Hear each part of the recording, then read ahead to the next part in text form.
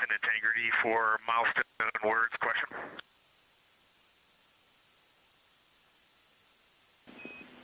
We'll take your question.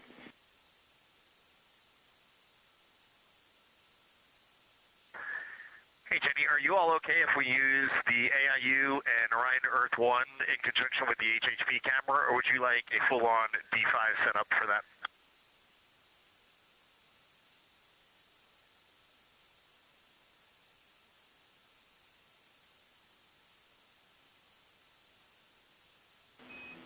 Checking.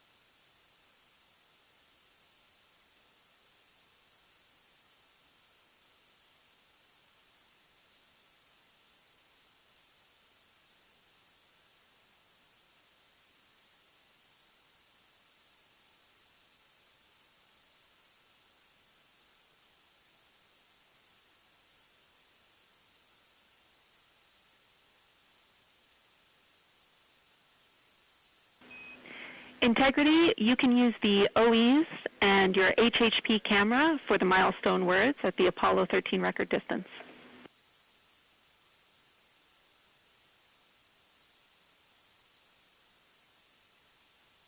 For the milestone words at the Apollo 13 record distance. Thank you. You'll notice that we pause every time we hear communications to and from the crew. They are the stars for today. This afternoon, the crew will have their closest approach of the moon and will surpass the record.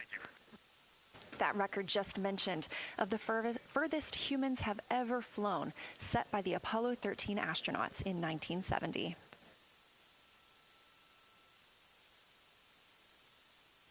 You're looking at a live view inside the Orion spacecraft and at our Artemis II crew members. They have just completed their post-sleep period, during which they conduct any hygiene and cabin setup for the day. They also had a chance to eat breakfast before we got into our daily planning conference. The flight control team here in Mission Control Houston collecting information from all consoles around the room that we could relay up to the crew ahead of this monumental day. As you can see on your right, NASA astronaut Christina Koch taking a video of NASA astronaut Victor Glover. We expect to have great views of the crew throughout the day, as well as, of course, the moon.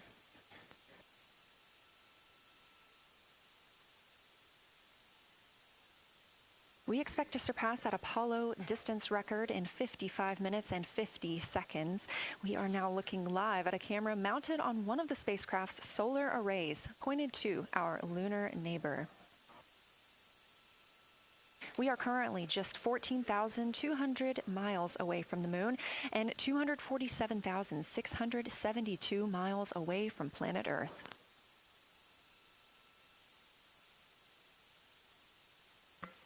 Houston, integrity for AGA. Ready to copy. Houston, integrity for AGA. Carbon dioxide, 2.3. Ready to copy. Oxygen, which has the alarm, 26.3. 73.1 degrees. 10.3 PSI. 2.3. And one follow-on question. The alarm. We understand milestone words will be directly following the conference. Will that take the place of the PAO event, or will the PAO event still take place per the timeline? Question. We understand milestone words will be directly following the conference. Will that take the place of the PAO Good question, event, or Christina.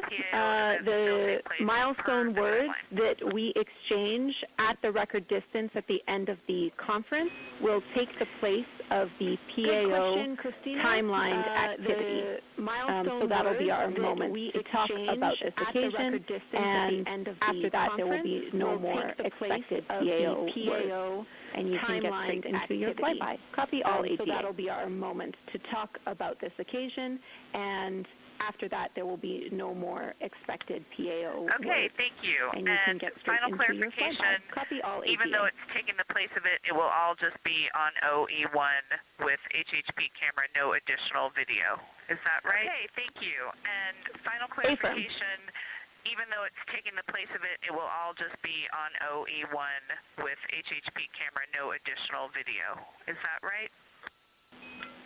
Affirm. Okay, thank you. Yep, some of us had already heard that. Sorry about the second question. We appreciate it. Talk to you soon. No problem. Okay, thank you. Yep, some of us had already heard that. Sorry about the second question. We appreciate it. Talk to you soon. No problem.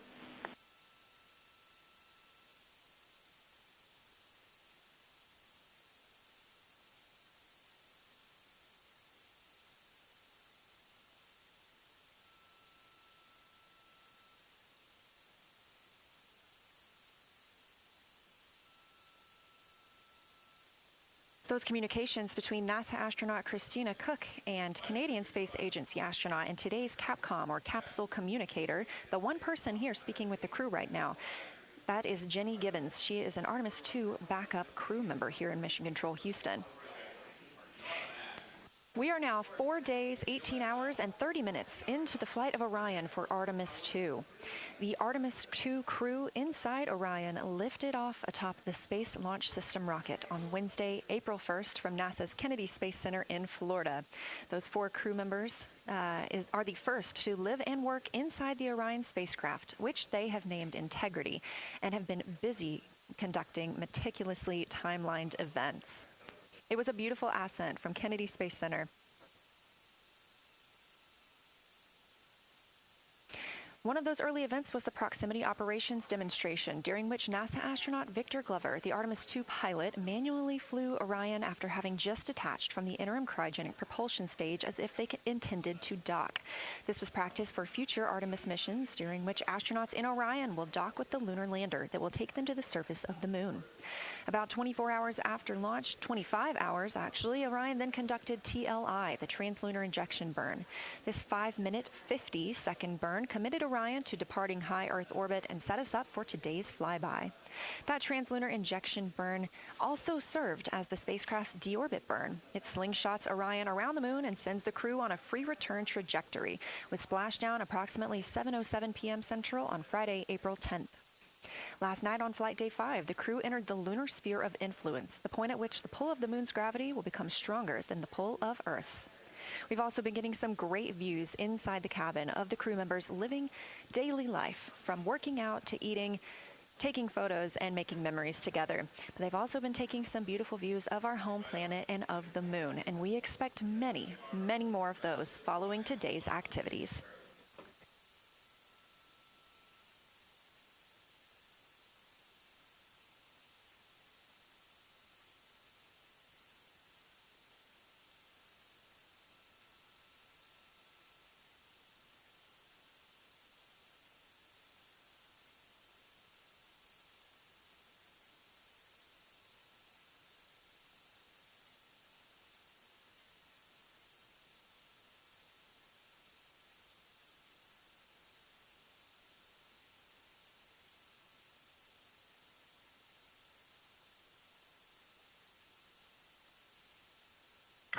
These live views back inside the cabin of Orion, but before we get into flyby, let's take a minute to get reacquainted with our crew.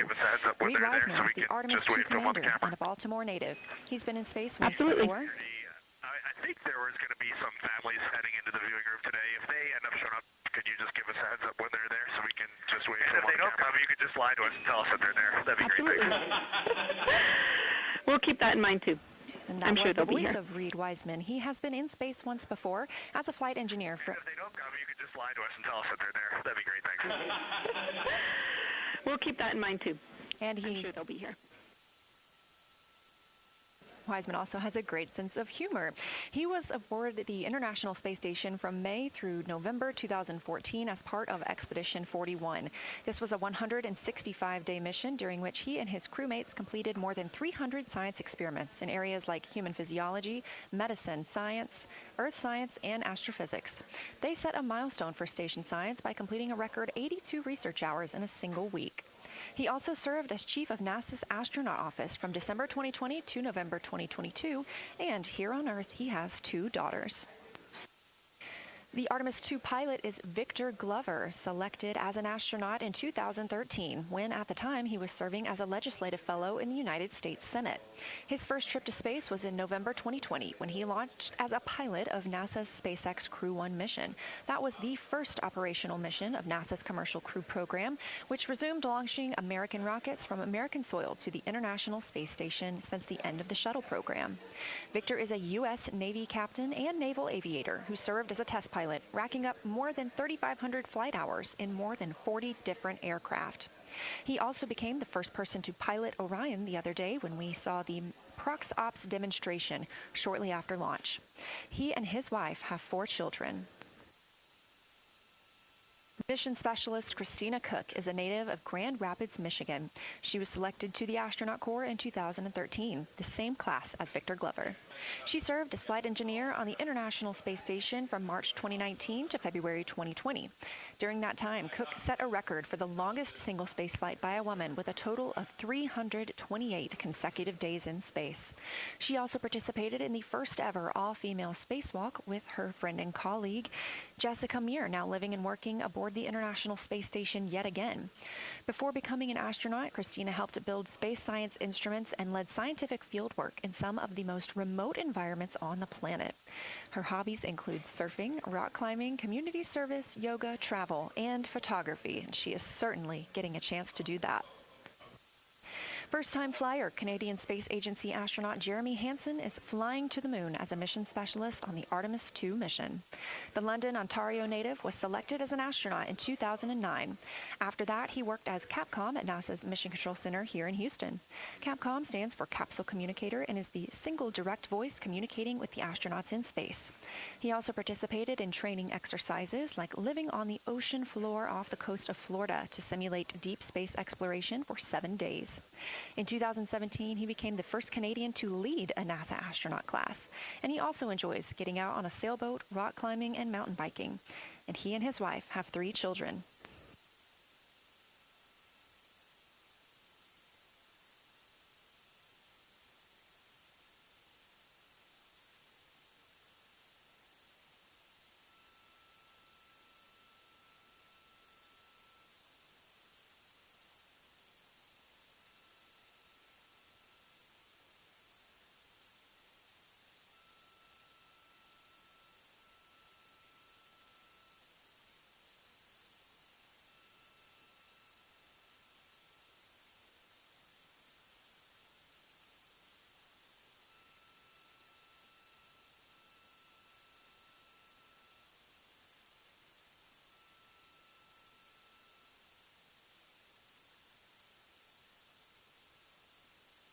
As you can see, the crew members have dimmed the cabin lights inside Orion.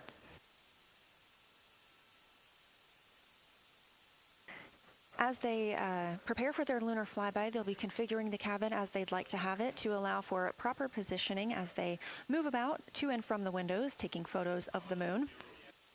Dimming the lights also helps prevent reflections from inside Orion onto the windows. Ahead of this lunar flyby, let's dive in and explain what you can expect over the next several hours. The crew has about 6 hours allotted to make observations about the moon. Throughout the flyby, their activities have been precisely timelined.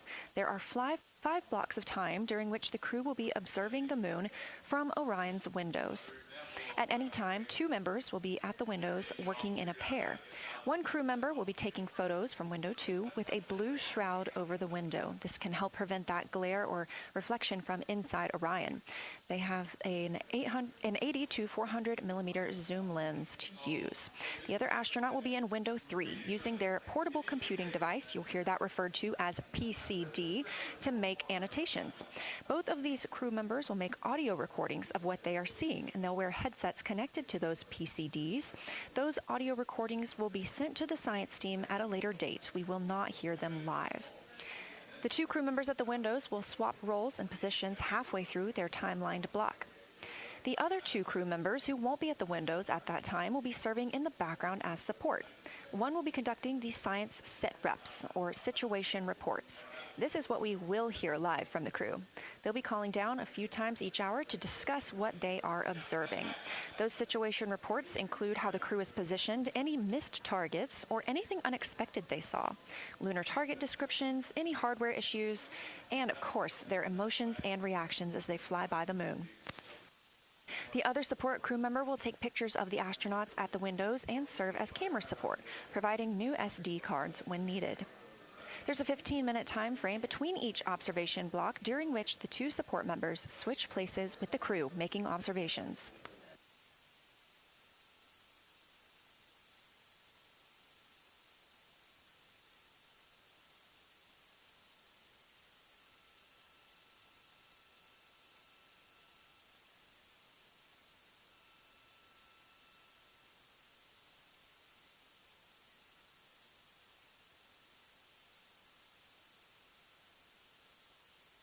Two views, both coming from Orion. There on the left, the inside of the spacecraft, and on the right, a view of our moon, the destination for today.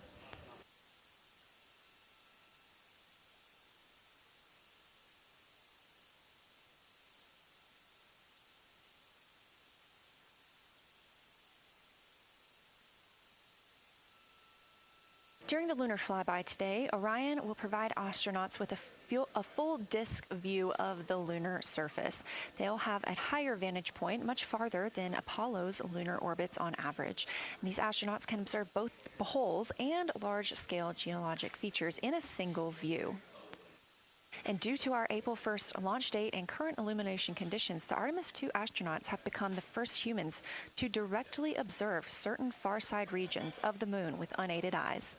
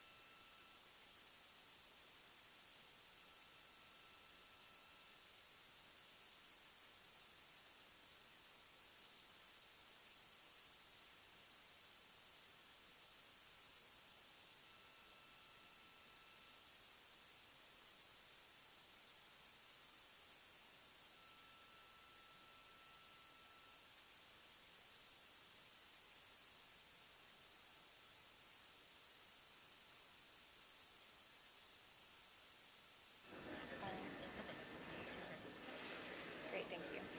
You ready? Yes, okay. How do I, is it all?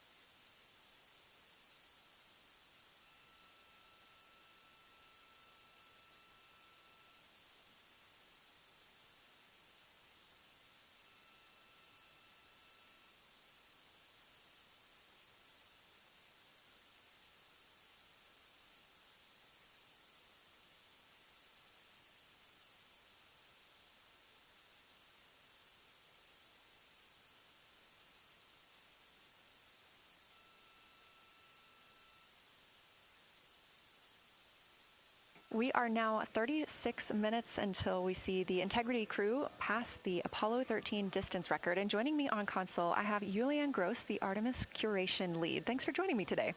Thanks for having me. I'm very excited to be here. We're very excited to have you. So can you tell me about your role as Artemis curation lead and what that entails? Yeah, so for the overall Artemis campaign, I'm the Artemis lunar sample curation lead. That means I'm helping NASA to return the next set of lunar samples from the lunar surface. And for Artemis II specifically, I'm one of the science theme leads, and specifically I'm responsible, or the voice, for impacts, poles, and landing sites. Fascinating. So what helped us select the targets that the crew is going to be photographing today? So we had a plan coming in where we basically made a list of all the available targets during the April launch window, because before you launch, we wouldn't exactly be sure which targets would be visible. And so once we launched, we then were able to cut down on that list and prioritize our targets. And the 5 theme leads came together and really discussed and collaboratively talked through which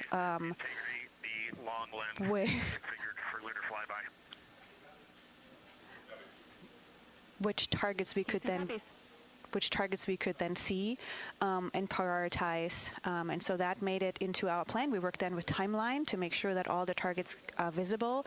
Some targets are time dependent, like Earthset or Earthrise, and some targets will rotate out of view when Integrity starts going around the moon. And so we put these in early so that the crew has a chance to describe those to us. Fascinating. I cannot wait to hear what they have to say. So we just heard them say that their long lens is configured. That's very exciting.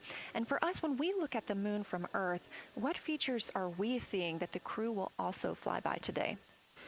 Yeah, so I really hope that people on Earth who are in nighttime will look up into the moon tonight. The features that the crew will see that we can also currently see is Aristarchus Plateau. Grimaldi is another feature. They're going to be sort of on our limb. And then Oceanus Procellarum, that really dark, large area on the near side that we can see. The crew is going to see that in the beginning. The more they fly around, the less of that they will see. So those are targets we will hear them describe early on in the flyby. Fascinating. Well, and the crew has been training for years for this day, and so we're going to hear them make a lot of calls about what they are seeing on the moon, and they're going to use a lot of interesting terms that I myself need some brushing up on. So could you walk us through a few of the things that we'll hear them use to describe the moon, like albedo, exosphere, ejecta, just some of those major terms we expect to hear from the crew? Yeah, of course. Albedo is basically a term of a reflectiveness of the surface. And so high albedo usually for the moon means bright areas, and low albedo means like darker areas. And so when you look into the night sky, you can see the high albedo areas are the white parts and the low albedo ones are the darker areas. Ejecta is when you have an impact and it ejects or throws out material that then ends up on the surface, and you can see that as sort of rays or ray system. So you might hear them describe, I can see for example, with its rays, it has an asymmetric rays coming out, and so we are excited to hear them describe that. You might hopefully hear stuff about color or color hues, and so if they can see any changes in those color hues from like white to gray to maybe brownish, we're excited to hear about that. Exosphere is the almost no existing atmosphere of the moon. It's barely there.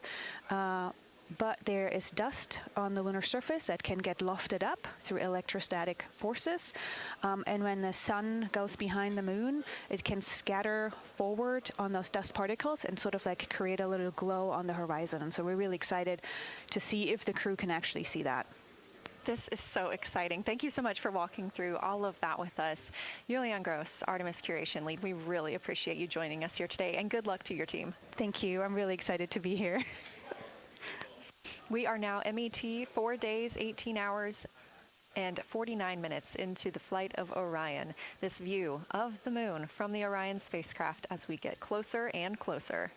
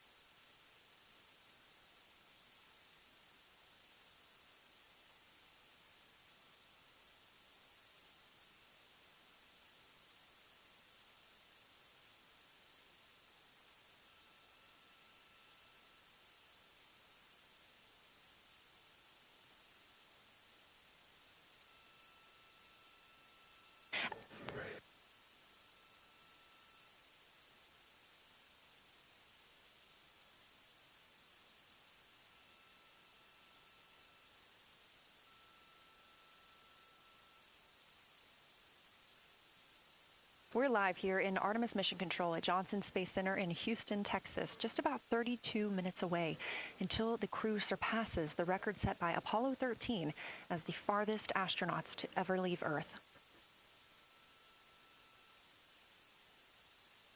This view coming from a camera mounted on the tip of one of Orion's 4 solar arrays. Each array has a camera on its tip, and so we anticipate getting views throughout the lunar flyby.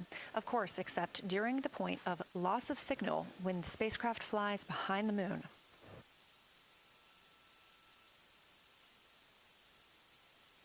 Inside the cabin, the crew are configuring the inside of Orion for today's flyby, making sure they have everything just where they want it to help them take the pictures that they are aiming for the science team here on the ground.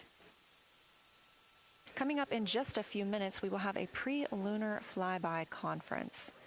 During that Lunar Flyby Science Crew Conference, our science officer here on console, Kelsey Young, will be speaking directly with the crew members about their targets, about their goals for today, what they expect to see, and what we are hoping to hear from them.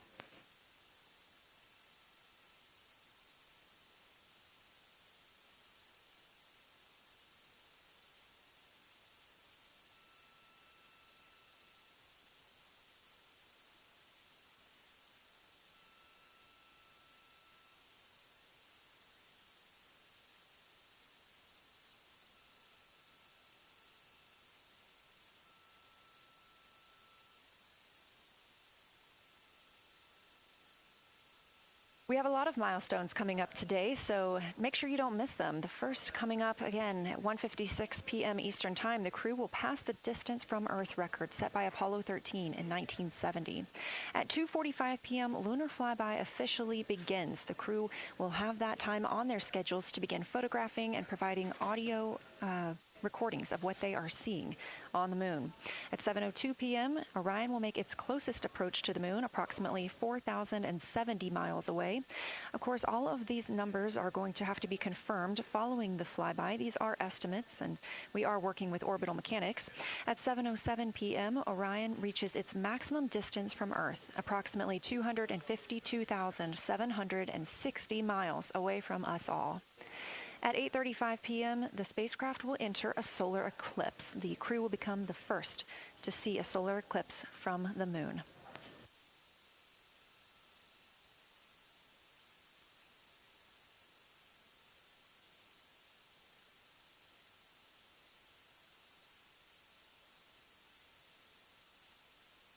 Ahead of the official beginning of flyby today, Kelsey Young, Artemis Science Flight Operations Lead, will be conducting a pre-lunar flyby crew conference. She will give information on camera setup, remind the crew of their intended targets, answer questions from the astronauts, and more. Young will help the crew set their targeting timeline, which counts down the time they have to image each target and what they'll be capturing next. She'll also remind them that the ground team will be calling for science sit reps, also known as situation reports. Those are essentially call-downs to report what they've been observing. They'll continue to do this even through their LOS, their loss of signal, as those communications will come down later on after they reconnect with us on Earth.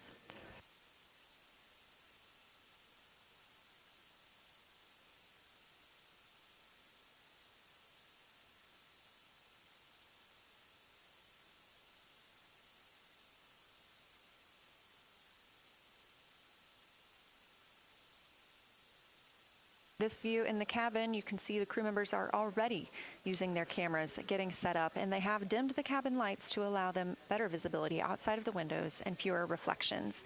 Now, 28 minutes until they become the humans to travel farthest from our planet. Houston is ready for the conference, passing you over to science. Houston Integrity, we are ready for the conference on your call. Good morning, crew. This is Science. We couldn't be more excited for a full day of lunar and planetary observations today, the first one in over 54 years. How do you hear me? Good morning, crew. This is Science. We couldn't be more excited for a full day of lunar and planetary observations today, the first one in over 54 years. How do you hear me? Message received. I will keep it tight here. I did just want to start with a thank you on behalf of the Lunar Science team and the entire lunar and planetary science community, of which you are absolutely a part for what you've already done in this mission and what you're going to do today to inspire the next generation of scientists. I did just want to start with a thank you. I have to say Moonjoy is the new term that's already become our team's new motto, so thanks for that. You are absolutely a part. In this conference, we'll cover hardware and config reminders, and then I'll just briefly, as you said, cover today's science plan. I'm assuming you already have your LTPs up. Confirm that, and I'll jump quickly into the cabin config reminders. Hardware and config reminders, and then I'll just briefly, as you said, cover today's science plan. I'm assuming you already have your LTPs up. Confirm that, and I'll jump quickly into the cabin config reminders. Okay, we have the LTP up just to give you a sit rep on board. You've got Reid and Christina on one PCD, and Ike has his own, and Jeremy has his own. Okay, we have the LTP up just to give you a sit rep on Copy that. That was going to be one of my questions for you, and I'll ask the question back. Is that the config that you and Christina plan to carry throughout the day for PCD use? Copy that. That was going to be one of my questions for you, and I'll ask a question back. Is that the config that you and Christina plan to carry throughout the day run the power cables to Windows 2 and 3, and we are going to leave one PCD, the yellow PCD will be in window 2, and the green PCD will be in Windows 3, and we will do that the whole day. And then the red PCD will be a rover. One PCD, the yellow PCD will be in Windows 2. Understood. Super helpful. Recommend when you guys switch in and out of PCDs to add your initials to your OneNote annotations, just so we can keep track of whose is who. And then given that you have 3 PCDs instead of 4 for the data transfer at the end of the day, recommend making a new subdirectory entitled For Science for your own photos, given that you have or with your initials, so we can keep track of which pictures came from which flashcards. Recommend making a new subdirectory entitled For Science for your own photos, or with your initials, so that we can keep track of which pictures came from which flashcards.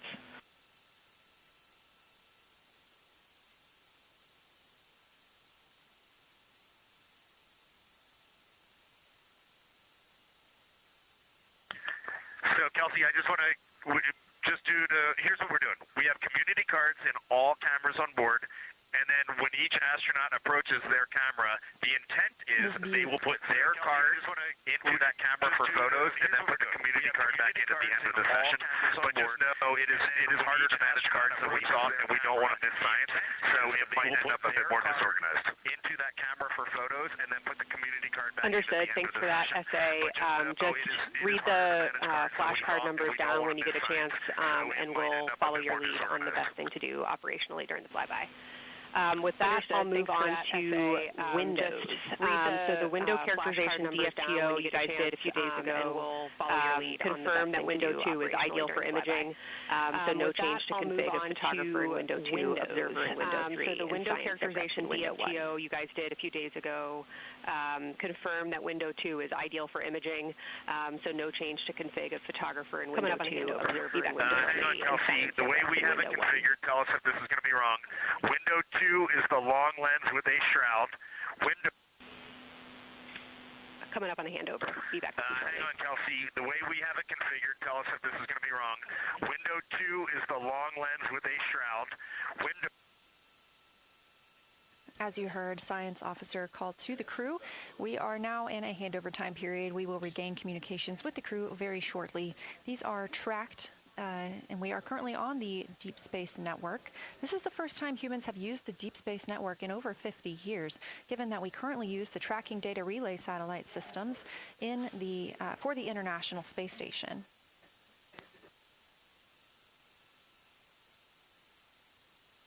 This view from Artemis Mission Control on the right is Kelsey Young. That's who you hear speaking with the crew.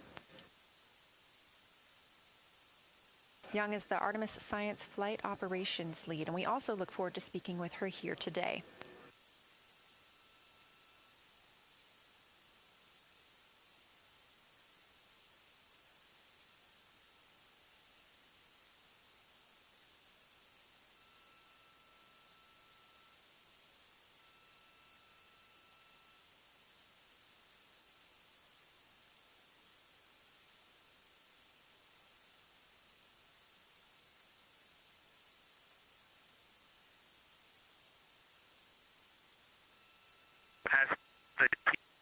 shroud for the Z9 and solar. And then window 3 will be for visual observations, and window 4 is for floater. Handover of satellites with the crew aboard Orion. The T-shirt shroud for the Z9 and solar. And then window 3 will be for and visual thanks, Integrity, for that, Reid. We had a handover floater. during that time, so I'm going to have to ask you to give that read back on window orientation for the crew again. And thanks, Integrity, for that, Reid. We had a handover during that time, so I'm going to have to ask you to give that read back on right now is window 1 has a T-shirt shroud for the Z9 for solar. Window 2 has the shroud for the long lens for both lunar and solar. Window 3 is for visual observations. Window 4 is for floaters. And then the not solar window has had a great view, so we've done a lot of mapping through that as well. Long lens for both lunar and solar.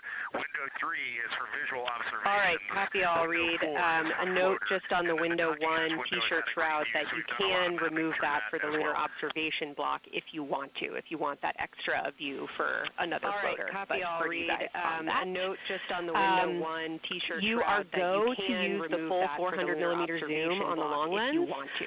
but where possible, try to keep the end of the lens flush with the window to prevent imaging through the multiple window panes at an 400 millimeter zoom. And if you have to take an image at an angle, recommend you limit the max focal length to 200 millimeters, or simply acquire the images at multiple focal lengths. And if you have to take an image at an angle, imaging recommend you limit the update as a result of the DSTO is that if you can take the images out of the left side of window 2 where possible, that is the best half the window. Understand that might not be possible with the shroud. Is that any other imaging questions from you? Out of the left side of window 2 where possible, that is the best half the window. Understand that might not be possible with the shroud. Any other imaging questions from you? Okay, last couple reminders. Don't forget the ability to take the wave files to tag imagery that you are wanting to follow up on using the FN3 button on your camera. Don't forget and then a couple quick notes on your LTP. To tag we have refined your precise flyby timing since generating the LTP. Using the Optimus has the correct timing for the LOS and AOS, but the LTP identifiers for LOS and AOS are roughly 2 minutes later than they will be in reality. Optimus final LTP timing update is that the green line on your LTP should start automatically 45 minutes before the flyby. If it doesn't appear, let me know, and I'll final LTP timing update is that last updates on your LTP are on the eclipse automatically, so only for that last hour today. Of course, remember if the sun is in view to use your eclipse glasses. And reminder that we will have a few activities for you prior to the eclipse to reconfigure all 3 cameras for corona and deep sky observations. These activities, some of which will occur during the forward link LOS, so prior to the eclipse for you to reconfigure all 3 cameras for corona and deep sky observations. These activities, some of which will occur during the forward link LOS, no, we have no questions on that for you now. Any questions before I cover the last eclipse reminders? The sunset period and the first roughly 23 minutes of the eclipse will fall during that forward link LOS, but we'll still have a return link, and we're still looking forward to your science reminders and observations during that time. Sunset period and I do have a reminder for you on your preferred starting config for the eclipse, but we'll still have a return link and we're still looking forward to your let me know if you want me to read that up or if you guys have that. And I do in your minds already. Reminder for you, and if no other questions on config, I'll give you a few science in terms of role responsibility. Let me know if you want me to read that up or if you guys have that in your minds already. And if no other questions on config, I'll give you a few science-focused reminders. Give us a quick high level, but we see it in Optimus, and I think we got it squared away. But give us your quick Kelsey high level. Okay. Give us a quick high level, but a couple changes from the first LTP you studied is that Glushko is the only feature that the same pair will view twice. That's Reid and Jeremy. Okay. That's why that's the only target you see that is marked as 1 of 1 and first LTP 1 of 2 and 2 of 2. So Ohm and Oriental are in there twice, but they're by different pairs. That's Reid and Jeremy. Why you don't see them marked accordingly. A note from feedback on your observations so far over the last couple days. A reminder that if you note structure and texture, as well as color and albedo, please note any correlation between the two. And also a reminder that negative observations are still valuable science. So a lack of color or a lack of structure associated with color is also valuable. Any correlation between the two. A reminder also that your observations so far indicate it will likely take some time for your eyes to adjust. We especially heard that around your Terminator observations and your color observations. So a reminder to know that your IATA indication is going to kind of come in throughout your shift, and let us know when you start to see that nuance. Last reminder is around EarthSet and EarthRise. When you're viewing us back here at home, you'll be looking directly at Asia, Africa, and Oceania. So I'm sure people watching from those places here on Earth will want to give you all a wave as you take their picture. Any other questions here at home, you'll be looking directly at Asia, Africa, and Oceania. So I'm sure people watching from those places here on Earth will want to give you all a wave as you take their picture. Any other questions for me?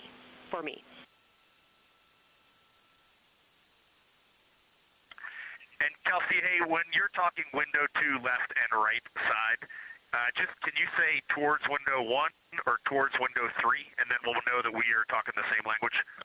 And Kelsey, hey, when you're absolutely. Talking window so I mean that the side of window 2 closest to window 3 is preferred for imaging. And then we'll know that we are talking the same language? Absolutely. So I mean that the side of window 2 closest to window 3 is preferred for imaging. For recording. Stand by. We'll talk to the crew. Okay, the side of window 2 closest to window 3 is preferred for recording. Stand by, we'll talk to the crew.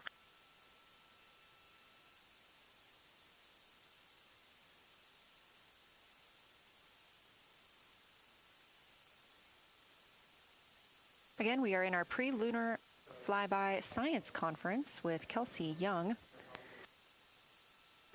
Kelsey Young is the Artemis Flight Operations Lead, speaking with the crew aboard Orion. What window does the science team think will have the best view? Is it window 1 or window 4? Opportunity to get some further pointers. The only time we're strongly recommending use of the window eclipse. The t-shirt window shroud for the eclipse viewing, which window is primary for Z9? The only time we're strongly recommending use of the window shroud. The t-shirt window shroud for the eclipse viewing, which window is primary for Z9? Okay, awesome. So we have got that all set up. And just to be 100% sure, window 1 is the most port window by the food warmer.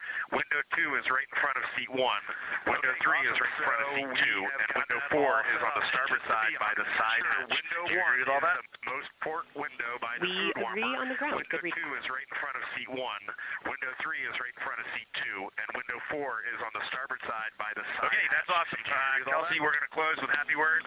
We agree on the ground. I wish you were up here to see all the smiling faces, to hear all these terminologies being thrown around, and we are just fired up to get started on this day. Let me pass the mic around if anybody has anything to add. Just incredible. I wish you were up here to see all the smiling faces. Kelsey, it's so great to hear your voice on the loop. I just want to channel everything that you guys are probably feeling right through my eyes and heart. It is awesome to see the side of the moon. You guys made us excited for this day, and we couldn't appreciate it anymore. And we are ready to hopefully deliver on all the awesome training you guys have provided. It is awesome to see the side of the moon. You guys made us excited for this day, I'll just add, Kelsey, it is blowing my mind when you can see with the naked eye on the moon right now. It's just unbelievable. Kelsey, and to the whole Lunar Science team, all of you, all the work you put into this, we're just grateful. Can't wait to get going. And thank you for the tipper for Carol Crater and for Integrity. We can see them, and we've imaged them, and can even see with the naked eye. Quite impressive. Thank you so much. Can't wait to get going. And thank you for the tipper for beautiful words, you guys. Thanks so much. And I got video of the science team right now, and they are all absolutely buzzing. Looking forward to today. Impressive. Thank you so much. Beautiful words, you guys. Thanks so much. And I got video of the science team right now, and they are all absolutely buzzing. Looking forward to today.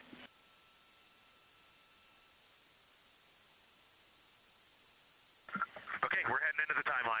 Cheers, guys.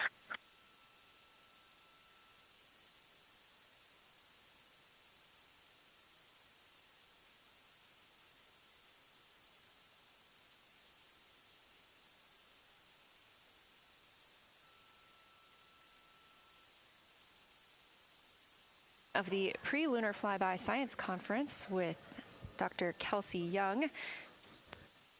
Young has served as the Artemis Science Flight Operations Lead, getting the crew ready.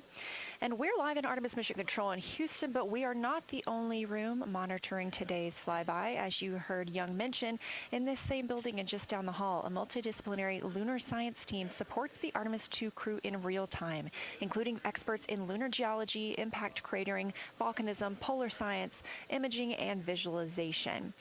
There are two integrated facilities, and the first is the SIR, which is what you have right here. That's the Science Evaluation Room. They are embedded within Mission Control to provide science input during live operations like what we see today. Additionally, and not pictured, we have the Science Mission Operations Room, a back room that processes data, evaluates imagery, and supports rapid analysis.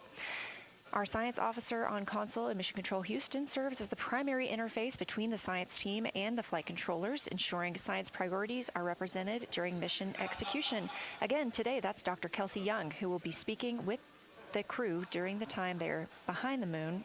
We will be speaking with her once the crew is behind the moon and out of communication with Earth.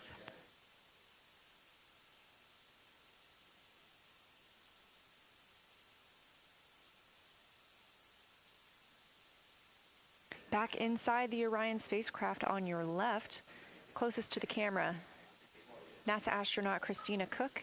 To her left, NASA astronaut Reid Wiseman. To his left, Canadian Space Agency astronaut Jeremy Hansen. And all the way in the back, NASA astronaut Victor Glover, our Artemis II crew.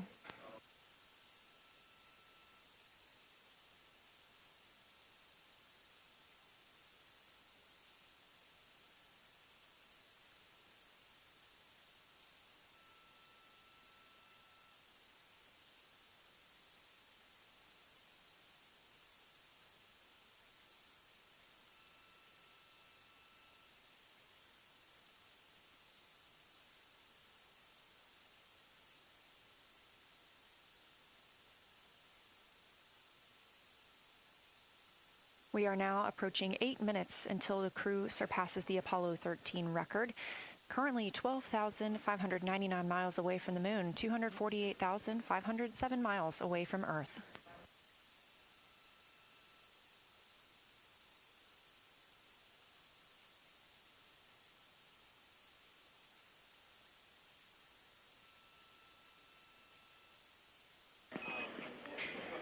Integrity crew, we have Reid's family in the viewing gallery. You're welcome to say hello. This was named by the Artemis II crew. It is Integrity crew, we have Reid's family in the viewing gallery. You're welcome to say hello. Well, whether you're being serious or you're kidding around, that is awesome to hear. Thanks, Jenny. And hello to Ellie and Katie. I don't know who else is there, but it's great to know that you're in mission control right now, following along. We are having a blast up here, and the view of the moon is absolutely amazing. And hello to Ellie and Katie. I don't know who else is there, but it's great to know that you're I'm seeing a lot of hearts come out of the viewing gallery and even more smiles. Thanks, Reid. Absolutely amazing.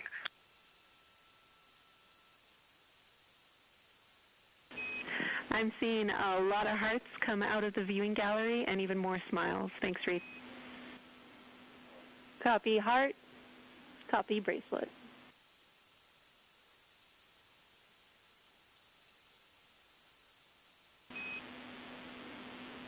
Copy heart, copy bracelet.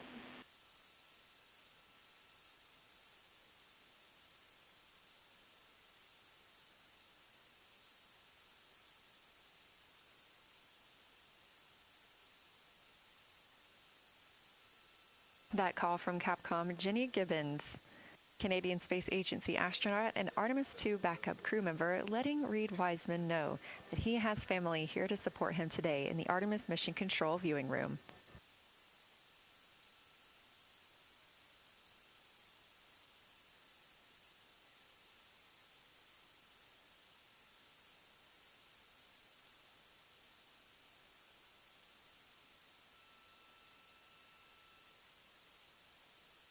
As I was mentioning, we have the Orion spacecraft flying today.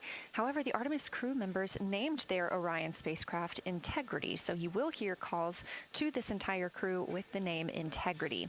They say that the name Integrity embodies the foundation of trust, respect, candor, and humility across the crew and the many engineers, technicians, scientists, planners, and dreamers required for mission success.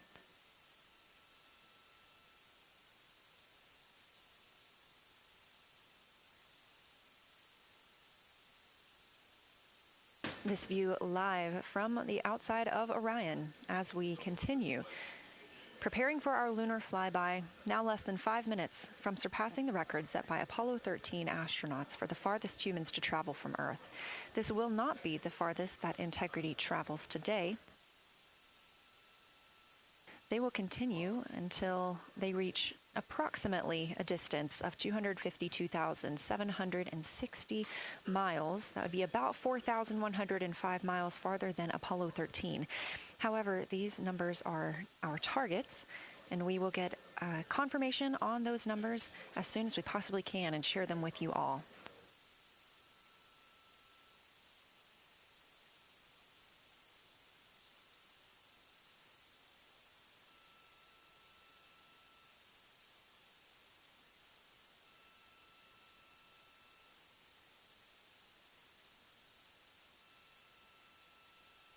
We talked a little bit about what to expect from the crew, whether that's taking photos or making audio recordings. To get a little more detailed, Reid Wiseman and Jeremy Hansen will be up first to capture imagery and record audio on the portable computing devices. You hear those referred to as PCDs, while Victor and Christina serve as the support members. The crew will switch windows and roles halfway through their shift, and 1 hour and 5 minutes later, Victor Glover and Christina Koch will be the next crew members at windows 2 and 3 to take photos and make annotations, while Reid and Jeremy take on those support roles. There are 5 viewing blocks, and the crew will swap out with each one. During 2 of the blocks, the 2 support members will also be able to enjoy their midday meal.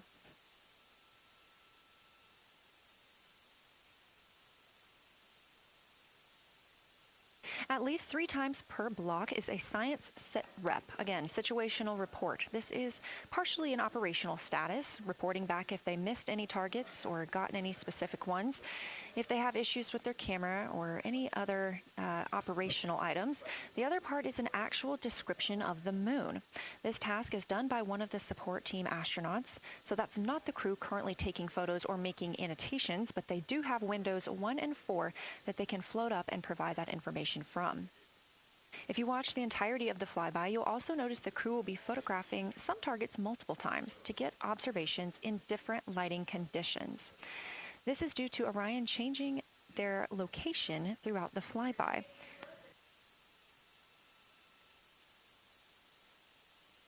What this crew will be able to capture in a couple of hours of the same targets in different lighting would take orbiters years to do because of solar and spacecraft positioning.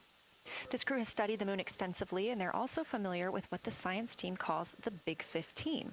These are 15 features that they've memorized, so at any time, they'll be able to see 5 of those and help orient themselves and where they are around the moon. Those targets are diverse and complex in their geologic history, and observations of them could help answer some big-picture science questions.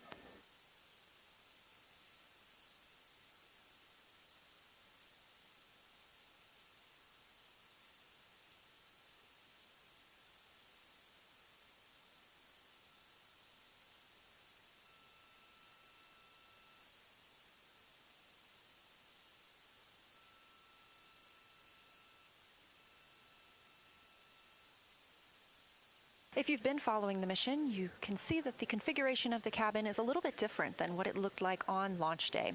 After ascent, the crew were allowed to reconfigure their spacecraft, and you can see that they've taken down seats. They have also taken away footrests. This gives them more opportunity to move about the spacecraft.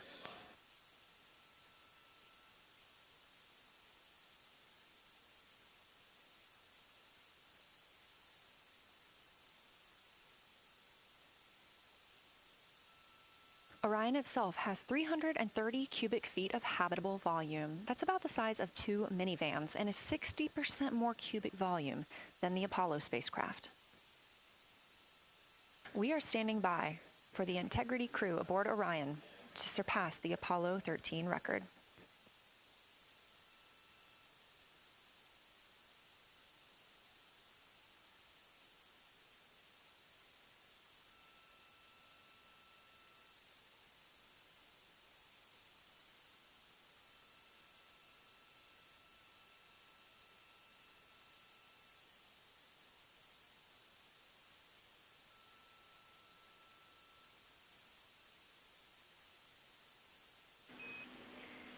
Integrity crew, on April 15, 1970, during the Apollo 13 mission, 3 explorers set the record for the farthest distance humans have ever traveled from our home planet.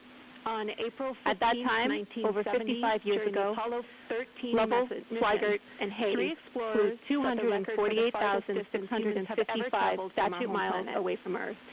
At that time, today, for all humanity, you're pushing beyond that frontier. Swigert, and Hayes. Integrity, over to you. 248,655 statute miles away from Earth. Today, for all humanity, you're pushing beyond that frontier. Integrity, over to you. From the cabin of Integrity here, as we surpass the furthest distance humans have ever traveled from planet Earth, we do so in honoring the extraordinary efforts and feats of our predecessors surpass the furthest explorations humans have ever traveled. We will continue our journey even further into space before Mother Earth succeeds in pulling us back to everything that we hold dear in human space exploration. But we most importantly choose this moment to challenge this generation Mother Earth in the next to make sure this record is not that we hold dear.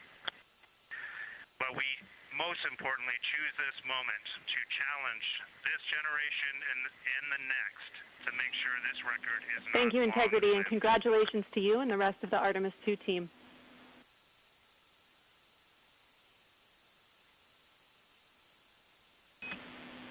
Thank you, Integrity, and congratulations to you and the rest of the Artemis II team. This moment for our science team helped us out with a couple of relatively fresh craters on the moon that have not been previously named. And our crew would like to propose a couple of potential names for those items or those areas. And we spent a bit of time this morning looking out the window, and we're able to see them now both with our naked eye and through the long lens. And so we feel this is a good time to send this down, and a special shout out to Kelsey for helping us with this. The first one we'd like to suggest through the long lens, and so we feel this crater in honor of our great spacecraft Integrity. Special shout out to Kelsey. So if you were to look at Orion on the far side and then draw a line straight up to on the far side, relatively in the middle is an unnamed crater, and we would like to suggest it be called Integrity in the future. On the far side and then draw a line straight up to on the far side. And the second one in the middle, especially meaningful for this crew, and we would like to suggest it be called. A number of years ago, we started this journey in our close-knit astronaut family, and we lost a loved one. And the second one, and there's a feature crew in a really neat place on the moon. A number of years ago, we started this near side, far side boundary. Astronaut in fact, it's just on the near side of that boundary. And so at certain times, there's a feature. A really neat place on the moon's transit around Earth, we will be able to see this from Earth. In fact, it's just on the near side. So we lost a loved one. Her name was Carol. So at certain times, the spouse of Reid, the mother of Katie and Ellie, we will be able to see this from Earth. And so we lost a loved one, and if you want to find this one, you look at Glushko, the spouse of Reid, and it's just to the northwest of that, Katie, at the same latitude as Ohm, and it's a bright spot on the moon. And if you want to find this one, you look at Glushko, and we would like to call it Carol, and it's just to the northwest of that, CA, at the same latitude as RR, and it's a bright spot on the moon. And we would like to call it Carol, and you spell that CARROLL.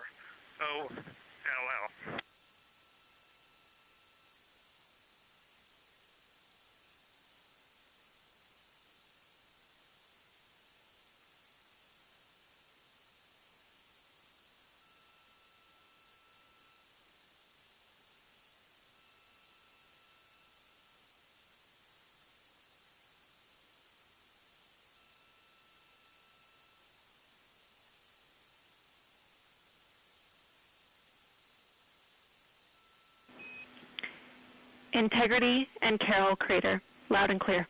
Thank you.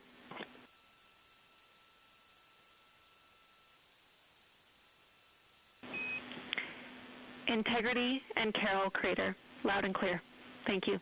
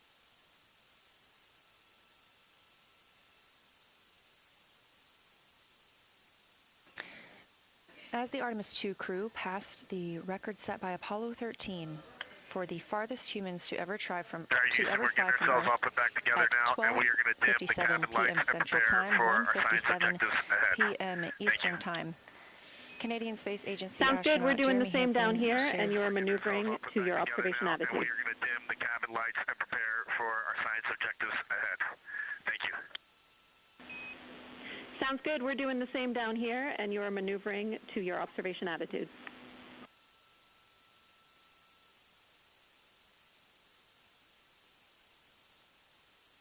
As we pass that Apollo 13 record of the furthest humans to ever fly from Earth at 12:57 p.m. Central Time, 1:57 p.m. Eastern Time, the Artemis II crew shared some poignant words, specifically Canadian Space Agency astronaut Jeremy Hansen.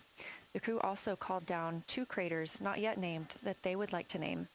One, Integrity, in honor of their spacecraft, which they have named. That's near the crater. Another near Glushko, which is a bright spot, named Carroll, in memory of Reid Wiseman's wife.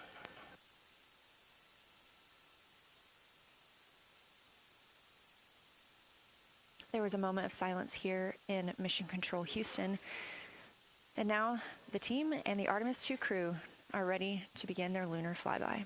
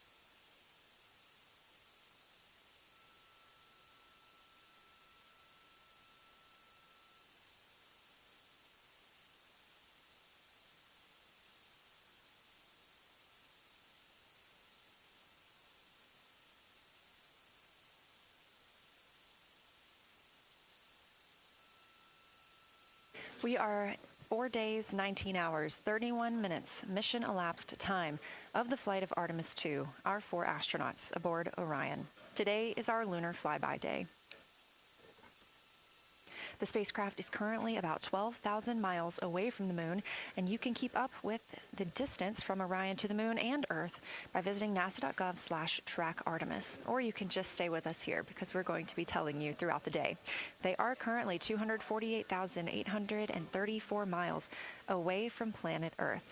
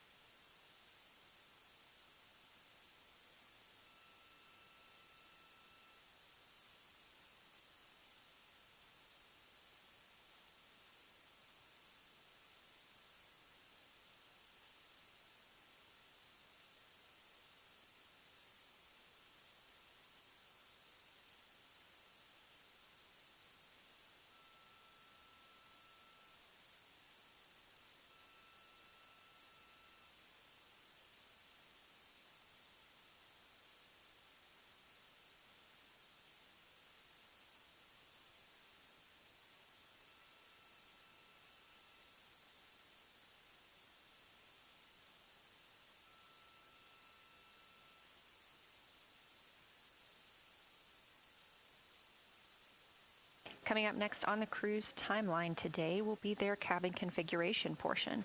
You heard some calls down to Science Officer Dr. Kelsey Young earlier about how they have configured the cabin so far. This is just a little bit more of timelined activity for them if they need to further do so. On flight day 3, the crew had time on their schedule allotted for configuring the spacecraft cabin for how they intended to arrange it today.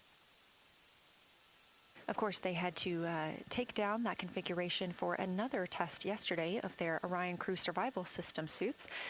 But configuring it on flight day 3 allows them the opportunity to get a chance to see what works for them now that they are in the microgravity environment.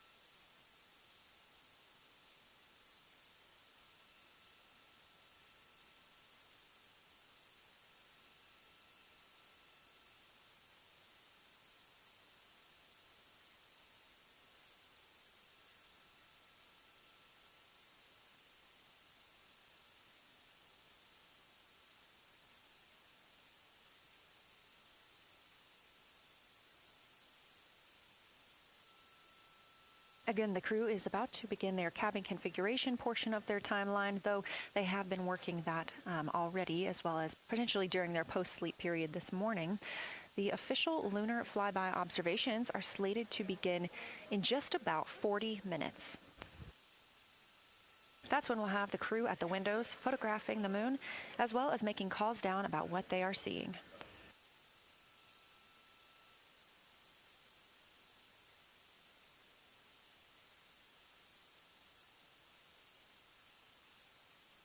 Again, we are live here in Artemis Mission Control for the duration of the flyby. Currently, the Orbit 1 flight control team is on console. This room is staffed 24/7 from the time before the astronauts step foot on the rocket until the time they are splashed down and are safely recovered in the Pacific Ocean on flight day 10.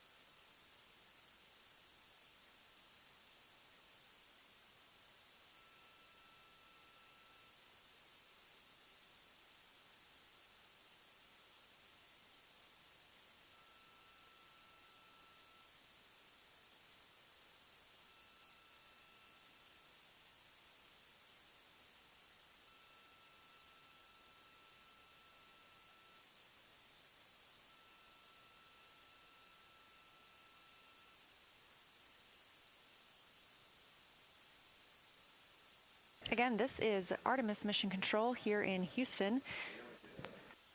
We are now 11,777 miles away from the moon. We did pass the Apollo 13 record of farthest humans away from Earth at 12:57 p.m. Central Time, 1:57 p.m. Eastern Time. That distance, 248,655 statute miles from the Earth, continuing to be exceeded by the crew. They will reach their farthest distance from the Earth around 6:07 p.m. Central Time. At that time, they will be in an LOS, or a loss of signal, with us on Earth, as they'll be flying behind the moon.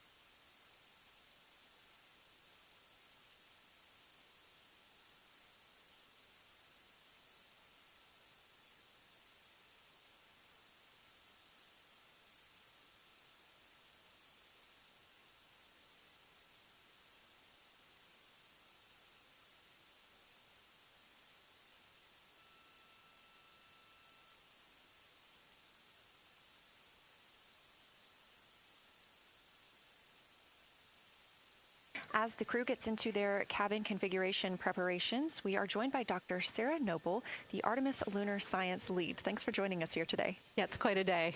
Yeah, we are very excited. I can only imagine how you guys are doing over there. So tell me a little bit about yourself and what your role is for Artemis II.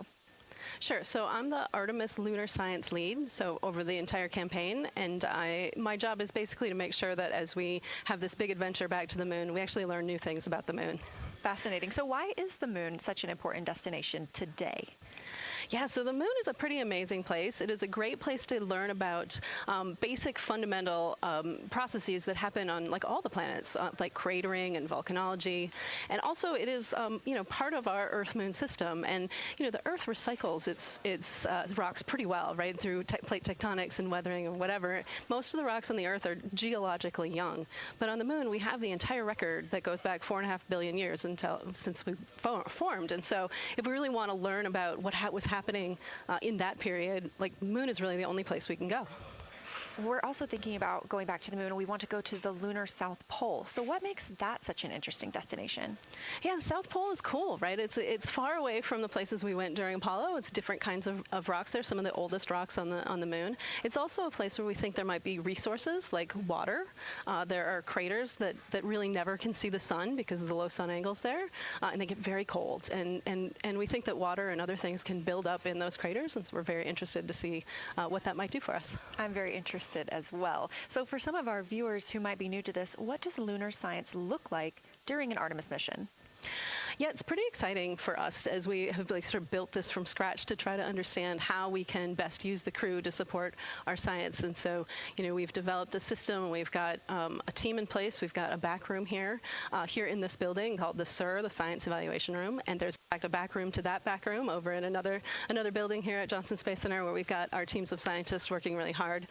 They're actually speaking to this room through our science officer. This is now the first time we've ever had a science officer in flight control room, so we're pretty excited about that. So we have a really voice out and up to the crew. I know, it's been so exciting to hear Dr. Kelsey Young speaking directly with the crew today, now so close to the moon. And we have a live view here of the science operation, or the science evaluation room. So this is where the majority of your team is today, is that right? Yeah, that's right. This is a big chunk of our scientists. You can see them in there now working hard, trying to get ready for the day. And then again, there's a second room where we have a lot of our data folks, where the data will first come down and they'll sort of sift through the data and get it ready for this team to take.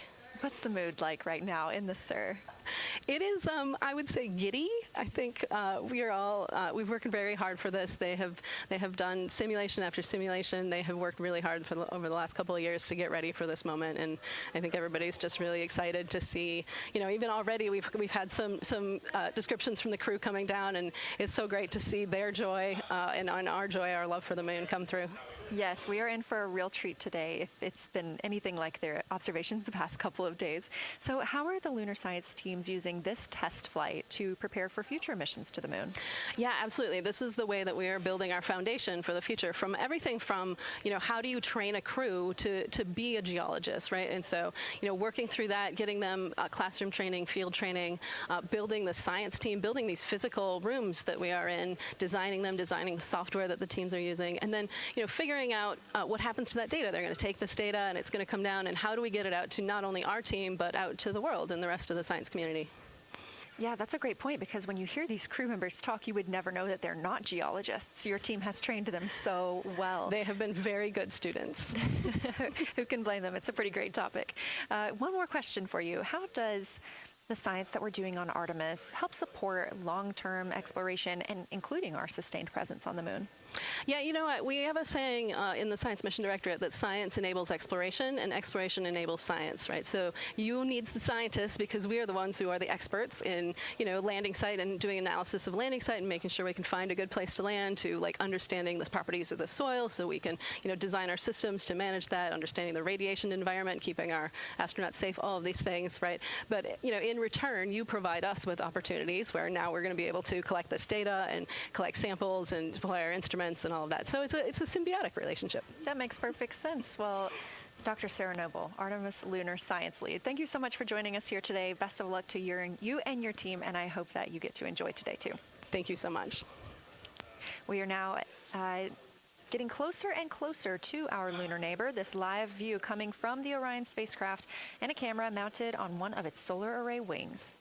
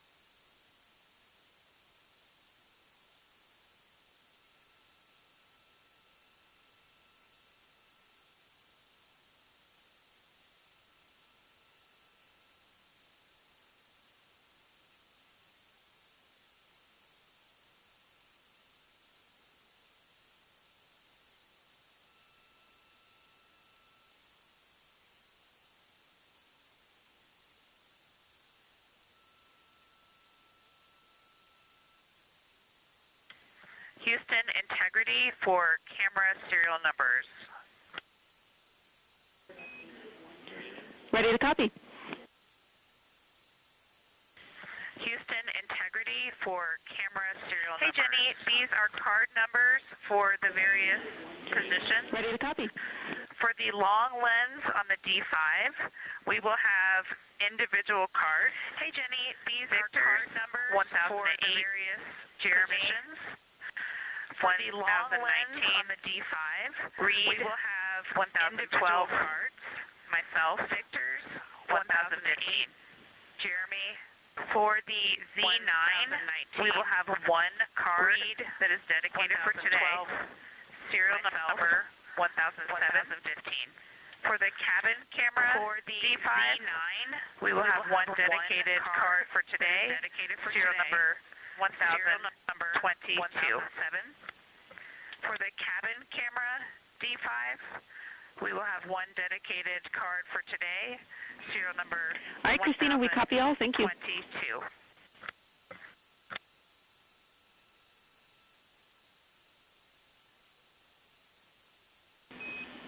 All right, Christina, we copy all. Thank you.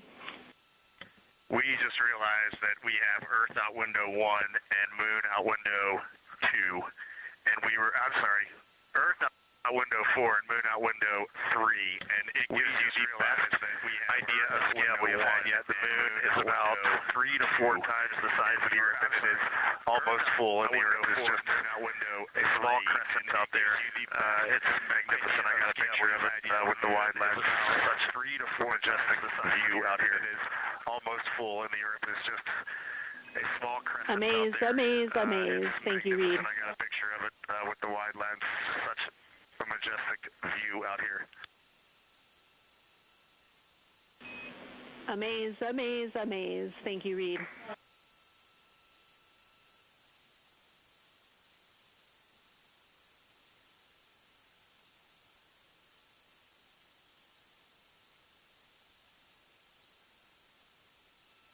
Those are some of the communications we're excited most about today. Commander Reid Wiseman calling down their view right now, obviously a little bit different than what we can see from the solar array camera. They are looking through the windows of the Orion spacecraft, able to see at the same time Earth and the Moon.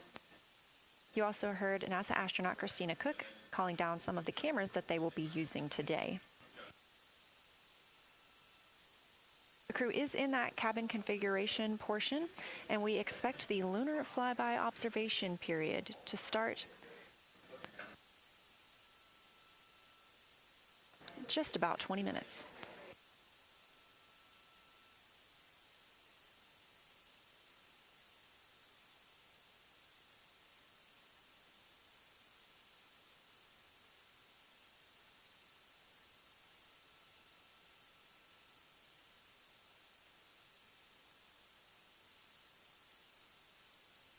Checking in on Orion's distance and speed, they are currently traveling 1,071 miles per hour, 249,159 miles away from Earth, 11,293 miles away from the Moon, and continuing to grow closer. At closest approach to the Moon today, the spacecraft will be just about 4,070 miles away from the lunar surface. This will be during our loss of signal with the crew as they travel behind the Moon, and we will await their return to get the official number for you for how close they come to our lunar neighbor.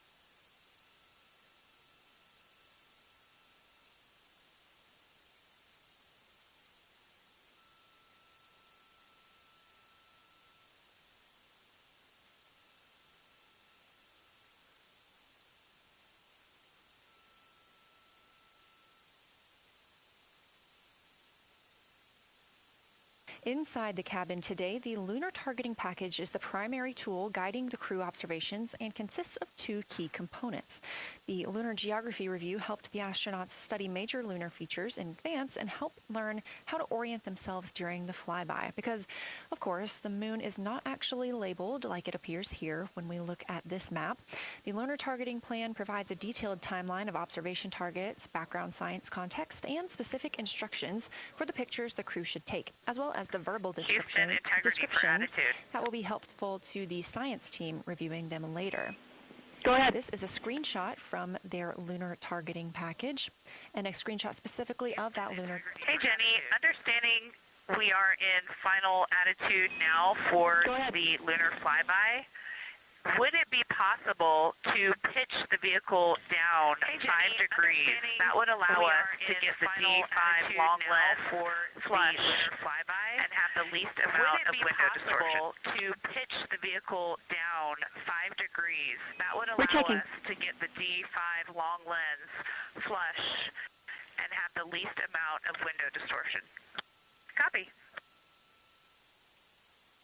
We're checking. That call from Christina Koch, NASA astronaut and mission specialist on Artemis II. Copy. The Orion spacecraft is positioned in a specific attitude to allow the crew to best see the moon outside of their windows today for this imaging opportunity. That call was a request for a potential attitude shift just slightly, another 5 degrees, to give them a better view and to give them a better opportunity to use their long lens camera. They'll also be using that lunar targeting package we were discussing. I am following along with that real time, so I'll be able to share with you exactly what targets the crew is looking at and when. They also trained with a lunar science passport. It's a little reference guide used on Earth to reinforce recognition of key lunar features. It is not on the flight, but it was a significant study tool for the crew to get them ready for launch. The apparent size of the moon will change throughout the flyby, and it'll appear roughly like a basketball held at arm's length at the crew's closest approach. That reinforces the need for careful planning and practiced observation techniques.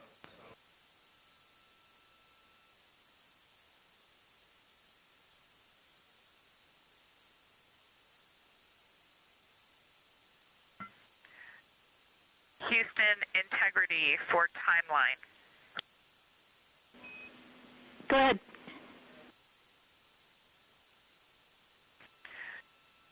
Houston, integrity for timeline. Go ahead.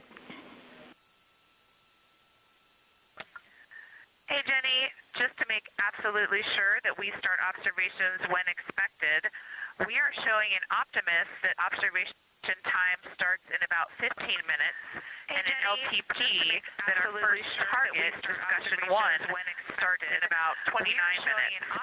Can you confirm you'd like us to start discussion 1 in 29 minutes at 1900 GMT? That our first target, discussion 1, starts in about 29 minutes. Can you confirm you'd like us to start discussion 1 in 29 minutes at 1900 Christina, GMT? we are tracking that discussion 1 should start at 18:45. That's 15 minutes from now. Christina, we are tracking that discussion 1 should start at 18:45. That's 15 minutes from now. Okay, copy all. It may be a granularity issue with LTP, but understand that we start that observation in 15 minutes, and I bet when we get there, the green line in LTP will match the start of the white band for discussion 1. But I think it's just a matter of the labeling and the granularity. The green line in LTP will match the start of the white band for discussion 1. Copy, and we'll look into that a little bit more on our side as well. Labeling and the granularity. Thanks for confirming. Copy, and we'll look into that Christina, a little bit more. can you on our side as verify well. for us that your green line is moving on the timeline page of your LTP?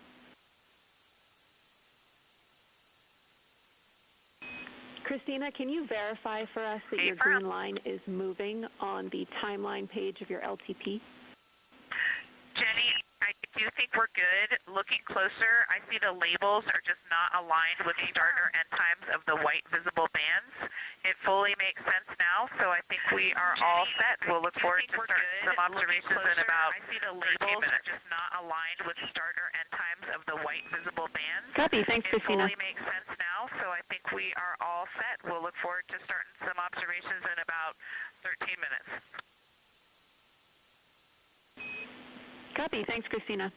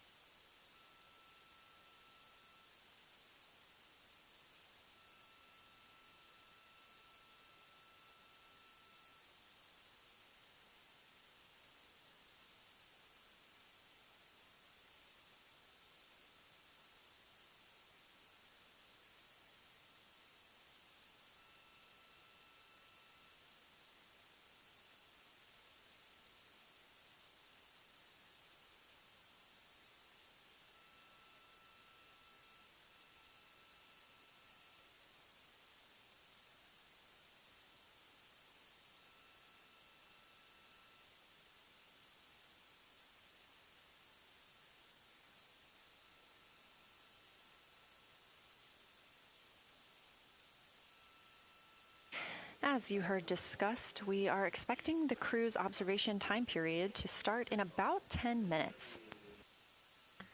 First, they'll be conducting a warm-up, leading up to their science observations of the moon. They'll be discussing with each other, helping each other orient using the major landmarks that they've studied, asking what is familiar. If we roll left, port 5 degrees, that would get the moon closer to the left side of Copy, Victor. We'd like to know if it's pitch and roll or one or the other. Copy, Victor. We'd like to know if it's pitch and roll or one or the other. Jenny, we actually thought you already put the pitch in. Had the pitch been put in already? No, we need a little while longer to talk about it. Jenny, we actually thought you already put the pitch in. Had the pitch been put in already? No, we need a little while longer to talk about it. So, Jenny, I guess what's happening is just as our orbit's changing, where it is in the window is changing, so maybe these fancy little adjustments aren't worth it. It's going to continue to move in the window. So, or is the spacecraft going to keep the moon at the same point of the window if we adjust the attitude? So maybe I assume the previous little adjustments aren't worth it. It's going to continue to move in the window. Or is the spacecraft going to keep the moon at the same point of the window if we adjust the attitude? I assume the previous. Right now, we are pointing the center of the window to the center of the moon with 2 degrees of deadband.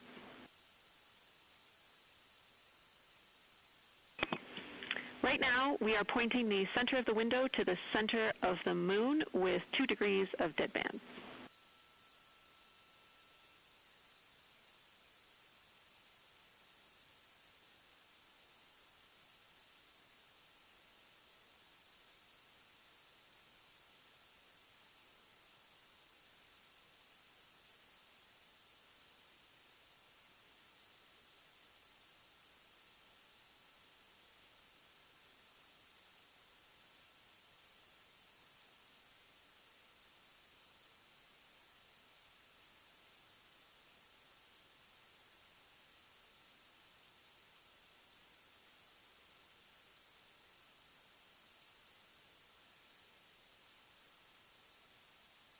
The conversation you hear happening now between the astronauts aboard Orion and Artemis Mission Control here at Johnson Space Center in Houston, Texas. They are in the center of your screen, seated at the CAPCOM, or Capsule Communicator Console.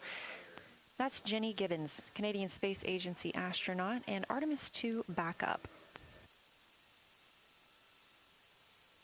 She was also the lead CAPCOM for Expedition 63 aboard the International Space Station.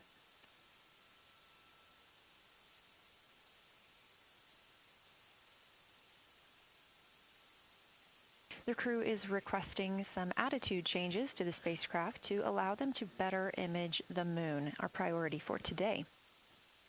Of course, those have to be discussed on the ground before they are put into work aboard the spacecraft, so the team is taking some time to do so. You also heard Gibbons reference that we are into dead bands. Dead bands are essentially keeping us in the lane in which we're traveling. If you're familiar with lane assist in your car, very similar in this case.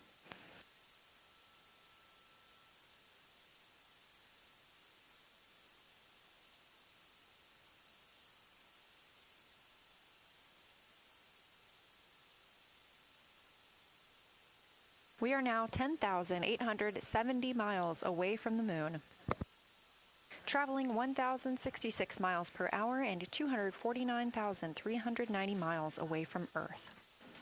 Again, we recently surpassed the Apollo 13 distance record of farthest humans have ever traveled. And upon calling down some words during that milestone, Canadian Space Agency astronaut Jeremy Hansen noting that he hopes that this record that they are setting today is soon broken by future explorers.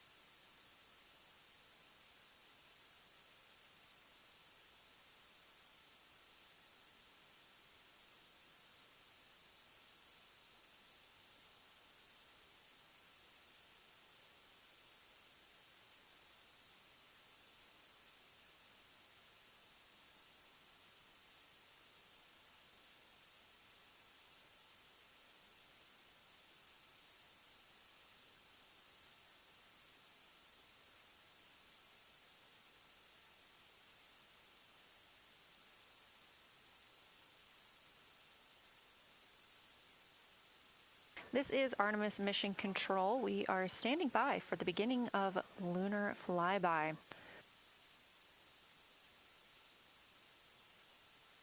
Expecting that to start in just a few minutes when the crew will begin a warm-up discussion, preparing for the day. They will be capturing images along while discussing what they find familiar about the moon and what looks unexpected to them.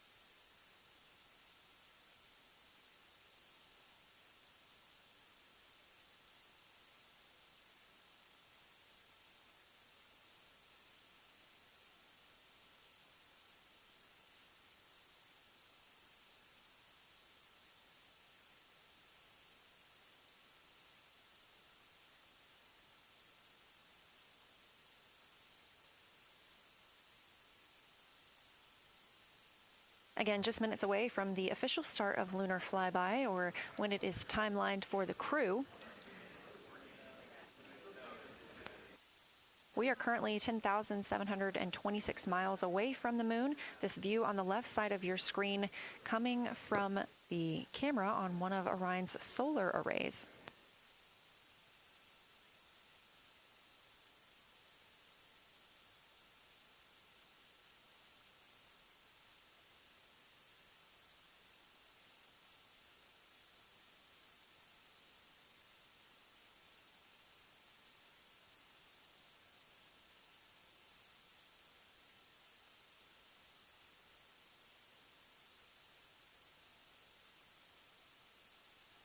Other conversation points while the crew are getting ready for their flyby today.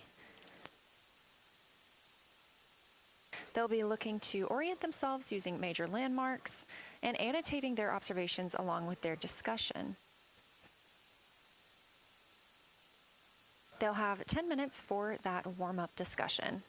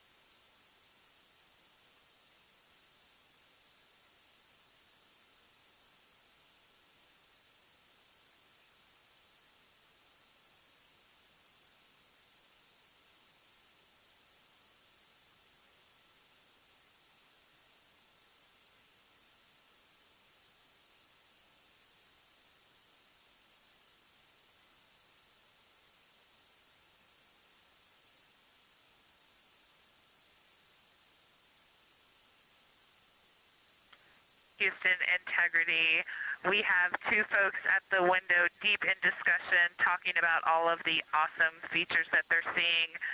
We just had a huge moment realizing that Hertzsprung is about the same size as our incredible Oriental.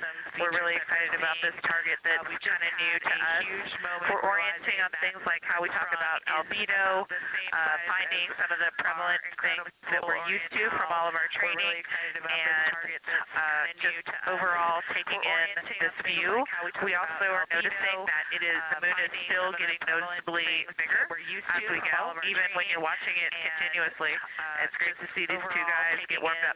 This view, we also are noticing that We love the report, Christina, thanks, and you nailed it on why we added Hertzsprung. As you'll see in the prompt, we're looking for comparisons to the comparatively much older Hertzsprung compared to the younger Oriental. We love the report, Christina, thanks, and you nailed it on why we added Hertzsprung. As you'll see in the prompts, we're looking for comparisons to the comparatively much older Hertzsprung compared to the younger Oriental. Great words.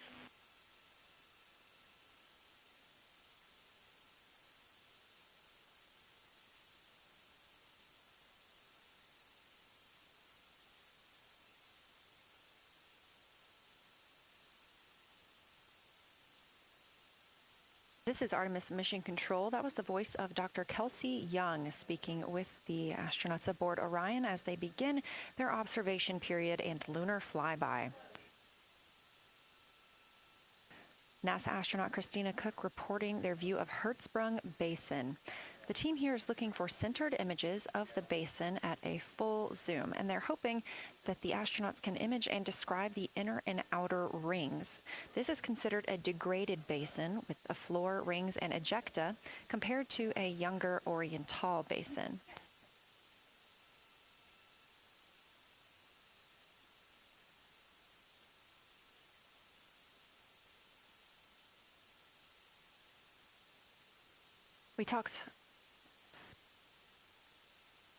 We spoke earlier with Julian Gross, the Artemis curation lead, about some of the terms we will hear the crew use today. One of those just called out, that's albedo, looking at surface brightness, or the amount of light a surface reflects.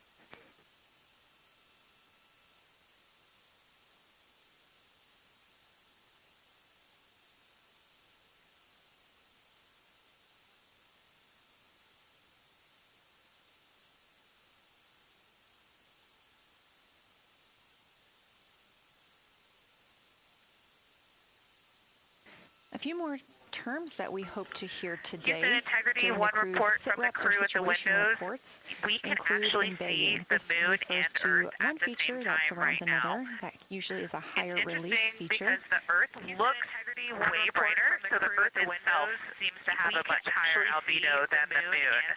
We think this is independent of our eyes focusing, because of course the Earth is much smaller than the moon in our view, so you could think that your eyes focus for the darker sky, and that means that it only has apparent brightness more than the moon, but since we're seeing both in the same view, we do think that this can be inferred as the Earth as a whole has a higher albedo. It means that it only has apparent brightness more than the moon, but since we're seeing both in the same view, we Great observation, Christina, and reminder that as you're starting to look for those subtle color and albedo variations on the moon, the relatively bright albedo Earth might make those a little bit difficult, but as your eyes continue to adjust, we expect you to start to see more nuance variations on the moon.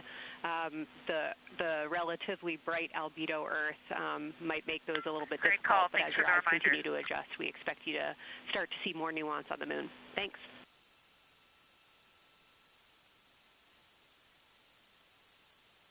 Great call. Thanks for the reminder.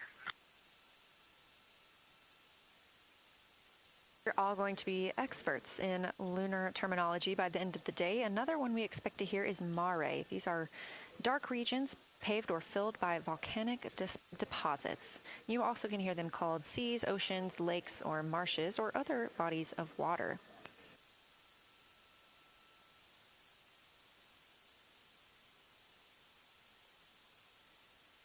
Again, we are live in Artemis Mission Control, but on the right side of your screen, that is the Science Evaluation Room, team members who have been preparing for this day for years. The crew has significantly darkened the cabin of Orion.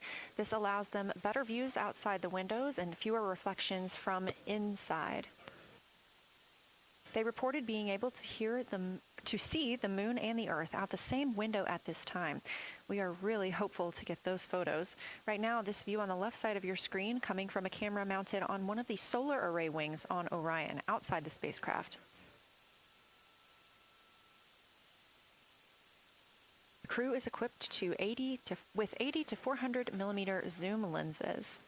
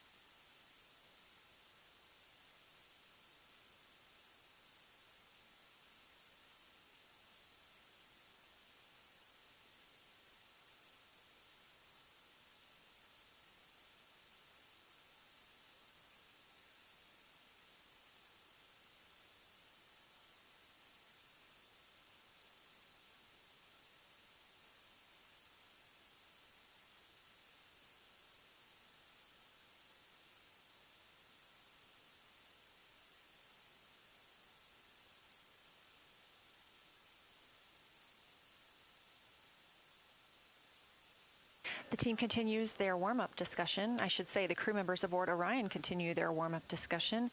However, they are about to be prompted to move on to discussion number 2, which is near side and far side.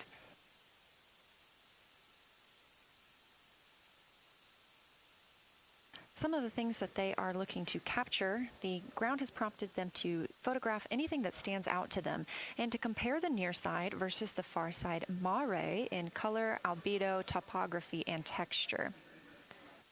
They also want the crew to compare the appearance of rayed craters in the near side mare versus in the far side highlands. Of course, a reminder that some of the items that the crew, or some of the landmarks the crew are seeing today, is the first time that humans have ever laid eyes on those portions of the moon.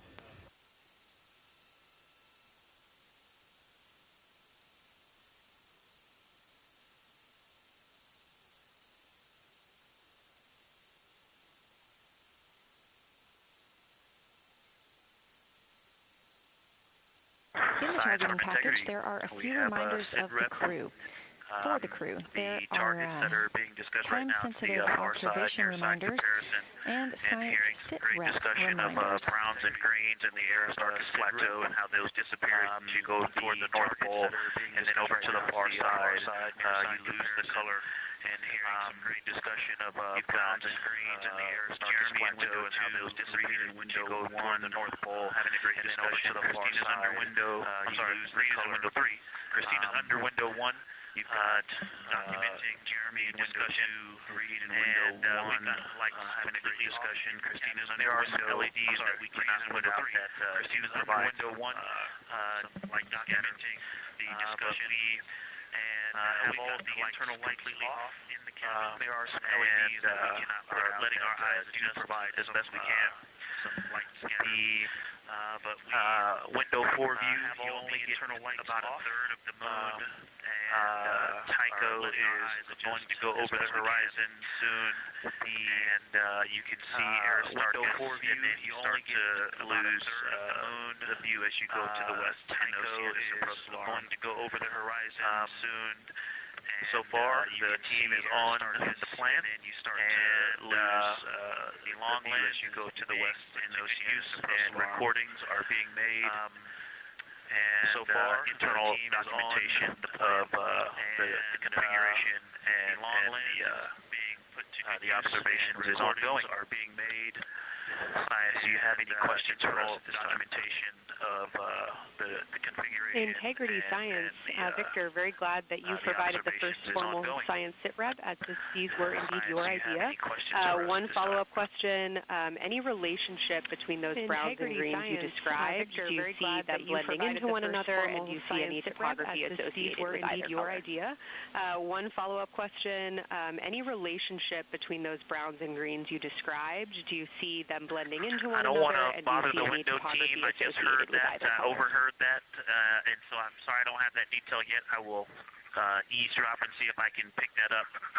I don't want to bother the window team. I just heard that. I also heard a comparison of the albedo in Aristarchus. That's created a very high albedo spot. You can see it on the near side. There is a feature. I also heard a comparison of the albedo in Aristarchus that created Burgess alpha. That is on the near side. Equally or maybe higher albedo. A feature called, I believe.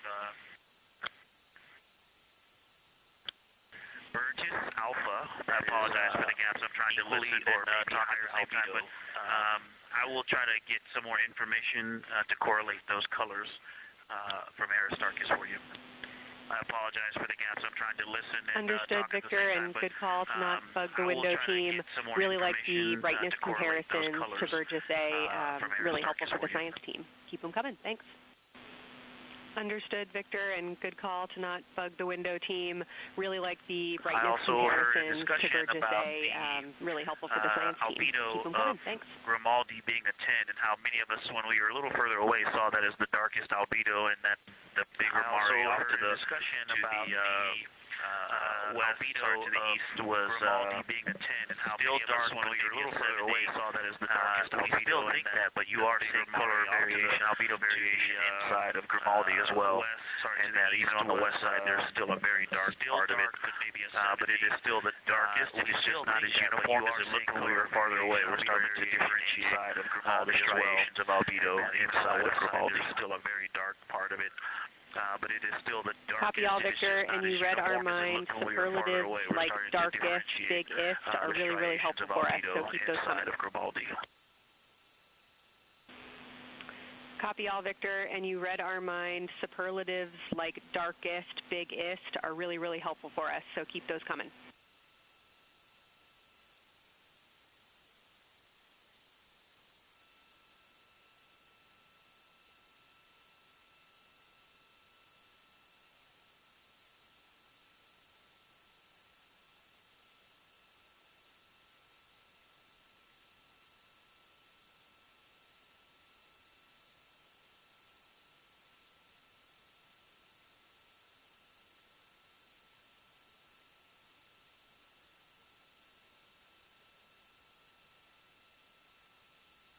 As we were just mentioning, the crew is slated to perform these science sit reps. They are prompted to do so by an icon in their lunar targeting plan. That one coming down from NASA astronaut and pilot of Artemis II, Victor Glover.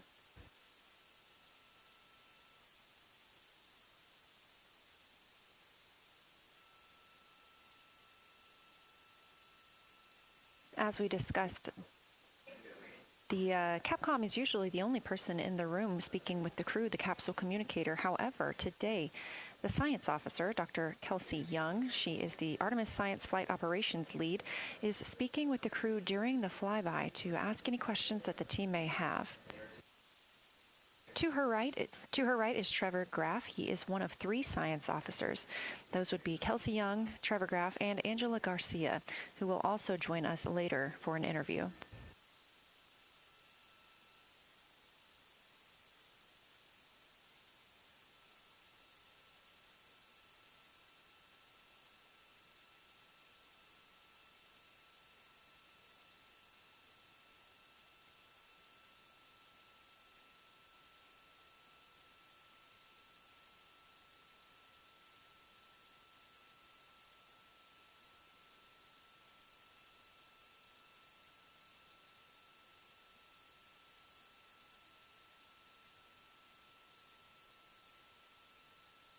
Houston, integrity was able to, science, integrity was able to get a view out of window 1, which is a beautiful view. I can see the entire moon that they're looking at. And Houston, we left the T-shirt up there, so I was kind of peeking through the opening in the makeshift shroud there, which is a beautiful view. Once I was able to get 2 eyes on it, what jumped out at me was Babylon. We left the T-shirt up there out of the Terminator. It's clear of the Terminator now, but it just really jumps out because it's still got the low light, able to get the low sun angle. And so whereas Babylon has that impact over the top of another crater, where the 2 craters intersect on the east because it's still got the low light, the low sun angle. And so we're closest to Orion's Hall, where the 2 crater rings intersect, where the shadow there is the highest, so in the interior of Babylon, and so you can see that terrain is there's some real variation in the terrain there. That there's a nice peak where those shadow there intersect, where those rings intersect, and we'll get a picture of that. You can see that terrain is there's some real variation. Love the description, Victor, especially the comparison and relationships you just described about topography. And if it's easier for your observations, do feel free to remove the T-shirt shroud from window 1. Love the description, Victor, especially the comparison and relationships you just described about topography. And if it's easier for your observations, do feel free to remove the T-shirt shroud from window 1.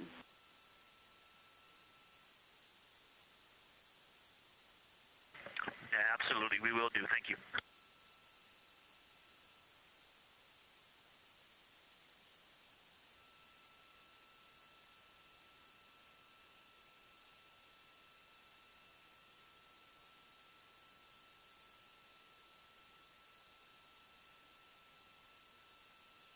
Those calls coming from NASA astronaut Victor Glover. As we discussed, the crew is working in pairs at the windows. Right now, taking photos are Commander Reid Wiseman and Mission Specialist Jeremy Hansen. Serving as their support team are pilot Victor Glover and Mission Specialist Christina Koch. You're hearing those calls from Victor Glover, as he is on that support team, and he is tasked with providing the science sit reps, while the 2 crew photographing and making annotations of the moon are in Windows 2 and 3. Windows 1 and 4 are available for the support crew to fly up to, obviously look at the moon themselves, and provide these science situational reports. The view on your screen is part of the lunar targeting package, and it's something that the crew can reference as they are flying by, but this is an animation.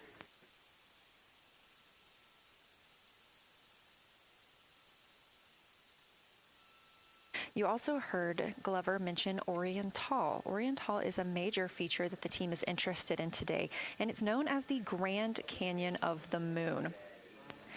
Until this mission, the Oriental Basin had never been seen in sunlight by human eyes.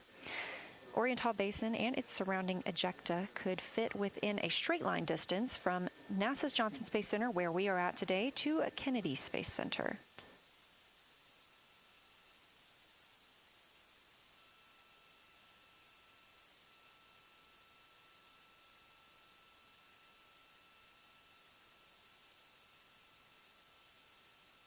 This a live view in Artemis Mission Control in Houston, Texas, where the teams are monitoring all systems, not just for today's flyby, but on the spacecraft themselves. Again, this is a test flight, our very first flight of humans on the Orion spacecraft. This team has been This team has been monitoring the entire time of the mission, as well as we have been live the entirety of the mission, and we will be continuing to do so all the way through splashdown and crew recovery from the Pacific.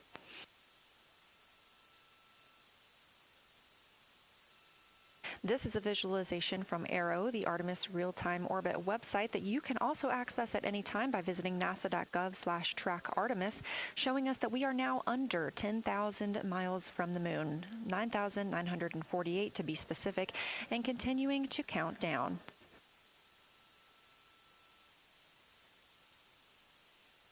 Again, our closest approach to the moon today should come about 6:02 p.m. Central, 7:02 p.m. Eastern. However, we will be out of contact with the crew at this time as they begin transiting behind the moon.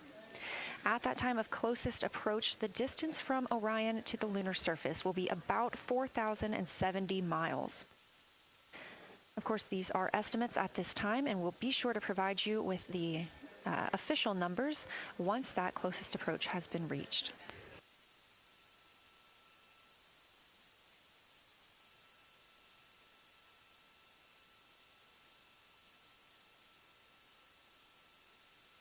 This shot live inside the Orion spacecraft, where our 4 crew members are continuing with their lunar flyby activities. They have just begun those activities really about 20 minutes ago, so we've got several hours of moon view opportunities. This is still a live view inside that capsule. However, you can see just how dark they have turned down the lights. Actually, they've turned them all the way off. There are a few LEDs that they cannot power off, but turning down these lights gives them better views outside of the spacecraft's windows while they photograph the moon. This also prevents any reflections from inside the spacecraft bouncing up on the windows and interfering with their photography.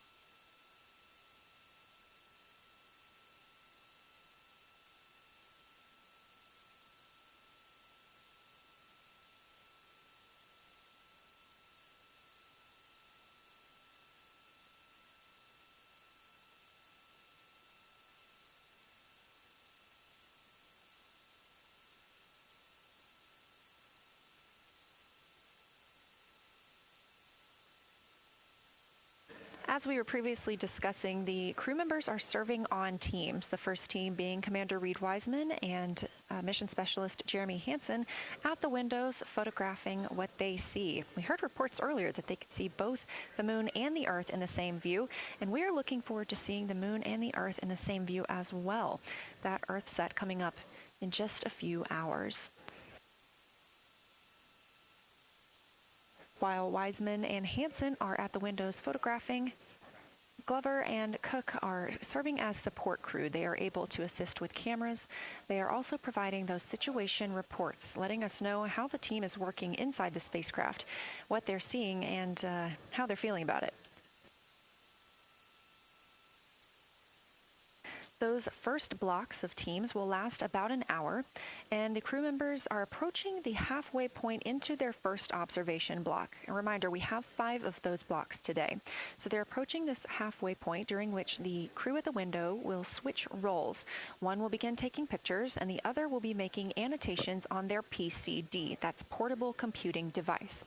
Both of those crew members at the windows are recording audio of what they see. They are putting on headsets and recording audio into their portable computing devices. Obviously, we are not hearing this right now. This is going to be sent down to the science team, and they will be able to analyze that at a later time. What we are hearing, though, and will continue to hear, are those science reps a few times every block. Once this block is complete, about 40 minutes from now, we will have the teams switch. That means pilot Victor Glover and... Apologies, it was Copernicus is what is farthest bounding to the east earlier, and that is now it was like on the horizon or just past it. Copernicus I was referring to. Correlate is now a few degrees going over the horizon to the east, and then next it'll be Aristarchus, like on the horizon or just past it. And so on the west now, we are getting a much better view of the Terminator horizon.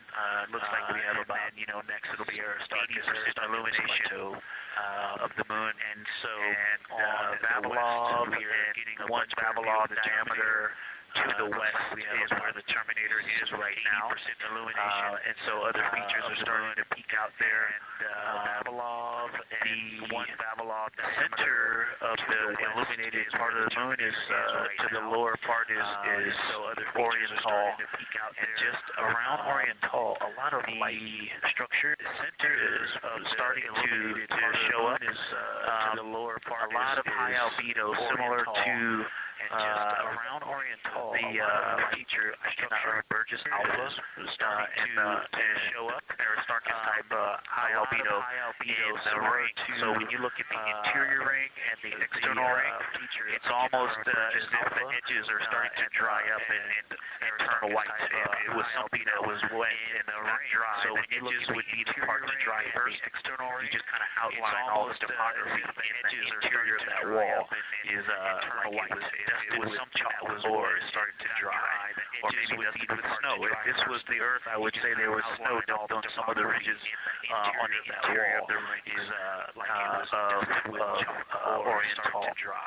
Also, an interesting part of the discussion that I would say between Reid and Jeremy is that from Glishko to Grimaldi, there are 2 dark features there between Reid and Jeremy that look like commas from Glishko, but there's also a lot of Grimaldi. There's just a lot of geometry and squiggles and dots and look like commas lines that are starting to stand out. Also, a lot of small features come into view. Interestingness is a lot also geometry and squiggles and dots and some of the 2 dark lines that are starting on the southern edge of the larger more small features come into view. And there also is a lot of variation in albedo, like the southern and western part of Grimaldi. The 2 dark features, for example, and the one to the on the southern edge, north, the larger one, the Glishko, is also that same dark albedo, the one, and then around them there are some southern and western part of Grimaldi. And the one north, the lower southern one to Glishko, to the west, also that same dark to the north, very high, and then around them almost approaching 10, the 9 or 10 spots, just like north of the lower southern one, and just to the west, just starting the smaller one to the north in this view. To the north, as you look up on the North Pole, there is a very distinct crater with a lot of very defined central peak. that is also degree in albedo, and there is all of that area past going to the horizon with a lighter and lighter and it's very, very high albedo peak, and that is also degree in albedo. All that area past it going to the horizon gets really getting some interesting geography and topography. I will go South Pole, ancient basin, and the view of the South Pole is really getting some interesting, quite amazing. We've got some Terminator there, as well as the limb of the South Pole. There is a very distinct crater. The view of the South Pole is quite amazing. We've got some Terminator there, as well as the limb view, and there is a very distinct, I'm going to go look up the name of that one, right? Because it's also giving a lot of good topography due to the shadows. I'm going to go look it up, but I don't believe that's, I was trying to bound the view that I'm seeing for you. I'm going to go look by all of these interesting albedo variations that are popping up in the interior, but that's the view that we see to the shadows. Just a Babylon diameter to the west beyond the view that where the Terminator is, distracted by all of these interesting albedo variations that are popping up in the interior. Copernicus is the easternmost feature that we can see. A very nice ring, a very nice structure crater to the north with beyond high albedo central uplandmost feature to the north and the south. Very nice ring, a very nice structure crater to the north, very with a characteristic crater high albedo with a lot of terrain, shadow features. And I will go try to find some landmarks to name with those. Any questions for the observation crater with a lot of terrain, Integrity Science, love the descriptions. You're definitely looking odd up there. Appreciate seeing the training being implemented. Especially interested in your descriptions of the dark patches. You compared the comma-looking features to the albedo you see in Grimaldi, and notice that you're starting to see those color differences popping out. Any observations you want to make, especially when you get on, the PCD looking in a little bit, would really help us tease out the differences in those dark color differences popping out. Any observations you want to make, especially when you get on, the PCD in a little bit, would really help us tease out the differences in those dark Mare deposits. Great description, Victor. Keep them coming. As well. Keep them coming. Absolutely will do, and I know you've got descriptions on both of the window observers right now as well. Keep them coming.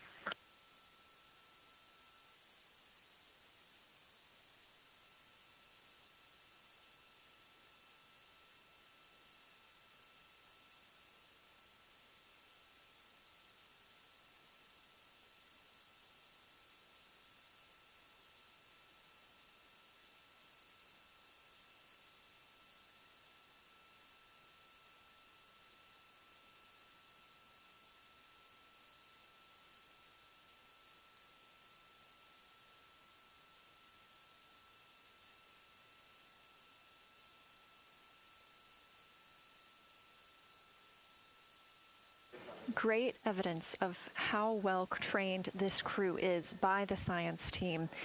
NASA astronaut and pilot of the Artemis II mission, Victor Glover, calling down a situation report, noting several different features on the moon and such descriptions, even saying that it looks like snow on some of the peaks. Obviously, we do not expect that to be snow, but referencing that as some of the lighting on how it looks to the Artemis II crew from their current position.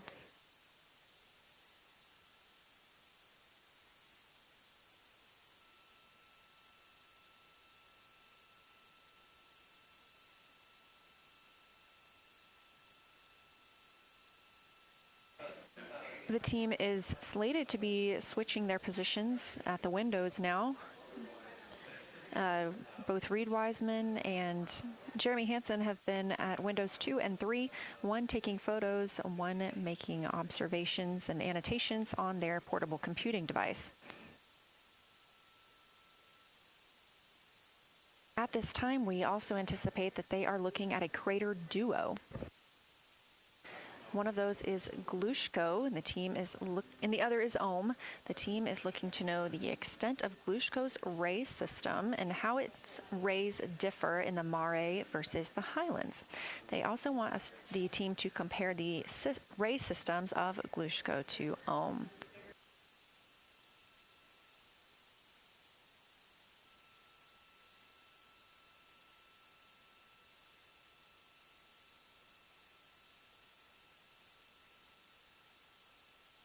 Is considered a young crater. And if you've ever seen a photo of the Richat structure, it's also known as the Eye of the Sahara. It's 40 kilometers in diameter, and that could fit within Ohm's interior.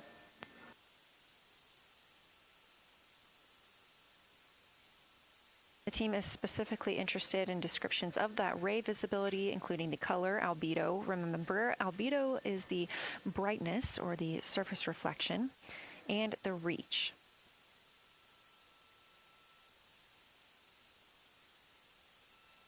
Again, I am using the same lunar targeting package that the crew is referencing on board right now. This helps keep them on time as well as prompt them for when they need to make a call down to the science team and report what they're saying. It also gives them reminders of when they need to swap positions at the windows. Additionally, I'm using the Artemis II Lunar Science Passport developed by Amber Turner and the Artemis II Lunar Science team. Now, this passport did not fly with the crew, but they used it extensively as a study guide here on Earth. So a lot of the descriptions and comparisons you hear today are developed directly by the science team. That crater to the north, that is it's like we've got one in the north that looks like just a 4 days, 20 hours, and 43 one minutes. on the South Pole as well. The one on the north, I think, is Pythagoras. And what I wanted to highlight about that is it is either a very distinct central pole as well, uplift, or just a very defined area of high albedo. If a majority of the crater, it is either, especially the floor of the crater, is say an albedo of 5, very defined area of high albedo. If only a tenth of the diameter of the floor of the crater is an albedo of 5 to this maybe 3. And it is very bright, and it stands out. Only a tenth of the diameter of the crater is the actual, what is the horizon from here. There's maybe to be another crater right on the horizon, stands out. And right on the edge of that crater is another patch of that albedo. It seems to be between the two craters. It's hard to tell from this grazing angle, but there is another spot just further north, right on the edge of that. Between the two, I can draw a picture of this one and show you where that very high albedo, again, another 2 albedo, surrounded by just 5 beyond most of the area. I can draw a picture of this one and show you where that very high albedo, again, another 2 albedo, surrounded by Integrity Science, thanks for that. We agree with the Pythagoras assessment. And as a follow-up to your previous report, the SIR had questions about integrity topography comparisons between the North Pole and the South Pole of the Moon. And as a follow-up to your previous report, the SIR had questions about topography comparisons between the North Pole and the South Pole of the Moon. If you draw a line between Pythagoras and the western edge of the outer defined ring of Orion, it intersects a beautiful textbook crater on the south. I would love to know the name of that. The topography differences, now the South Pole has a little bit of a benefit that it has more of the terminator, and I can see, I would love to know the name of that, a little more shadowing there, but the South Pole has a little bit of a nice, that it has more right at the South Pole, so that's the main thing to see the topography there. A little more shadowing there, quite a bit of elevation change. I can see some very jagged shadows, a 90-degree just to the west of that main thing defining the crater at the South Pole. I can see seems to be very distinct change in the shadow direction. Very jagged shadows, I don't know, a very high just to the west of that wall, or a very deep canyon just to the west of that. I can see a and in the north, in the shadow direction, seems to be that from sort of the edge of wall or edge of the mare just to the west of that, which is maybe 1 Pythagoras diameter.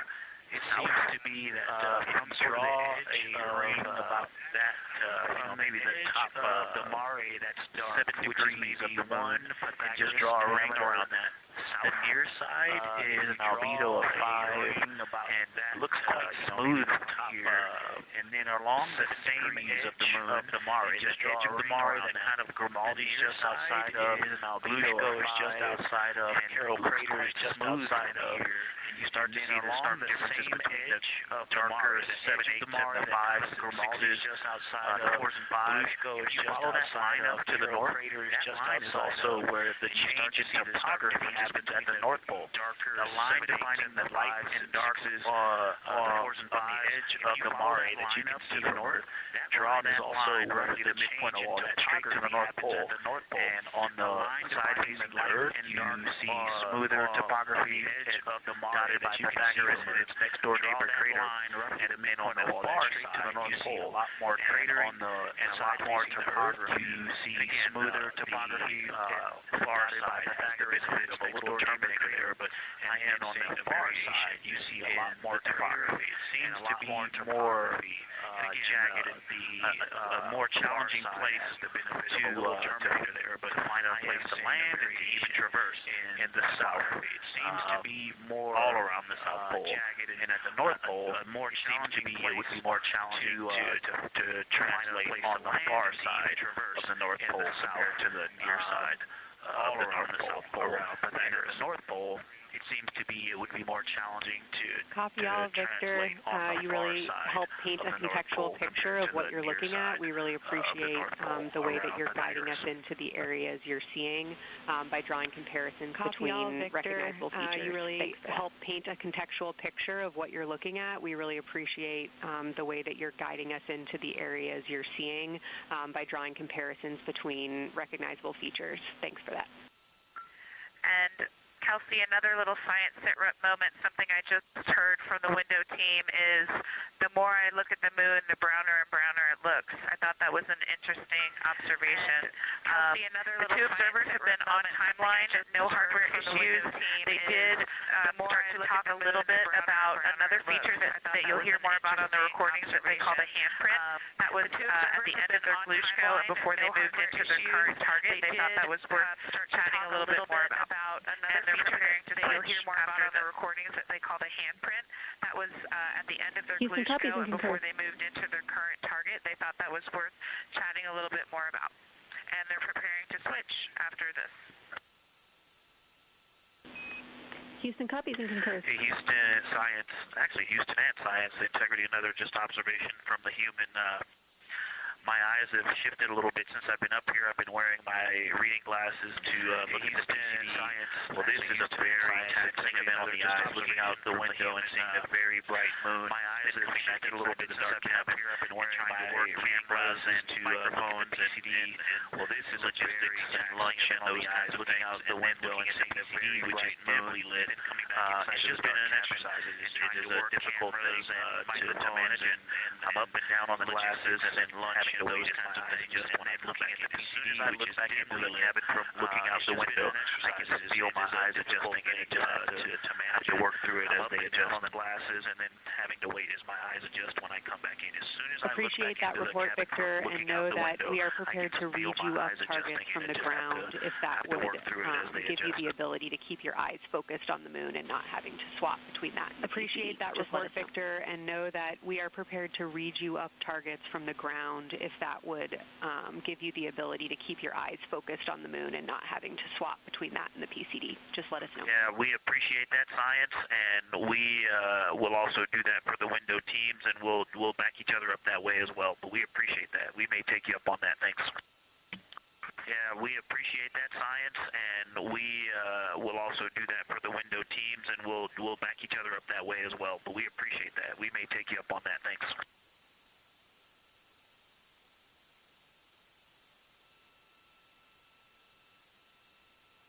Continued detailed descriptions from the Artemis II crew aboard Orion.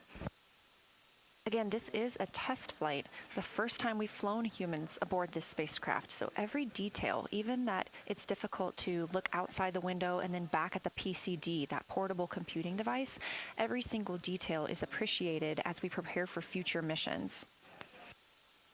Glover also mentioned that he is now wearing his glasses now that he's in space and that his eyes have shifted a bit. This is something that happens when our astronauts go to space.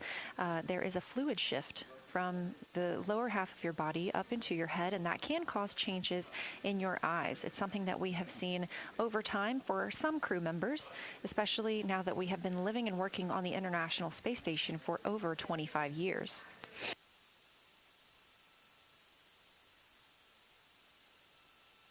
Again, it's clear that these Artemis II astronauts have undergone extensive lunar science training, including classroom instruction, fieldwork, and high-fidelity simulations. Training expeditions even took place in analog environments like the Icelandic highlands and the Kemasassen impact crater in Labrador, where crews practiced identifying and describing geologic features under varying conditions.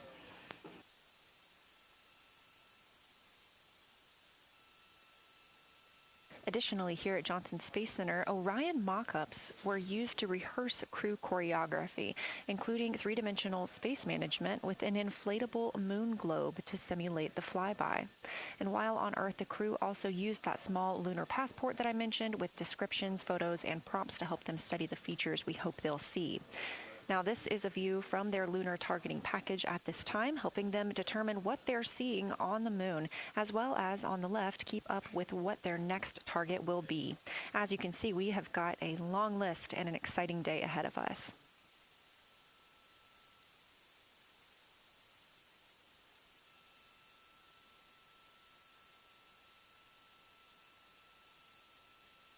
It's now been 4 days, 20 hours, and 53 minutes since Orion launched atop the Space Launch System rocket from Kennedy Space Center in Florida with our 4 crew members aboard.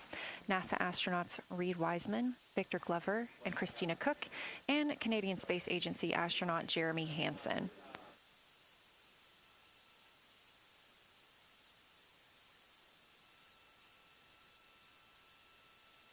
The Artemis II crew passed a major milestone today when they passed the Apollo 13 distance record at 12:57 p.m. Central, 1:57 p.m. Eastern. When you look at the moon, that Apollo 13 distance record was 248,655 all the statute really miles bright from Earth. new craters. Some of them are super tiny. When you look most of them are pretty small. There's a couple that really stand out, obviously.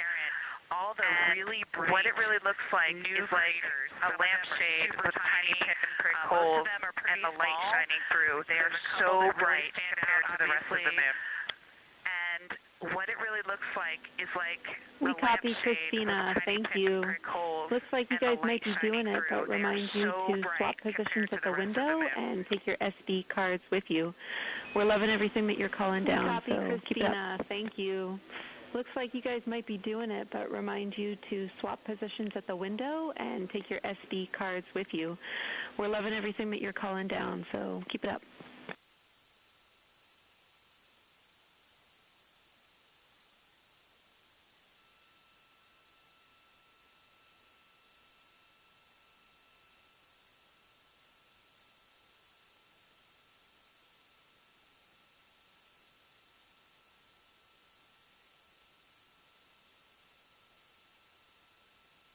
Again, Orion previously surpassed that the Apollo 13 greatest distance from Earth by humans. That was 248,655 statute miles from Earth, and Orion now 250,294 miles away from our home planet. The spacecraft is 9,033 miles away from the moon and growing ever closer. At its closest approach, it'll be about 4,070 miles away, and we will make sure we confirm what that distance ends up being. This is an approximation and an estimate ahead of that moment. We're anticipating them to make that closest approach at 6:02 p.m. Central, 7:02 Eastern, when they are in a loss of signal, transiting behind the moon. They will be the first humans in over 50 years to fly behind the moon and lose contact with Earth. We will regain that contact about 40 minutes later as they reconnect to the Deep Space Network, emerging from behind the moon, and we will look forward to seeing an Earthrise.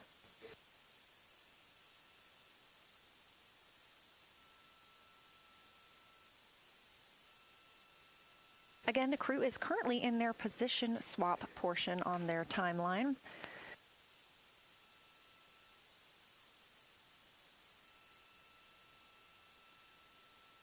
This allows crew members the opportunity and the experience of all roles necessary during today's flyby.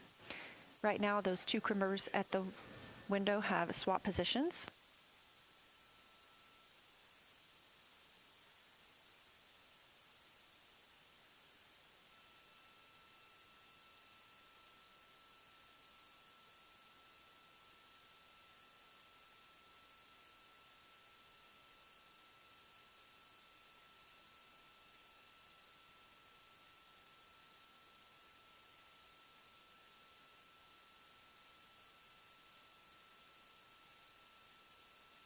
Again, the crew at the windows swapping positions. Right now, that crew is Commander Reid Wiseman and Mission Dalla Specialist Sicilia alla Jeremy Luna, Hansen. Ciclope Film, documentari d'élite e cinema gastronomico. Hai un prodotto? Una marmellata? Un dolce d'autore?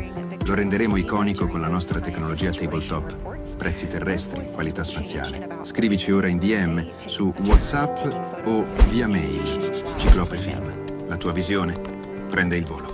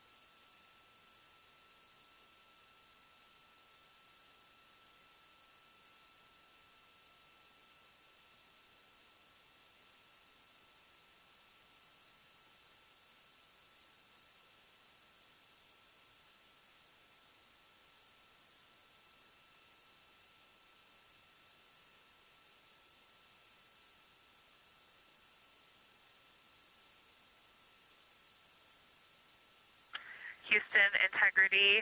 I wanted to provide an observation or a little bit of descriptive nature on something that we saw on the first day we had good moon views. This was when we saw more of the near side, and the ground helped me out with identifying Mare Imbrium. Mare Imbrium, when you have the western limb also in view, looks completely different than the normal view we have of the near side.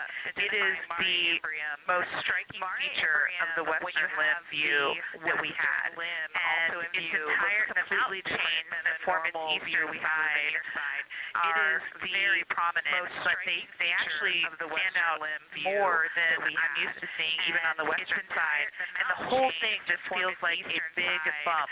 It actually looks like a large healing wound with high albedo forming the mountain chain around the impact basin.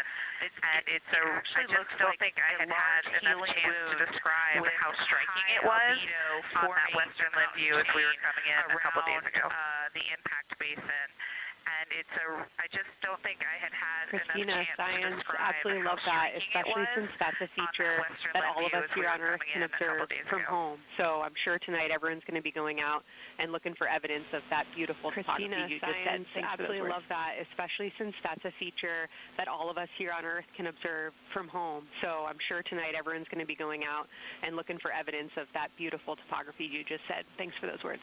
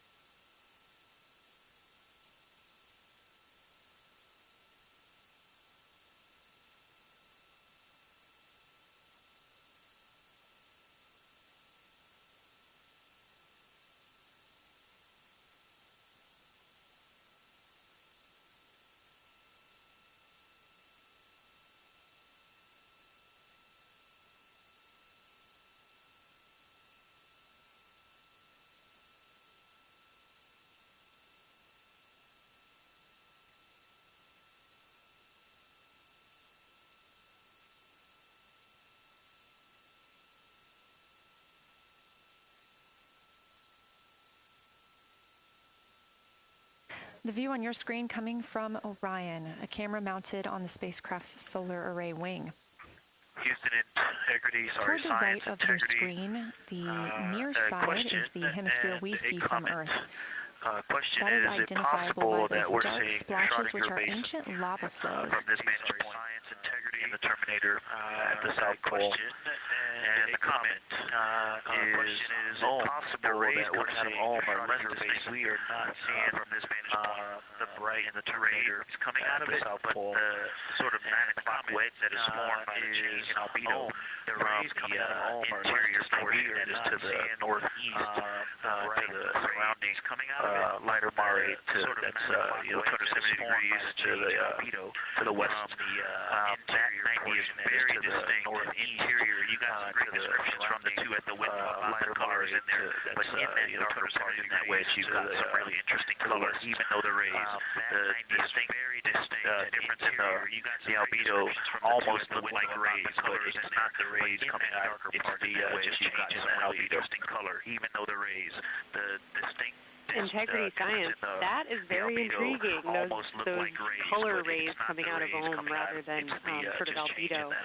And as answer to your question, we do not think you can see Schrodinger. That is very intriguing, those in darkness as of now. Color rays coming out of Ohm for that rather description and sort of like the pair at the windows got great descriptions that we're definitely going to dive into tonight. We do not think you can see Schrodinger. It's in darkness as of now. But thanks for that Ohm description. And it sounds like the pair at the windows got great descriptions that we're definitely going to dive into tonight. Nice crater. You're going to likely have a lot of pictures of it.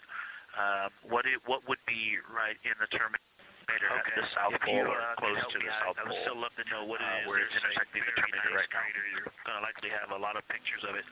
Yeah, Victor, we're assuming you're talking about, you know, kind of if you're looking at the Terminator, it's basically like 70% down from the North Pole. Is that where you're looking? Yeah, Victor, we're assuming you're talking about, you know, kind of if you're looking at the Terminator, it's basically like 70% down from the North Pole. Is that where you're looking? Integrity Houston, that is an enabled caution for wastewater dump required. We have hit our limit. As expected, no crew action. Integrity Houston, that is an enabled caution for wastewater dump required. We have hit our limit. As expected, no crew action.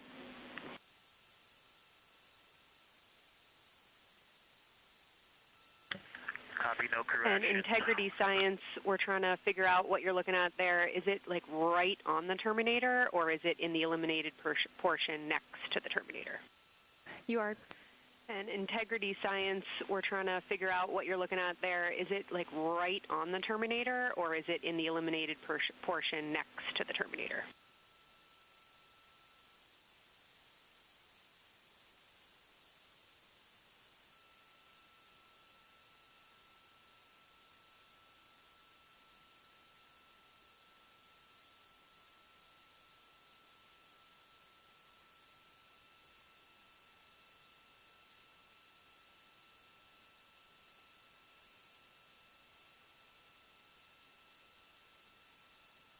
While we wait for a response from the crew, the Terminator is that difference between day and night, or brightness and darkness that you see on the moon. My space orientation adaptation.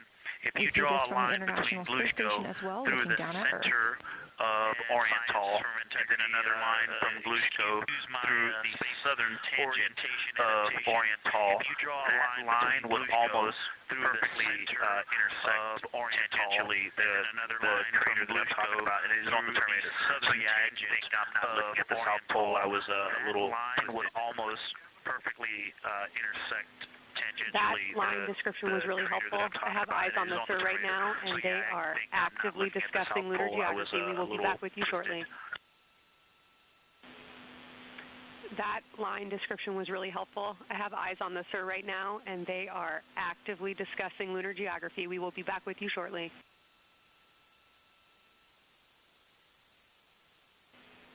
Integrity Science, we believe that's Zeeman Crater. You're hearing a couple of voices today in Mission Control Houston. One of those is Dr. Kelsey Young. Young. I pulled away from the speaker. Say it again, please. We believe that's Zeeman Crater. We believe that that is Zeeman crater. Oh, I floated away from the speaker. Say it again, please. Zeeman. We Okay, believe that can that you is say the first letter? I may be crater. pronouncing that wrong. What's the first letter of that word? Zulu. It's Z-E-E-M-A-N. Zeeman. Okay, and can you say the first letter? I may be pronouncing that wrong. What's the first letter of that word? Copy. Thank you for Zulu. that. It's Yes, we've got a great view of that. And when I went Z-E-E-M-A-N. back to the window just now, the view is completely changed. Our trajectory is taken From us, Sicily to the moon, Cyclope Film, elite documentaries and gastronomic cinema. Have a product, a gourmet jam, a signature dessert? We'll make it iconic with our tabletop technology. Earthly prices, celestial quality. DM us now on WhatsApp or via email. Cyclope Film, your vision takes flight. The view that we're seeing, but I've got to get back to a window in a minute. Understood, Victor. You're defining new views of the moon in more ways than one.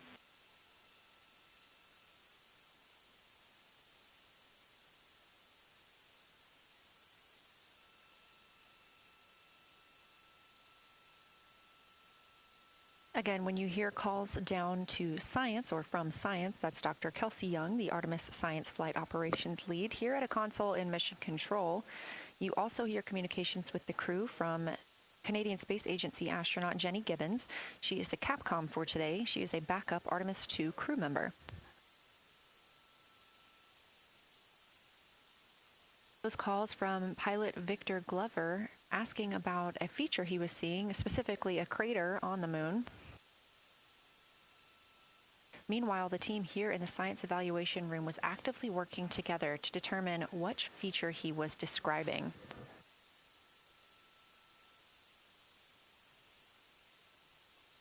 The teams at the window have continued to move through their targets, including Aristarchus Plateau, Reiner Gamma, and we are preparing for the cabin and window teams to swap.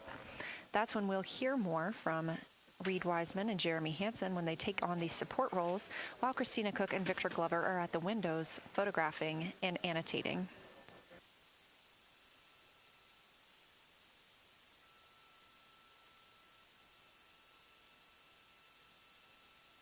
As we briefly mentioned, if you look towards the right side of the moon, essentially,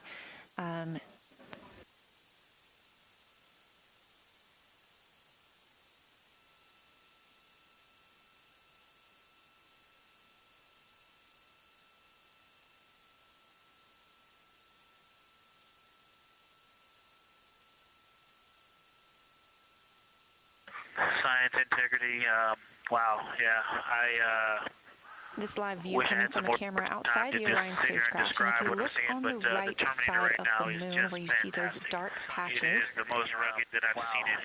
From a lighting perspective, there are little islands, there are islands in terrain out there that are completely surrounded by darkness, which indicates some real variation. It is the most rugged that I've seen in terrain. From a lighting perspective, there are to the north, there is a very nice double crater. It looks like a snow by darkness, which indicates some real variation. You know, in the 5-10 degrees below the pole, in the Terminator, there is, and then on the southern edge, there's almost like looks like a hole, and it's the diameter of Babylon, 10 degrees below the pole, just in the Terminator.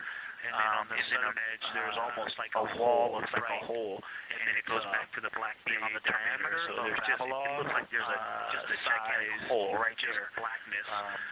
One Babylon diameter, a wall of east of the Terminator goes back to the black south Terminator. The Terminator is not a nice smooth arc, it's just jagged. There's almost a 110-degree turn in the shadow as opposed to the nice smooth arc. South again indicates some really interesting smooth variation. It's just jagged. I'm sure we'll get some photos of that.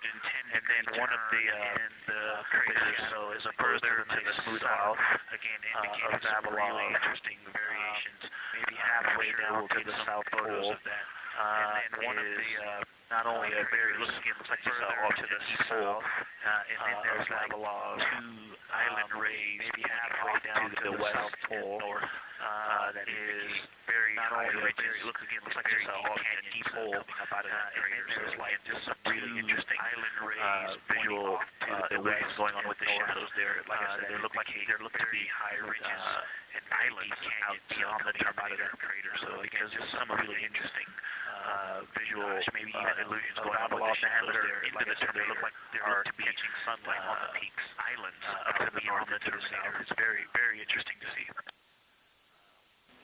From Sicily to the moon, Cyclope Film, elite documentaries and gastronomic cinema. Have a product, a gourmet jam, a signature dessert? We'll make it iconic with our tabletop technology. Earthly prices, celestial quality. DM us now on WhatsApp or via email. Cyclope Film, your vision takes flight.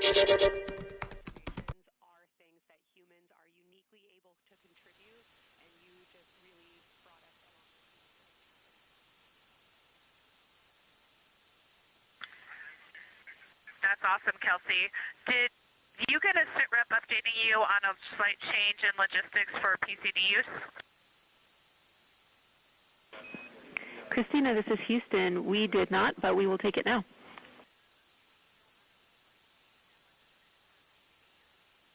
We slightly changed the PCD plan for the window observers. The two window observers kept their PCD. So in other words, the one at window 2 went to window 3, and the one at window 3 went to window 2 when they swapped rather than staying at the window. We'll plan on all observers keeping the same PCD for all observations.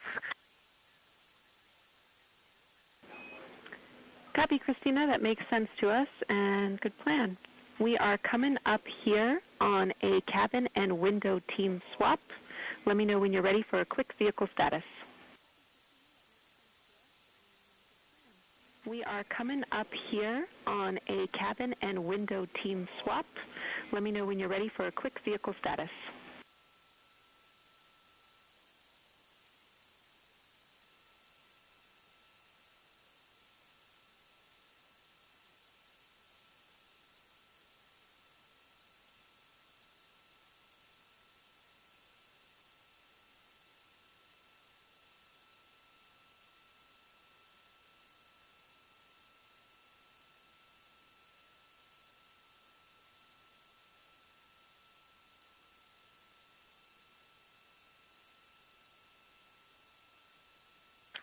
Houston, go for the vehicle system update.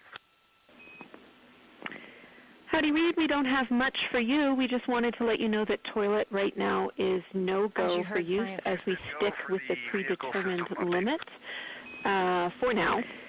All crew members, please use CCUs. Right now otherwise, Orion is looking very good, and you have 15 minutes in this handover time where we expect Victor and Christina to switch to the windows, and you and Jeremy to be in the cabin assisting. And you have let us know if you have any questions. Handover time where we expect Victor and Christina to switch to the windows, and you and Jeremy to be in the cabin assisting. No questions at all, and they're in the swap right let now. Us know The if first you have thing any questions. I floated up to the docking hatch window, and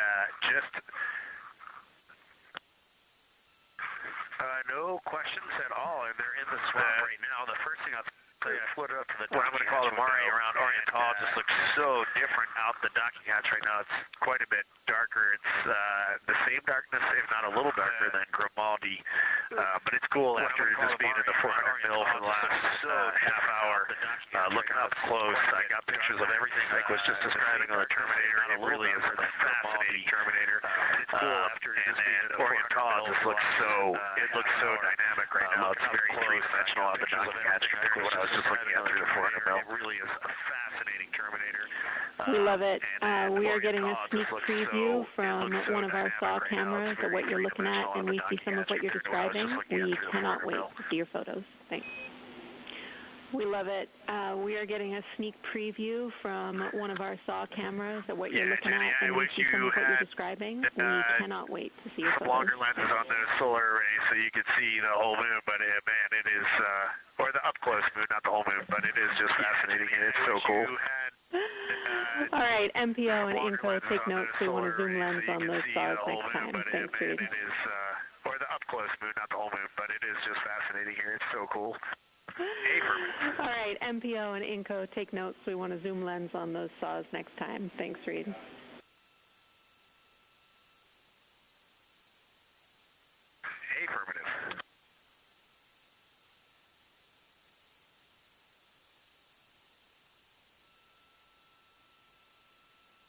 As the crew gets ready to switch positions from the window crew going back to the support crew and the support crew flying up to the windows, this view inside the room, Capcom Jenny Gibbons speaking with the crew, Canadian Space Agency astronaut. The crew has continued to provide excellent descriptions of what they are seeing on the lunar surface. In this picture, or in this live view actually, from Orion and a camera mounted on its solar array wing, if you look at the dark portion on the right side of the screen, those are visible from Earth. That's considered the near side. Those are ancient lava flows from a time early in the moon's history when it was volcanically active. And if you look towards the left, there's that dark, large crater that appears above, to the left of those lava flows. That's Orion's Hall Basin. It's about 600 miles wide, and it straddles the moon's near and far side. And this mission is the first time that humans have ever been able to see this with their eyes in the daylight. Again, you hear conversation about that terminator. You have a great view of that as well. That's the difference between light and darkness on the moon. Victor Glover explaining that as a very jagged looking terminator due to the peaks that they're seeing and the craters that they're seeing as they prepare to cross over the far side.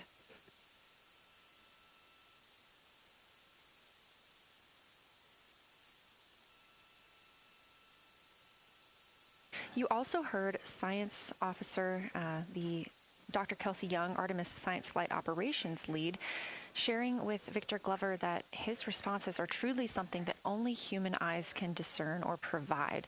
So we've previously discussed how having humans observing the moon on this mission is being combined with lunar robotic data to help us maximize what we know about the moon. So part of that data comes from the Lunar Reconnaissance Orbiter, or LRO. This orbiter provides the robotic foundation that makes Artemis II lunar science possible. LRO has been orbiting the moon for 17 years, which makes it the longest operated lunar orbiter in history. And it's also the only American spacecraft dedicated specifically to lunar science and exploration. Artemis II lunar observations are designed to complement data like the detailed surface images from LRO. So while LRO provides those detailed high-resolution maps of the moon's surface, the Artemis II crew adds human observations that focus on regional context and relationships between features, giving scientists a larger geologic picture. Now, this combination of robotic and human observations strengthens lunar science. LRO delivers precise and repeatable measurements over long periods of time, while the Artemis II crew contributes real-time visual descriptions and context that robotic instruments alone cannot provide. The best description I've heard while preparing for this mission is to compare the difference in looking at the moon with your own eyes on Earth and trying to take a picture with a camera. The camera truly never does it justice, and it's much easier to describe and perceive what you're seeing with your own eyes than to take a photo. These Artemis II astronauts can rapidly scan wide areas and adjust their focus in real time, as well as describe relationships between features. The crew will also observe the same regions multiple times under changing lighting conditions during the flyby and provide perspectives that would take robotic missions years to accumulate. During the Artemis II mission, LRO is also attempting to observe some of the same lunar features that the astronauts are studying. Collecting this data simultaneously highlights how different instruments and human eyes provide complementary information about the moon. This LRO data plays a direct role in preparing for future Artemis missions. Its measurements of topography, surface temperature, composition, radiation, and lighting conditions are used to assess hazards, identify safe landing sites, and locate potential resources such as water ice near the lunar South Pole. This mission, Artemis II, represents the point where years of robotic preparation are paired with human exploration for the first time in the Artemis era. So together, LRO, the Lunar Reconnaissance Orbiter, and Artemis II are demonstrating how NASA moved from mapping the moon robotically to exploring it with humans. We are laying the groundwork for future Artemis missions and sustained lunar operations. A check-in with Orion. We are now 4 days, 21 hours, and 22 minutes into the flight of Artemis II, our crew aboard the Orion spacecraft. We are now 8,153 miles away from the moon, 250,742 miles away from Earth. The spacecraft is traveling at 1,030 miles per hour.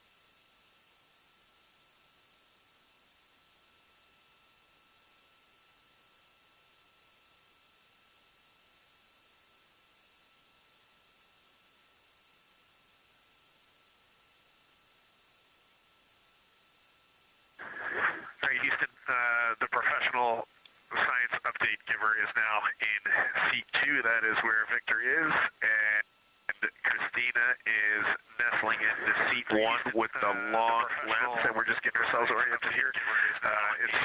It's a cool view in the cabin. It's actually a cool view to be off the camera now and looking at my crewmates getting to seat 1 their observation post and looking at, and we're just getting ourselves oriented here. It's a cool view in the cabin. It's actually a cool view to be off the camera now and looking at my crewmates getting up to their... Copy, I'll read. We like it. Looking in. It's super fun.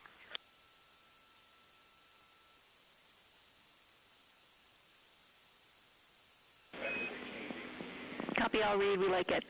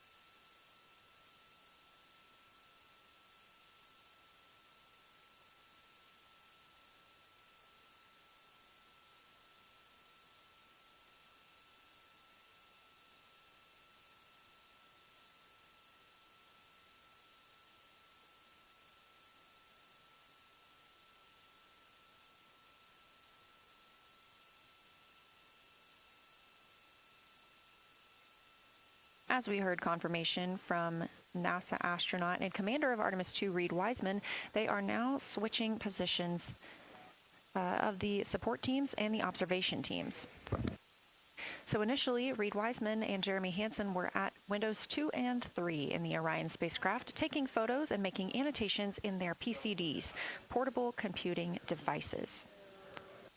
They were also giving audible descriptions into their PCDs, wearing headsets with microphones and providing recordings that the science team will be able to listen to later. We were hearing from NASA astronauts Christina Koch and Victor Glover as they made observations as part of the support team. Now, as these teams are swapping, we anticipate hearing more from Reid and Jeremy as they'll be on the support team, while Victor and Christina will be at the windows taking photos and making annotations.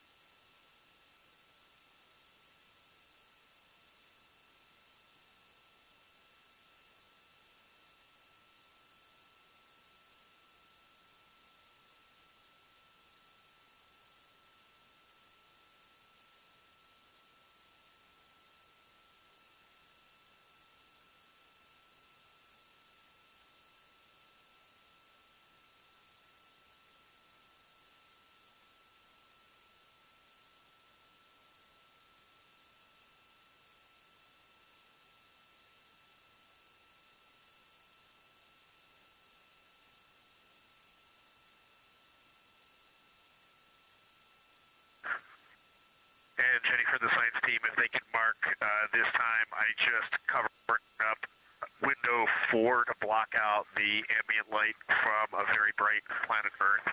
And it'll be interesting to see if in the data, Victor's interesting to see any differences from me and Jeremy with that window blocked. It's a lot darker in the cabin now. From a very bright planet Earth. And it'll be interesting to see if in the data, Copy, Reid. We're taking note. We'd be curious too. From me and Jeremy with that window blocked. It's a lot darker in the cabin now.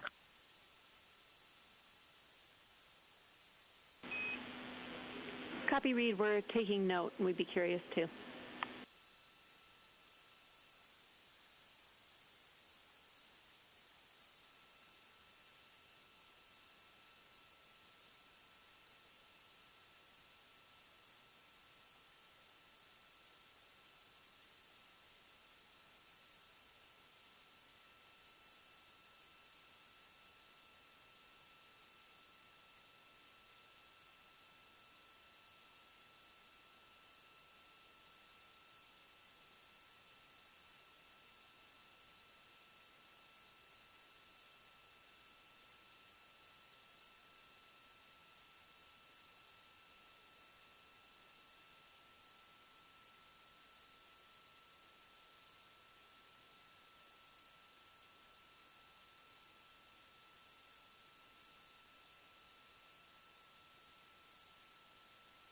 We are live in the Artemis mission control room during the lunar flyby of the Artemis II crew, the first humans to fly by the moon in over 50 years. Orion launched 4 days, 21 hours, and 30 minutes ago atop the SLS rocket, Space Launch System rocket from Kennedy Space Center in Florida.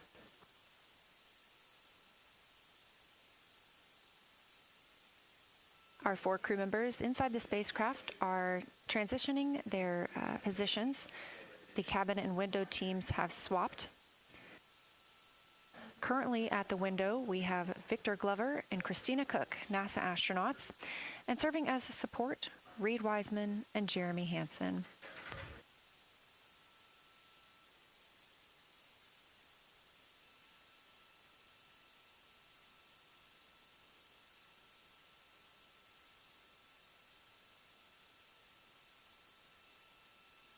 For our crews at the window, they are using handheld Nikons with an 80 to 400 millimeter zoom lens. There are also GoPros on each of the solar arrays on Orion, and that's where this view is coming from right now. We have an interior camera of the crew as well, but they have dimmed the cabin lights. They've actually turned off the cabin lights to allow them to better see outside of the spacecraft. This also helps prevent any reflections from lights inside the spacecraft reflecting onto the windows while they are photographing the moon.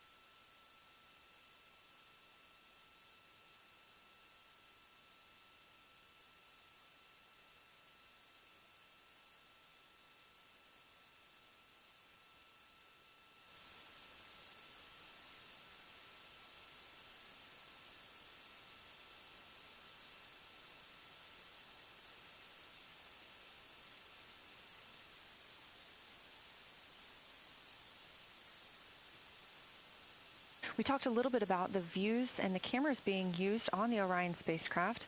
And again, we do have GoPros on the tip of each solar array wing. Now, the bandwidth is a little bit limited because having a crew on board, we do have to downlink a lot more data. That includes their environmental control and life support system. We are not the only data, this view that you see, coming down from the spacecraft, and so we do rely on sharing some of that with the other flight controllers in mission control. This helps the team monitor all systems aboard the spacecraft and ensure the safety of our astronauts.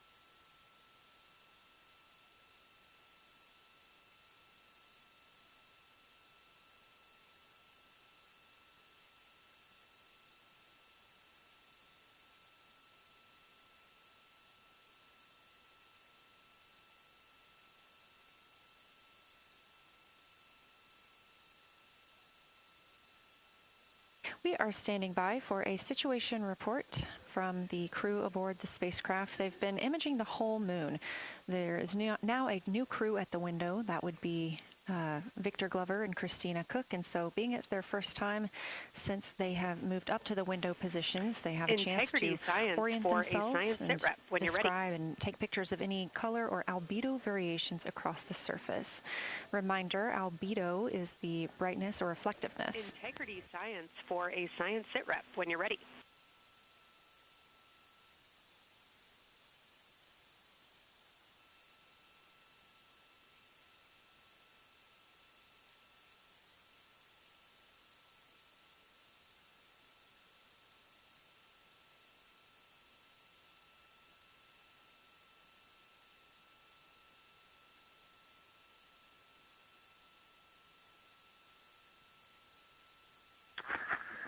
Houston Integrity, we have no external view of the moon right now for the floating crew members, so my only science sit rep is that we have Victor in window 3 doing observations and Christina in window 2 with the long external view of the moon right now for the floating crew members, so my only science sit rep is that we have Victor in window 3 doing Integrity, we copy.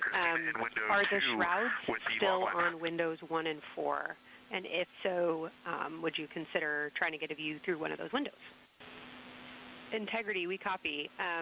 Are the shrouds still on windows 1 and 4? We cannot take the shroud off of 4 because the Earth is too bright and impacting Ike's peripheral vision. And then I can get a grazing glimpse out the docking hatch window. I can see Oriental south down to the South Pole.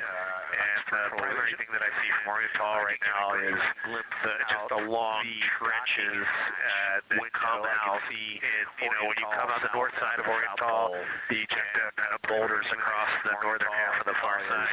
But coming out the southern half of Oriental, I just see those large, here they look like gorges. They're almost like rain when it comes down the Grand Canyon and fingers off into the desert is kind of what it looks like. Also, large, here they look like gorges. Burgess Alpha is extremely bright. It's the brightest thing that I can see. Even brighter now than Aristarchus, which is heading off to the Terminator. It's almost impossible now to see Aristarchus. I think that Jeremy and I look so much at. I can barely see the crater rays from home. Even brighter now than Aristarchus, which is heading off to. I would say for albedo right now, I would go back to. I can just barely see see the crater rays from Grimani is still extremely dark, especially in that southwest corner, and there are parts of Oriental and the outer ring of Oriental that reach that same level of darkness, especially the rings of Oriental reach the same level of darkness as Grimani. And then south of Grimani, Jeremy and I were noting a few other just really dark areas, especially the rings of Oriental, or I'm sorry, Mare there, and those have that same darker albedo. But south of Grimani, Jeremy and I were noting Burgesshoff is the brightest, and Grimani is the darkest. Or I'm sorry, Mare there, and those have that same darker Integrity albedo. Science, But, that was a great description. Thank you, and thanks for the docking window geometry to give us that description. Any comments before you go on the annular ring in Oriental? Integrity Science, that was a great description. Thank you, and thanks for the docking window geometry to give us that description. I think everybody kind of describes as like a pair of lips or a kiss on the far side of the moon. From here is very circular in nature. The northern part of it is wider, darker. The southern part is much lighter. It is very neat looking, and it is very far more circular than I remember looking in our training. The darkness of the northern side of the annular ring is the same darkness from here out this docking hatch window as the center Mare in Oriental. Not quite as dark as Grimani, but it is probably only because dust and lunar regolith has kind of impacted over time in Oriental. Reid, that's exactly what we were looking for. Thanks so much. You have heart hands coming out of the surf. And lunar regolith has kind of impacted over time. Reid, that's exactly what we were looking for. Thanks so much. You have heart hands coming out of the surf. Just saying that the sir was really excited about that. That annular ring was something we were really eager to hear about. So thanks. Say that again, Kelsey. Just saying that the sir was really excited about that. That annular ring was something we were really eager to hear about. So thanks. Situated over there a little bit late. Yep, you bet. And now Victor and Christina are moving on to Oriental. I got them situated over there a little bit late.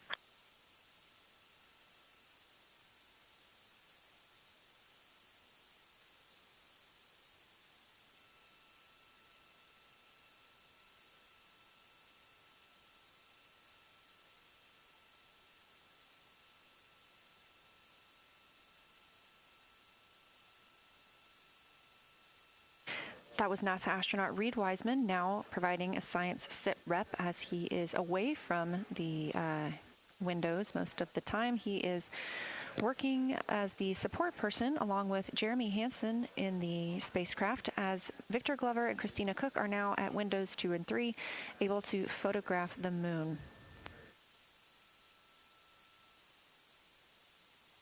Christina and Victor are also providing recorded information to their portable computing devices, that's their PCDs, and the science team will have access to that at a later time.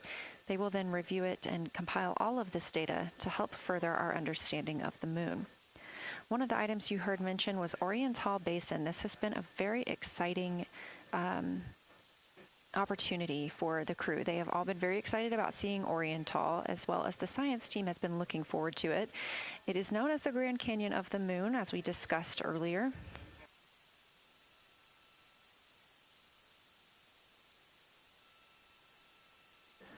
From the pictures, the science team is hoping that the crew will take centered images of the entire basin and surrounding craters in a single frame, but also use those 80 to 400 millimeter zoom lenses to create a mosaic entire basin.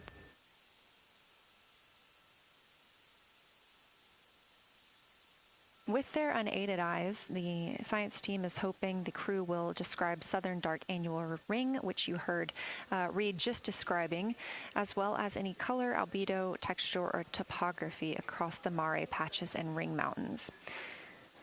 Science team reports that the observations will be used to study the geologic evolution of the youngest lunar basin and to inform formation hypotheses for the annular ring.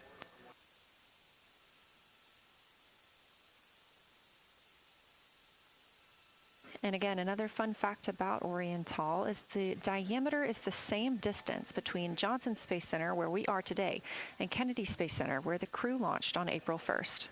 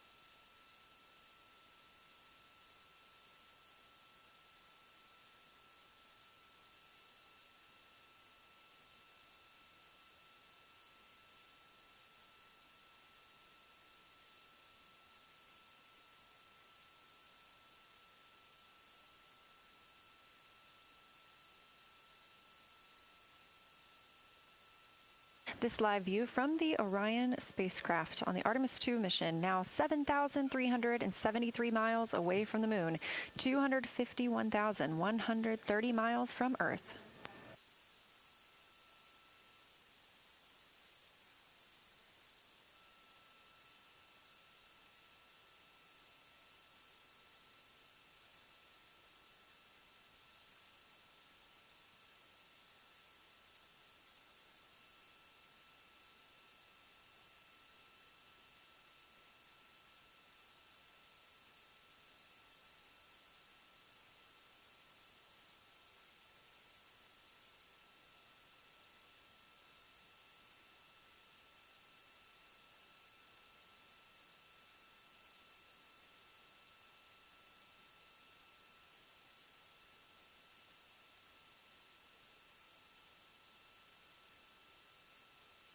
Again, the Artemis II crew passed the Apollo 13 record of the humans farthest from the Earth today at 12:57 p.m. Central Time, 1:57 p.m. Eastern Time.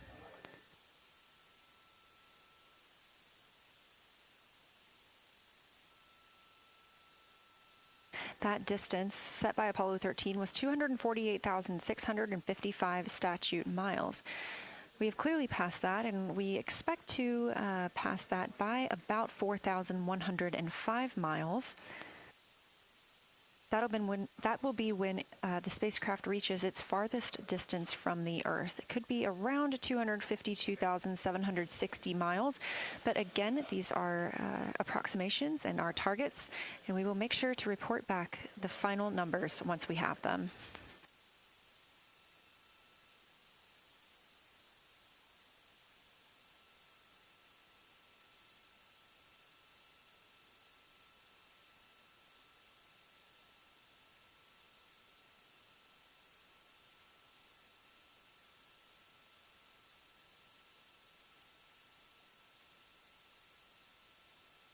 We have some refined times of when we expect to have Earth set of Earth behind the moon while Orion flies behind the moon. That would be about 5:41 p.m. Central, 6:41 Eastern. The spacecraft would make its closest approach to the moon at 6 o'clock Central, 7 Eastern, and that would be about 4,066 miles. And then at 6:02 p.m. Central, and the spacecraft will reach its farthest distance from the Earth.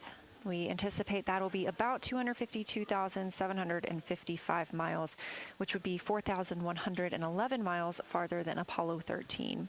We would see Earthrise again at 6:21 p.m. Central Time, and a few minutes later, regain communications with the crew.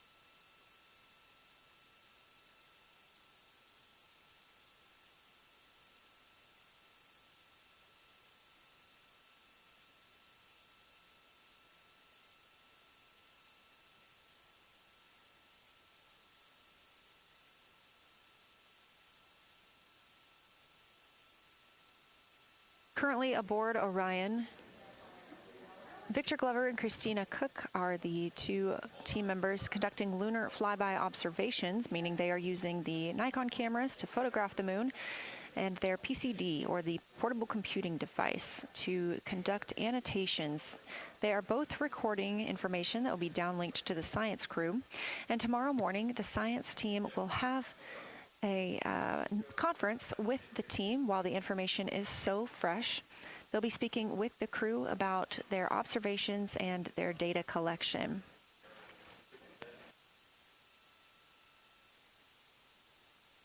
Otherwise, most of tomorrow, flight day 7, is considered an off day.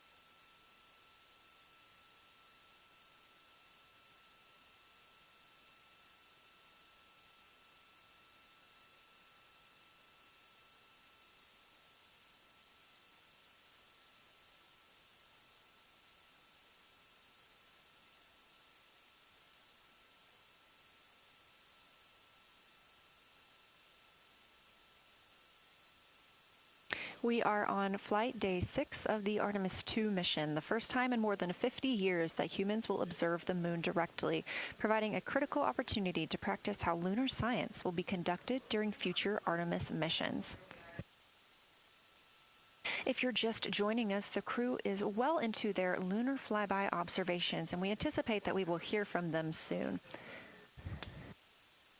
A few times every hour, they are slated to call down with science sit reps or situation reports. We most recently had one from Commander Reid Wiseman. He and Jeremy Hansen, mission specialist, were first at the windows today to photograph and make annotations of what they were seeing. Therefore, we heard more from Victor Glover and Christina Koch earlier in the day during those first blocks. But now that Reid Wiseman and Jeremy Hansen are on the support side, they are the ones calling down what they are seeing from windows 1 and 4. Earlier, we heard that the Earth is so bright in window 4, they have had to temporarily cover it with a t-shirt.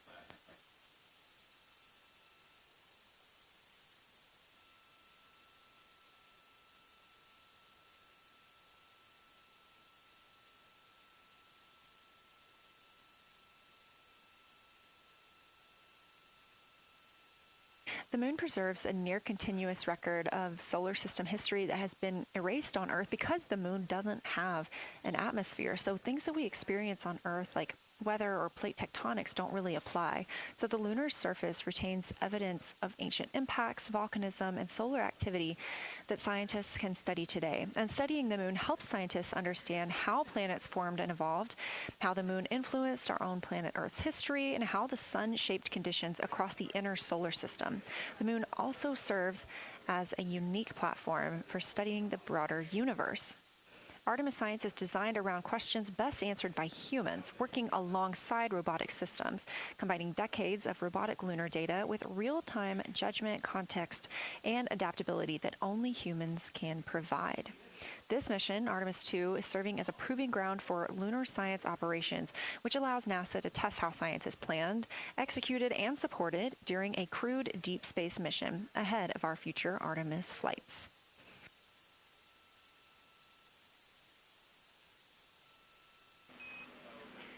Integrity, time for a window team position swap.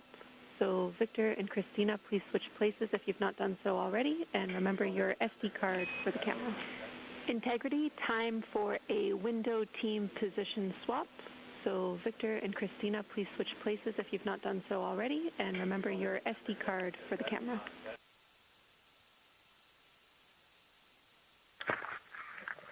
We're in the swap right now. and they'll switch over and change guards in the long lens. Copy.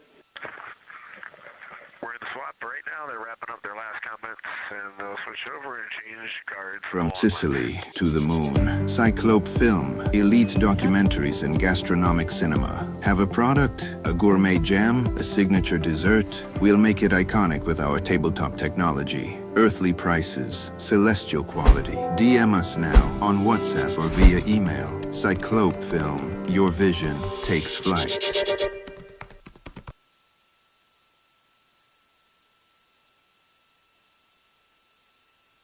As you heard in that call, it is now time for the team members at the window to swap positions. That means Victor Glover and Christina Koch will be switching roles. One of them has been photographing the moon with a Nikon with an 80 to 400 millimeter zoom lens, while the other was making annotations on their portable computing device. Both are recording audio that the science team will be able to listen to.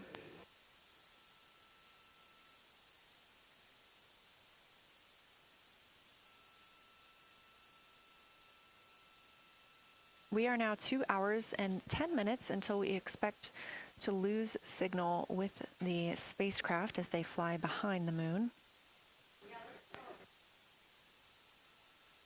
And the next target for the crew is considered a crew choice event. They have the option to focus on any regions or patterns or features that interest them. The science team has asked the crew to capture pictures that illustrate their choice, as well as at different zoom levels, and to describe why those certain features or regions caught their eye.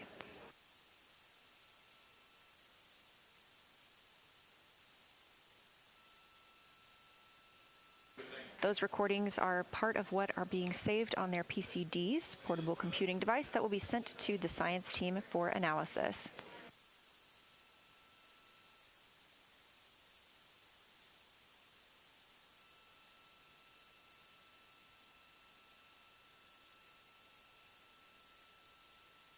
The crew has been allotted 8 minutes for this crew choice event, and it's also a time for a scheduled sit rep or situation report.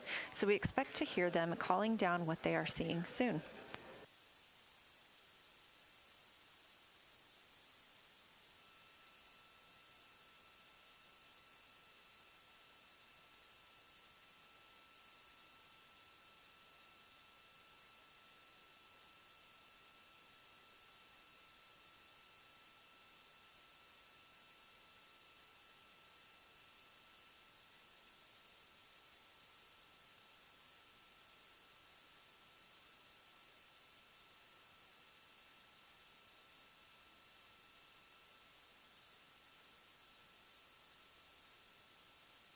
Something that the crew or that the science team has used to help prepare the crew is a cue card.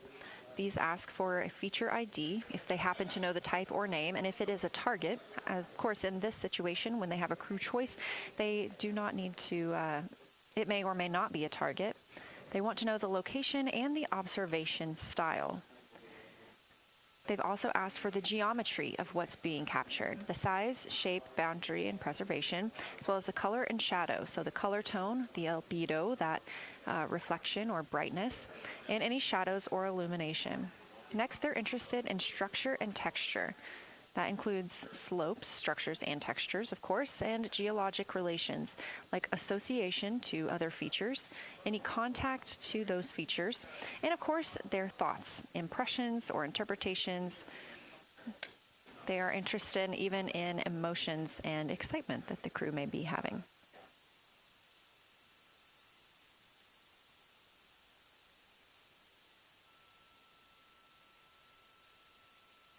This flyby day has been practiced in many ways, even in Sims here in Mission Control, Houston. The team also conducted some field work, learning how to look for specific geologic features. They also photographed a large globe, and the science team helped them determine which features they would be targeting and how to look at those.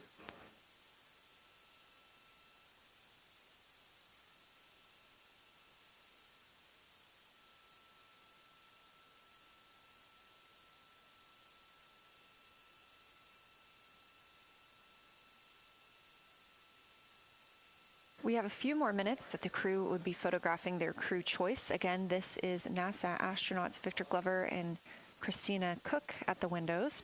They will then move on to another discussion portion. This is for the far side albedo, that reflectiveness, and color that they are seeing.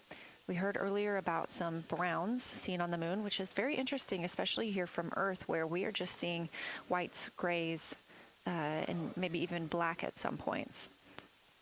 When they get into that discussion for far side albedo in a few minutes, the theme is looking to know how that color and albedo is, what those variations look like across the far side.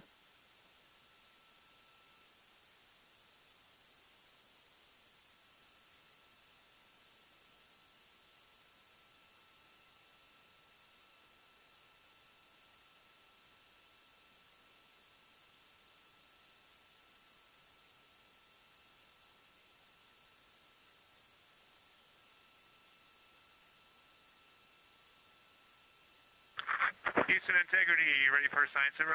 On the right side of your screen, the Science Evaluation Room, or SIR, where team members are looking real time at what the crew is seeing. And even earlier, we're... Okay, the crew has swapped positions. They're in their crew choice element. I've been listening to both of them for a little bit, and they're really enjoying, they both decided to pick the Terminator, and they're spending a lot of time looking at the Terminator, just talking about the resolution that they can see. They're really enjoying the depth of the craters and the various, and they're spending a lot of time looking at the and unique excavations. Just talking about the resolution that they can see. So Victor is on the long lens, and Christina is just looking out the window, and I'm sneaking a peek in T-shirt window. It looks like Victor is on the long lens. I don't have the best angle here, but it looks like Air is just looking out the window. Is on the limb of the moon now. It's amazing how quickly it changes as we speed around the far side of the moon. It looks like air stuff that's leaving our field of view is on the limb of the moon now. Now we have a lot of the north side of the moon as we missing for us right now, but it would be in view if it was lit at all. And Jeremy, Science, thanks for that sit rep. Do have a question. A few times we've heard you and the other crew describe change during the course of your flyby. Would be interested in future descriptions of do have more verbosity about how it's changing. Thanks for the other crew describe change during the course of your flyby. Would be interested in future descriptions of more verbosity about how it's changing. Thanks for the great sit rep.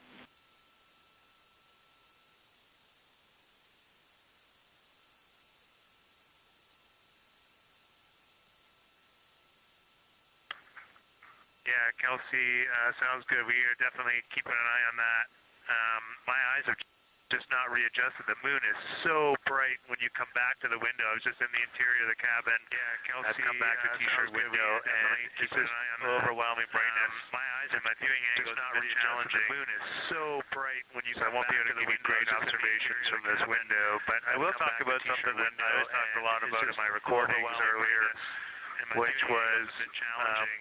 We've been talking about some shades. I won't be able to give you great observations from this window, but I will talk about some of the dark and the light gray recordings earlier. And then we've talked about which was some colors, a brownish hue and a greenish hue. And so I'll tell you, like right now, the dark air is darkest, and then we've talked about the plateau is hard for me to see from this window, but that had greenish hues to me. It was very unique. I didn't see anything like that anywhere else on this side of the moon. And then I see a lot of these what I would call brownish hue areas. There's a number of them, but that had greenish hues to me. It was very unique. For example, in the northwest corner of the highlands, to me, it looks like the brownish hue is caused by ray or ejected material landing on the northwest corner of the highlands. We obviously see the ray areas as a lighter albedo, but in between the rays where the deposit would be thinnest, that is what it looks like is causing the brown to me. So I saw that in the northwest side of Aristarchus, in between the rays, that dark area of the highlands, it would be thinnest. Northwest one looks like I saw it in the highlands to the east of Glushko. And I see those same brownish hues west of Oriental, northwest side of the highlands. I drew a highland there on one note, but that's a huge region. I see those kind of like same piece of pie with the point of the pie pointing at Oriental and going up towards the northern side of Hertzsprung, kind of like a piece of pie. That is an area that just looks like a different, that brownish albedo up towards the northern side of Hertzsprung. That was fantastic, Jeremy. We had heard rumors of the green and brown hues, and so you really read my mind on asking about those. Understand they likely didn't have any contact with each other the way that you described we them. Had heard rumors but please of correct the green me if and I brown hues, and so you that. really read my and then, mind on last thing, asking I'll make about the same those. offer we made to Victor earlier. Didn't have any if it would be contact helpful with for each us other to the way that you verbalize any described targets, so you can stay at the windows and keep your eyes adjusted to the and moon. then, Please let us last know. thing, I'll make the same offer we made to Victor earlier. If it would be helpful for us to verbalize any targets so you can stay at the windows and keep your eyes adjusted to the moon, please let us know.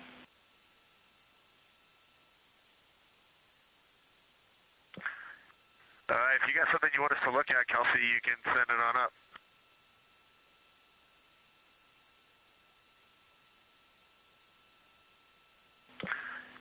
If you got something you want Definitely us not to look looking at, to Kelsey, interrupt your send flow, it on Reid up. and Jeremy, only offering assistance if you guys want to keep your eyes off of the PCDs. Definitely not looking to interrupt your flow, Reid and Jeremy, only offering assistance if you guys want to keep your eyes off of the PCDs.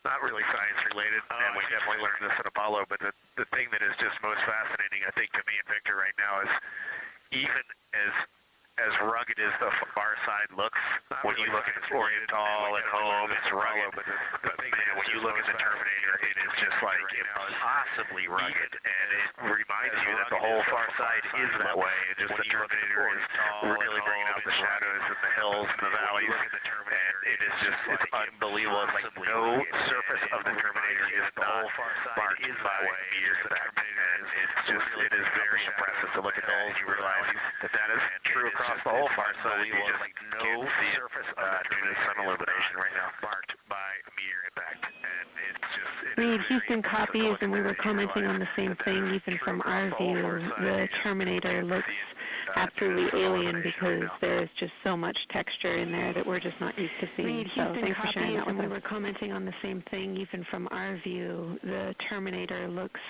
absolutely alien because there's just so much texture in there that we're just not used to seeing. So thanks for sharing that with us. Of Oriental, right on the southern Terminator, is just a massive crater. I don't know the name of it. Maybe you can look on the Solar Array West video and tell me it's right. It's the southernmost crater you see on the massive Terminator right now. I don't know the name of it. Maybe you can look on the Solar Array West. We're looking for you. And tell me it's right. It's the southernmost crater you see on the Terminator right now. We're looking for you.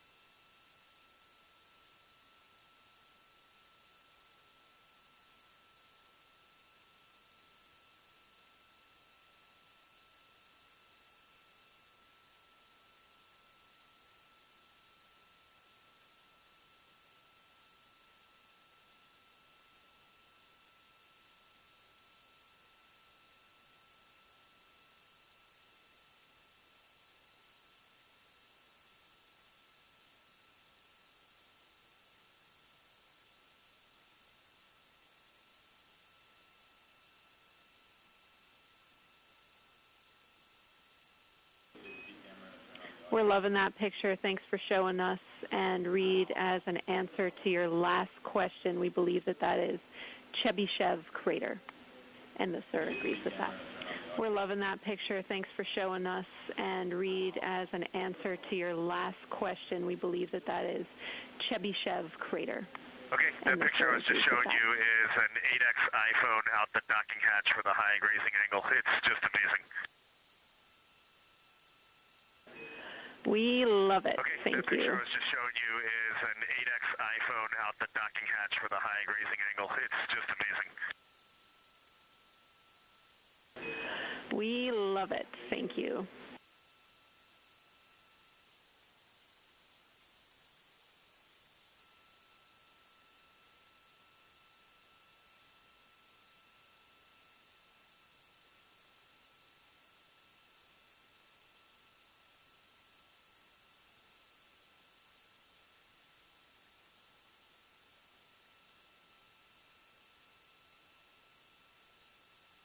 This is Artemis Mission Control in Houston, Texas. Mission elapsed time, 4 days, 22 hours, 12 minutes into the flight of Orion.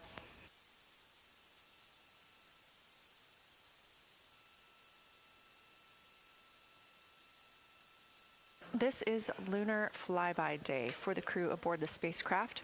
Reid Wiseman, Victor Glover, Christina Koch, and Jeremy Hansen are now the farthest people to have ever traveled from Earth.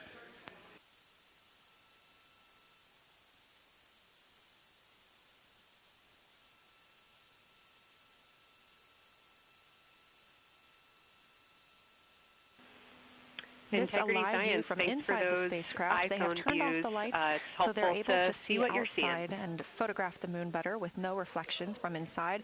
And for a very brief moment there. Integrity Science, thanks for those iPhone views. It's helpful to see what you're seeing.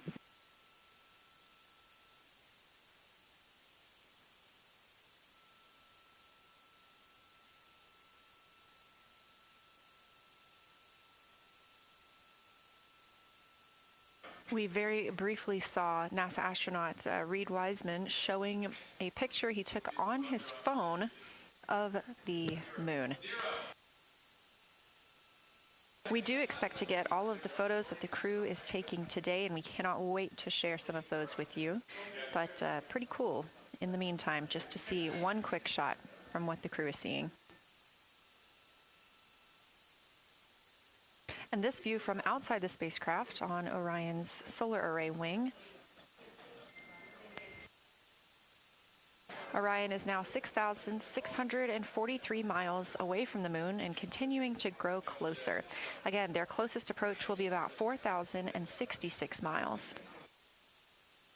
The best comparison is if you held a basketball at arm's length. That's about what it would look like to the Artemis II crew at their closest approach.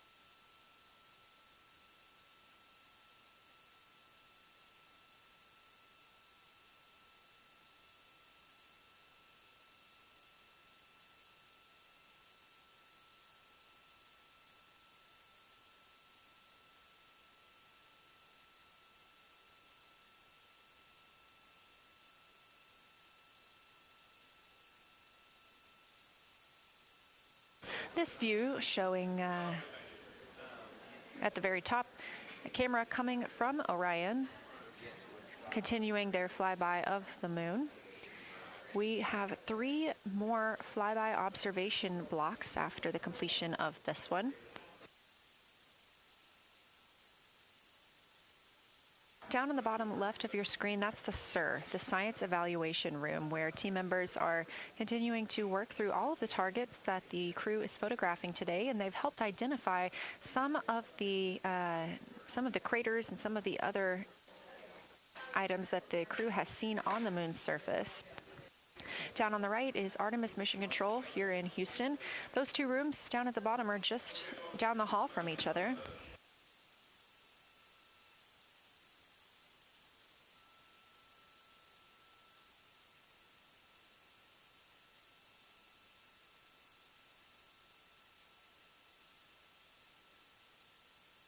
And we are just a few minutes away from the next cabin and window team swap. That means Victor and Christina, who have been at the windows, will fly to the cabin, the background essentially, and be their support crew for Reid and Jeremy. Reid and Jeremy will move back up to the windows.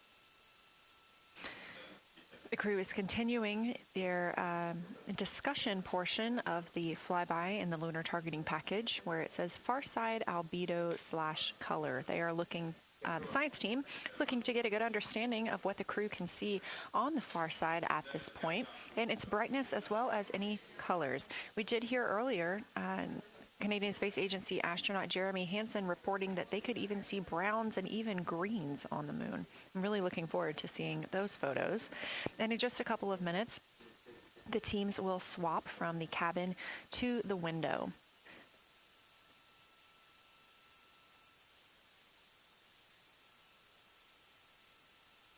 Another rundown of just how this flyby is choreographed inside the spacecraft today. So these activities have been timelined, and there are these 5 blocks of time during which the crew is going to be observing the moon from Orion's windows. Now we are just coming up on the end of the second block, and we'll start the third soon. So at any time during those blocks, 2 members are at the windows working in a pair. One is taking photos from window 2 and has a blue shroud over the window to help prevent any reflections from inside the spacecraft. They are also using an 80 to 400 millimeter zoom lens. And the other astronaut on the window team will be in window 3 using their portable computing device to make annotations. Now, again, both of those crew members are making audio recordings of what they are seeing, and we are not hearing that right now. Those are going to be downlinked later to the science team. Integrity Houston, it is time for another swap between the cabin and the window team. Those 2 crew members at the windows we have 15 minutes of handover time, and then we will expect Jeremy and Reid at the windows and Christina and Victor at the cabin team. So I have no new vehicle updates for you, but I do have a photo location for some photos on PCD, and I want to let you know that Jeremy's family have arrived in the viewing gallery. New vehicle updates for you, but I do have a photo location for some photos on Ike's PCD, and I want to let you know that Jeremy's family have arrived in the viewing gallery. Okay, Jenny, we copied most of that. The only thing we're missing is what you meant about the photo location on Victor's PCD. And hello to my family. I think that must be captured in Devon's letter there. Most of that. And the only thing we're missing is what you meant about the photo location room. And we copy a cyber crew swap. The A team's coming out of the windows and the B team's going in. And I'm glad they made it into the deal. Okay, copy. All I meant to pass for Victor's PCD is that there are some late load photos that were requested that are now in his favorite photos folder. Okay, copy. And you're exactly right. We have Catherine and Devin here. They give you a big wave, and they're super excited and happy to see part of what you're seeing. Requested that are now in his favorite photos folder. And you're exactly right. We have Catherine and Devin here. They give you a big wave, and they're super excited and happy to see part of what you're seeing.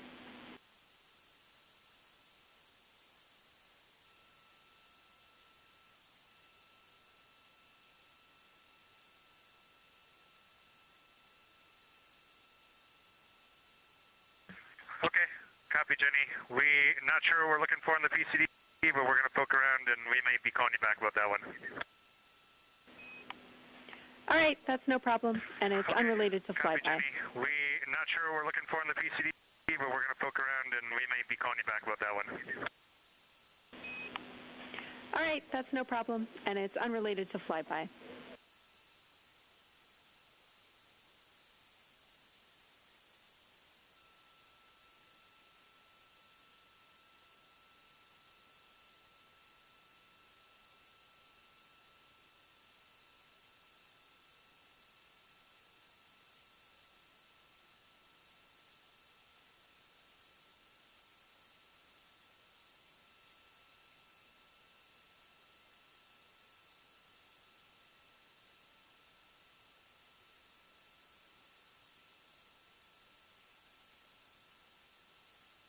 This is Artemis Mission Control here at Johnson Space Center in Houston, Texas. And as you just heard, Capcom, or Capsule Communicator Jenny Gibbons, Canadian Space Agency astronaut, and Artemis II crew backup, relaying to the teams in Orion that it is time for a swap from the cabin to the window teams.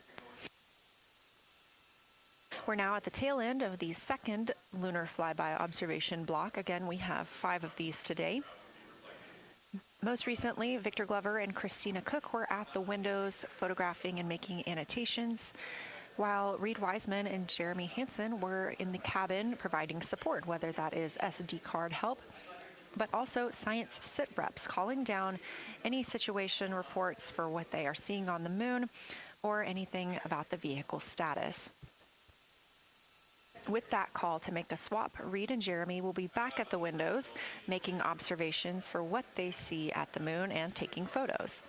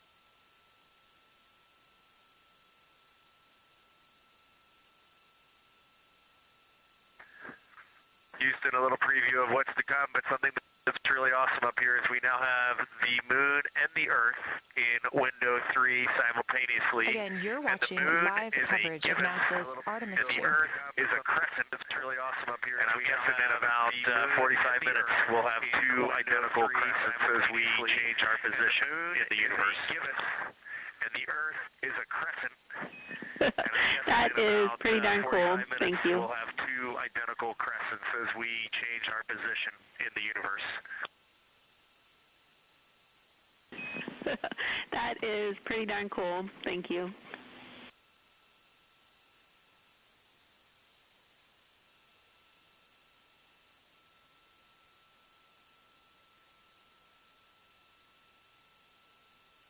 That's the Artemis II crew, the first astronauts to fly by the moon in more than 50 years, reporting that when they look out of window 3, one window, they're able to see both the Earth and the moon at the same time now. Now, obviously, our view is from a camera on the solar array wing pointed at the moon, and we hope to see that view of both the Earth and the moon soon.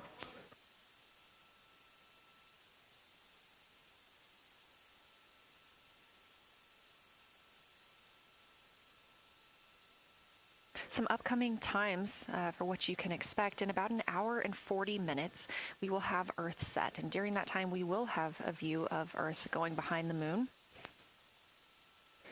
Shortly after, just a few minutes later, we will lose signal with the Orion spacecraft. This is tracked as it is going behind the moon and out of reach of the Deep Space Network.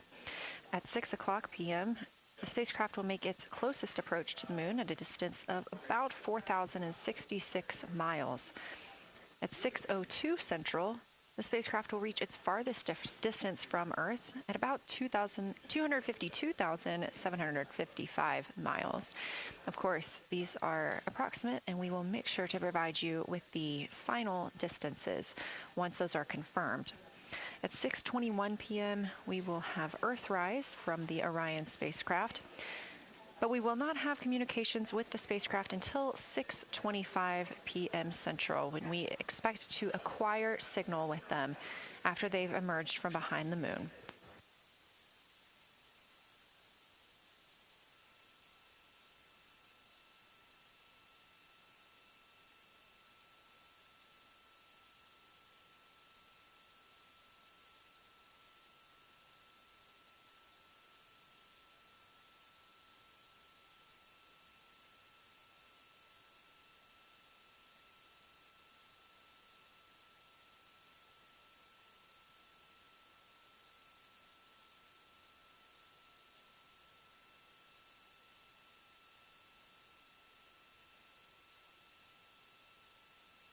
Again, you're watching live coverage of NASA's lunar flyby for the Artemis II mission, first crew to fly beyond the moon in over 50 years.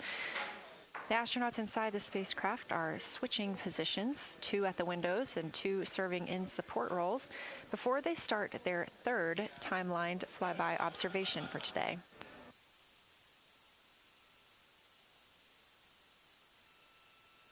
We've heard great calls from the crew so far describing what they're seeing, all well trained by the science team here on the ground.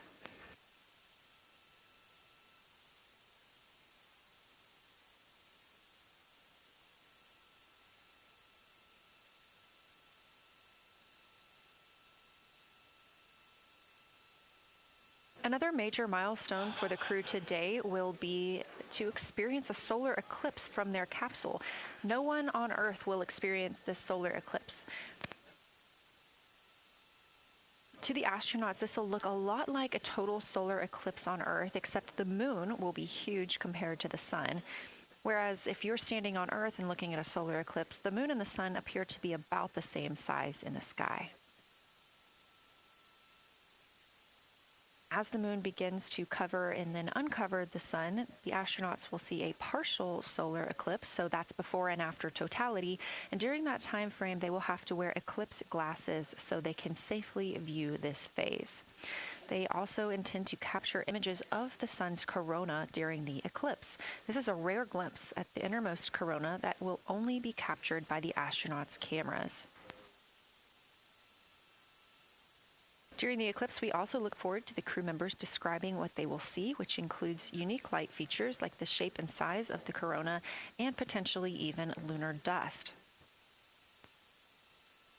At the same time, Venus, Saturn, Mars, and Mercury will be near the Sun, so they may be able to identify what part of the sky they're looking at.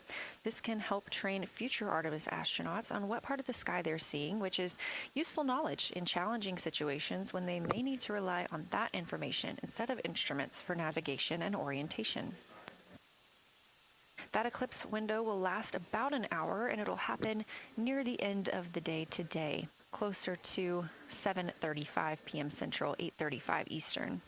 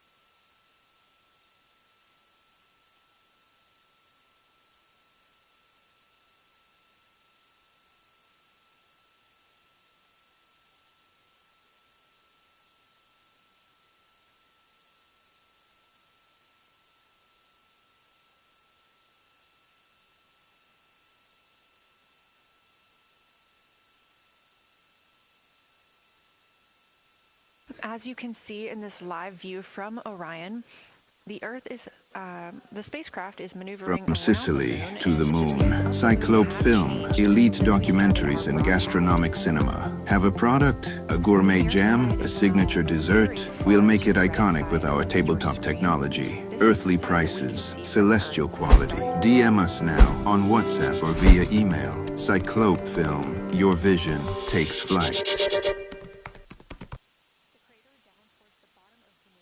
Oriental.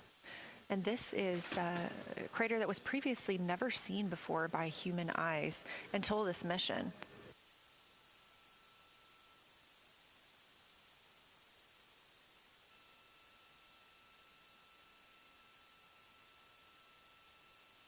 Everything to the left of Oriental is considered the far side.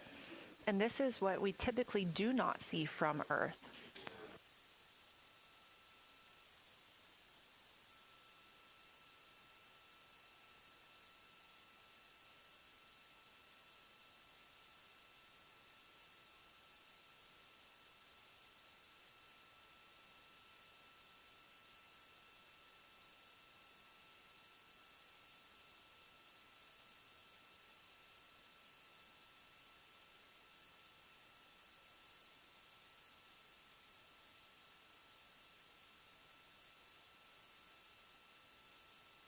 And just a reminder about this view, this is coming from a GoPro camera mounted on the tip of one of Orion's 4 solar arrays. Each solar array has a camera mounted on it, and the bandwidth is limited due to we have a crew on board, and this is our first flight of crew aboard the Orion spacecraft. So having a crew means we have to have an environmental control and life support system. There's a lot of data around, a lot of data to bring down for the crew members to keep us up to date on everything happening aboard the spacecraft. So we have to share our bandwidth when it comes to imagery and data.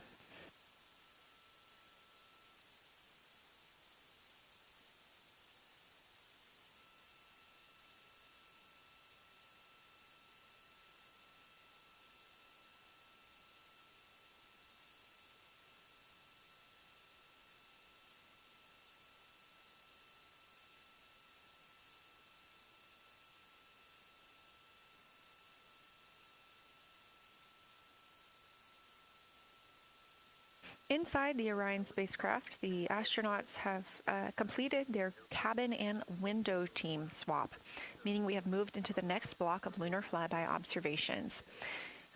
Jeremy Hansen and Reid Wiseman are now back at the windows, taking photos and making annotations.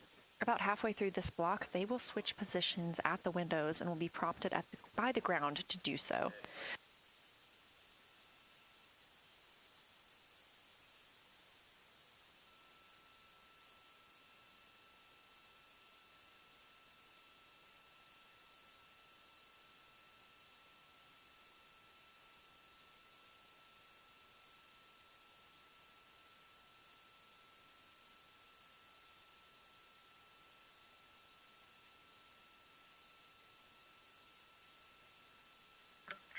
Houston integrity for sit rep. First of all, I'll just talk about the experience that I had during Victor and my observation time. It was an incredible experience. We definitely noted how much more you can see with the zoom lens.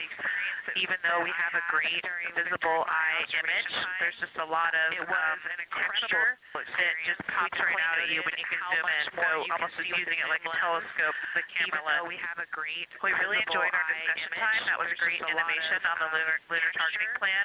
We were both able to describe a lot more kind of with flow, I would say, when we were talking to each other. And it was also, we sort of were able to bounce ideas off of each other and come to new conclusions. We had, I think, a very successful when we were talking through some contact between different color areas, both in the Mare and in the Highlands, and we identified some really unique texture areas as well. At one point, towards the end of the images of my time in window 3, I just had an overwhelming sense of being moved by looking at the moon. It lasted just a second or two, and I actually couldn't even make it happen again. But something just drew me in suddenly to the lunar landscape, and it became real. And the truth is, the moon really is its own body in the universe. It's not just a poster in the sky that goes by. It is a real place. And when we have that perspective and we compare it to our home of the Earth, it just reminds us how much we have in common. Everything we need, the Earth provides, and that in and of itself is somewhat of a miracle, and one that you can't truly know until you've had the perspective of the other. Everything we need, the Earth provides, and that in I'll switch into some logistics stuff. The Peltors, both their batteries stopped providing the active listening, but we have verified they're still recording, and so we are able to have discussion time and hear outside our recording by just moving the ear cups off of the ear. Other than that, everything's working well technically, and we've been able to find all our targets, and we're having a really great time outside our recordings by just moving the ear cup off of the ear. Thanks, Christina. We copy those logistics for the Peltors, and also thanks for bringing us into the cabin with you with that description. Thanks, Christina. We copy those logistics for the Peltors, and also thanks for bringing us into the cabin with you with that description.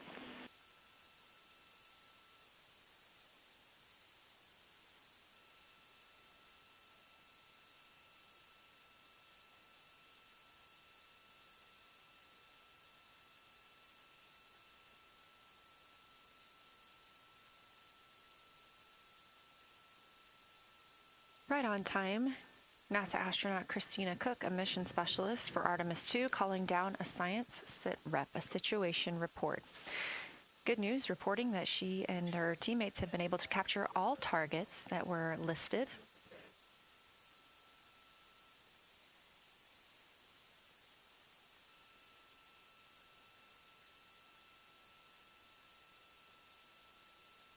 Christina also gave a vibrant description of just how it feels to be there and to see the moon up close and not just something passing in our night sky.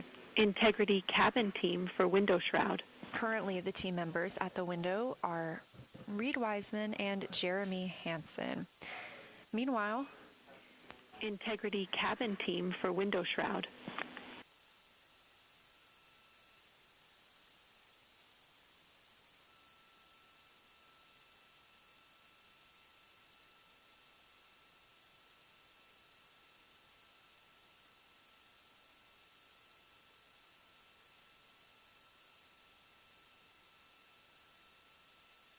We're listening. Go ahead, Jenny. Hey, Victor, we have a temperature constraint on the windows, and the shroud might be getting us close, so we just want to check on the state of window 4 shroud, we have a whether you believe it's still necessary because maybe things have changed with our viewing, and so we just want to check on the state of window 4's shroud, whether you believe it's still necessary because maybe things have changed with our viewing, and if so, we would like to request to have the shroud removed. The corner, it is very bright. It definitely would affect our night vision and maybe comfort. But is there a time, can you tell us when we would have to take it off by? The corner, it is very bright. It definitely would affect our night vision and maybe comfort. But is there a time, can you tell us when we would have to take it off by? Unfortunately, since it's been on for a while, we are going to have to request that the shroud is removed, and we can recommend something that could block the light but just create a bit of distance between the window and whatever is covering it. Going to have to something like a T-shirt would do the trick and we can recommend something that could block the light but just create a bit of distance between the window and whatever is covering it. Something like a T-shirt would do the trick and help.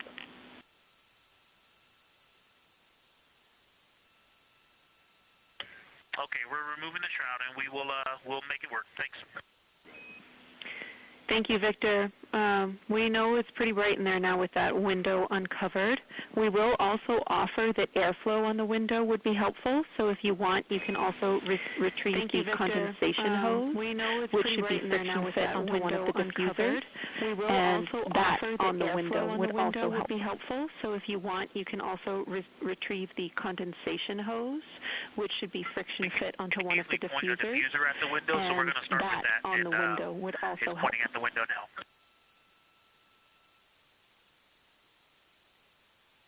We can easily point a diffuser at the window, so we're going to start with that. Okay, we'll take that, Victor. Thank you.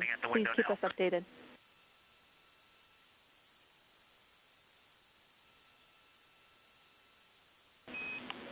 Okay, we'll take that, Victor. Thank you. Please keep us updated.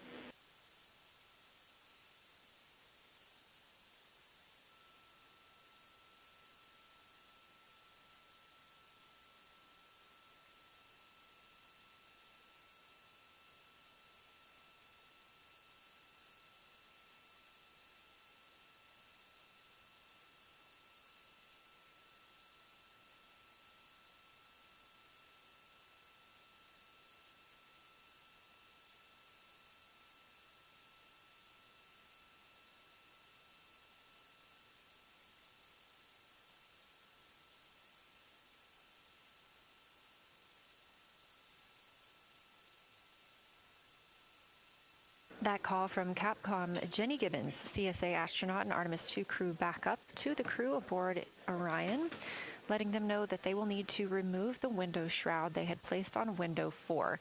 They initially placed that shroud there to block out some of the light from the Earth. It was extremely bright coming in the cabin and interfering with some of their viewing opportunities out at the moon.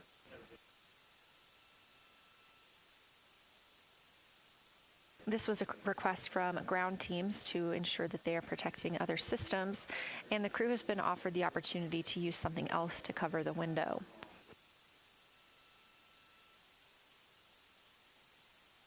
Meanwhile, Reid Wiseman and Jeremy Hansen continue with their lunar flyby observations. They have just looked at Glushko crater. That's about when we heard that call down from Christina Koch with that description of everything she had been seeing during her observation period and what she was seeing at that time.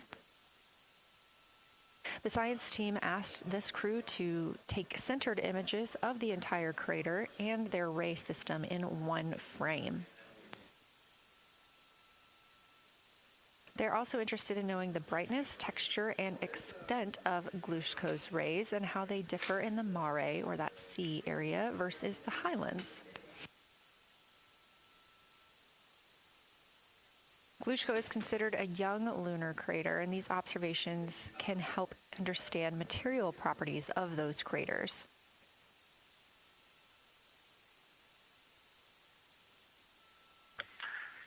science integrity. First, I wanted to start off with connecting with what Christina said, that it was very moving to look out the window. I had the unfortunate sequence to start looking out the window and then move to the long lens. It was hard to look out the window. Looking through the unfortunate sequence to start looking out the window, walking around down there on the surface, climbing long off-roading on was amazing terrain. Looking through the zoom, I also want to underscore something that she said, Christina, as we continue to explore when we actually do go down into the surface. I know for safety reasons that we would never send someone alone, but I just want to really emphasize how important the discussion time was when we started to talk. We not only got better science discussion, we got better human connection. We would never send someone alone. Doing this as a pair, I want to really emphasize how important the discussion time was when we started to talk. We not only got better science discussion, we got better human connection. So Orion Basin angular ring has a similar albedo to the center, super different color. It has more brownish tones in it. And Reid said it's very interesting. Orion Basin angular ring has a similar albedo to the Victor, center. thank you. You got a cheer from science there, and we all just went on that moonwalk with you, so highlighting how important it is to talk about these things. Victor, I also want to let you know that we have Deanna Glover with us in the viewing gallery. She's also on that moonwalk with you, so highlighting how important it is to talk about these things. I also want to let you know that we have Deanna Glover with us in the viewing gallery. She's all smiles. I love you from the moon. We love that we got a hey babe too, and we also have one of your lovely daughters here watching you guys work. I love you from the moon. We love that we got a hey babe too, and we also have one of your lovely daughters here watching you guys work. Them through this. And to all of you, Genesis, Maya, Joya, and Corinne, I love you. And Deanna, I love you. I'm glad you get to be there. Thank you guys for doing that and for supporting them through this. And to all of you, Genesis, Maya, Joya, and Corinne, I love you. And Deanna, I love you. I'm glad you get to be there.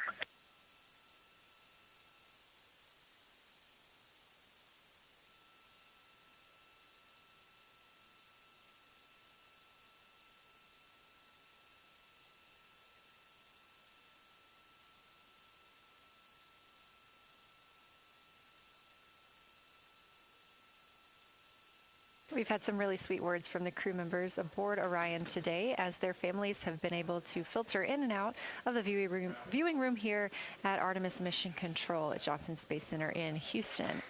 Victor Glover also giving a great science sit rep and just a description of how it must feel if you were down on the lunar surface while he was looking through that 80 to 400 millimeter zoom lens. He also expressed how important it was to be able to talk through that real time with Christina Koch and stress the importance of that on future missions, that it not only made their discussions better, but also more human. Glover and Cook are in the support roles right now, not taking photos or making annotations at the windows, but they are also encouraged to have their midday meal at this time.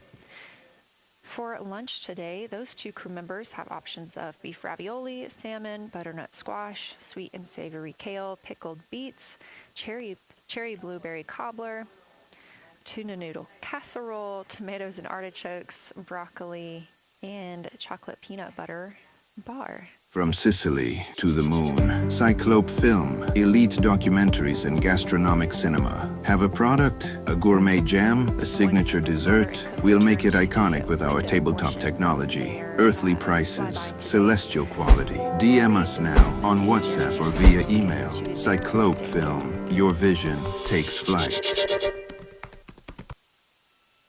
Again, this is the third of 5 scheduled blocks for our lunar viewing today, and if you were watching at the start of the broadcast, you can definitely tell the difference in the distance from the moon. We are now 5,518 miles away from the lunar surface, and again, expecting the crew to get about 4,066 miles away.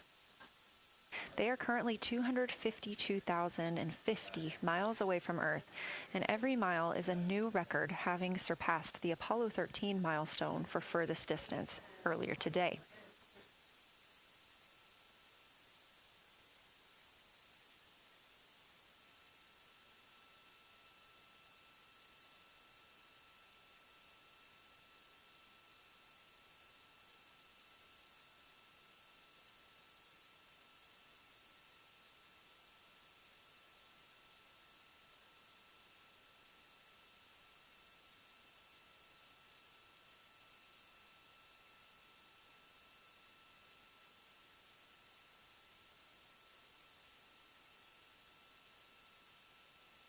If you look down to the bottom right of the moon in that darker looking area, that is Orion Basin. We have continued to lose views of the near side. It is just barely visible over towards the bottom right side of your screen. And then you'll also hear later about that terminator. That's the line between light and darkness while on the moon. It is really exposing some of those craters at this time.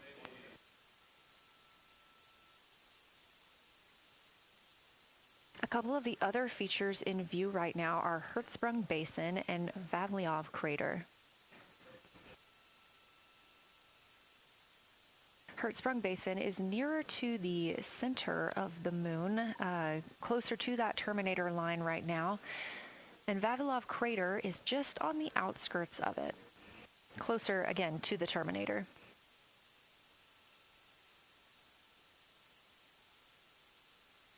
Towards the bottom of the moon and to the left of the terminator line, or currently shadowed in darkness, is Apollo Basin. Science from integrity. Let me find out how far we are from the moon right now. But our view is about a third of the moon is in eclipse. That beautiful terminator is out there calling to me. We're 4,691 miles from the moon. Is about a third of the moon is in eclipse. What looked like terminators in the terminator were 4,691 miles from the southernmost part of the terminator. Looked like a dinosaur. What looked like one was running to the northwest. Now is away from the southernmost part of the terminator. Craters around it. Looked like a dinosaur. If one was running, I can only see about half of north through the west window right now. Now is Z9 in window 1 with a bunch of craters around it. But that terminator has moved. I can only see about half. I've been using Vavilov the whole time, so it's gone. Z9 in window 1. 2 more Vavilov craters to the west, and so a few more features are starting to peek out. I've been using Vavilov to the sunlight there, so it's gone with that low sun angle, so you still have ridges, and so a few more showing up here are starting to peek out jagged to the terminator, and with that low sun islands of light, you still have ridges high and elevation showing up shiny, very jagged sunlight in that darkness. And on the eastern side of the light out there, the elevation, Grimaldi appears to be one of the farthest eastern features, and that is maybe 5 degrees from being right on the limb and going off over the horizon. Let's see, Grimaldi appears to be one of the farthest interesting, just looking at Orion, that is maybe 5 degrees from being right on the limb. My first impression of it is all of the dark areas appear lighter, which I think makes sense because it is now just looking at Orion. Well, it's still relatively the same to the sun, but my impression of it is all of the dark areas appear a little more, even further, I think, to the side as we pass out facing. But all the still features appear to be just a little bit lighter from this vantage point. The darker, a little more structure, even further outer and inner side as we pass the interior, but as well as the features appear to be just a little bit, just a smidge lighter at this point. Vantage point, the darker ring structure in the outer and inner ring. Thanks for that description, Ike. Any additional words you can provide on Oriental would be wonderful, as that is such a high priority target for us. Thanks for that description. And while I have you, as we get closer to target additional 15, which is the Terminator target, if you can find Zeeman Crater again that you were looking at earlier, and everything to your left of Zeeman would be getting into the South Pole 15, which is the Terminator target. If you can find Zeeman Crater again that you were looking at earlier, everything to your left of Zeeman would be getting into the South Pole area to help you orient yourself.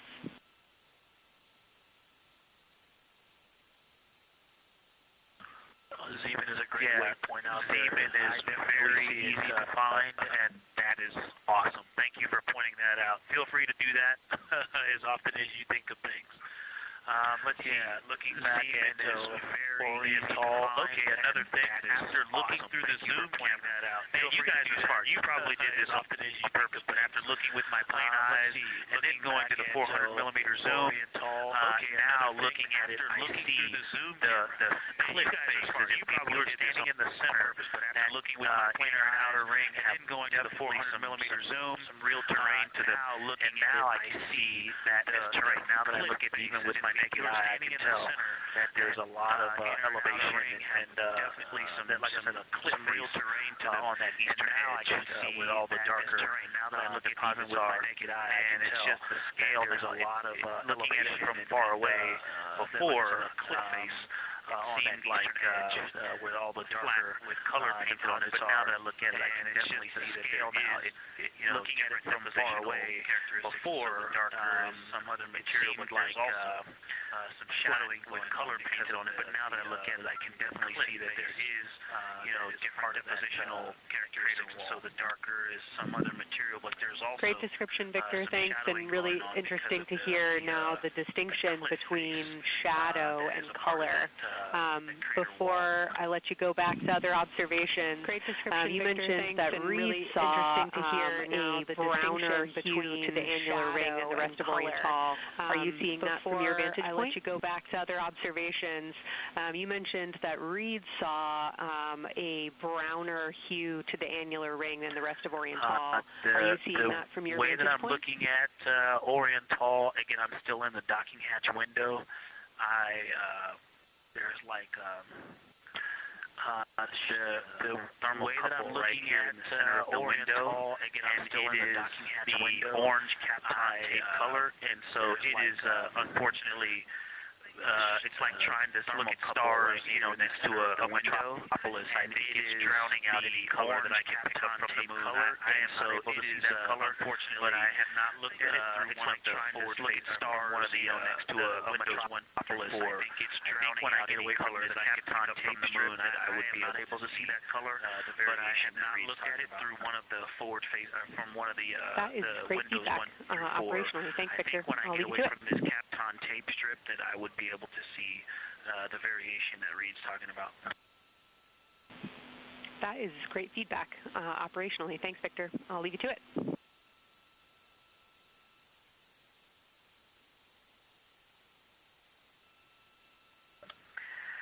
Science integrity with a question from the window team. Integrity, this is Science here with you.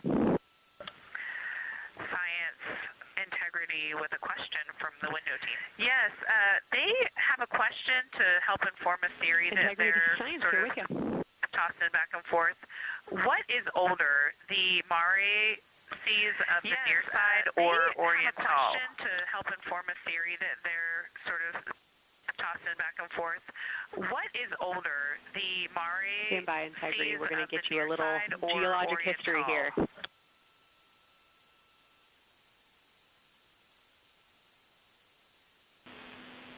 Stand by, Integrity. We're going to get you a little geologic history here.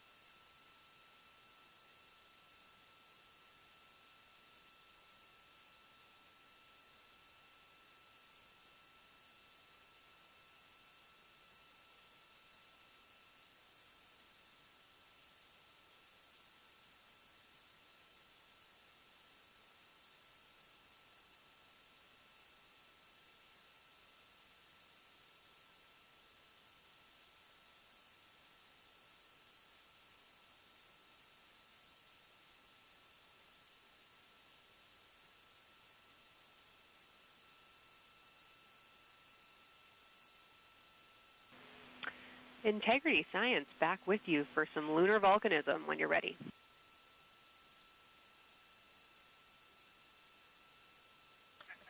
Go ahead.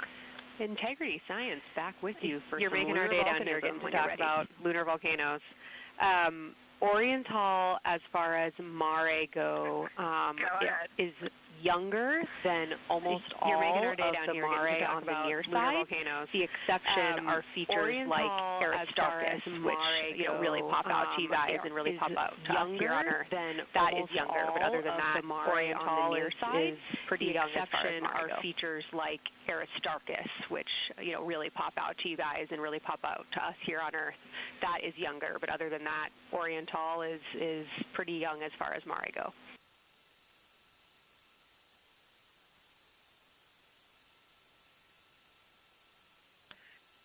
And Kelsey, thanks for that. We love lunar volcanism too. How about when the actual crater was formed? And Kelsey, thanks for that. We love lunar volcanism too. How about when the actual crater was formed? Yeah, we're going to get you an age for Oriental, and while we're getting that, Christina, can you, maybe you've heard the window team talk about the sort of contacts around Oriental, we're get you an age for Oriental, that material is so much younger. Can you, if anything pops out to you about physical relationship between that sort of surrounding terrain around Oriental, but because that material is so much younger, if anything pops out to you about physical relationship between that and surrounding terrain, that could explain some of the color that they're seeing in certain areas, and so it was really about the agenda of the creation of could explain the basin and that they're seeing in superposition of it. So it was really about the Mare on the near side or other features. So thank you. We'll take the information when you have it of the basin and understanding the superposition of its ejecta and Mare on the near side. Thank you, Integrity. And I know Jenny wants to get to you with some topics, so I'll leave you with Oriental is 3.8 billion years old. Thank you, Integrity. And I know Jenny wants to get to you with some topics, so I'll leave you with Oriental is 3.8 billion years old. Copy that. So that's on the older side. The actual basin is very old. Correct, as is the case with a lot of Mare. Typically the big basin formed, and then the volcanic eruption was able to punch through the crust where it was weakened by that basin formation. Correct, as is the case with a lot of Mare. Typically the big basin formed, and then the volcanic eruption was able to punch through the crust where it was weakened by that basin formation.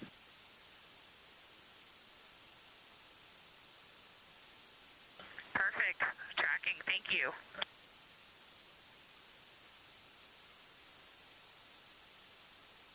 NASA astronaut Christina Koch calling down some questions to the science team on console. The voice you're hearing with those answers is Dr. Kelsey Young. She is joined by Trevor Graff on console today. Christina asking about the age of Oriental, and specifically the Mare regions. Those are those dark regions that you see. They are paved or filled by volcanic deposits.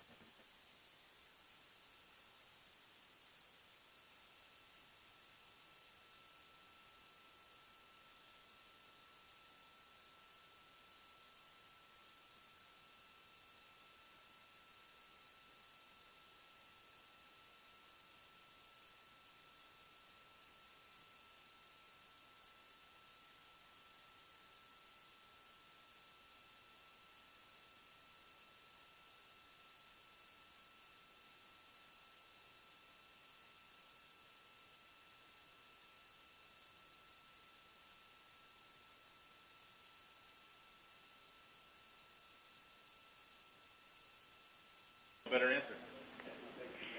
Integrity, it's about time for a position swap at the window. So we will ask Reid and Jeremy to swap positions, and I'll remind you again about your SD card. Integrity, it's about time Victor for a position Christina, swap I have one window task. So we will ask Reid and Jeremy to swap positions, And I'll remind you again about your SD cards. And Victor or Christina, I have one window task for the captain team. They are swapping, and I'm ready. All right, Tina, we found a way that we can reinstall the shroud on the window. We understand it's pretty darn bright compared to everything that you're looking at. So in order to reinstall it, we will ask that you retrieve the condensation hose on the window, and you install it on a friction fit on the cabin air outlet port. That's right by one of your diffusers. You're going to point that little condensation hose such that the air is flowing over the window pane. Outlet port. Let me know when you're ready for the stowage location. You're going to point that little condensation hose such that the air is flowing over the window pane. Let me know when you're ready for the stowage location.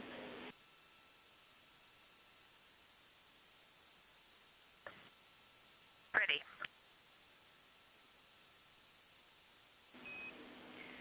Christina, the hose is in locker A1.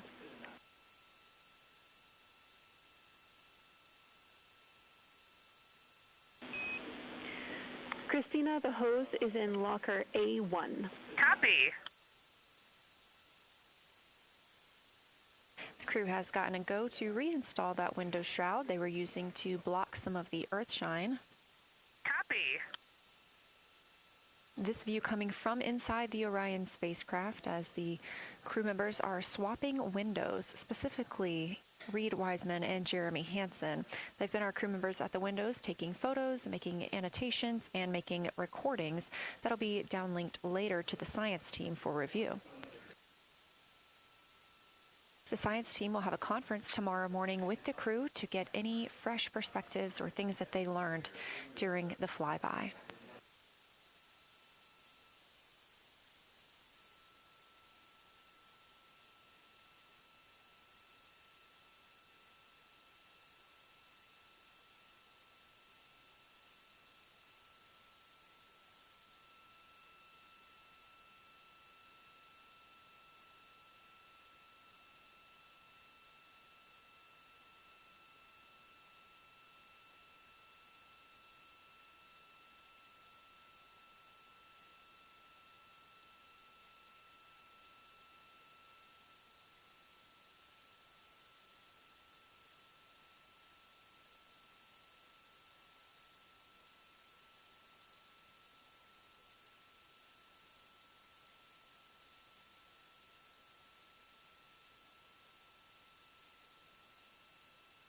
Again, we are now in the third of 5 observation blocks for the crew scheduled for today.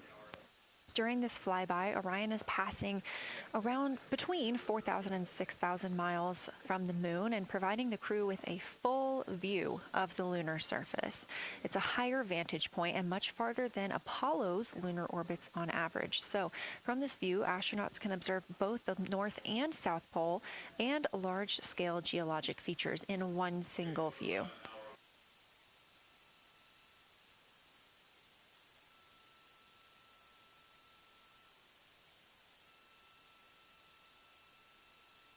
We are now just under an hour until Orion passes behind the moon, and we lose communication with the crew. They will be out of reach with any of our deep space network antennas. That loss of signal will last about 40 minutes, and we expect to regain communications with them once they fly behind the other side of the moon. While they are behind the moon, they will also reach their max Earth altitude as well as their closest approach to the lunar surface.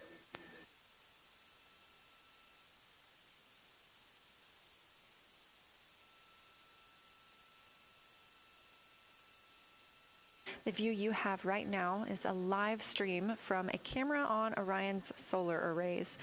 You are looking at a live view of the moon, and 4 people are inside that spacecraft taking pictures of it, telling us everything that they are seeing. The first humans to do so in over 50 years. They'll be sending those pictures down for all of us to enjoy, and of course, especially the science team, who are very excited for what they are learning today.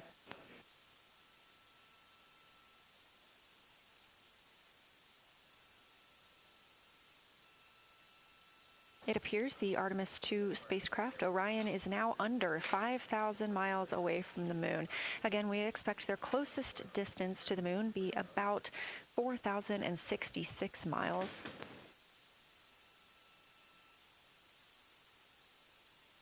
That is an estimate at this point, and we will make sure to share that closest approach distance once we receive it. Question, did you just want us to cool the window with the condensation hose, or did you want us to put the shroud back on and cool the window at the same time? And Houston integrity question, did you just want us to cool the window with the condensation hose, or did you Victor, we definitely want you to cool down the window with the condensation hose. It's crew preference whether you put the shroud back on. The hose will allow you to do that if it helps with your lunar flyby. Victor, we definitely want you to cool down the window with the condensation hose. It's crew preference whether you put the shroud back on. The hose will allow you to do that if it helps with your lunar flyby. Copy.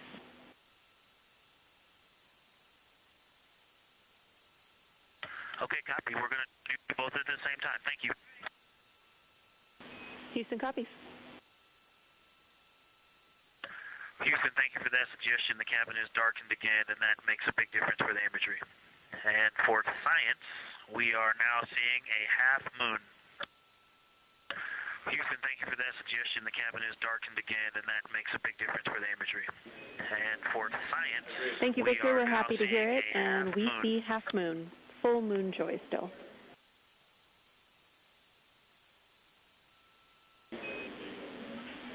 Thank you, Victor. We're happy to hear it, and we see half moon. Full moon joy still.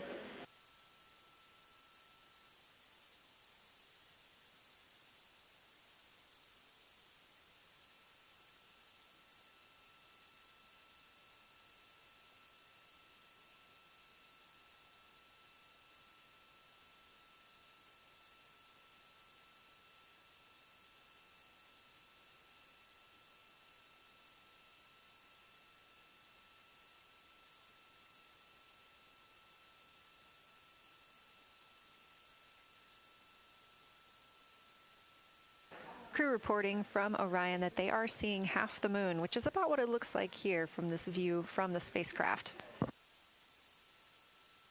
However, what has become a little bit of a catchphrase for this mission, everyone is reporting full moon joy.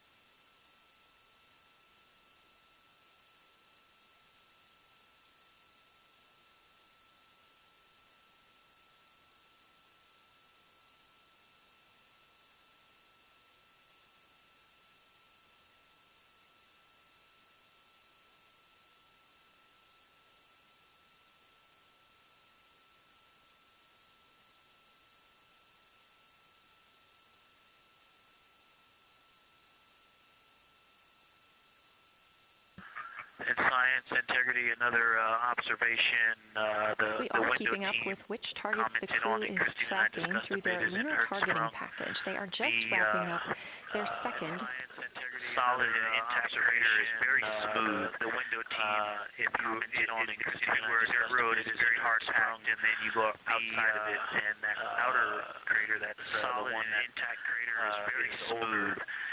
It is rough, a little rougher and more jagged. It starts to get hard packed, and then you go outside of it, terrain. That outer and that's the one that is smooth, older. Interior also causes a little rougher and more jagged. The larger crater, the smaller craters have really sharp edges, terrain edges.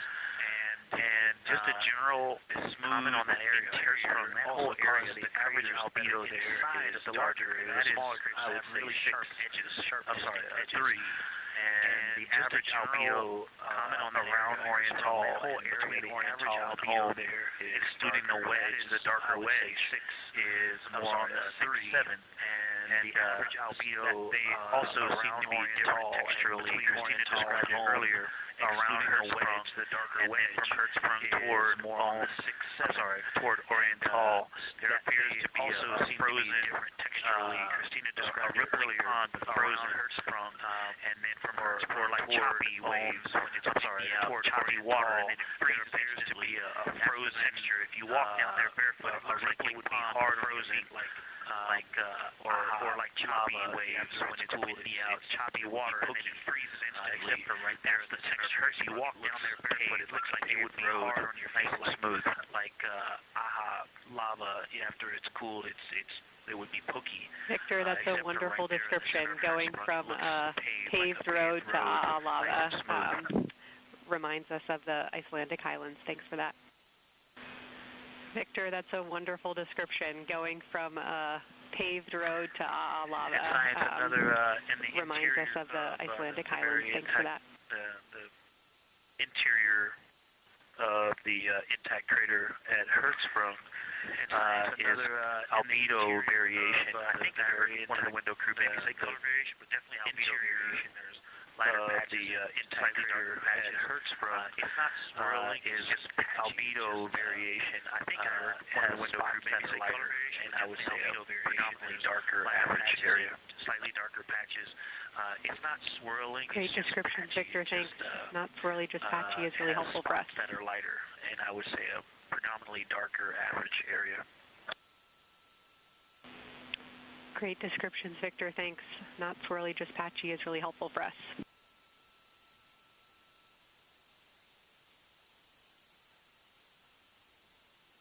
In science, the window team is hitting all the targets. They are on plan and starting the discussion of the Terminator. And boy, I'm loving really the great Terminator. descriptions coming from. I know it's not really hitting all the targets, but what it does to the features of the terrain. I've probably spent the most time describing into my recordings and thinking about it, looking at the Terminator. There's just so much the features of the moon to the terrain, the islands of light, the valleys, the most look like black holes. You fall straight to the center of the moon. If you step in some of those, there's just so much captivating the Terminator. The Terminator is the valleys, the most black holes that fall so far to the center of the moon. If you stepped in some of those, we've been loving your evocative descriptions, Victor. You really are bringing us along with you, and we're following along with visualizations that pale in comparison to your descriptions. Thanks.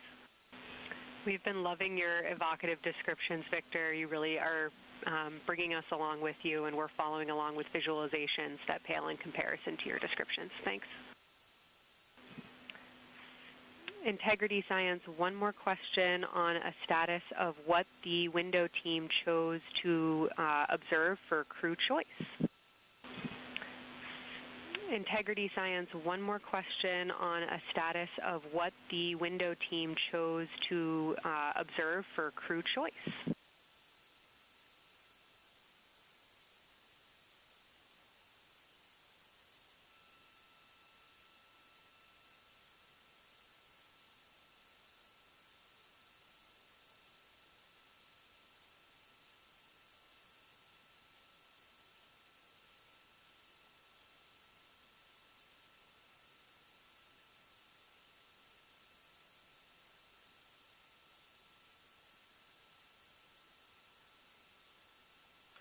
Window 2 talked about Vavilov, looked for suspended dust, and the Terminator. And window 3, about the experience and about the three-dimensionality. Looked for suspended dust, the moon this close. The Terminator. And window 3. Wonderful, and another observation about Orion dimensionality, I would say, is of the features going off to the southwest, the two large, almost look like scratches in the surface. Another I don't know if they're raised or canyon, I would say, is the features going off that are almost parallel, going off southwest or oriental, look like scratches in the surface. They are the first thing that made me notice the parallax of our trajectory looking out at oriental. That and in the inner walls of the east side of the crater ring. That made you really get a sense that we're flying over something with elevation and terrain, and they look different from the inner walls of the east side of the crater rings. Love to hear it, Victor, and you had it that those chains are actually crater rays, secondary craters formed from the formation of Oriental. Love to hear it, Victor, and you had it that those chains are actually crater rays, secondary craters formed from the formation of Orion. North, to the northwest, that run off toward Hertzsprung, the crater rays, and I believe toward Babylon. I'm not looking at it right now, but those crater rays are very interesting. They're all very small. I know you've imaged this, but they're all small and they look like, you know, a big impact launch rock, I believe, toward Babylon. I'm not looking at it right now, but those crater rays are very interesting, and they're all very small. I know you've imaged some of them are, they're all small and they look like, you know, a big converge launch toward the center of Orion. And then I think I even saw some that maybe diverge, which not diverge, but that are some of them are which indicate multiple large impacts that created a lot toward the center of Orion. And then I think I even saw some that maybe diverge, which fantastic, Victor. And I'll note that we can infer that you're looking down at your freshly named Integrity crater, which is near the end of one of those beautiful crater rays from Orion. And I'll note that thanks for the description. We can infer that you're looking down at your freshly named Integrity crater, which is near the end of one of those beautiful crater rays from Orion. With the naked eye thanks from for the this point. description.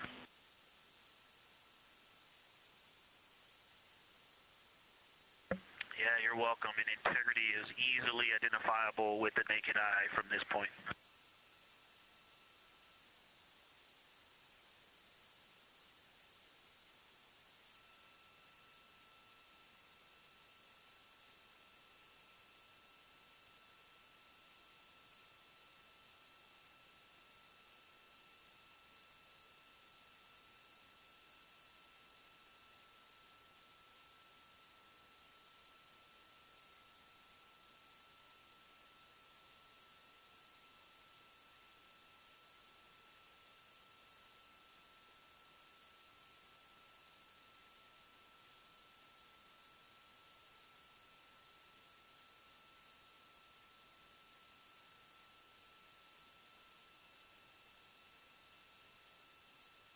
We've been hearing some great situation reports from Victor Glover, the pilot of the Artemis II mission, calling down to the science team, letting them know what he is seeing. And one of those things is Hertzsprung Basin. If you look just to the right of the Terminator, that is the difference between light and darkness on the moon. You can see what he's describing when he says Hertzsprung Basin and how it looks a little bit paved in the middle there. It's almost in the very center of the moon in this view, coming from the Orion spacecraft and a camera mounted on its solar array.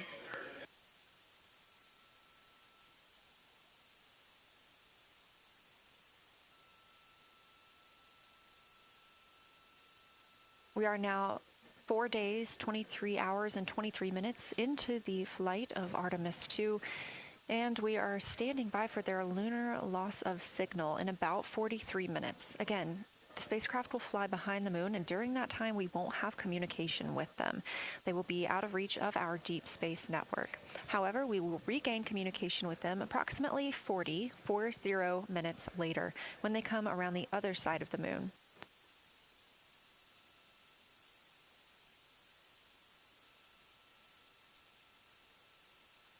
The crew aboard the spacecraft are currently discussing the Terminator, that difference between day and night. The science team is interested in learning about the topography and the color of the lunar surface, and it's already been very interesting to hear that they have seen colors like greens and browns while looking at the moon. Some of the questions that they are hoping the crew will discuss are how do the quantities and sizes of craters and mountains vary along the Terminator, and they are looking for the crew to describe the topography of features along or near the Terminator. They're also looking for more information on any color or tone variations, and they're hoping that the crew will take images to illustrate their findings. Glover reported earlier that the crew has missed none of their targets when they are photographing at the window. Aren't hearing the conversations that the crew is having right now, but these are being recorded to their personal computer devices, PCDs, and those will be sent down to the science team. The science team will have a conference with the crew tomorrow morning to discuss their findings and experience when looking at the moon today.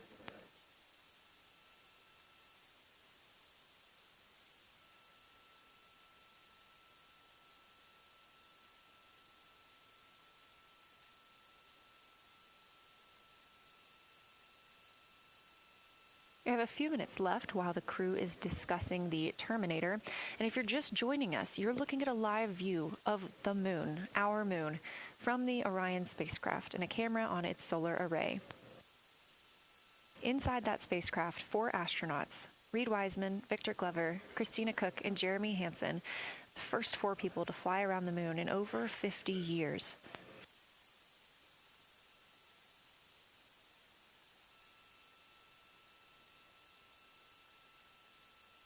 This is our lunar flyby day, and the crew has already surpassed 1 record today. The crew passed the Apollo 13 distance record at 12:57 p.m. Central, 1:57 p.m. Eastern. Canadian Space Agency astronaut Jeremy Hansen calling down that he hopes it's a record soon broken by other explorers.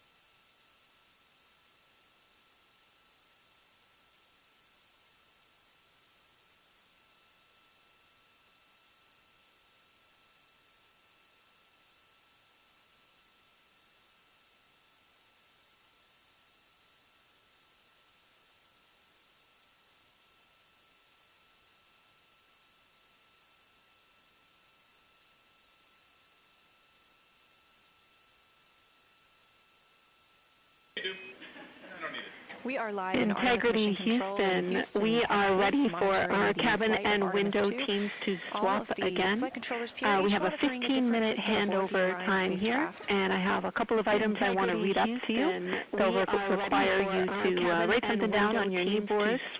So let me know when you're ready. We have a 15-minute handover time here, and I have a couple of items I want to read up to you. They'll require you to write something down on your kneeboards. So let me know when you're ready. Okay, Houston, we are ready. Copy integrity. First of all, once you start this next shift here, during this lunar observation shift, we will begin our lunar LOS, so you can expect a call from me a few minutes prior reminding you. And second of all, Fido just sent us updated altitudes and METs for lunar closest approach and max Earth altitude. Let me know when you are ready to write those down. They differ slightly from altitudes and METs for lunar closest approach and max Earth altitude. Let me know when you are ready to write those down. They differ slightly from Optimus. Lunar closest approach will be at MET 5 days, 0 hours, 25 minutes, 34 seconds. Lunar closest approach will be and the altitude MET will be 5 days, 4,000, 0 hours, 67, 25 minutes, miles, 34 seconds. Maximum Earth and the altitude will be at MET 67, 5 days, miles, 0 hours, 27 minutes, Earth altitude 39 seconds will be at MET with an altitude 5 days of 0 hours, 252,000, 756 with an altitude miles of 252,756 statute miles.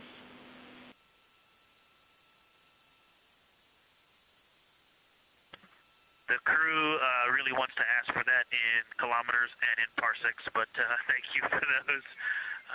That is great. Thanks for that update. I'll send Fido to work, and I appreciate the metric. Other than that, I have no new vehicle statuses to pass to you. Enjoy your handover time, and we're looking forward to picking you back up with you shortly. I'll send Fido to work, and I appreciate the metric. Other than that, I have no new vehicle statuses to pass to you. Enjoy your handover time, and we're looking forward to picking you back up with you shortly.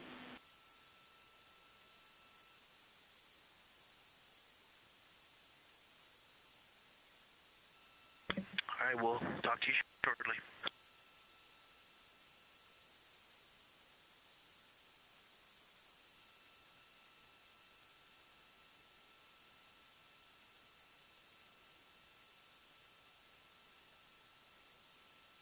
Those words called from Capcom Jenny Gibbons, CSA astronaut and Artemis II backup crew member, to the crew working aboard the Orion spacecraft. Had a little bit of a view inside the cabin. As you can see, it is very dark. The crew has turned off the lights, and the light that you were able to see is coming through the window, a reflection of Earthshine and from the moon.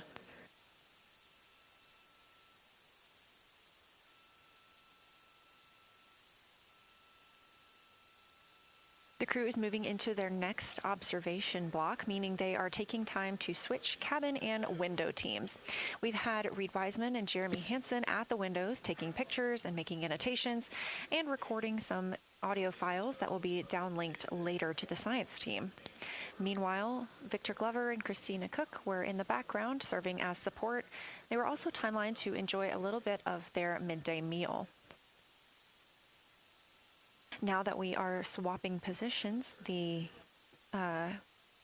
support team becomes Reid Wiseman and Jeremy Hansen.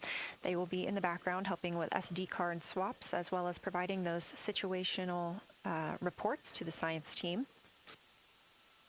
Victor Glover and Christina Koch will be the astronauts at the window, photographing and speaking into those PCDs, portable computing devices, about what they're seeing on the moon. As you heard Capcom Jenny Gibbons call to the crew, this block is also when we will lose communications with the crew. That LOS, or loss of signal, is scheduled to be less than 35 minutes from now. We anticipate to be out of signal with them for about 40 minutes, and will regain that communication once they've flown around the other side of the moon.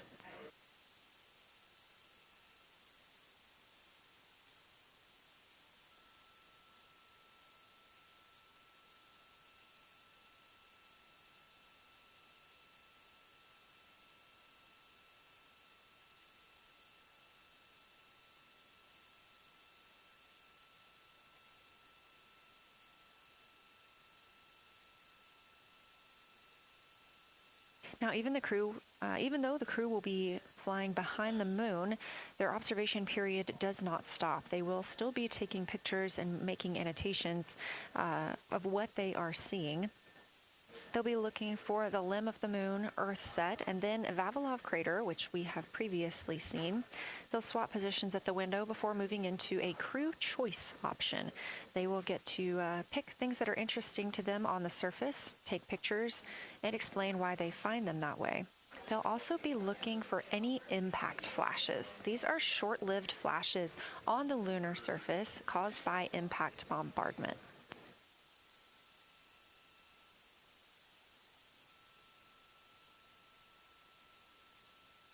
Just before Earthrise, the crew will be looking for lofted lunar dust.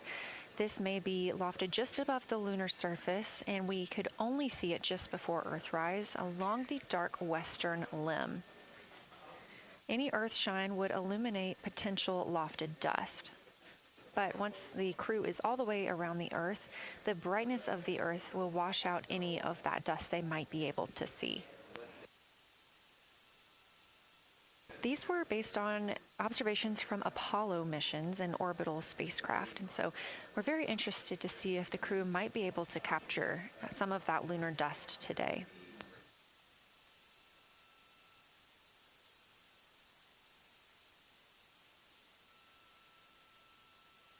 Following that lofted lunar dust target, the next will be Earthrise.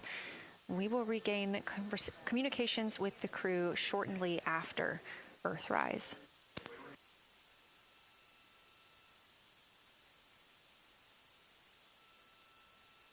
There will be a short observation break period where the moon is not in view. That's because we are also anticipating the crew seeing an eclipse today. The moon won't be in view because the team here in Mission Control Houston will need to change the attitude of the spacecraft and ensure that its solar arrays are gathering light from the sun heading into that eclipse period. So we will have communication with the crew, we just won't be able to see the moon. However, we will have views during that eclipse time frame. During that time, the science team is looking to know It will only be illuminated by Earthshine at that point. So they want to know what the whole moon looks like overall, but they also want the crew to look into deep space and potentially see if they can spot any planets.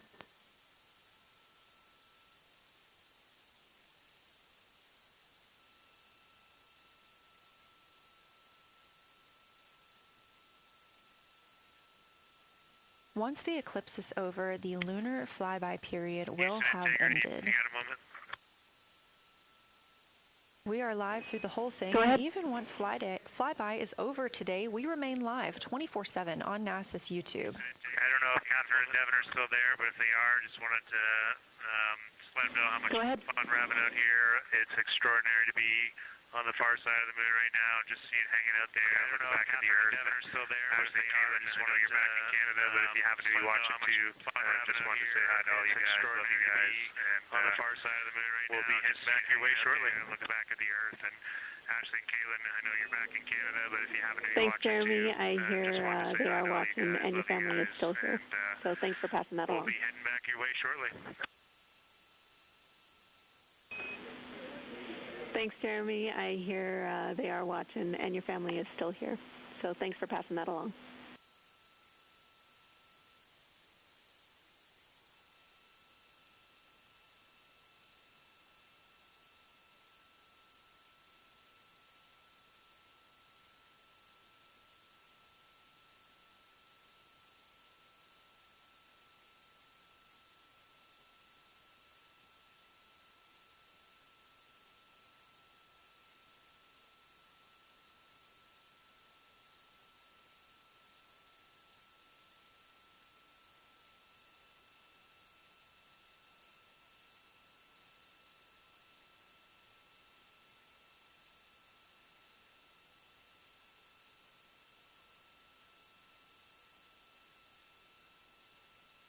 This view inside the Orion spacecraft, and it's a little hard to make out, but on the left there, that is Jeremy Hansen, just calling down some well wishes to his family, joining us in the viewing room and watching online.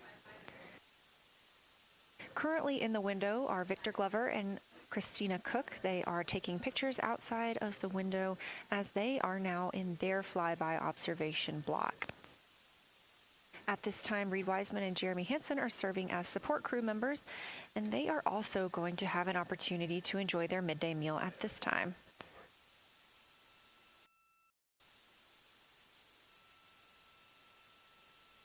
On the lunch menu today for Reid Wiseman and Jeremy Hansen, we have vegetarian chili, salmon croquettes, chicken with peanut sauce, sweet and savory kale, pickled beets, chocolate pudding, barbecued beef brisket, spaghetti and meat sauce, Italian vegetables, butternut squash, candy-coated chocolates, and maybe even a little bit of coffee.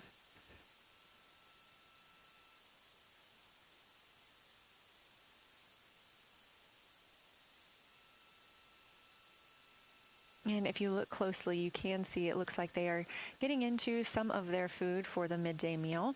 All of the food on the spacecraft is rehydratable. We don't have an option for fresh food as there's not a refrigerated section of the Orion spacecraft. So all of this food can either be rehydrated or eaten straight from the package, just depends on what the food actually is. And for food that needs to be rehydrated, there is information on each package of how much water needs to fill that bag and what temperature it needs to be.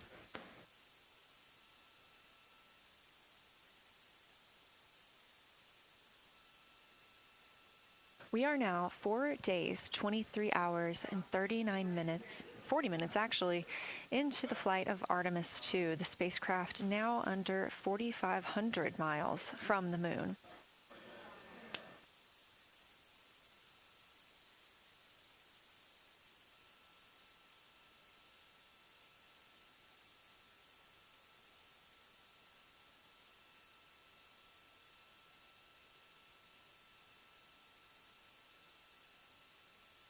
We are now also under 30 minutes away from loss of signal with the astronauts. We will regain that communication about 40 minutes later.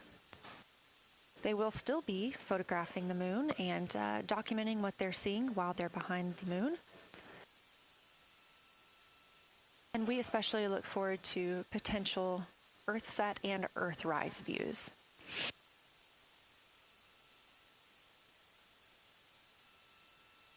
As you can see on the left side of your screen, we are streaming this solar array camera view throughout the flyby. And the science team also plans to capture an occasional still photo with the solar array intermittently, perhaps one every 8 to 10 minutes. Still photos represent the highest resolution imagery from those GoPro cameras. So starting 5 minutes before Earthset and loss of signal, the science team will capture a series of photos, one every 30 seconds, to include Earthset, all the way through 5 minutes after Earthrise and acquisition of signal. In order to capture these frequent photos, the solar array camera that we were streaming will need to switch to time-lapse photo mode. So during this time, the streaming video quality won't be as sharp as you have it right now, but we want to ensure that the science team captures the data that they need during these time frames. And we really look forward to seeing those higher resolution images once they're available. But with the view you are seeing right now, we are sharing bandwidth on the Orion spacecraft with every system that is keeping the spacecraft powered and the crew alive, especially the environmental control and life support system. As this is the first flight with crew, this is also the first flight of a life support system, keeping the crew healthy and safe on the way to the moon and the way home.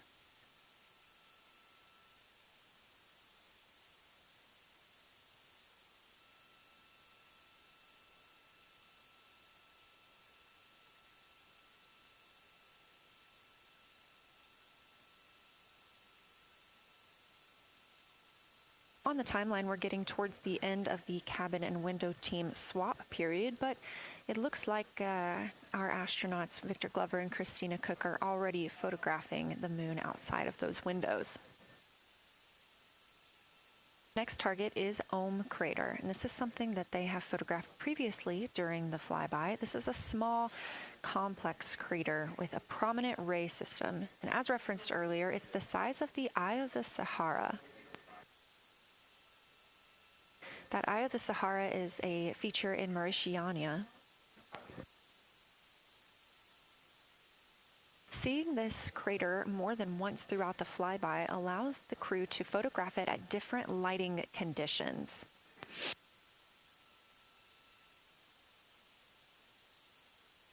Those different lighting conditions help expose different portions of the target and can help the science team learn a little bit more about how it formed and what it is today.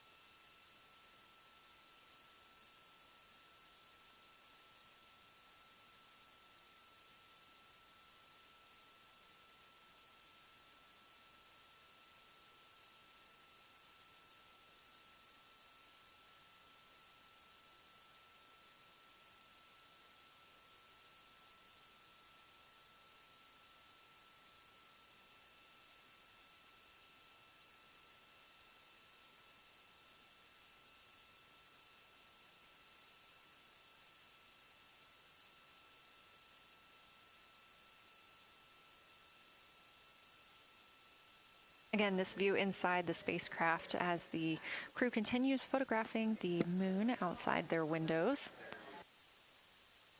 They have turned the lights off to allow them to better get photos of the moon, preventing any reflections from coming in from the spacecraft.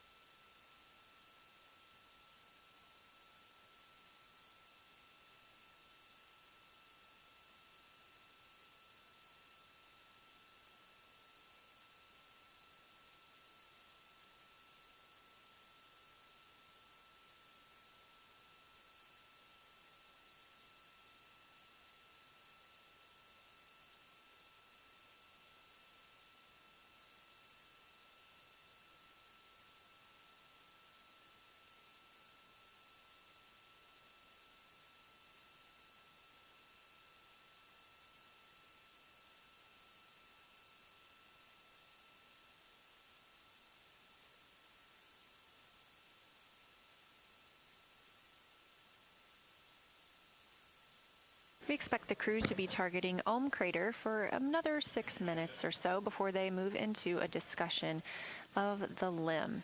Now, the science team has asked for a science sit rep or situation report during that time, so we hope to hear calls from the crew on what they are observing.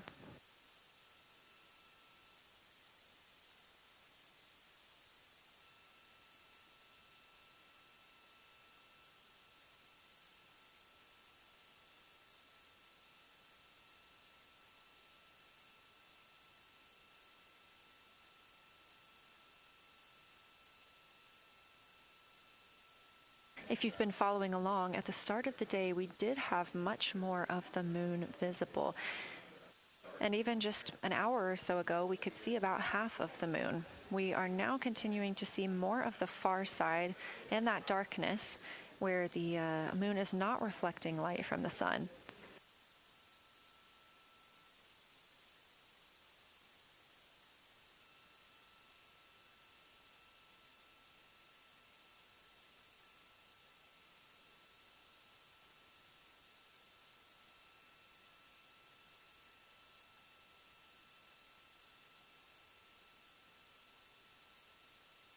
Earlier, we were also able to see some of those darker portions, that old lava flow that we often see on the near side of the moon and that we can all see from Earth. That has mostly gone away. We are now just seeing very little of Orion Tall. That's down to the bottom right of the moon. You can see just a small dark portion near the limb.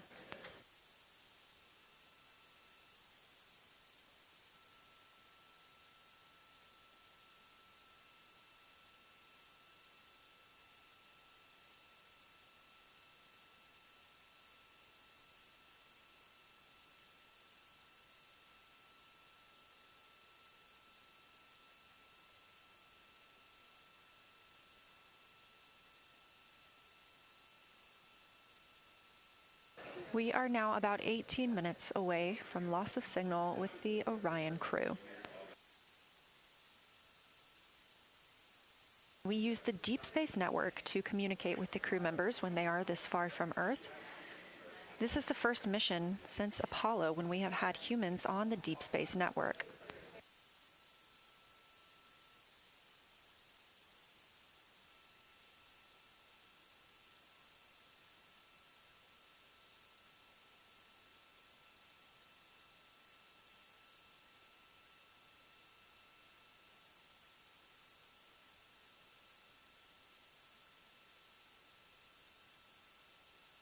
As you recently heard Capcom Jenny Gibbons call to the crew, we expect their closest approach to the moon to be at MET, or mission elapsed time, of 5 days, 25 minutes, and 34 seconds. At that time, their altitude would be 4,067 statute miles above the Earth's surface. Just over 2 minutes later, they will reach their maximum distance from Earth at mission elapsed time 5 minutes, 5 days, 27 minutes, and 39 seconds. The altitude at that time would be 252,756 statute miles. These are our latest numbers, and we'll make sure to verify and confirm those once those milestones have been achieved. Obviously, we will be without communication to the spacecraft at that time, so once we regain communication, we will make sure to find out those numbers and report those to you.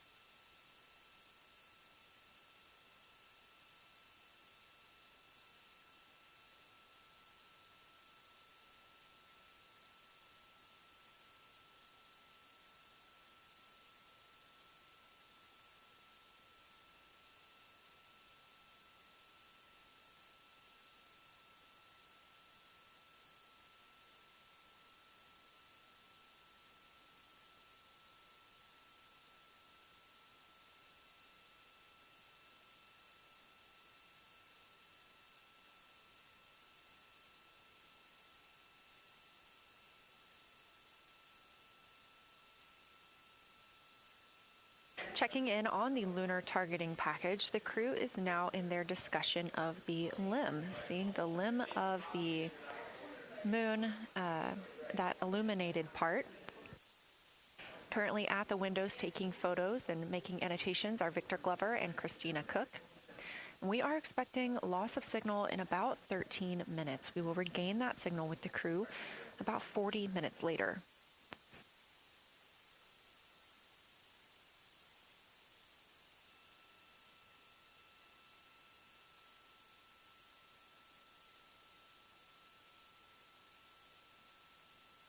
A milestone worth mentioning that this day marks the first time in more than 50 years that humans will observe the moon directly, a critical opportunity to practice how lunar science will be conducted during future Artemis missions.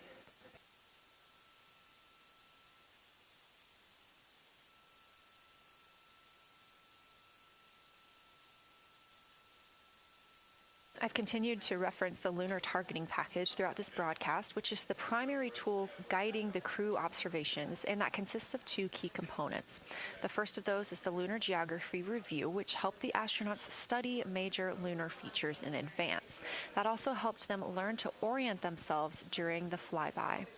The Lunar Targeting Plan provides a detailed timeline of observation targets, background science context, and specific instructions for the picture the crew should take, and verbal descriptions of what will be helpful to the science team reviewing those pictures later. That's what we've been tracking real time and what the crew is using right now to keep up with their next milestones.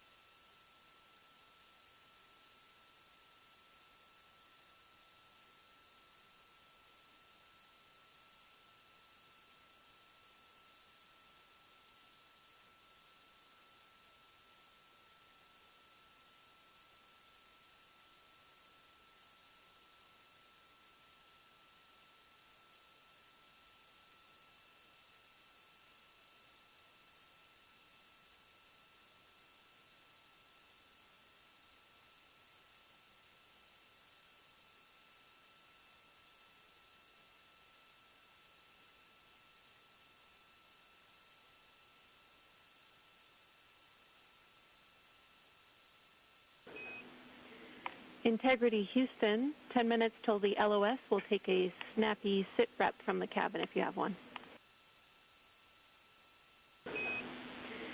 Integrity Houston, 10 minutes till the LOS. We'll take a snappy sit rep from the cabin if you have one. Okay, Jenny, that came, we missed most of that, but just a 10-minute warning, is that what you're saying? 10-minute warning for the LOS, and I'll take a quick sit rep from the cabin, okay, Jenny, please. That came, we missed most of that, but just a 10-minute warning, is that what you're saying? 10-minute warning for the LOS, and I'll take a quick sit rep from the cabin, please. All right, cabin is still full of excitement. We've got Christina in window 2, Ike in Victor in window 3.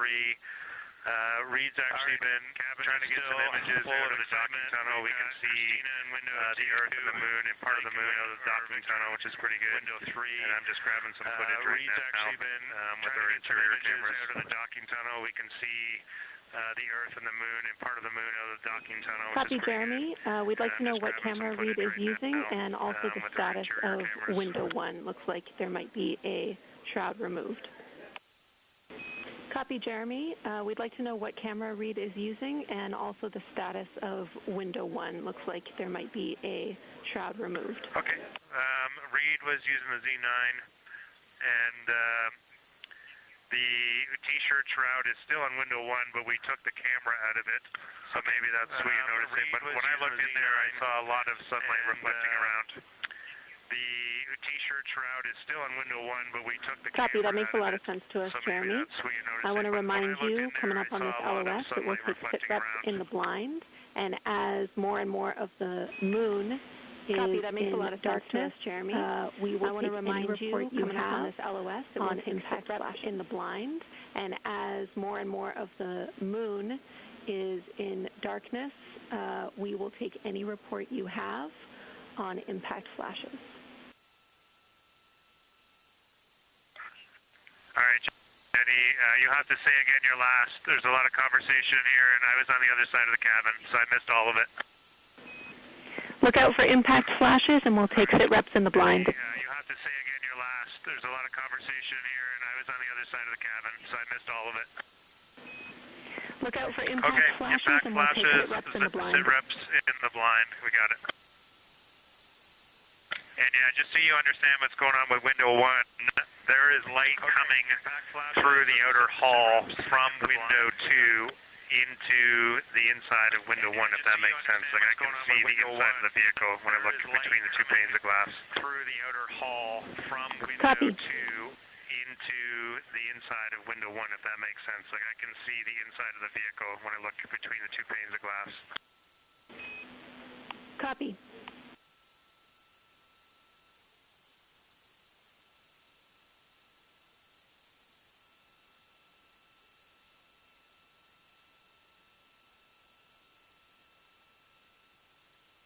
You're getting your first live look at Orion, the moon, and the Earth. Everyone in this picture.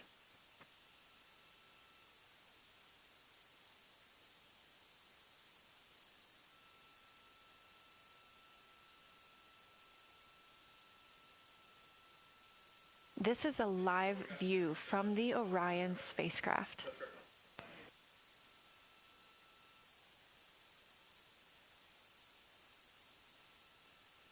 Currently aboard Orion, 4 crew members, Reid Wiseman, Victor Glover, Christina Koch, and Jeremy Hansen. And on the Earth, all of us, all of humanity. You can see the moon is starting to get a little bit dimmer as the astronauts are going to pass behind it. Now 6 minutes and 26 seconds away from that loss of signal. Again, we will be out of communication with them for about 40 minutes until they come around the other side of the moon and we can re-establish contact. Integrity Houston, you are 6 minutes from your 40-minute lunar flyby LOS. From all of us, it's a privilege to witness Houston, you carrying the fire past our farthest reach. 6 minutes, thank you, from your 40-minute lunar flyby LOS. From all of us, it's a privilege to witness you carrying the fire past our farthest reach. Thank you. Godspeed. Thank you for that, Jenny. And thank you to all of you for allowing us the immense privilege to be on this journey together. It's quite amazing. Thank you for that, Jenny. And thank you to go on this journey. All of you for thinking about the NASA mission to be on this journey. Explore the unknown in air and space. Quite amazing. To innovate for the benefit of humanity and to inspire the world through discovery. And as you've gone along on this journey with us, hopefully we're doing just those things. And as we get close to the nearest point to the moon and farthest inspire the world through discovery, as we continue to unlock with us the mysteries we're doing of the cosmos. I would like to close to the nearest remind you of one of the most important mysteries there on Earth as we continue to unlock Christ's mysteries of the cosmos. So what was the greatest command? It was to love God with all remind you of one of the most important mysteries there on Earth. He also, being a great teacher, said the second is equal to it, and that is to love your neighbor as yourself. And so as we prepare to go out of radio communication, we're still to feel your love from Earth, and to all of you down there on Earth and around Earth, we love you from the moon.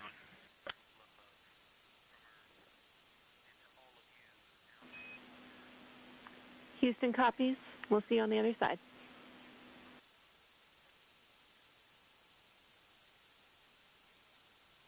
We will see you on the other side.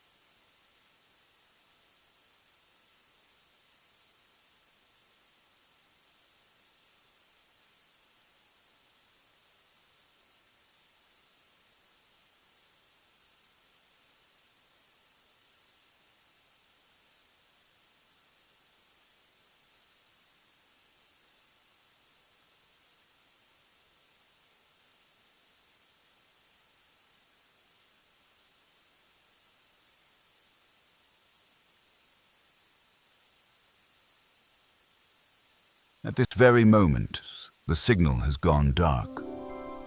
Orion has slipped into the shadows.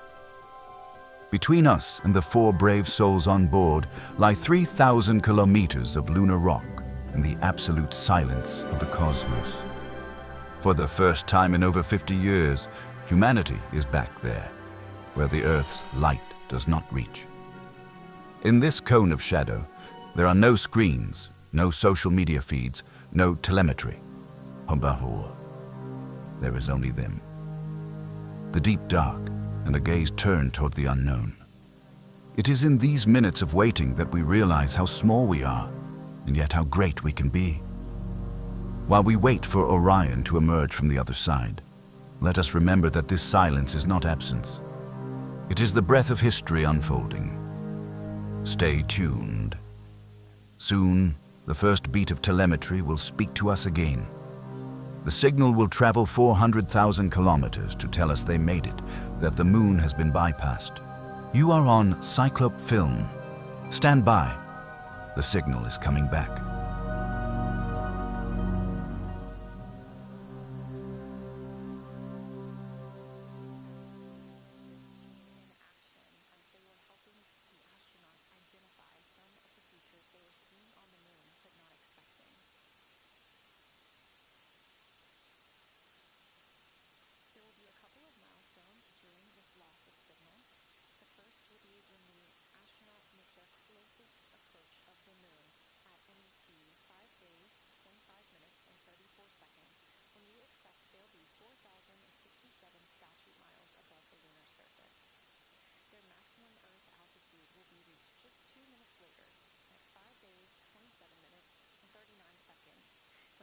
Should be approximately 252,756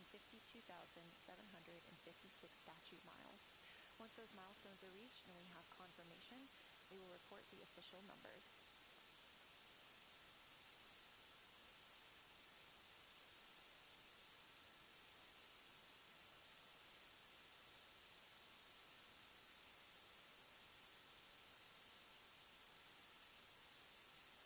Throughout the Artemis II mission, astronaut voice, images, video, and vital mission data must traverse thousands of miles, carried on signals from NASA's powerful communications systems, the Near Space Network and the Deep Space Network.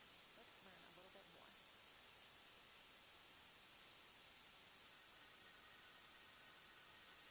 NASA's Artemis II will send 4 astronauts around the moon, preparing humanity for a long-term lunar presence and future journeys to Mars. Enabling communication and navigation to this test flight are NASA's Near Space Network and Deep Space Network. With antennas around the world and a fleet of relay satellites, the networks will deliver vital data to and from Earth through all phases of the mission. The networks are seamlessly integrated at NASA's Johnson Space Center in Houston, Texas, where Mission Control coordinates the network handovers. These transfers represent a delicate dance between the 2 networks, exchanging support as the mission shoots toward the moon. On the launch pad and during their early orbit phases, NASA's Orion spacecraft and Space Launch System rocket will rely on communications and tracking services from the Near Space Network. After its translunar injection burn, the Deep Space Network's global array of antennas will serve as Orion's primary communication support during lunar orbit. As the mission journeys farther... In questo preciso istante, il segnale si è spento. Orion è scivolata nell'ombra. Tra noi e i 4 coraggiosi a bordo ci sono 3.000 chilometri di roccia lunare e il silenzio più assoluto del cosmo. Per la prima volta dopo oltre 50 anni, l'essere umano è di nuovo lì, dove la luce della Terra non arriva. In questo cono d'ombra non ci sono schermi, non ci sono dirette social, non c'è telemetria. Ci sono solo loro, il buio profondo e lo sguardo rivolto verso l'ignoto. È in questi minuti di attesa che capiamo quanto siamo piccoli, eppure quanto siamo grandi. Mentre aspettiamo che la Orion riemerga dall'altra parte, ricordiamoci che questo silenzio non è assenza, è il respiro della storia che si compie. Restate in ascolto. Tra poco, il primo battito della telemetria tornerà a parlarci. Il segnale viaggerà per 400.000 chilometri per dirci che ce l'hanno fatta. Siete su Ciclope Film, state pronti? Il segnale sta tornando.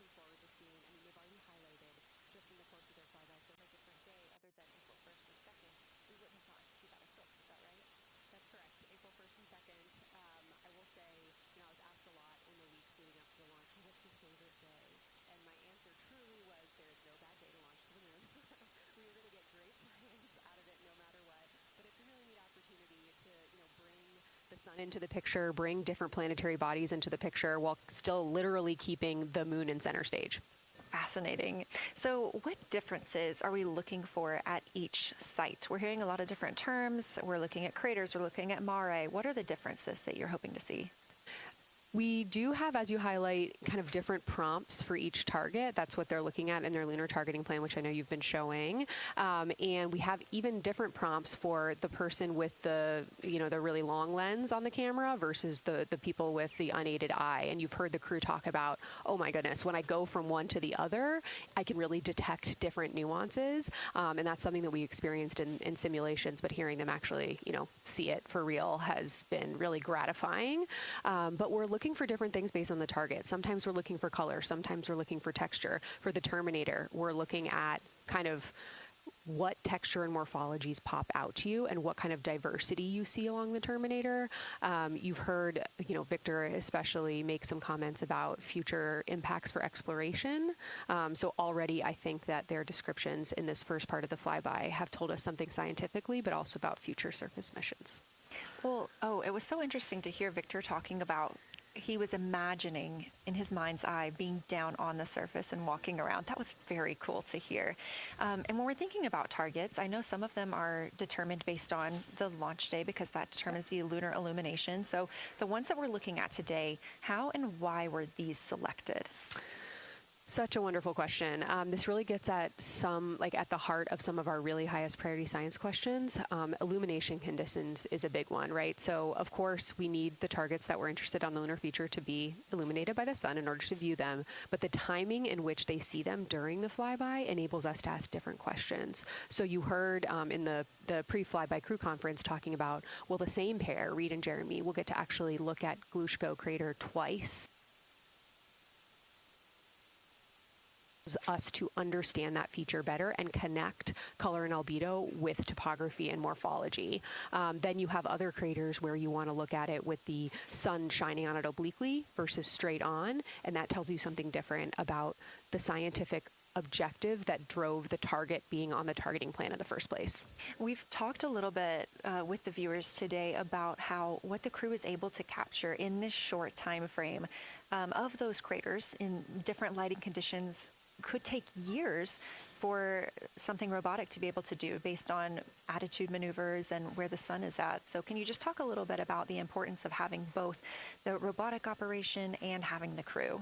Absolutely. We definitely don't want to minimize the impact of orbiting spacecraft. Lunar Reconnaissance Orbiter is the one that's often referenced. Data from LRO and its payloads have really been instrumental in getting us, frankly, to this point for Artemis II and future missions. But the human experience, the crew observations that we've already been hearing about, it is such a perfect complement to the orbiting spacecraft data because they are able to have this unique perspective. They are far enough away where they can make these contextual observations. You've already heard it. How many times have we heard the crew and their science sit reps say, if I track this feature from all the way up here in the northern hemisphere down to the southern hemisphere, here are comparisons I can make.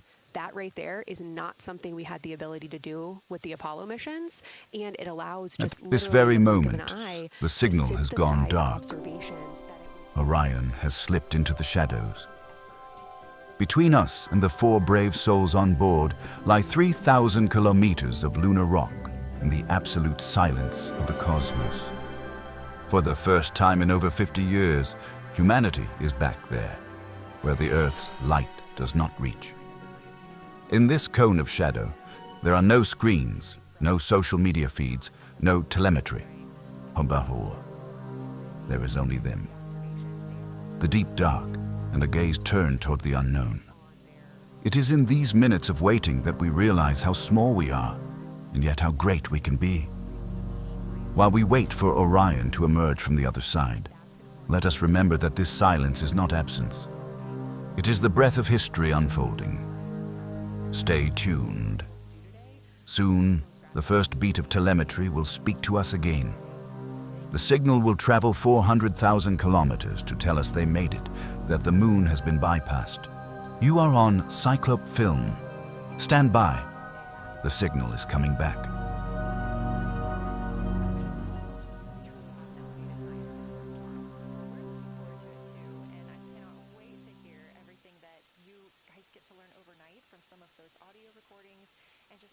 they'll be able to share tomorrow. So Kelsey, I know you are very busy. You've done a great job today, and thank you so much for joining us for this interview. Thanks for having me. It's such an exciting day.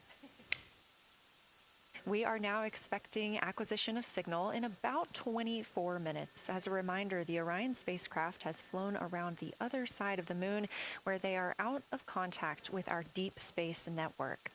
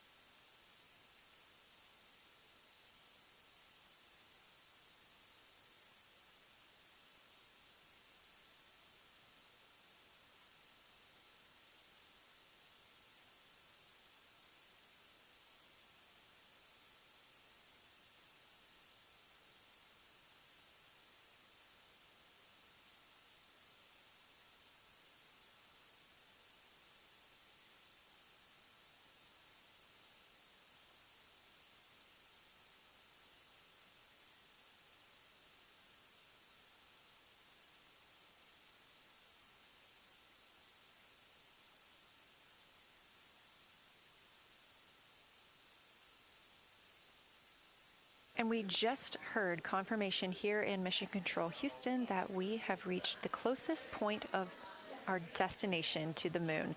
At MET, 5 days, 25 minutes, and 34 seconds, and we anticipate the spacecraft's altitude is approximately 4,067 statute miles above the moon.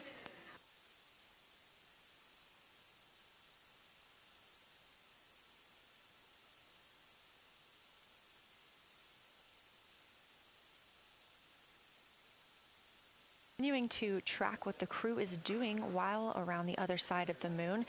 They are continuing to take pictures of the of the moon, the Earth now out of sight. What they're in right now is a crew choice event.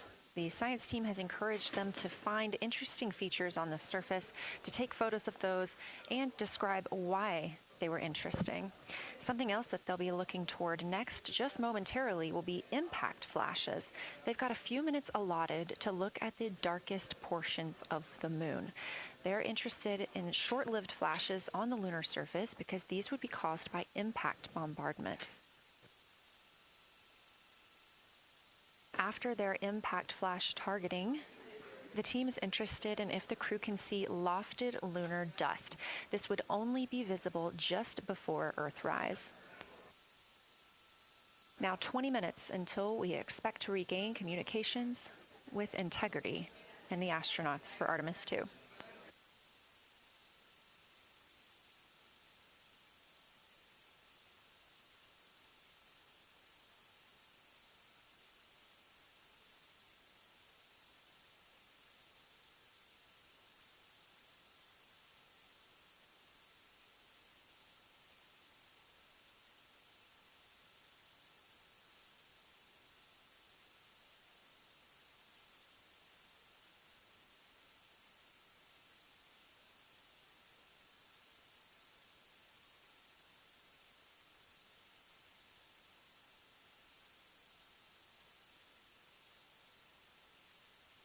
We're live in Mission Control Houston at NASA's Johnson Space Center, but there's a team over 750 miles away also monitoring today's operations. And of course, just like us, they are in LOS, or loss of signal, with the spacecraft. This is LUCA, the Lunar Utilization Control Area. And it's joined by LISA, the Lander Engineering Support Area, which are twin control rooms that will support missions and operations in lunar orbit or on the moon's surface in real time at NASA's Marshall Space Flight Center in Huntsville, Alabama. The LUCA and LISA are right next to each other and just a short walk away from the SLS Engineering Support Center, which is used during launch, and the POIC, where science on the International Space Station is monitored. LUCA primarily supports Artemis science operations, while LISA will provide engineering support for landing astronauts on the moon.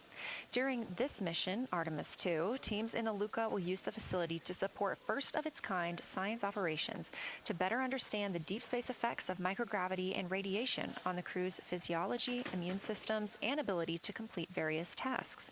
The data from these science operations will inform future crewed flights to the moon. For future crewed missions to the moon, members of the NASA Human Landing System Mission Insights Support Team, a group of engineers, safety leads, flight operations experts, and technical authorities, will work in the LISA. There, they will monitor lander systems in real time and be involved in key decision-making processes throughout the mission. Teams are using the LISA during Artemis II to observe mission operations and using the opportunity to inform and prepare for future crewed landings to the moon's surface.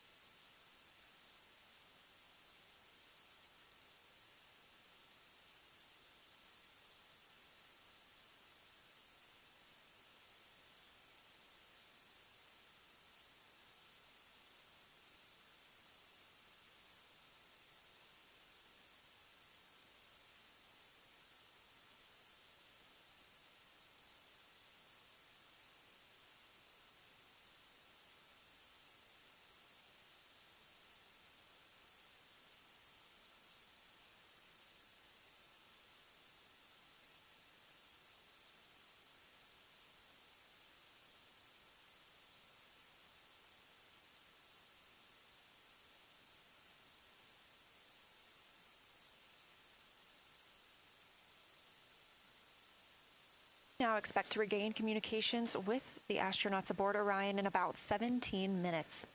In the meantime, a little overview of how our crew members flying by the lunar far side at an altitude of between 4,000 and 9,000 miles are testing the capabilities of the Orion capsule.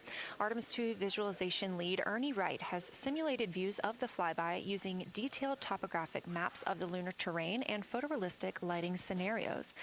The Artemis II crew members have been using these visualizations to prepare for this historic mission, which is paving the way for future exploration of the moon's surface and beyond.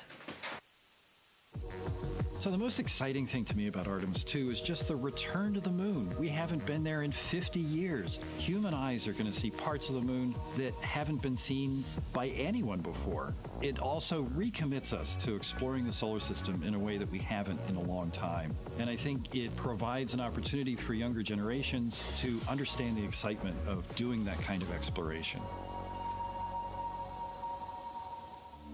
Artemis is our return to the moon after 50 years. The emphasis of Artemis is going to be, first of all, science, but second of all, learning to sustain a presence on another world. First on the moon, but we're hoping that that's a stepping stone to Mars and other destinations in the solar system eventually. Artemis II will be a flyby mission. It's not going to land. We're testing all of the technology that we've created for flying to the moon since Apollo. A lot of systems have been modernized, and we need to make sure that all of those work. The astronauts will be looking out the window at parts of the moon that have never been seen by human eyes before. They will be flying by the moon at an altitude that's much higher than Apollo's orbits. And so they will see the entire disk of the moon, including areas that are closer to both the North and South Pole that astronauts from Apollo never saw. All of that depends on the lighting, which we really won't know until launch day, but we can practice with different lighting scenarios. It's hard for people to sort of picture that in their mind. If you can make a visualization of it, show them a movie, that helps everybody choose the targets and also practice aiming at those targets. The astronauts have actually been looking at these visualizations through the lens of the camera and practicing aiming at the various targets. This is a map of the surface of the moon, obviously, but it shows what the Apollo astronauts could see in sunlight while they were in orbit. The brighter parts are the parts that they could see. The darker parts, like this entire area here and places that are farther north and south, are places that they couldn't see in sunlight, either because it was nighttime there or because it was beyond the horizon of the astronauts. All of the Apollo flights orbited the moon at a distance of about 110 kilometers. Because the astronauts were flying at such a low altitude, their horizon was actually quite close, and they couldn't see the north and south poles. And this whole area over here was not in sunlight at the time. And it includes this amazing impact feature here called Orion. Orion is a very large impact feature. It's about 650 kilometers wide. It's got multiple rings. These are rings that form like ripples in a pond from the impact, but of course it's on a huge scale. The middle of Orion has that sort of dark basalt lava covering it, like the dark spots that we see on the near side. It's one of the biggest ones that's more on the far side than the near. So seeing it with human eyes and sort of picking out features that maybe you don't even see in robotic cameras is an important goal for the mission.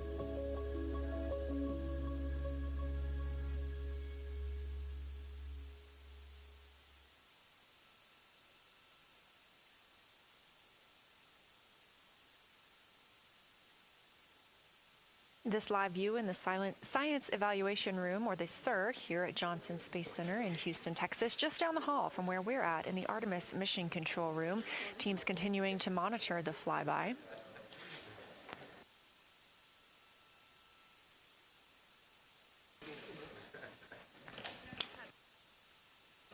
The crew continues their observations of the moon, even though they are out of touch with Earth. We expect to hear from them in 12 minutes and 26 seconds. Again, this is approximately 40 minutes loss of signal while they are out of reach of the deep space network.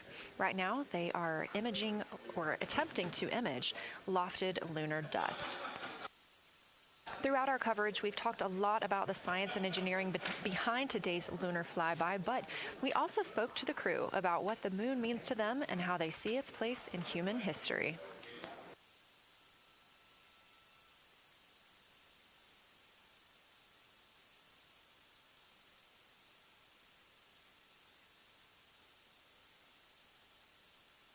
A little kid lying in bed at night and just looking out at the moon and whatever phase it was in, I was thinking, man, my friends that live like 20 miles away, they can probably look out and see that same exact moon.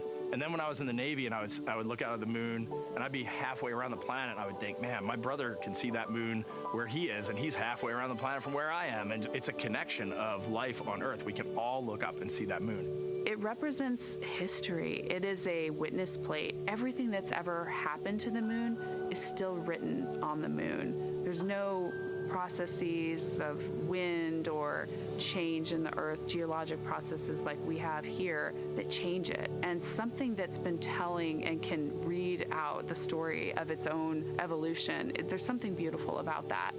I've also learned from my indigenous mentors that they refer to the moon as grandmother moon. So you've probably heard of Mother Earth. They use grandmother moon because grandmother moon is responsible for the water in their community. The grandmothers, sort of protect the water source, just like the moon moves the water around the planet, affects the tides. It's something that represents something different for each individual culture around the planet. And that's really neat because we all share that same moon in the night sky. We all have seen the same side of the moon in different lighting conditions our whole lives. And so it seems very familiar to us, but it's also kind of unknown. When we get up close, some of the imagery that we'll get to describe and to share with people will be very unique. And that nature, both of those things being true about this one entity that we all know, just is really special. It's just the epitome of a symbol of both something that's in each of our hearts, but that's also represents exploration and reaching.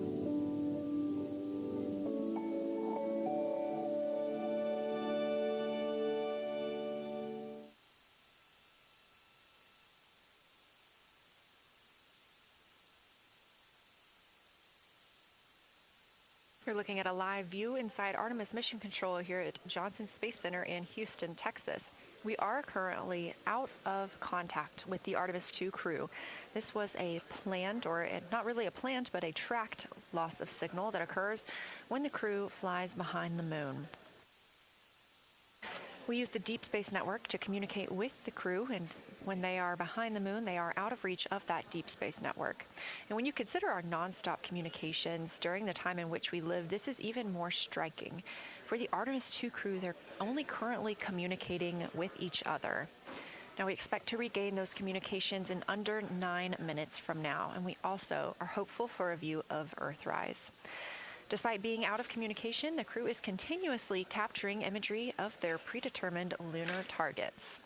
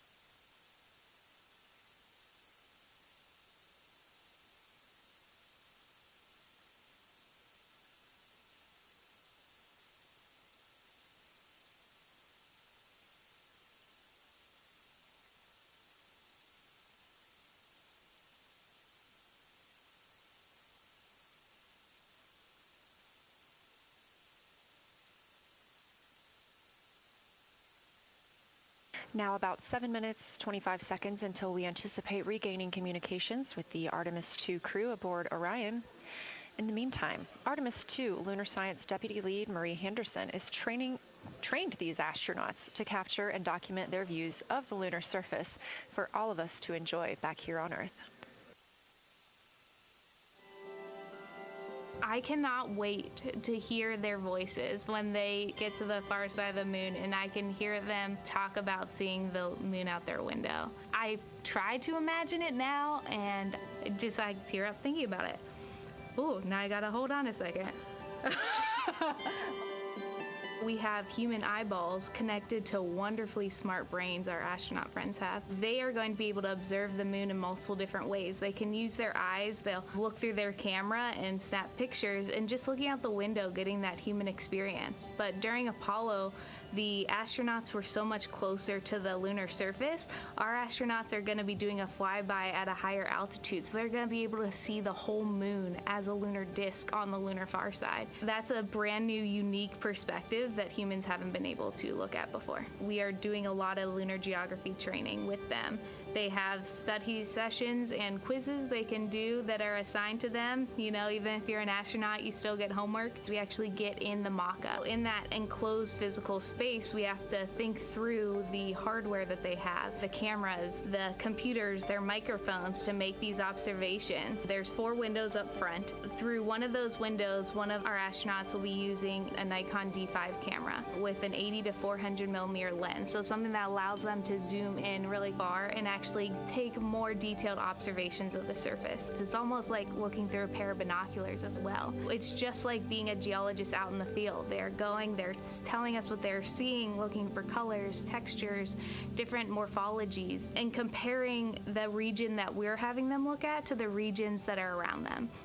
We have a science team that is planning the targets that are going to be observed, putting them all on the timeline of how they're going to be observed, and then taking the first look at the data when it comes down.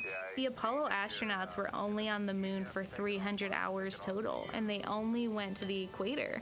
That's like going to places that were safer landing sites, and they only saw so little, 300 hours total. And so we have so much more to explore and so much more to learn, and we are the beginning of the next generation that gets to start being a part of these discoveries.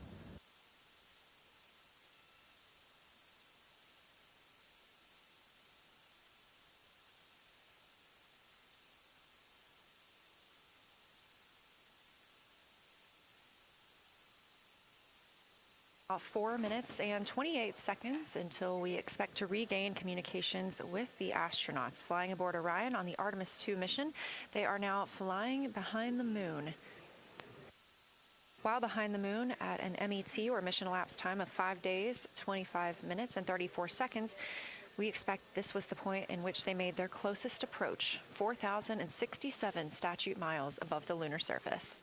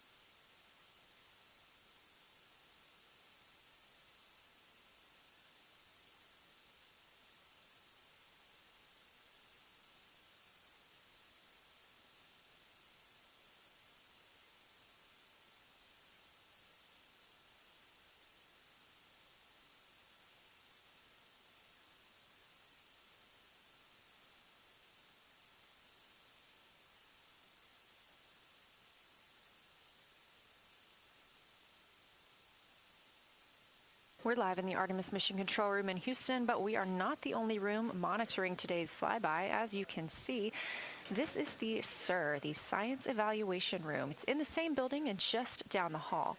It's a multidisciplinary science team supporting the Artemis II crew in real time, including experts in lunar geology, impact cratering, volcanism, polar science, imaging, and visualization. You can see the SIR here. That's the Science Evaluation Room. It's embedded within Mission Control to provide science input during live operations like what we see today. But additionally, the Science Mission Operations Room is a back room that processes data, evaluates imagery, and supports rapid analysis. We also have our science officer, Kelsey Young, here on console today. She's serving as the primary interface between the science team and the flight controllers, ensuring science priorities are represented during mission execution.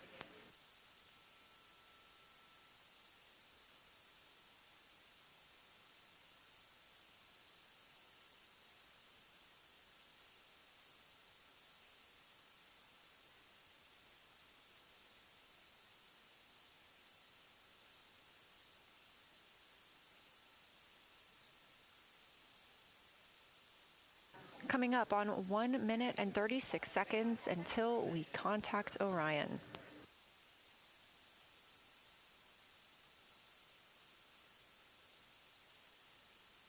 Meanwhile, aboard the spacecraft, the crew has continued executing their lunar flyby tasks.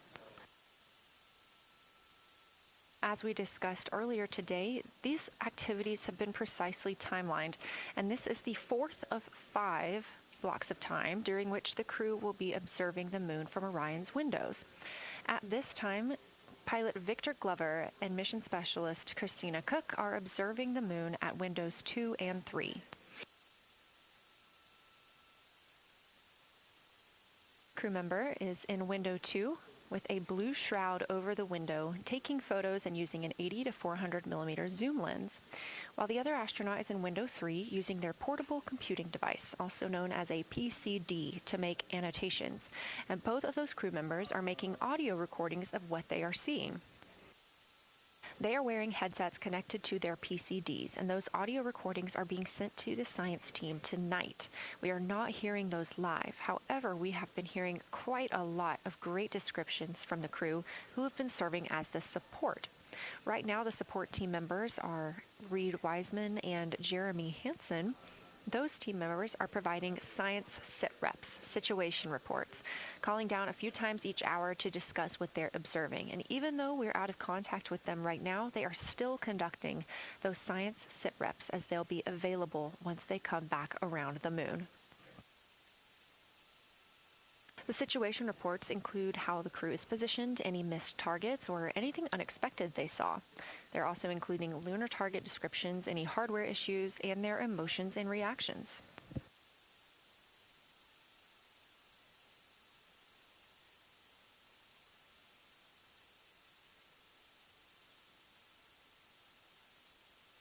Again, we are standing by to acquire signal from the Orion spacecraft.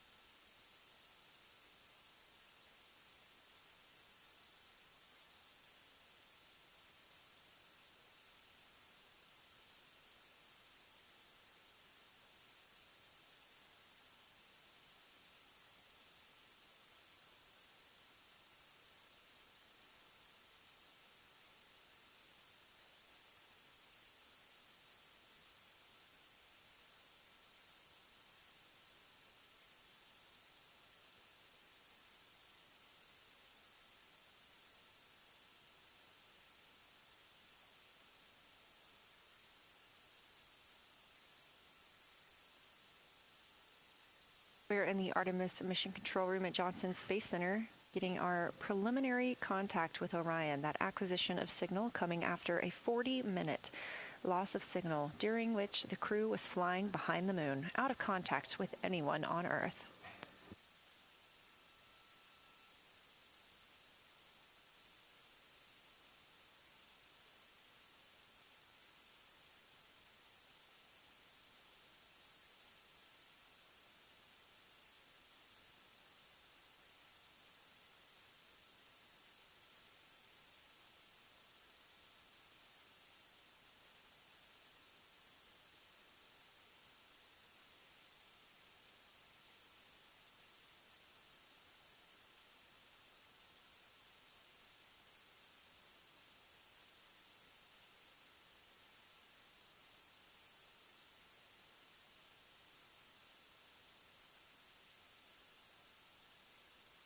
We are getting our first views from Orion after the loss of signal. Orion has come back around the other side of the moon, and that little crescent that you see is Earth, over 252,000 miles away.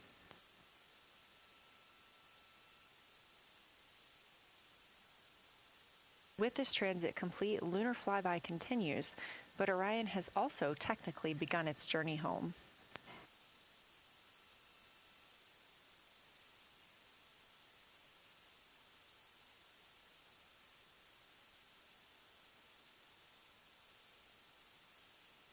Right now, the crew are getting a few moments to enjoy and take photos of Earthrise for themselves, and we expect to contact them shortly. But we do have good signal coming from Orion.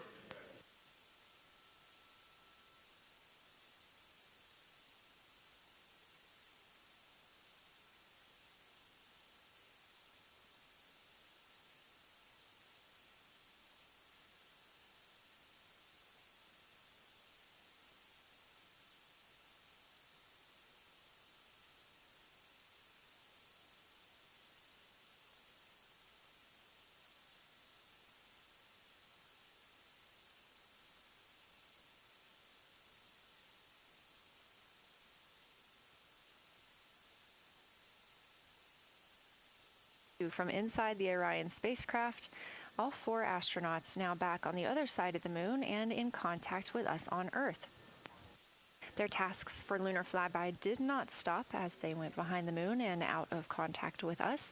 We anticipate during that time they were attempting to image some impact flashes, short-lived flashes on the lunar surface, which would be caused by impact bombardment and potentially even lofted lunar dust. Check.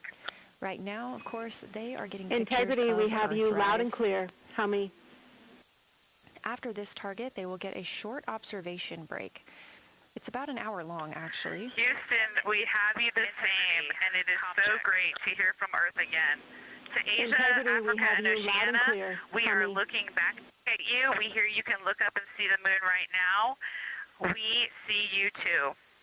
When we burned this burn towards the moon, I said that we do not leave Earth, but we Asia, Africa, and Oceania.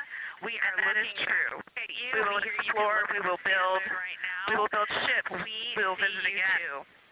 We will construct science outposts, we will drive rovers, we will do radio astronomy, we will found companies, we will bolster industry, We will inspire. We will build. But ultimately, we will build ships. We will always choose Earth. We will always choose each other. Outposts. We will drive rovers. We will do radio astronomy. Integrity from Earth, our single system, fragile and interconnected, we copy. Those of us that can are looking back. We will always choose Earth. We will always choose each other. Integrity from Earth, our single system, fragile and interconnected, we copy. Those of us that can are looking back.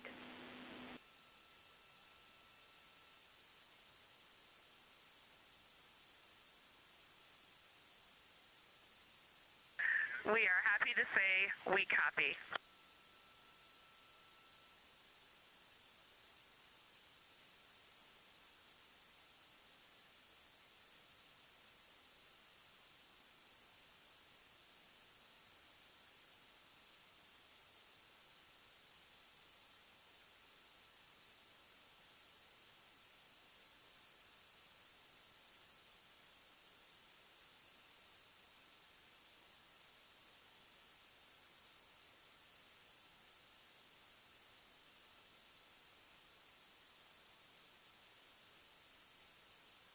Those first communications back with the astronauts aboard Orion. Christina Koch calling back to what she said just before translunar injection burn, that with this burn, we do not leave Earth, we choose it. The translunar injection burn served as not only what put them on this trajectory to fly around the moon, but what also committed them to splashing down in the Pacific Ocean on flight day 10.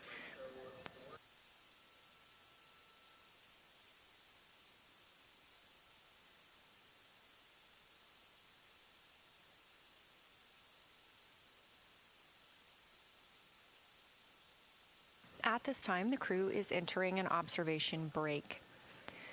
We expect this to last about an hour, and it's probably a welcomed break following their very, very busy day taking pictures, making annotations, making audio recordings, and communicating all of the wonderful things that they are seeing on the moon.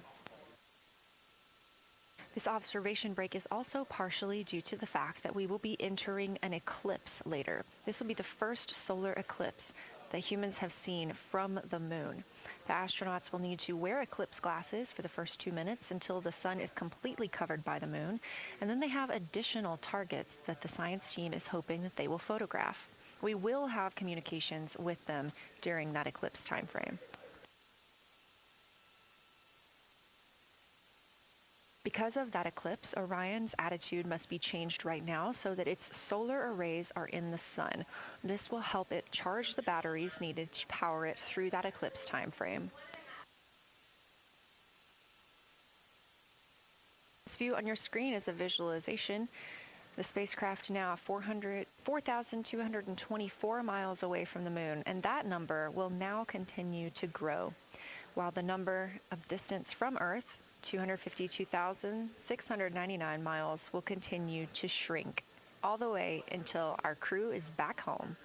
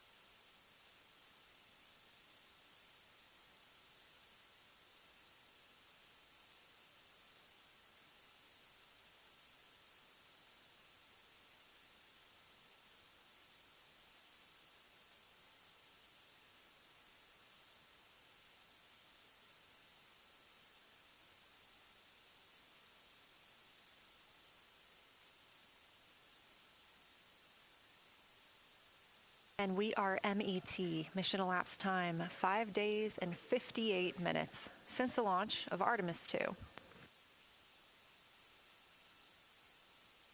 Established communications with the crew and the Orion spacecraft, now entering a little bit of a break. while they are out of visibility, or the moon is out of their visibility. The spacecraft will be reoriented to view the moon ahead of an upcoming eclipse. This current attitude maneuver helps charge the solar arrays and batteries aboard Orion that will power them through the eclipse.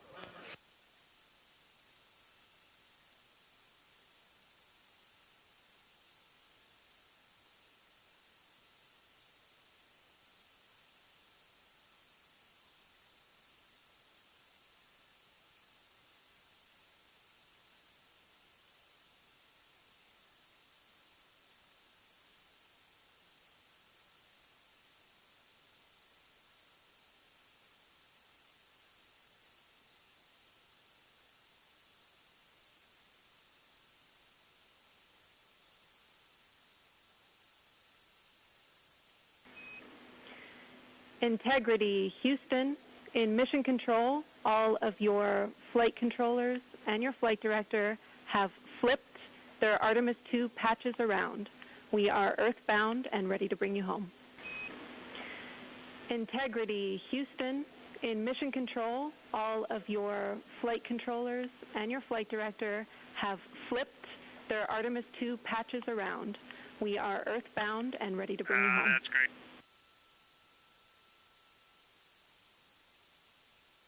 See the light of day as we head back to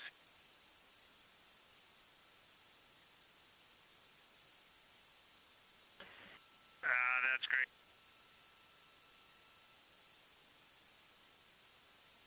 See the light of day as we head back to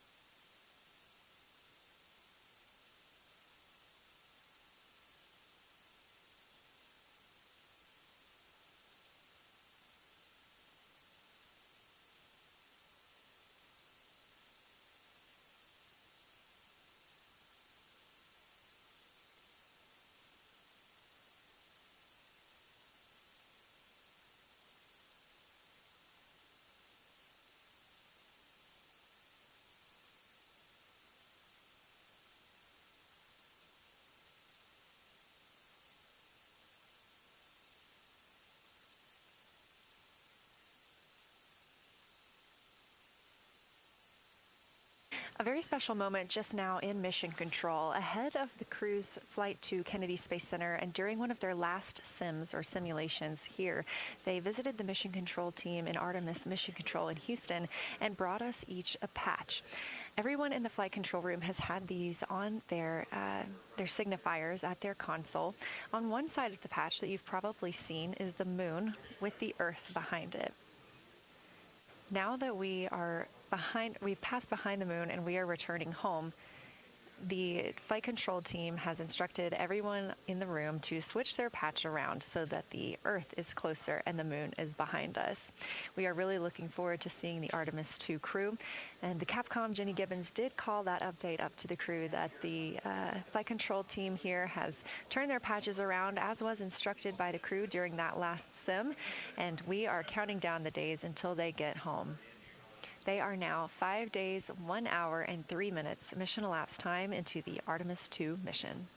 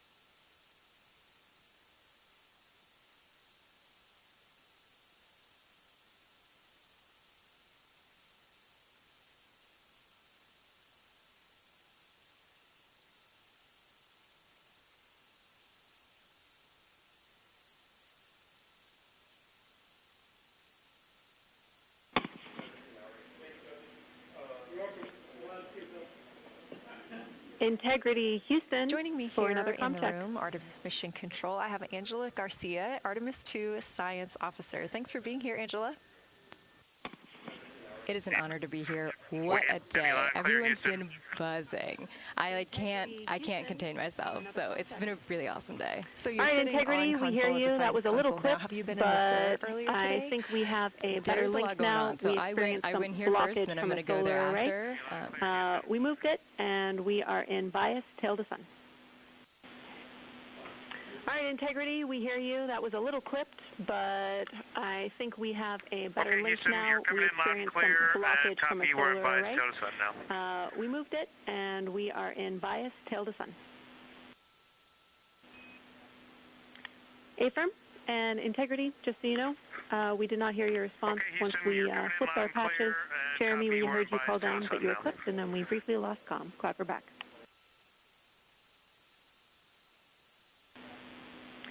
Affirm and Integrity, just so you know, we did not hear your response once we flipped our patches. Jeremy, we heard you call down, but you were clipped, and then we briefly lost comm. Clapper back. Control flipped your patches around, and that side of the patch is getting to see the light of day. Thanks for sharing that with us. Okay, copy that. We were just excited that we got to share in that you, the MER, and Mission Control flipped your patches around, and that side of the patch is getting to see the light of day. Thanks for sharing that with us. Our pleasure.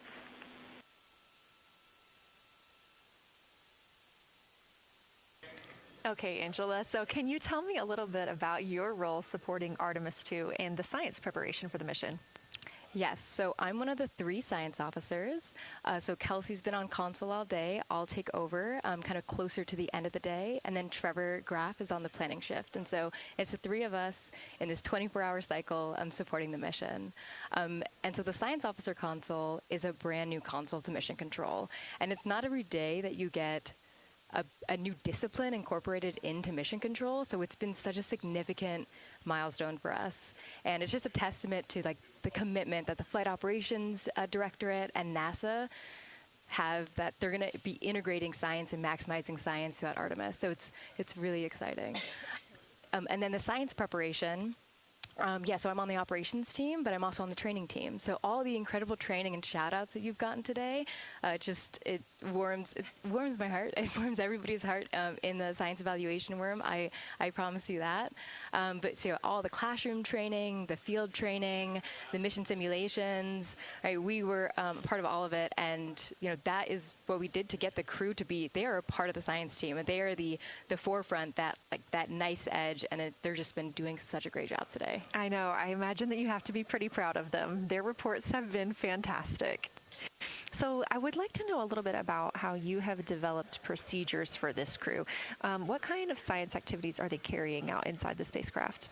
Yeah, so the procedure development has been a unique challenge. I would say the exploration science that we're doing is inherently pretty flexible, and operations is, I'd say, inherently has more structure and rigidity. And so to marry the two and to operationalize the science that we want to get done has been a challenge. But I think we've been able to go through these processes and create good products at the end and have a good plan.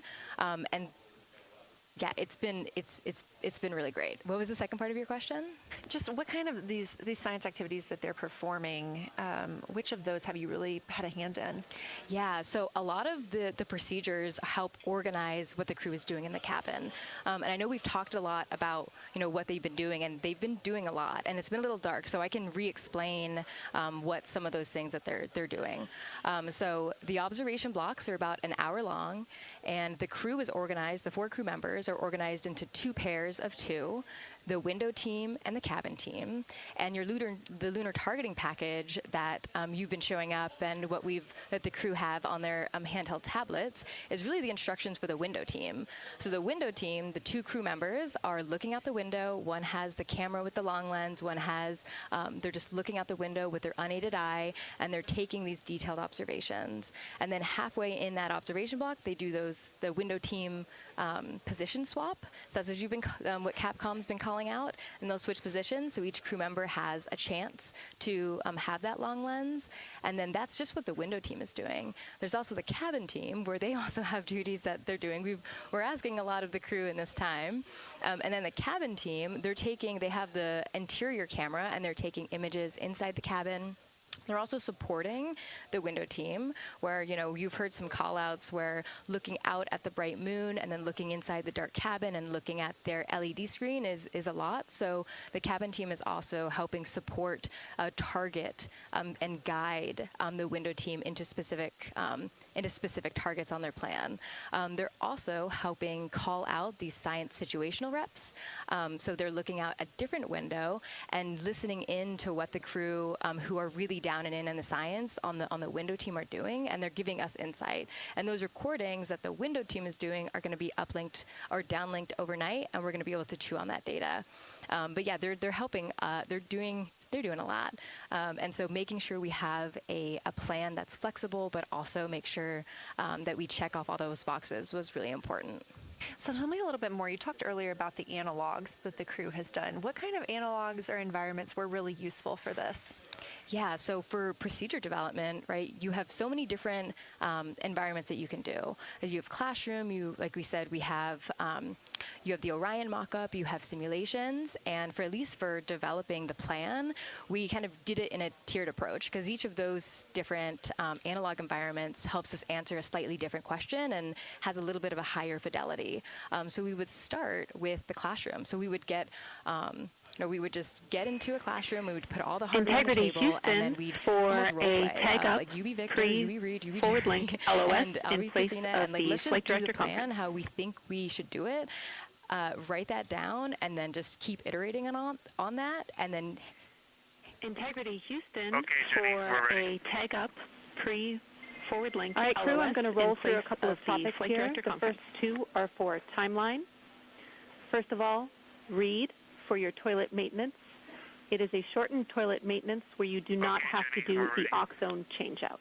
That portion of the procedure is all right, canceled. crew, I'm going to roll through a couple of topics here. Victor, the first you have an HHP timeline stop activity on your timeline. For your toilet we need you to perform that it is a shortened as scheduled maintenance for where bandwidth you do not reasons. have to do the oxone change-out. That portion of the procedure For your is next canceled. portion of the flyby, in particular the eclipse, you have an HHP we want to remind you that you can take off the eclipse glasses when the sun sets and you are simply looking at the corona for bandwidth reasons. And then finally, for the your next D5 portion with of the long flyby, or in zoom particular lens, the eclipse, we which want is to set remind for you solar corona. that you can take off the We want to eclipse remind you that when you are when the sun capturing sets Earth and you are shine, simply looking at the corona. you will likely have to adjust the exposure. And then finally, that's for all the I have for you. D5, Let me know if you have with anything the for us. long or zoom lens, which is set for solar corona, we want to remind you that when you are capturing Earth shine, You will likely have to adjust the exposure. Copy all. Thanks for those. That's all I have for you. Let me know if you have anything for us.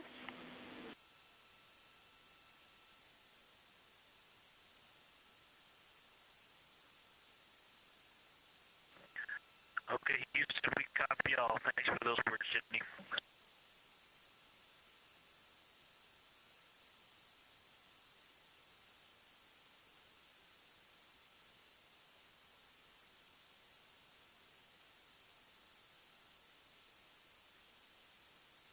Just a quick call up to the crew ahead of a forward link LOS, meaning that we won't be communicating with them, but we will be receiving their communications and data during that time frame. So Angela, we were talking about analog environments. You were telling me about the classroom and getting in there and pretending who's Victor, who's Reid. Tell me more about this. Yeah, it works pretty well. So you're going to do the plan how you expect it to be, and then once we finalize that plan, we'll give it to a completely new group of people and have them practice it, and then they'll be like, these steps don't make sense. And we'll reiterate on it over and over. Then we'll take it to a higher fidelity environment like the Orion mock-up, and we'll do the same thing because that volume is smaller, the window placement, their seating, what things have we forgotten with this addition of this environment. And then once we reiterate on that, we'll take it then, we'll give it to the crew and have them execute off of it during mission simulations. That's the highest fidelity that we can do before we send it to space. So this is the first time we've had to do this because we're a brand new console, and it just sparks so many neurons of like, how are we going to do this for surface missions and integrate this in so many different ways. So excited to have kicked off this process, but there's so much more to come. Fascinating. And I think it was really well thought out too, because each crew member gets an opportunity to do each task. And so you're getting different perspectives and different insights from each crew member, maybe even about the same target, but something that one person sees could be completely different than something another person notices. So we also know that Artemis II has traveled. They're now on their way home, but they traveled farther from the moon than the Apollo missions did. So what makes that vantage point scientifically interesting? Yeah, observations are so fundamental in the scientific toolkit, particularly observations from different perspectives, different scales, and with different techniques. And so for this, so we really tried to make the plan to optimize those. There's pros and cons for all those things for this mission, so we really just focused the plan to have all those pros. So in terms of scale, this zoomed out scale, you can learn different things. This different perspectives, so their perspective, as Kelsey talked about, photometry around when they orbit the moon. And then also just their different the different things they're able to observe. So yeah, let me talk a little bit about scale, because I think observations at different scales, you can gain a lot of different information. So like, for example, if you were an astronaut on the surface looking at a rock, and you describe at this micro scale. So in training, we kind of talk about observations from micro to macro, or from outcrop to orbit. So looking at a rock at this scale, you can describe its components, you can describe what it's made of and its colors and its minerals. And you're like, okay, and this rock came from this boulder, and it's this part of this boulder, and these are the different things that I'm observing around that gives me context to this sample. And then you zoom out a little bit more, and you're like, okay, well, I can see that this boulder came from, it rolled from this mountain ridge, or this high ridge feature. And then because I can see the trail that it came from, okay, now let me describe this ridge and different parts in it and maybe other boulders that I'm seeing. And then you zoom out further of the orbit scale, and you're like, this ridge is a part of this larger crater. So all of those different steps give you different information. And so that's why observations at these different scales and these different perspectives are so important. So this zoomed out kind of far view is this full lunar disk view. It's the full lunar on Earth, we see the full lunar disk as well, but now we're able to see it on the far side, and we're able to see it, all at the same time, which enables the astronauts to compare very quickly to different parts of the surface. And the color particularly is very compelling because you can just be able to very quickly compare from 3 different regions. Is it in the same family? Is this actually a little bit different? Compare that to what they see in their orbital data that they have access to on their portable computers, and really just be able to tease out that nuance and information. Yeah, we heard them make a lot of those connections today, and especially the color. We talked with Kelsey about this a little bit, just how exciting it was to hear the browns and greens and things like that. I cannot wait to see those pictures. Yeah. So one last question. We are coming up on the last lunar flyby observation block, and this is when we are going into a solar eclipse. So can you tell me what you're interested in the crew learning during that time frame? Yeah, so the data set, so yes, there's so many things, how to pick one. So I'd say the thing that I'm most interested in seeing is some of their annotations that they're taking. So in this opportunity, it's a very dynamic type of experience in that we don't normally see this activity. And so being able to have crew observe the solar corona and then also annotate it in their on their portable computing device is just such a unique thing that humans can give to missions, and also particularly being able to annotate what they're observing while they're talking about it is also unique to being able to have astronauts in orbit as well, because we won't be able to have annotations on the lunar surface because the astronauts will be in suits. They're going to be collecting samples, they're going to be deploying instruments, and so personally, I'm really excited to see some of these annotations and to see how that develops over time, because you've heard a lot of descriptions, and I think when people are describing something that's unique and different, you can interpret it differently. But if you're drawing and you're marking, particularly just going back to like the color provinces, for example, and those boundaries, you know exactly what they meant. And really, I'm just very excited about those annotations. There's been some famous annotations that the Apollo crew have made, particularly about solar coronas and the structures that have, and lofted dust that have given a lot of debate within the scientific community of they're observing this phenomenon, and now it's our job to hypothesize of like why are they observing this, like what is going on. So I think that's just a really cool part of exploration and science and this beautiful thing that we're about to do. Well, now you've got me excited about the annotations too. I mean, I've been excited about the pictures and the audio, but now... Don't sleep on the annotations. I am very excited to see these little sketches that they're able to draw out. And we have pictures that they can just draw right on. It's like this particular thing is different than what we've seen. So I'm excited about that. I'm excited too. Angela Garcia, thank you so much for joining us today, and have a great time tonight on Console. Thank you, and you've been doing a great job, and it's so excited to see where we go from here. Thank you so much.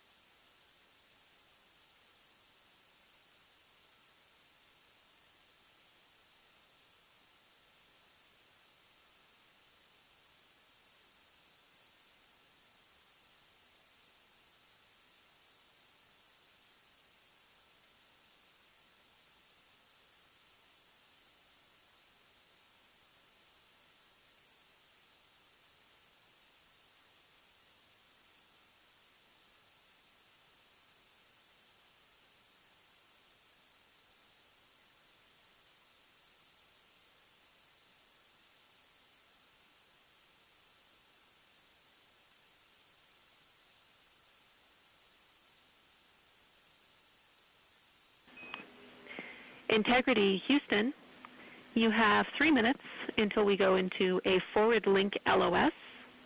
We will be back up with you in about an hour during the eclipse on Madrid. Integrity Houston, you have 3 minutes until we go into a forward link LOS. We will be back up with you in about an hour during the eclipse on Madrid.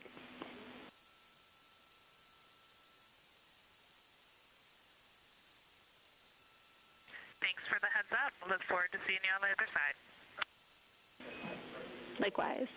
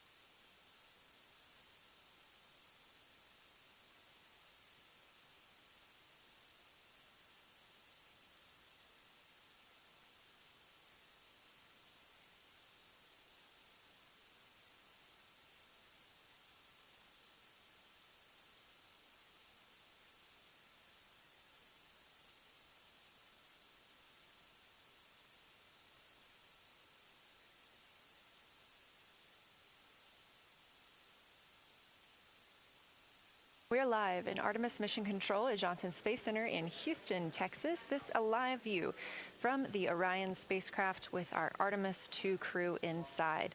That's Reid Wiseman, Victor Glover, Christina Koch, and Jeremy Hansen.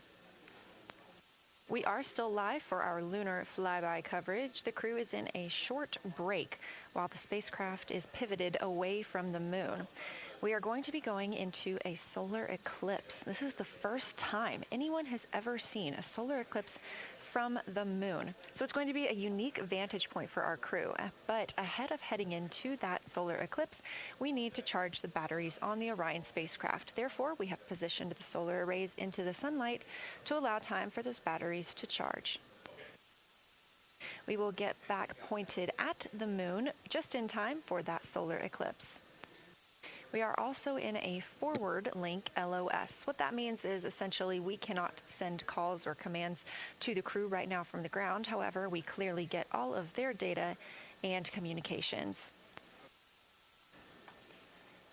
The spacecraft is now 4,632 miles away from the moon, and that number will only continue to grow as the distance from Earth shrinks, now 252,523 miles away. Our closest approach to the moon today was approximately 4,067 statute miles in altitude. Our maximum distance from the Earth is suspected to be 252,756 statute miles.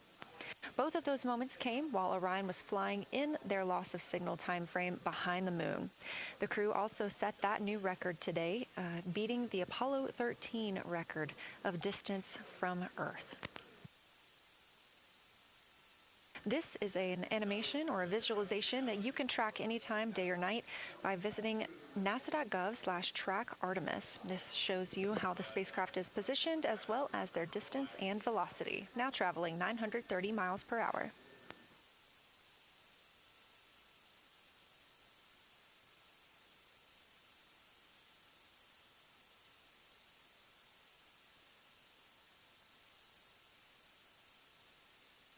During this break in their time today, the crew is working on a couple of other tasks.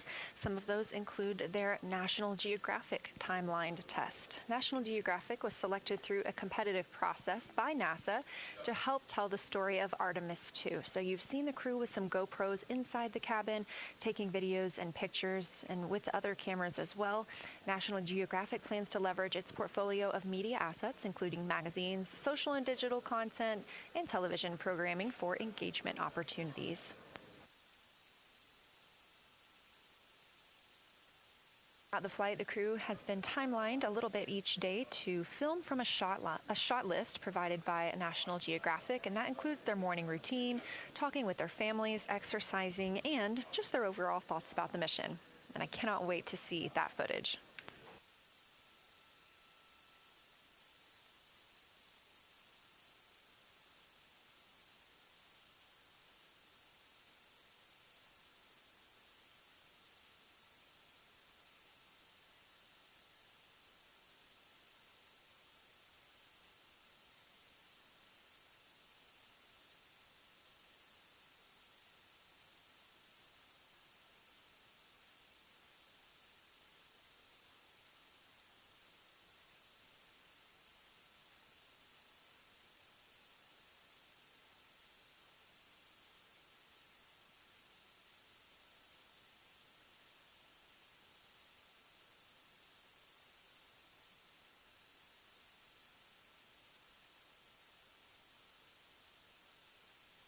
Teams on the ground reporting that the spacecraft is looking good and that the power aboard is good as well, all setting us up in a proper position before eclipse.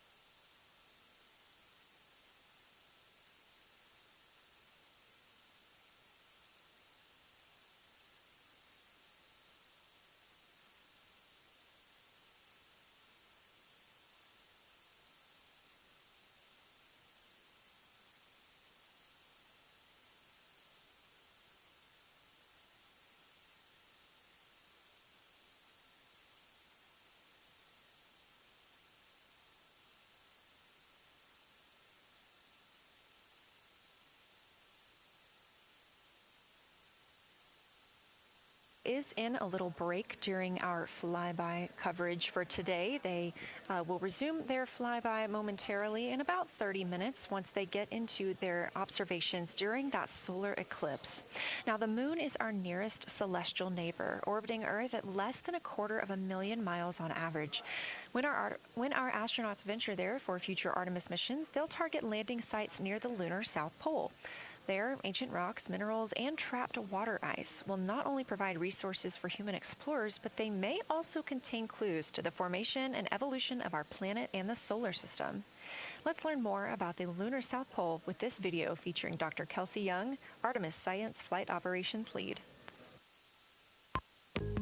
We learned a lot from the Apollo samples, but we still have a lot left to learn about the moon.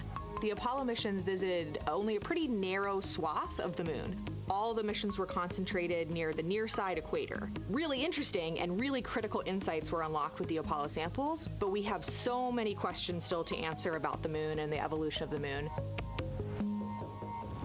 And liftoff of Artemis I. We rise together, back to the moon and beyond. NASA's Artemis missions are NASA's plan to send people to the surface of the moon. We'll be sending people and roving assets and scientific equipment to, among other things, answer a lot of really compelling science questions. Scientists have a lot to learn about the moon. It's our nearest celestial neighbor here to Earth, so what the moon has experienced, we've experienced. Except here on Earth, we have things like plate tectonics, oceans, forests, people that erase the rock record. Whereas on the moon, that whole record of our planet's history, of the moon's history, is just kind of waiting there at the surface for us to explore. The South Pole, which is where Artemis missions are going to target, is specifically interesting for a couple key reasons. We think there are volatiles at the South Pole of the moon that are not present near the equator. Things like water and water ice that are trapped in the lunar regolith, which basically just means lunar soil, that can easily become untrapped from that lunar regolith, and scientists can scoop up and study for return to Earth. The lunar South Pole is a really exciting scientific target, and it also comes with some challenges for operating. For example, the lighting environment will change drastically within the course of one mission, and even over sometimes the course of one spacewalk. So preparing the crew members, preparing the hardware that we're sending to the moon, and preparing the mission control teams is really, really important. The South Pole Aitken Basin is particularly exciting. We think it's one of the oldest and largest impact basins in the solar system. And if we can get the right rock from the South Pole Aitken Basin and bring it back to our labs here on Earth, we can use that sample to constrain the entire evolution of our solar system and really understand the timing of how the moon and our planet and the entire solar system evolved.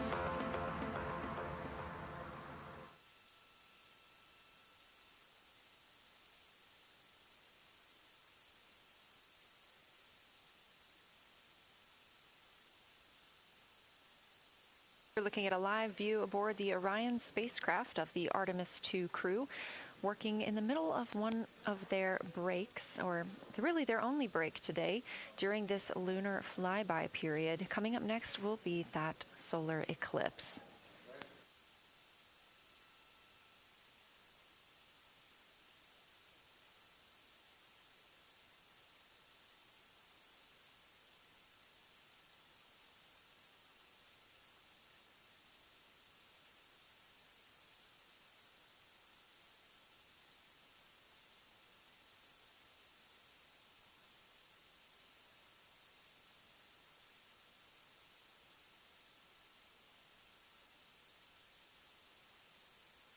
About the Artemis II mission, and of course throughout today, you've likely heard the crew being called with the name Integrity.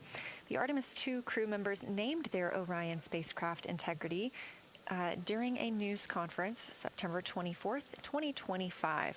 The name Integrity embodies the foundation of trust, respect, candor, and humility across the crew, and the many engineers, technicians, scientists, planners, and dreamers required for mission success.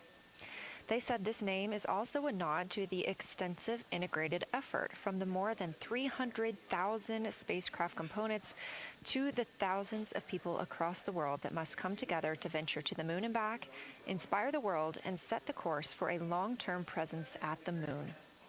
The crew also said that integrity is rooted in a shared core value of NASA, the agency's astronaut office, and the CSA, the Canadian Space Agency.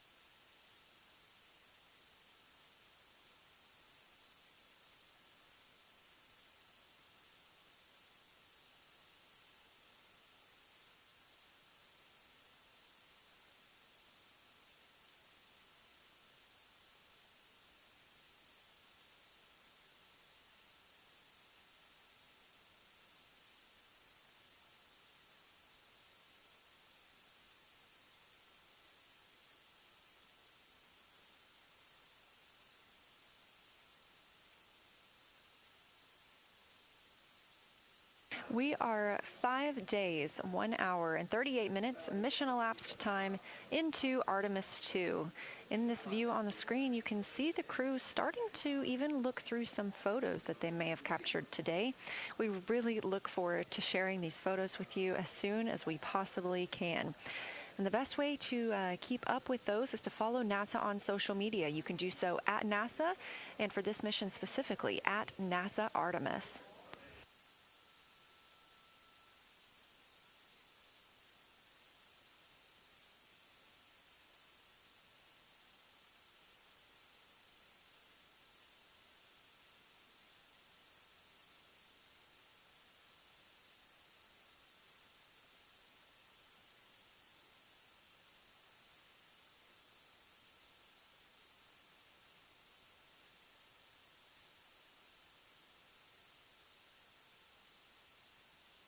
We are in a forward link LOS, or forward link loss of signal with the crew, meaning that we're not able to communicate or send any commands to them right now as they were. This is a tracked event that occurs at times, but they could still provide communications down here to us, and we are obviously still receiving their video and their data.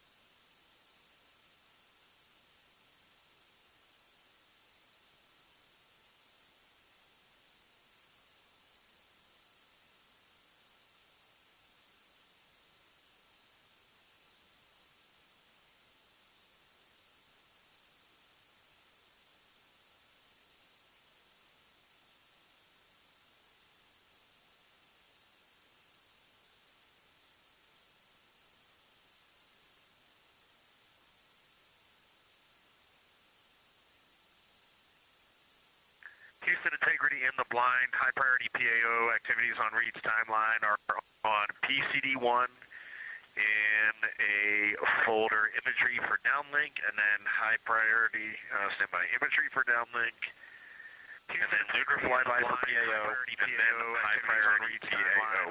Thank you. On PCD1 in a folder imagery for downlink, and then high priority standby imagery for downlink, and then lunar flyby for PAO, and then high priority PAO. Thank you.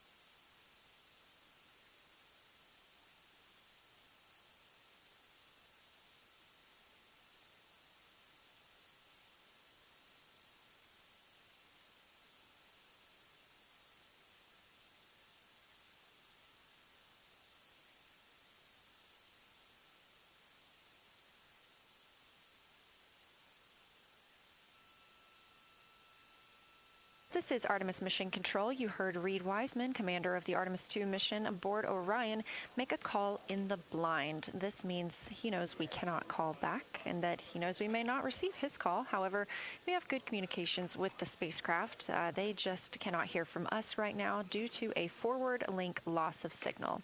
Again, we were tracking that this would occur, and we will regain that momentarily. But that call that came down from Wiseman mentioned some imagery, so we are very much looking forward to getting pictures taken from the moon today.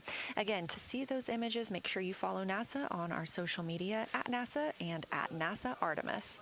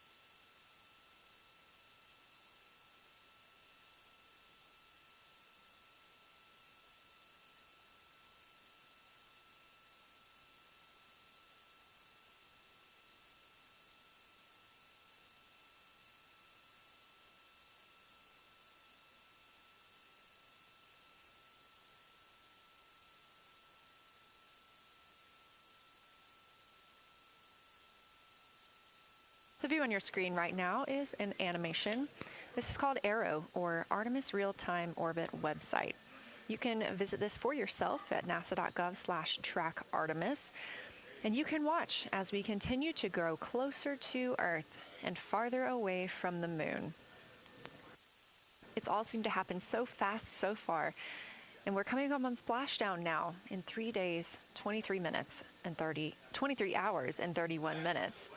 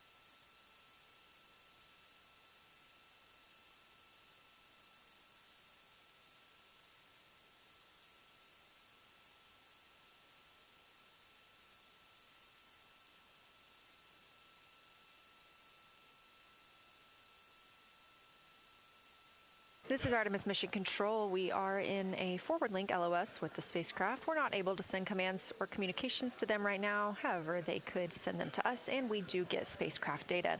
This is tracked as we are on the Deep Space Network. This is the network that we use to communicate with the spacecraft now that we are so far from Earth, over 252,000 miles. We are still in our lunar flyby coverage. The crew still have a very important and very exciting flyby milestone coming up when they will see a solar eclipse from the moon, the first humans to ever do so.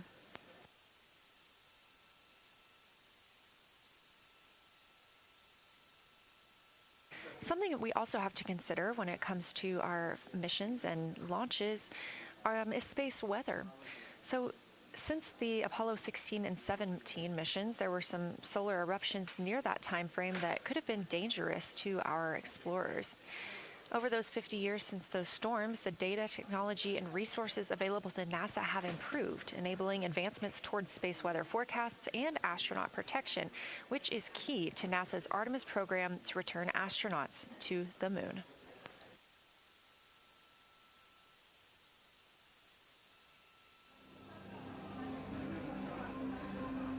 Across our planet, billions of people depend on the invisible networks that connect us to space.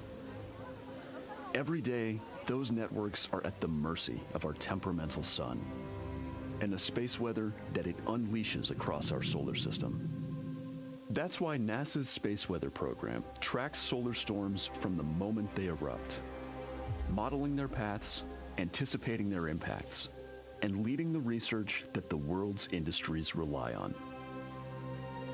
NASA's space weather research and modeling is driven by the needs of society and enables critical decision-making that equips pilots to reroute around high radiation areas, farmers to adjust GPS-based precision planting and harvesting plans, and power grid operators to mitigate the impacts of potential surges. For those exploring other worlds, NASA provides 24/7 space weather monitoring for Artemis crews at the moon and future Mars astronauts who may be exposed to dangerous levels of radiation during solar storms.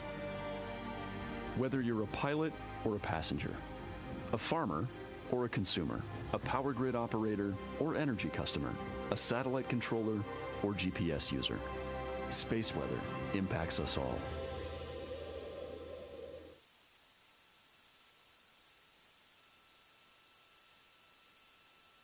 This is a live view from the Orion spacecraft on the Artemis II mission. It's now been 5 days, 1 hour, and 54 minutes since we launched.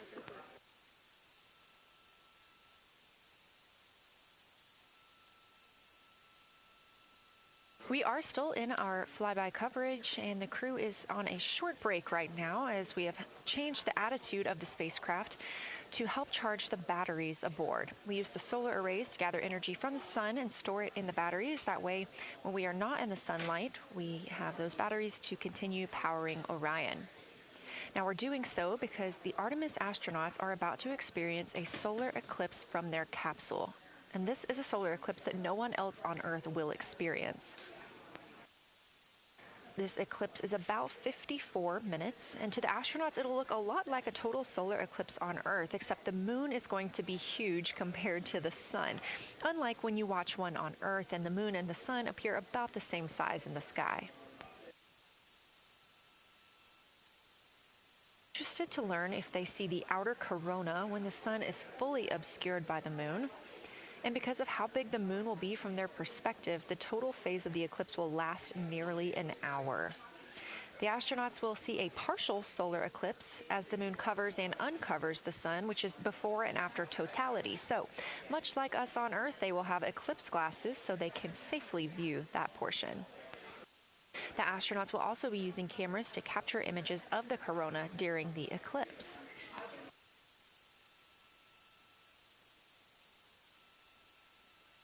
There also may be some other planets visible during the eclipse, including Venus, Saturn, Mars, and Mercury.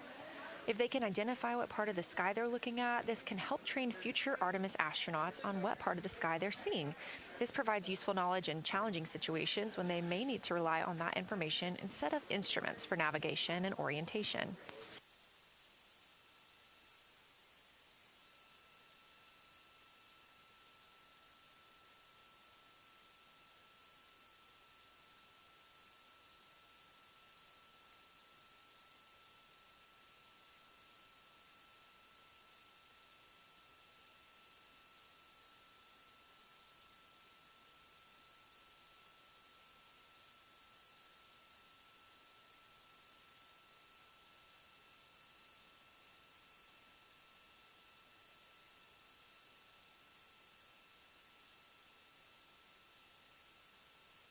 Confirmation from teams here in the ground that we have reached the eclipse attitude, meaning Orion is in the proper position to observe it.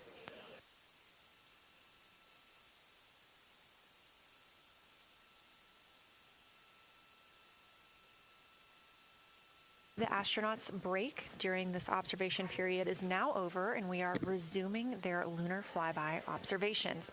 The first of these is sunset. This is the solar corona that we'll be looking for. It's the outer atmosphere of the sun. The science team is also interested in if the astronauts can see polar plumes. These are thin streamers that project from the sun's north and south poles. Additionally, they're interested in seeing if the crew can witness coronal loops. These are arcs close to the sun's surface. And something else that we've previously mentioned is lunar dust. This is dust from the moon that is lofted above the lunar surface and illuminated by the sun. It was reported visible by Apollo astronauts.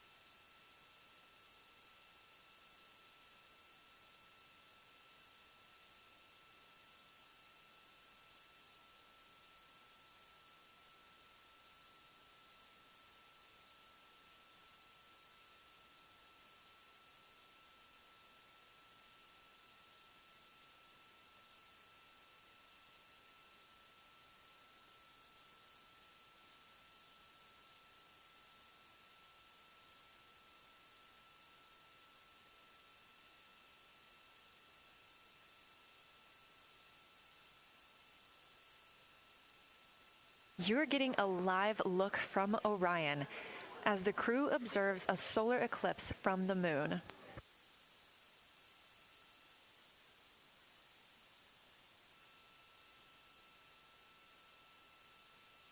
Again, this solar eclipse is only visible to the crew on the spacecraft. It's not visible to anybody on Earth. The science team is interested in several different targets for them during this time frame. And we're personally looking forward to getting those images as well. During the beginning portion of this eclipse, the astronauts will need to use eclipse glasses, just like we do from Earth, to safely view it. Once the moon has completely covered the sun, they'll be able to take off those glasses for almost an hour.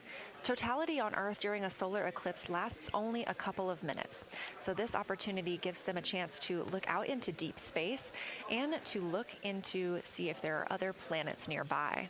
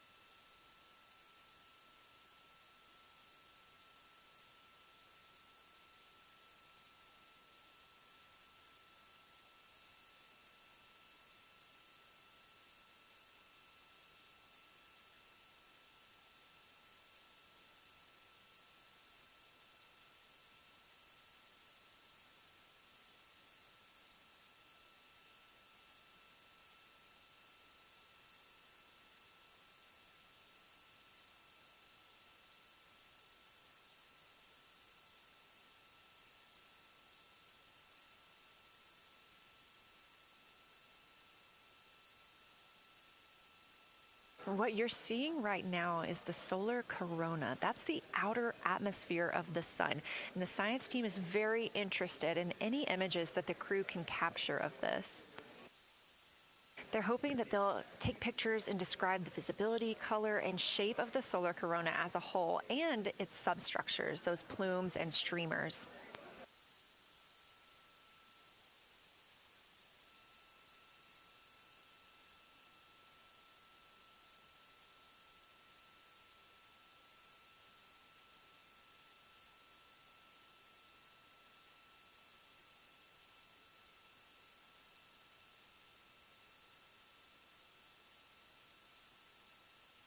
Science integrity in the blind. This is continues to be unreal. The sun has gone behind the moon, and the corona is still visible, and it's bright and it creates a halo almost around the entire moon. When you get to the Earth side, the Earth shine is already shown. I mean, almost seconds after the sun set behind the moon.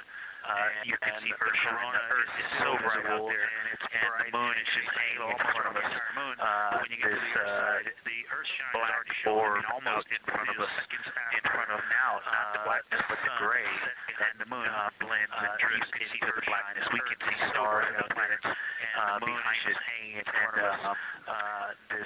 Christina is in window 1, Reid is in window 2 with the long lens, and Jeremy is describing it in window 3, and it is quite an impressive sight.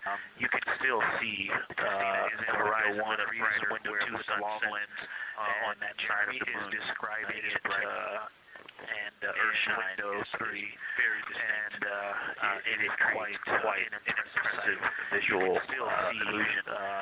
Horizon brighter where the sun set on that side of the moon. It is bright. And Earthshine is very distinct, and it creates quite an impressive visual illusion. Wow, it's amazing.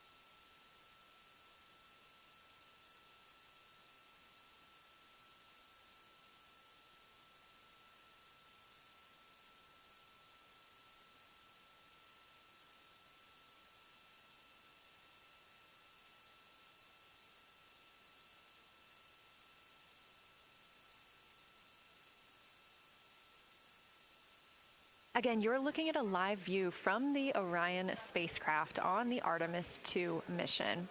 Orion is now 252,125 miles away from us all on Earth.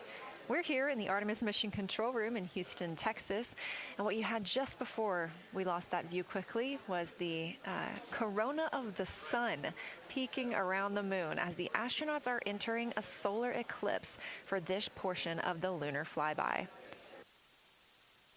We're now over 5,500 statute miles from the moon.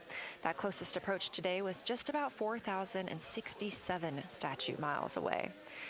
And teams in the room beginning to get a little busier and filter in and out as we are stepping through a handover. The Orbit 1 team is handing over to Orbit 2, who will continue monitoring lunar flyby and all of the systems aboard the Orion spacecraft.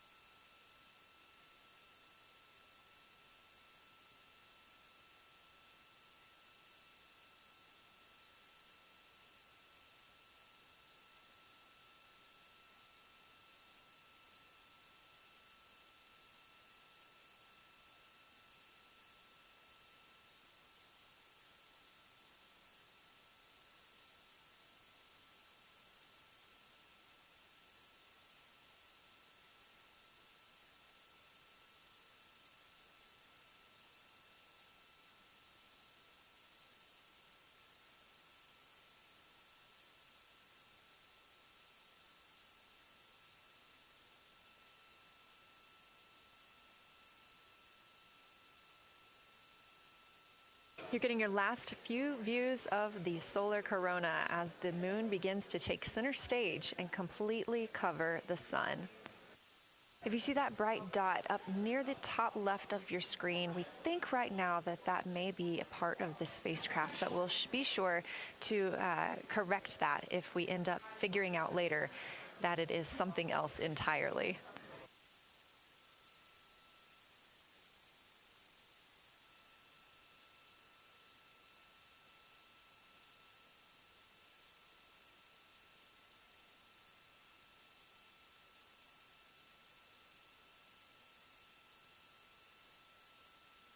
Science integrity, the window team is shifting around in the windows. It has been an absolute honor to join you here today for the lunar flyby of Artemis II. The first time humans have flown by the moon in over 50 years. I'm Leah Cheshire Mustachio, and I'm excited now to hand over the visual in the windows, and we are horizon still settings on a camera to pick up the shine, and you still have a distinct shine. The brightness where the corona, where the sunset is still bright. There's, I think there may still be corona visible, but that part of the horizon is still lit brighter, and you still have a distinct earth shine.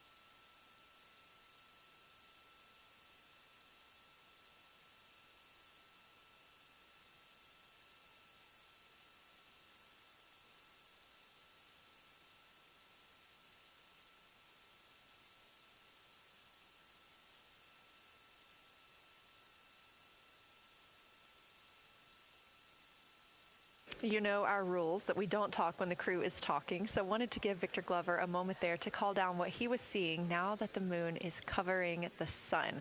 A really amazing time during today's lunar flyby. Again, thank you so much for letting us help tell this story today. I am Leah Cheshire Mustachio, handing it over to my friend Anna Schneider at the PAO console as the Orbit 2 team comes to join us. So thank you so much, and I hope you all enjoy tonight. Anna, you can take it away. Thank you so much, Leah, and it's been a joy listening to your coverage over the last several hours. So as you mentioned, the Orbit 2 team of flight controllers is currently making their way on console and completing a shift handover with the Orbit 1 team of flight controllers. The Orbit 2 team tonight will be led by Flight Director Diane Daly, and she is currently handing over with the Orbit 1 Flight Director there on your screen, who was Flight Director Jeff Radigan.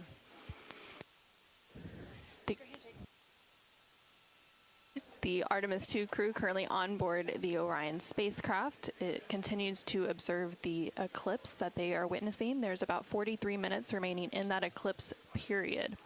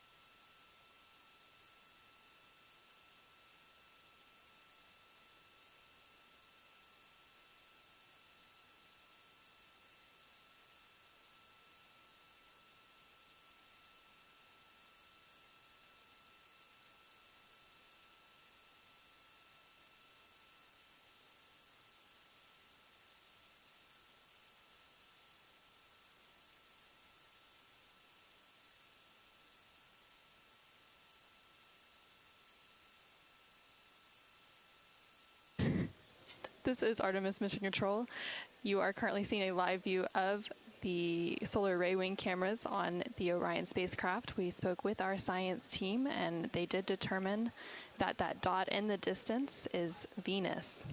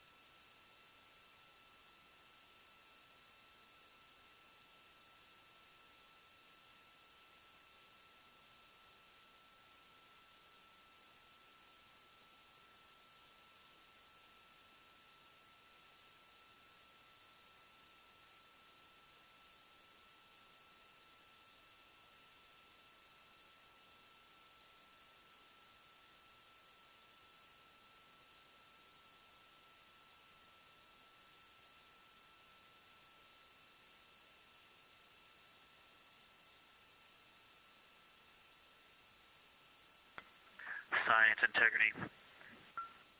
Let's see, not a huge change in here, just an update. The camera settings for Earthshine are challenging. This one's challenging to capture.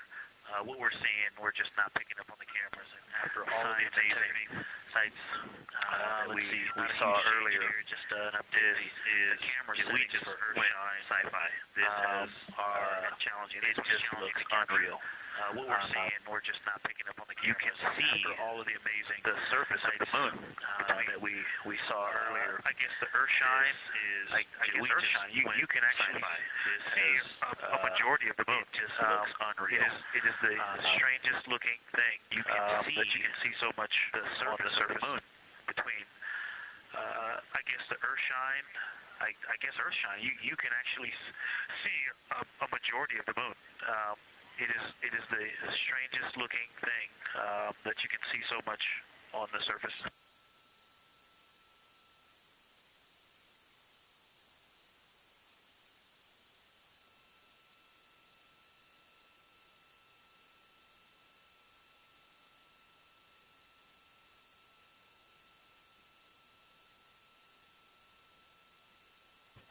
This is Artemis Mission Control. You were just hearing some communications called down from NASA astronaut Victor Glover, currently on board the Orion spacecraft.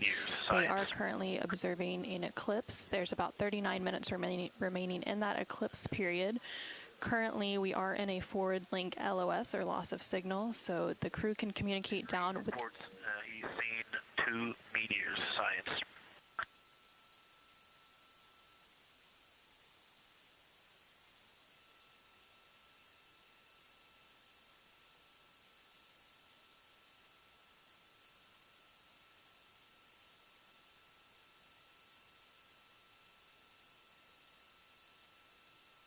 So we are in a forward link loss of signal. We do expect to regain signal in about 3 minutes, and at that point then the ground can communicate back up to the crew on board the Orion spacecraft.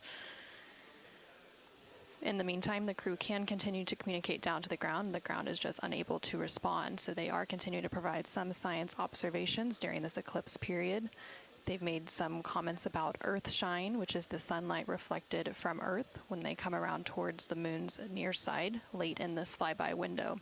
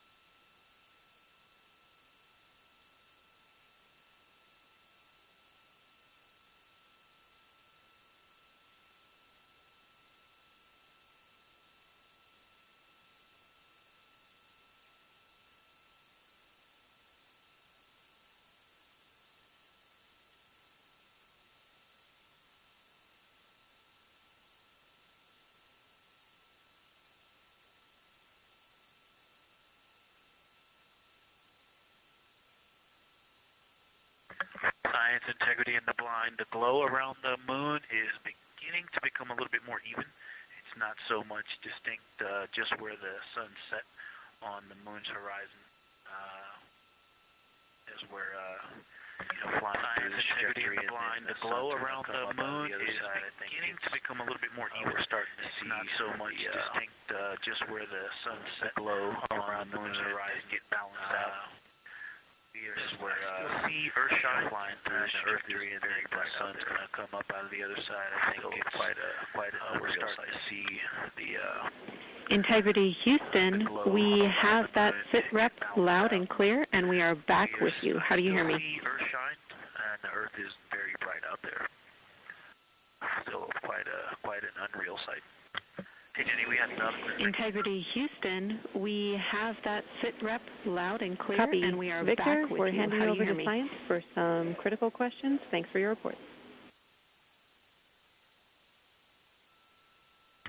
Hey Jenny, we have you loud and clear. Thank you. Integrity Science, we were loving your science sit reps in the Copy. blind, Victor, and it should we're come as handing no over to surprise science that for we have a some number of critical follow-up questions. Thanks for your questions. First, you mentioned Reid observing meteors. Can you speak to that? Integrity Were you Science, referring we to were loving comets your or impact science sit reps flashes in or the something blind, else? And it should come as no surprise that we have a number of follow-up questions. First, you mentioned Reid observing meteors. Three impact Can you flashes speak so to far. that? Were you referring I saw to two, and comets Jeremy or has seen impact one. flashes or something else? Jeremy saw two, so that's four total. Undoubtedly, quick impact flashes. It was not sun-glazed off of particulate from the thrusters or the first tanks. It was so impact flashes on the moon. I saw two, and Jeremy just saw another one. Go ahead with your next question. Jeremy saw two, so that's four total. Undoubtedly. Amazing news. I literally just looked over at the SIR and they were jumping up and down literally. If you could describe where on the moon you saw them, please. And Jeremy just saw another one. Go ahead with your next question. Amazing news. I literally just looked over at the SIR and they were jumping up and down literally. If you could describe where on the moon you saw them, please. So they've all been either on or a bit south of the equator and on the Earth side of the moon. Stand by. All right, so Jeremy has seen them kind of on and south of the equator, south of the spread across the moon, and mine were both south of the equator and just a little bit left of center of the moon. Stand by. Incredible news, Reid, and reminder, we have citizen scientists here on Earth looking for impact flashes, so hearing you saw them on the near side means that people saw them too.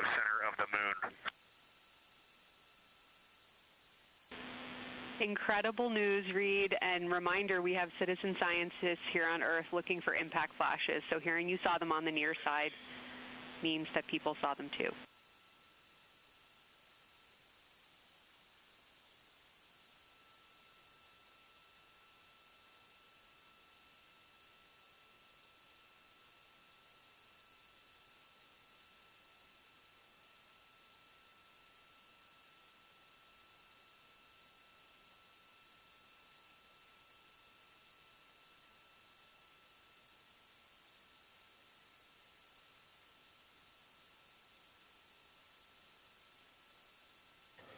This is Artemis Mission Control. We have regained that signal, so the team here in Mission Control was able to call back up to the crew on board the Orion spacecraft as they continue their lunar flyby. Specifically, they are now in that eclipse period.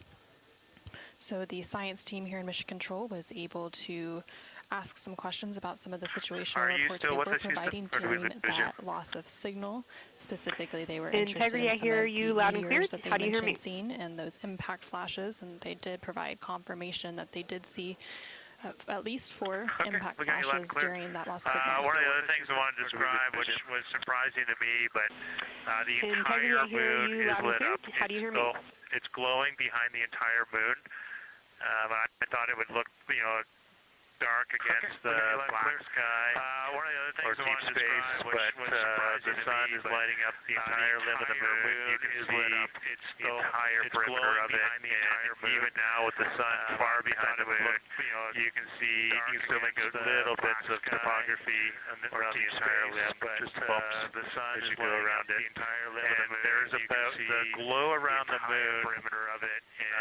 Once your eyes adjust far behind the moon, you still make out little bits of topography around the entire moon, just bumps as you go around it. And there's about the glow around the moon. Once your eyes adjust. Incredible to hear, Jeremy. Were you able to actually pick out any discrete features on the lunar surface? And if so, how do they look different than when you observe them in solar illumination? Incredible to hear, Jeremy. Were you able to actually pick out any discrete features on the lunar surface? And if so, how do they look different than when you observe them in solar illumination? For the Earth glow, we're about a quarter moon, waxing quarter moon, if you will, from the Earth glow perspective. No, we really haven't been able to identify features on the lunar surface yet. We just see, the topography on the limb. Side angle. For the Earth glow, we're about a quarter moon, waxing quarter moon, if you will, from the Earth glow perspective. Understood. Thanks, Jeremy. One other question for you on the solar corona. Were you actually able to see any structure or color in the corona before most of it disappeared behind the moon? Understood. Thanks, Jeremy. One other question for you on the solar corona. Were you actually able to see any structure or color in the corona before most of it disappeared behind the moon? They were not uniform at all. For me, the 5 o'clock position, there was just this constant stream. It would change in intensity and diameter, but it was always there. And it was always at the 5 o'clock position. I only saw one plume uniform at all. For me, the 5 o'clock position, there was just 3 o'clock position of the sun. That was very short-lived when I could see the diameter. But it was always there, and it was always exactly what we were looking for. Thanks, Jeremy, and a heads up that we, calculated here on the ground about how long you could see the corona for, and we expect it to start to appear again in the next 11 minutes. Thanks for those amazing descriptions. Exactly what we were looking for. Thanks, Jeremy, and a heads up that we, calculated here on the ground about how long you could see the corona for, and we expect it to start to appear again in the next 11 minutes. Thanks for those Integrity amazing Houston, we're following along as well. That was outstanding. If you haven't already, just reminding you to swap positions at the windows. And that brief LOS we had previously was due to a data rate change. Integrity Houston, we're following along as well. That was outstanding. If you haven't already, just reminding you to swap positions at the window. And that brief LOS we had previously was due to a data rate change expected.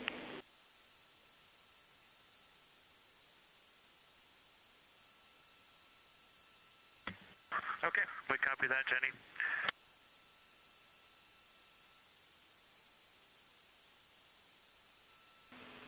Integrity Science, one more request for you. While it's still fresh in your mind, any annotations or sketches you want to make of what you're seeing either around the corona structures you just mentioned or even on Earthshine would be so appreciated. Integrity Science, one more request for you.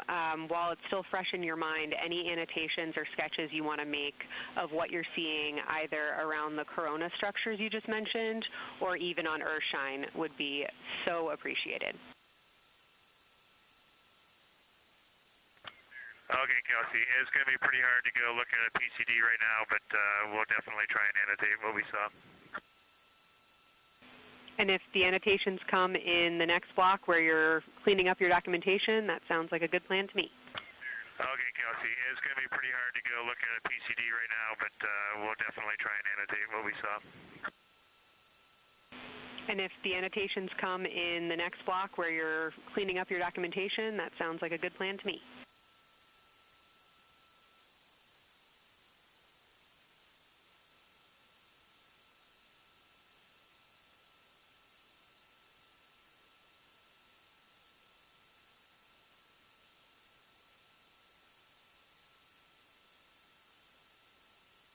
This is Artemis Mission Control. On the bottom right corner of your screen, you can see a view of the Science Officer Console here in Mission Control. And we've been hearing that communication between the science officer. The Orbit 1 science officer is Kelsey Young, and she's been asking questions to the crew, specifically CSA astronaut Jeremy Hansen, based on the observations they've been making during this eclipse period. And then in the upper left-hand corner of your screen, you can see a view of the Artemis Real-Time Orbit website, which provides updates on the velocity and the distance from Earth and the Moon of the Orion spacecraft as it continues to make its way back to Earth. The distance from the Moon will continue to increase at this point. So right now, Orion and its crew are about 6,300 miles away from the Moon and about 251,000 miles away from the Earth.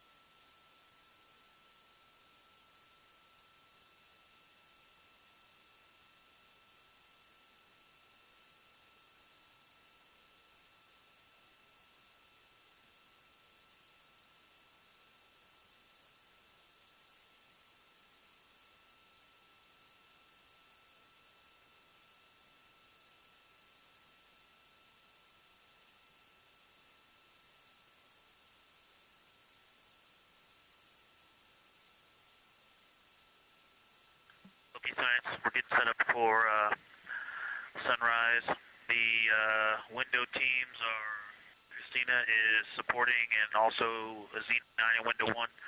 Jeremy's got the long lens and window 2. And we're getting set up for the short lens and window 2. Sunrise. And Reid is in window 3. Is supporting and he has started recording and is set up to see Corona. Got the long lens and window 2. And the short lens and window 2. Great, sit rep Victor. That sounds like a good config, and we're showing coronal effects start to appear on your video camera. So in the next few minutes, we should start to hear your observations.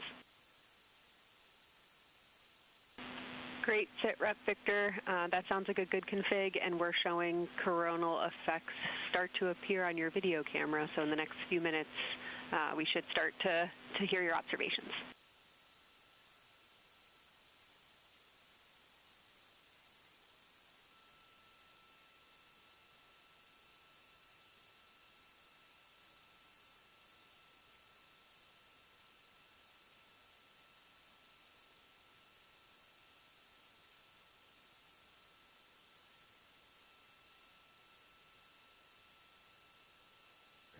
This is Artemis Mission Control. We just heard the crew call down to the team here in Houston, reporting that they have swapped out who is in the windows for the final portion of the lunar flyby. So Christina Koch is in window 1, with Jeremy Hansen in window 2 and Reid in window 3. Reid is focusing on observing corona, which is the solar corona, which is the sun's outermost atmosphere. Because humans there is about 18 minutes remaining in the eclipse evolved period. to see what we're seeing. It is truly hard to describe. It is amazing scientific value, but I'm really glad we launched on April 1st because humans probably have not evolved to see what we're seeing. It is truly hard to describe. It is amazing. Amazing. Thank you, Victor.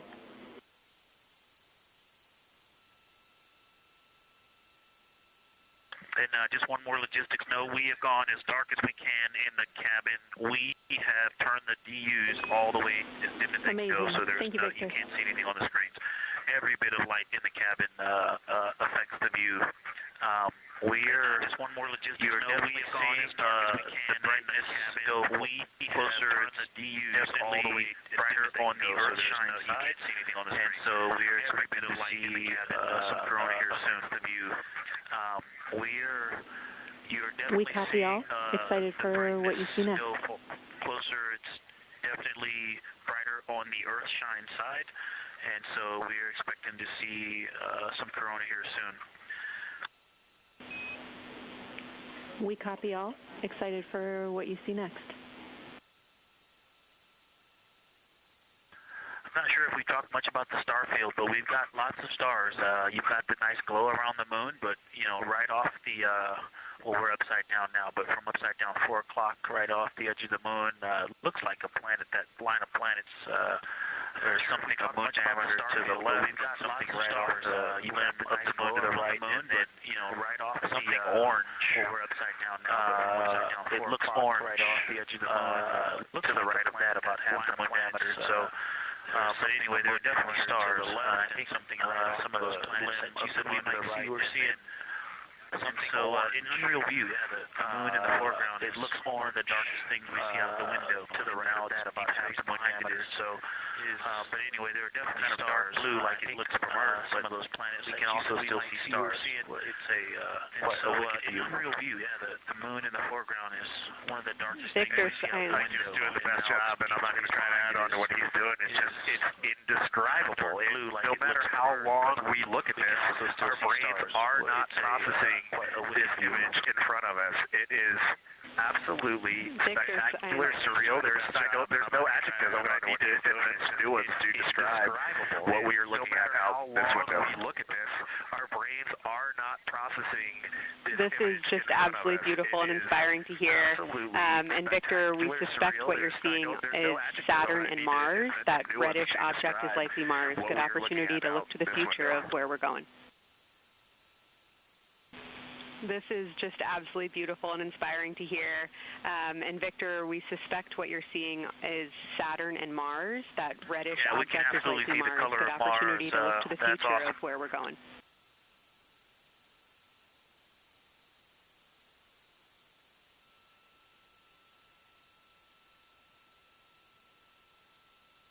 Yeah, we can absolutely see the color of Mars. That's awesome.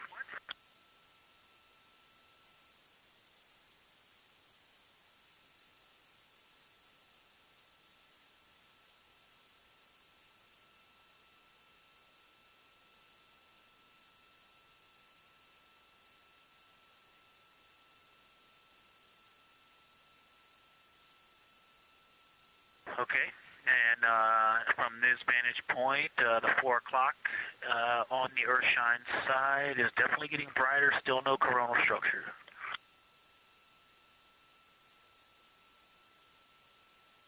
Okay, and from this vantage point, the 4 o'clock on the Earth-shine side is definitely getting brighter, still no coronal structure.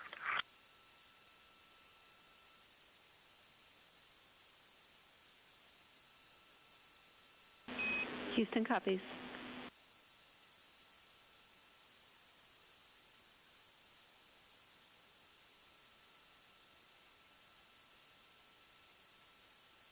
And we aren't able to distinguish which Mare is, but we can clearly see Mare in the Earth shine.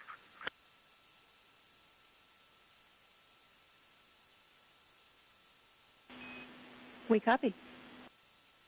And we aren't able to distinguish which Mare is, but we can clearly see Mare in the Earthshine.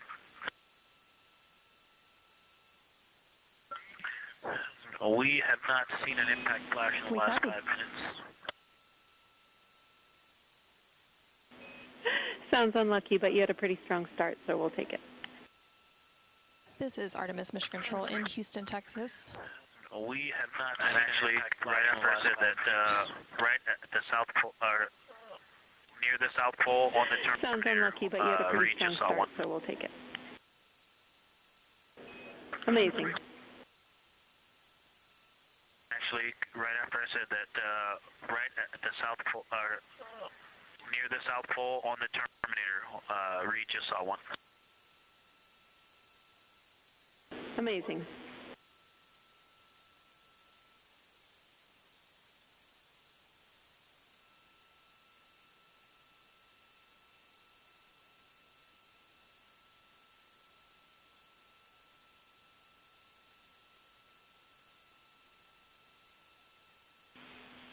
Integrity Science, and as you look around our solar system neighborhood, you should see Saturn setting behind the moon right now.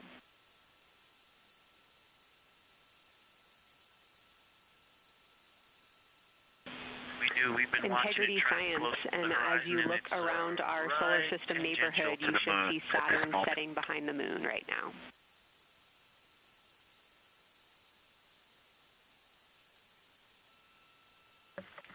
We've been watching it track close to the horizon, and it's right tangential to the moon at this moment.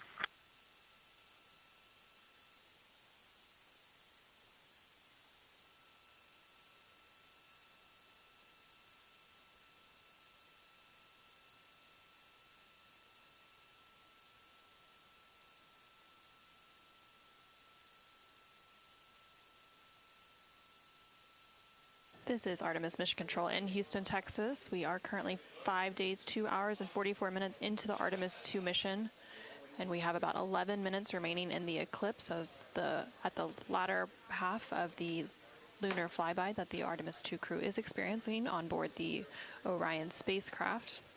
We've received several different call downs from the crew and questions up from the science officer here in Mission Control. One of the things that they said that they were able to see is Mars off in the distance, and then the science team also confirmed that they should be seeing Saturn setting behind the moon. They've also acknowledged seeing several different impact flashes, and these are flashes of lights from meteorites striking the surface of the moon. They've also mentioned the solar corona, which is the sun's outermost atmosphere. Here in Mission Control Houston, the Orbit 1 and Orbit 2 teams have officially completed their handover. So the Orbit 2 team is now leading here in Mission Control, and that is being led by Flight Director Diane Daly, and the Capcom here in Mission Control will be Tess Caswell. And you can see there on your screen on the right-hand side is the Flight Director console, and Diane Daly is in the far right of that screen, and Tess Caswell, the Capcom or capsule communicator, is in the far left hand of that screen. Okay, the light is continuing to grow in intensity. At about the 4 o'clock position on the, the 8 o'clock position on the Earthshine side. Saturn has set. Mars is tracking towards the moon, growing intensity. At about the 4 o'clock position on the, the 8 o'clock position on the Earthshine side. Saturn has set. Integrity Science, we copy, and we're starting to see it on the vehicle stream. Looking forward to any coronal observations you can share with us.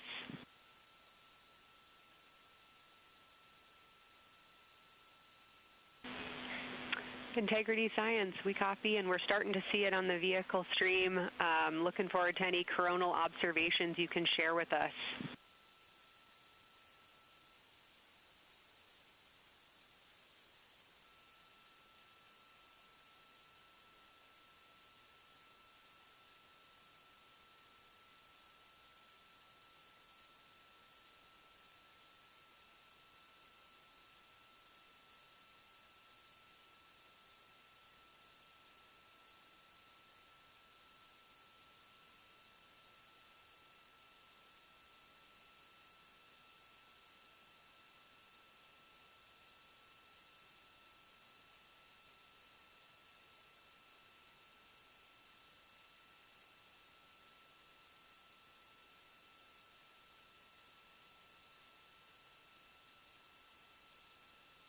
This is Artemis Mission Control. That view you're seeing on your screen is still coming from the solar array wing to cameras grow in intensity. outside of the Orion spacecraft. And you can see Copy, the Victor, light starting to come and into reminder, view as the solar you eclipse period is still starting to should end. have several minutes before the eclipse classes need to go on, and we can send you up a reminder when you're getting close to take your eyes away from the D5 viewfinder, but you should be good for several more minutes. And reminder, you still should have several minutes before the eclipse classes need to go on, and we can send you up a reminder when you're getting close to take your eyes away from the D5 viewfinder, but you should be good for several more minutes.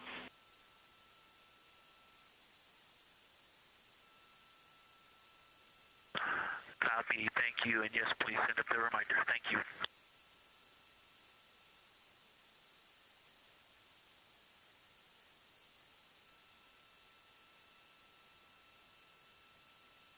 Okay, we all think we're starting to see something. I believe the most popular term is baby hair.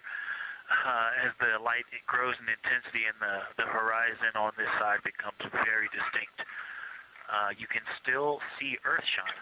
Okay, we all think we're starting to see something. I believe the most popular term is baby hair.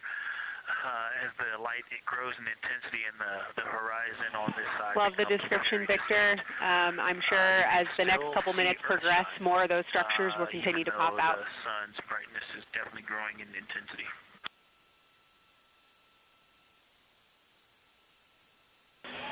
Love the description, Victor. I'm sure as the next couple minutes progress, more of those structures will continue to pop out.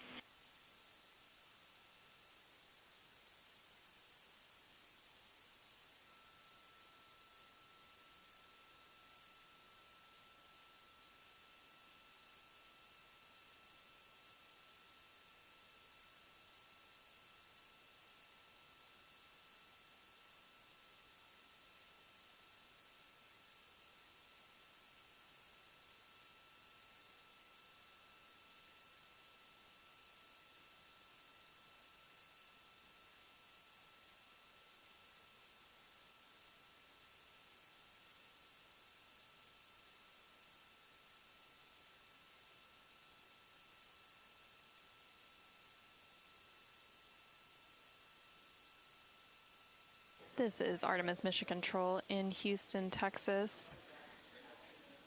The Artemis II astronauts on board the Orion spacecraft are currently observing an eclipse. Okay, so we are definitely starting to see structure. The eclipse looks much like a total solar eclipse here on Earth, except the moon is much larger compared to the sun, unlike a terrestrial solar eclipse where the moon and the sun appear the same size in the sky.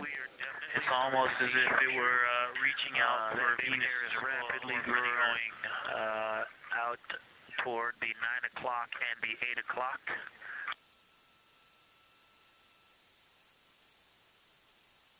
It's almost as if it were reaching out for Venus or for the Earth. If you've ever seen the spotlight off the top of the Luxor at night in Las Vegas, this looks like what that wants to be when it grows up.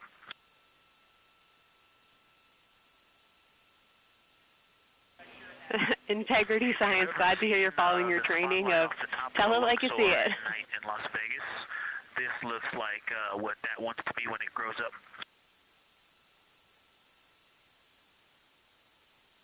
So far, it's pretty symmetrical. Integrity Science, glad to hear you're following your training of tell it like you see it. 2 or 3 streamers that are growing in intensity and in magnitude, and it's slowly starting to widen, starting to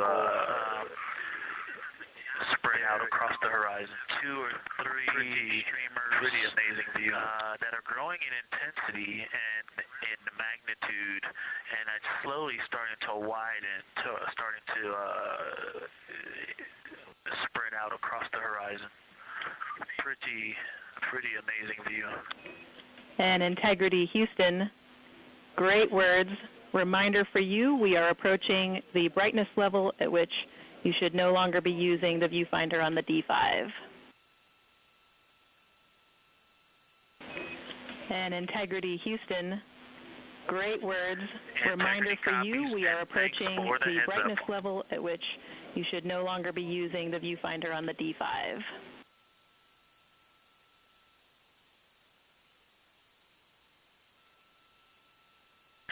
Integrity copies, and thanks. Oh, and I think we're seeing some directionality. Some of it is going in different directions because it appears to be moving and combining and recombining as it moves. It's pointing in different directions, and this is Artemis Mission Control. Down towards the south pole of the moon, but it's going in different directions and it's coming back together and going out towards Venus and the Earth as it moves.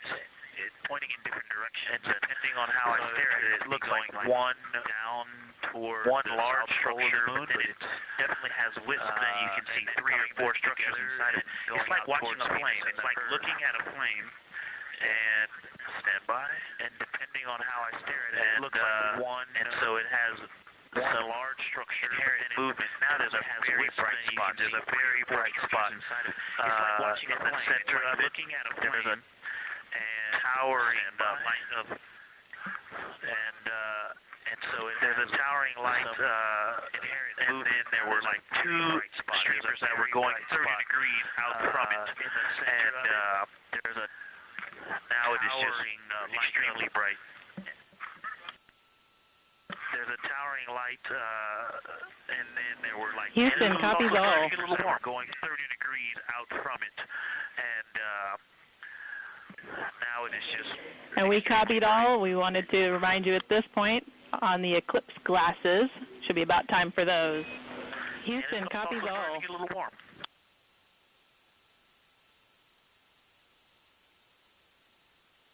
And we copied all. We wanted to remind you at this point on the eclipse glasses. Should be about time for those. Thanks for the report. We sure wish we were there with you. Houston, we copy all. We are in eclipse glasses. That was an absolutely spectacular, magnificent experience. Thanks for the report. We sure wish we were there with you.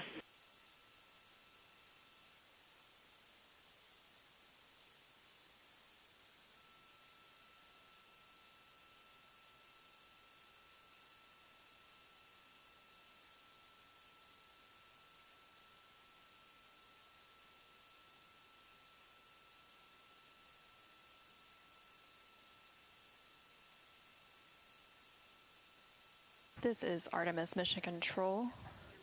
The eclipse period is coming to an end, and we did hear that call that the crew now has to put on those eclipse glasses to be able to protect their eyes for this final portion of the eclipse. We will solicit input from the team. Solar array wing cameras on the Orion spacecraft. Houston, if you could give me about 20 new superlatives in the mission summary for tomorrow, that'll help my vocabulary out a bit. Thank you.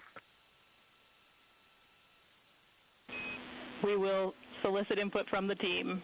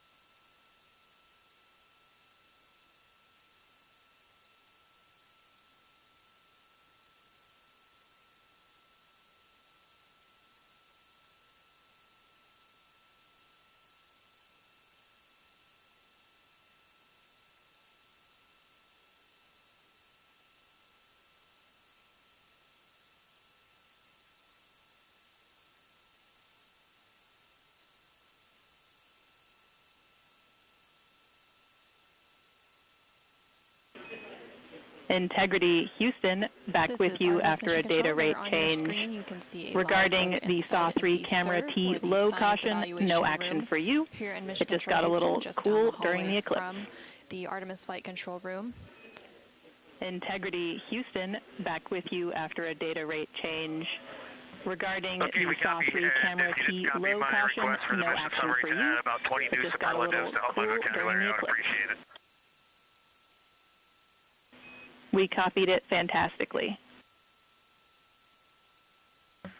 Okay, we copy, and if you didn't copy my request for the mission summary to add about 20 new superlatives to help my vocabulary out. And Integrity Science, this is basically wrapping up your fly-by-day observations. I can't say enough how much science we've already learned and how much inspiration you've provided to our entire team, the lunar science community, and the entire world with what you were able to bring today. You really brought the moon closer for us today, and we cannot say thank you enough. And Science signing off, and can't wait to talk to you tomorrow morning. Inspiration you've provided to our entire team, the lunar science community, and the entire world with what you were able to bring today.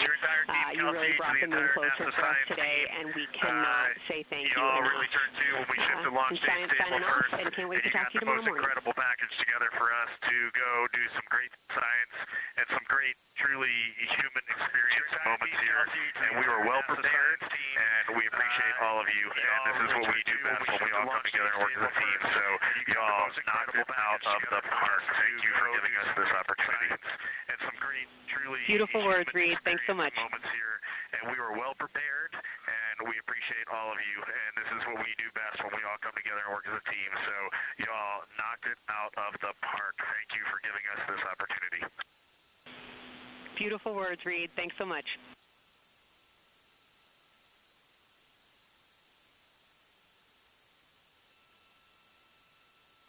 And this is Artemis Mission Control.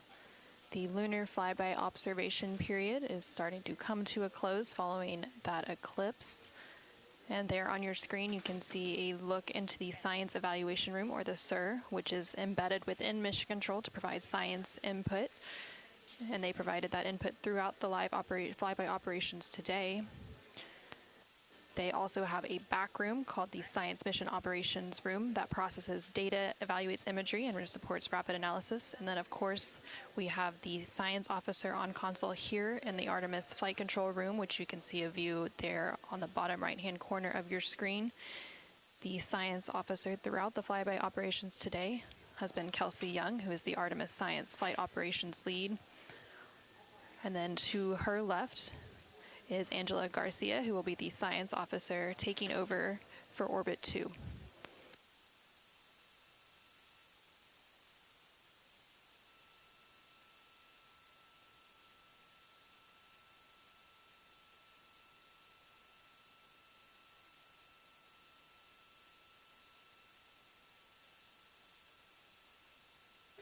And for the past 7 hours or so, the crew has been going through their lunar flyby observation period.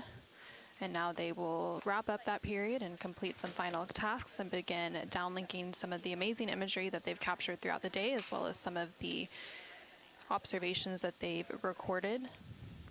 And now on your screen, you're seeing a live look from the Orion spacecraft from those solar array wing cameras.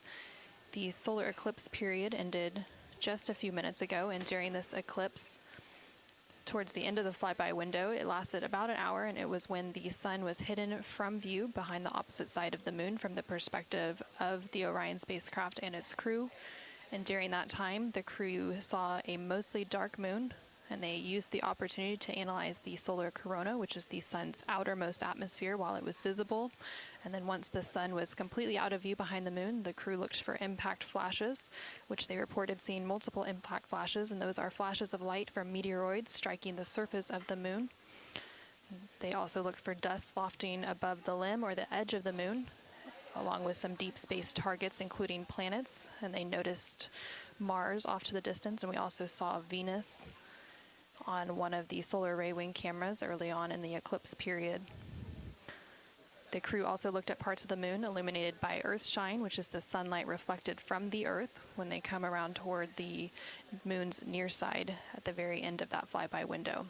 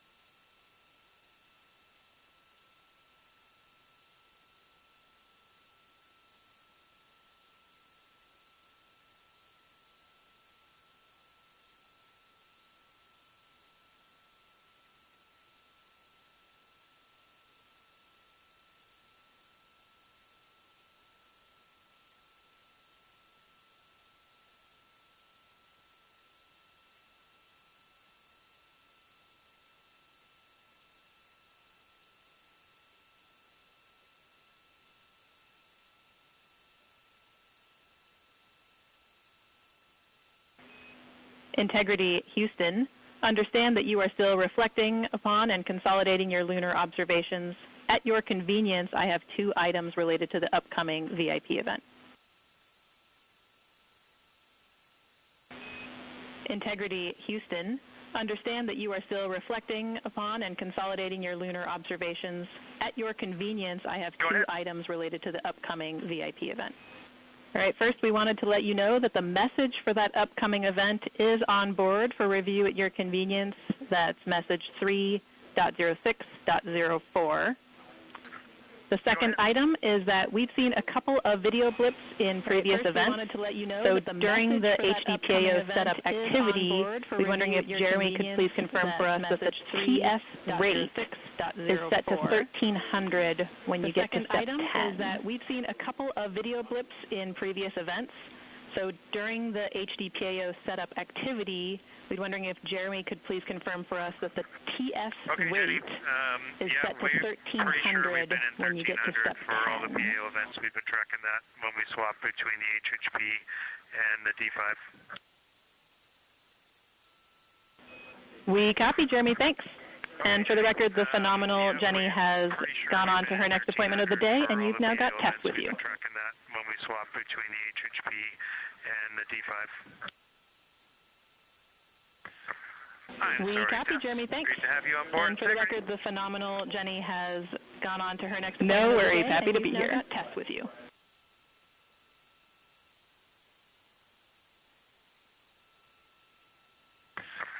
I'm sorry, Tess. Great to have you on board, Integrity. No worries. Happy to be here.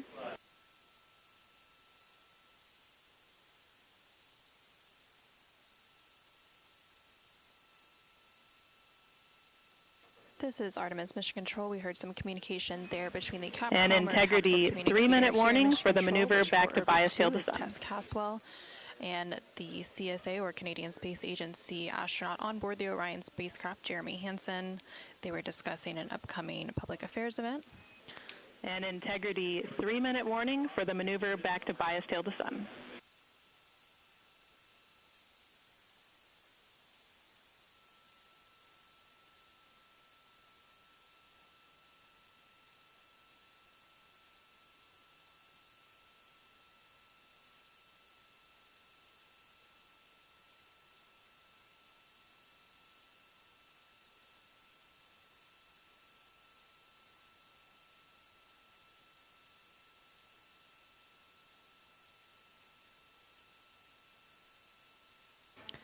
The crew on board the Orion spacecraft recently completed their lunar observation period. It was an approximately 7-hour period of time in which they were focused on several different targets identified by the science team here on the ground that they studied and prepared for ahead of time. And then they also were referencing a lunar targeting package that was uplinked about a day ago with those final targets. Now they are completing some post-lunar flyby activities, so they're working to clean up their observations that they've made and also working to downlink some of the photos that they've taken throughout the day. The science team here on the ground will then work to get as much data as they can overnight, and then there will be a post-flyby conference tomorrow after the crew wakes up. And that's not a debrief, but a science data collection to capture their nuanced experience while they're still in the field and the experience is still fresh. And then, of course, there will also be a public affairs downlink event later in the day. Now that once the post-lunar flyby activities are complete. And then after that, the crew will go into some of their final activities for the day. They will have a private medical conference, or PMC, with the medical teams here on the ground. These are regular conferences that they have at the end of every day, and then there's also a flight director conference that they will have before they go into their pre-sleep period, during which they can complete hygiene activities, and they will have the chance to eat their dinner and complete any other final personal activities for the day before they head into their sleep period.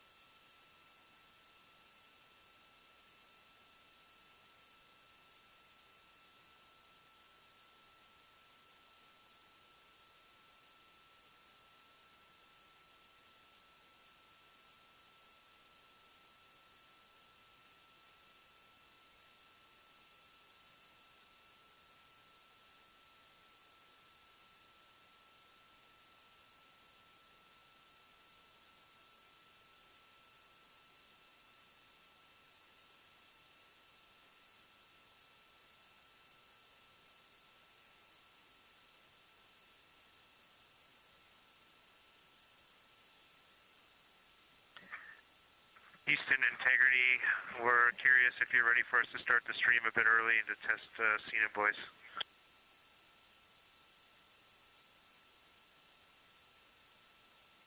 Checking. Houston, integrity. We're curious if you're ready for us to start the stream a bit early and to test And integrity, affirm. We are go to start the stream. Checking.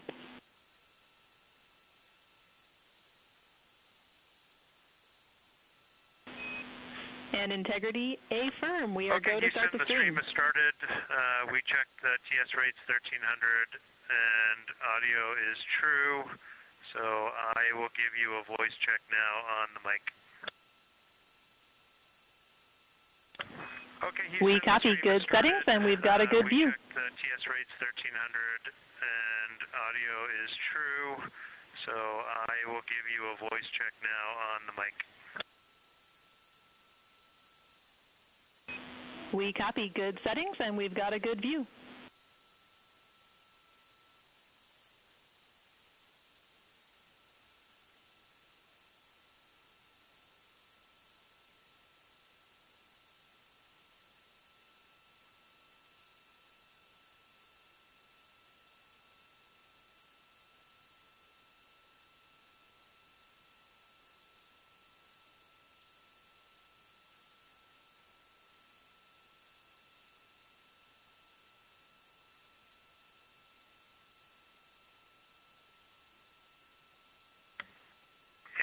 I sent an audio check down, run the handheld mic. Did you get it? Sorry for the delay, Jeremy. We were talking that a bit, but it was a bit broken, so please repeat for us. In test, I sent an audio check down, run the handheld mic. Did you get it? Sorry for the delay, Jeremy. We were talking that a bit, but it was a bit broken, so please repeat for us.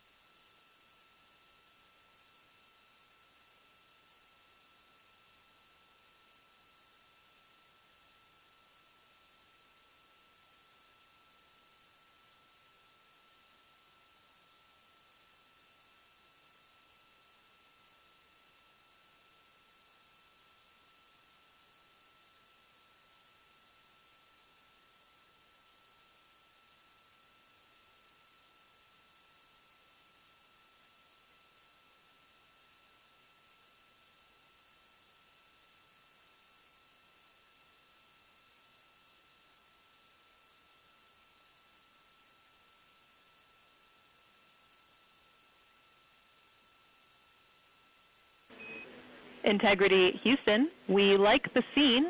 At your convenience, we'll take a 10 count with Jeremy in frame.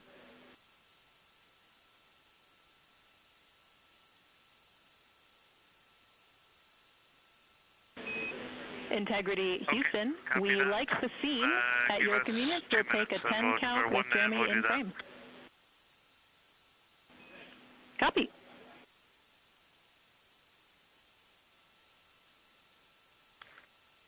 Okay, copy that. Give us 2 minutes, and or 1 minute, and we'll do that. Copy.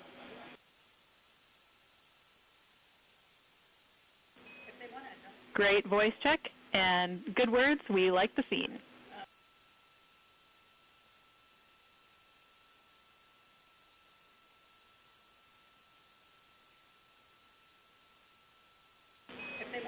Great voice check and good words. We like the scene.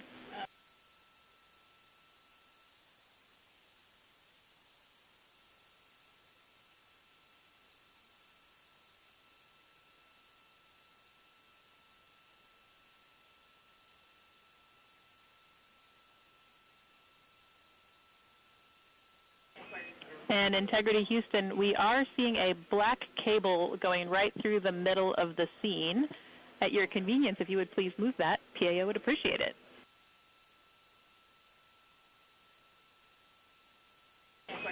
And Integrity Houston, we are seeing a black cable going right through the middle of the scene. At your convenience, if you would please move that, PAO would appreciate it.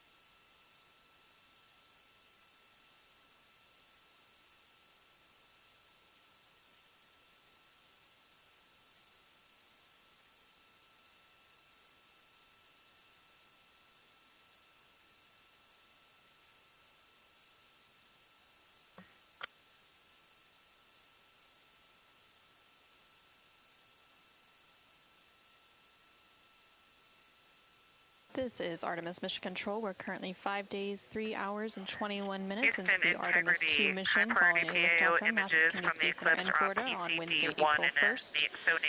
The crew on board the Orion spacecraft is currently wrapping up We copy, their Christina. lunar flyby Thanks. cleanup activities. They're making final... Houston Integrity, high priority PAO images from the eclipse are on PCD-1 in a so-named folder.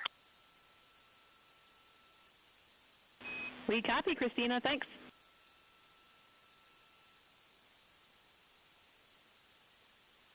And NASA astronaut Christina Koch there calling down to the ground regarding some public affairs imagery that was captured during the lunar flyby activities. She referenced a PCD, that is in reference to their portable computing devices, which are basically tablets that they're able to transfer files and also follow along on processes and procedures and their timelines for the day.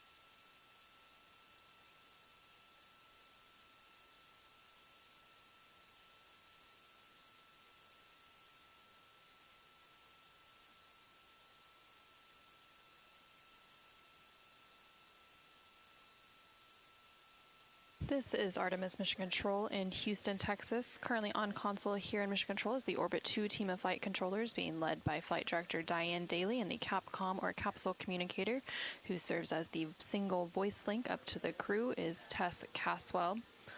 The crew on board the Orion spacecraft recently wrapped up their lunar flyby observation period, and now they are completing some cleanup activities and transferring some data and files down to the ground following that lunar flyby.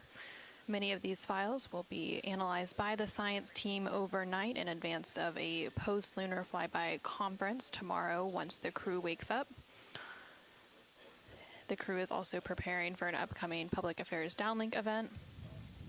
And then following that downlink, they will have a few final activities for the day, including a private medical conference with their team here on the ground. These are standard conferences that happen at the end of every day, and they'll also have a private conference with the flight director here in Mission Control to go over the vehicle status and any other questions or concerns they may have for the remainder of their flight.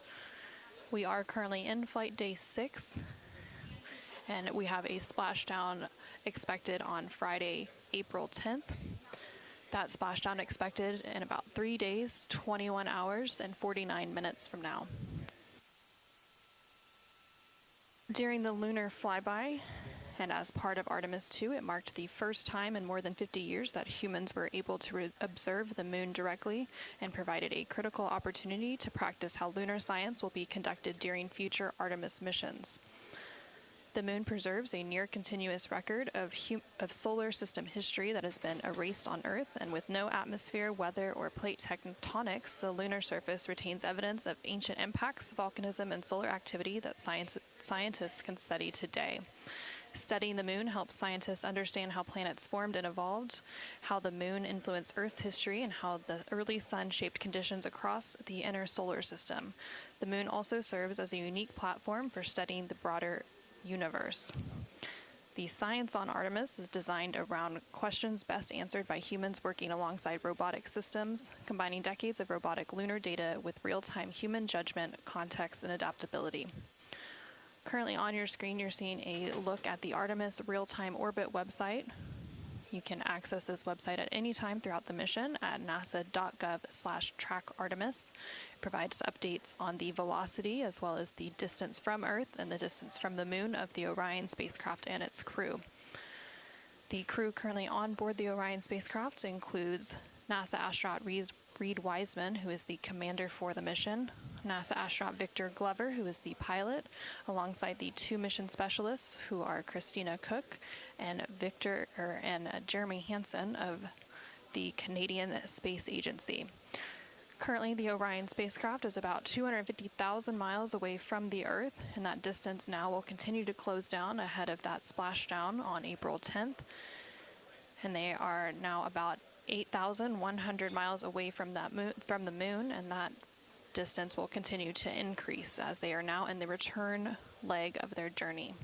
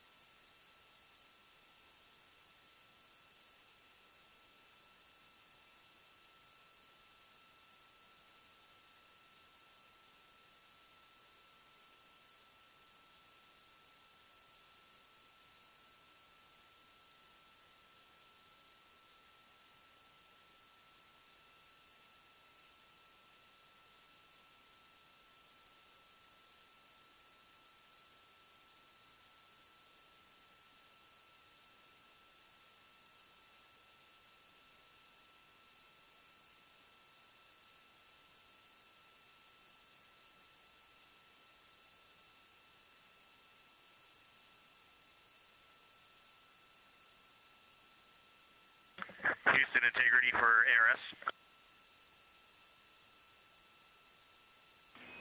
Go ahead, Integrity.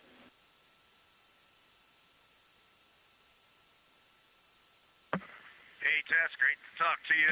Any chance we could drop the fan speed down for this PAO event? Go ahead, Integrity. We will put that in work. Great to be talking to you, too. Any chance we could drop the fan speed down for this PAO event?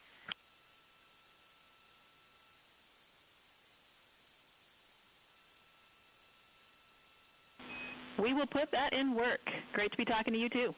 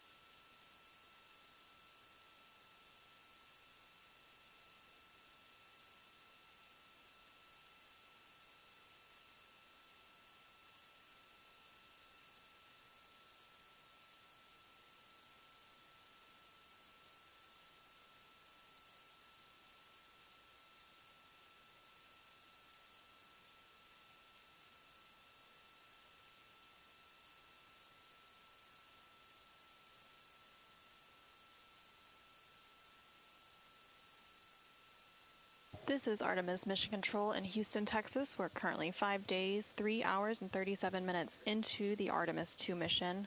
The crew on board the Orion spacecraft has recently concluded their lunar observation period during the lunar flyby. As part of that lunar flyby, the Orion spacecraft and its crew made the closest approach to the moon at a distance of 4,067 miles away from the surface at approximately 6 p.m. Central Time, 7 p.m. Eastern Time.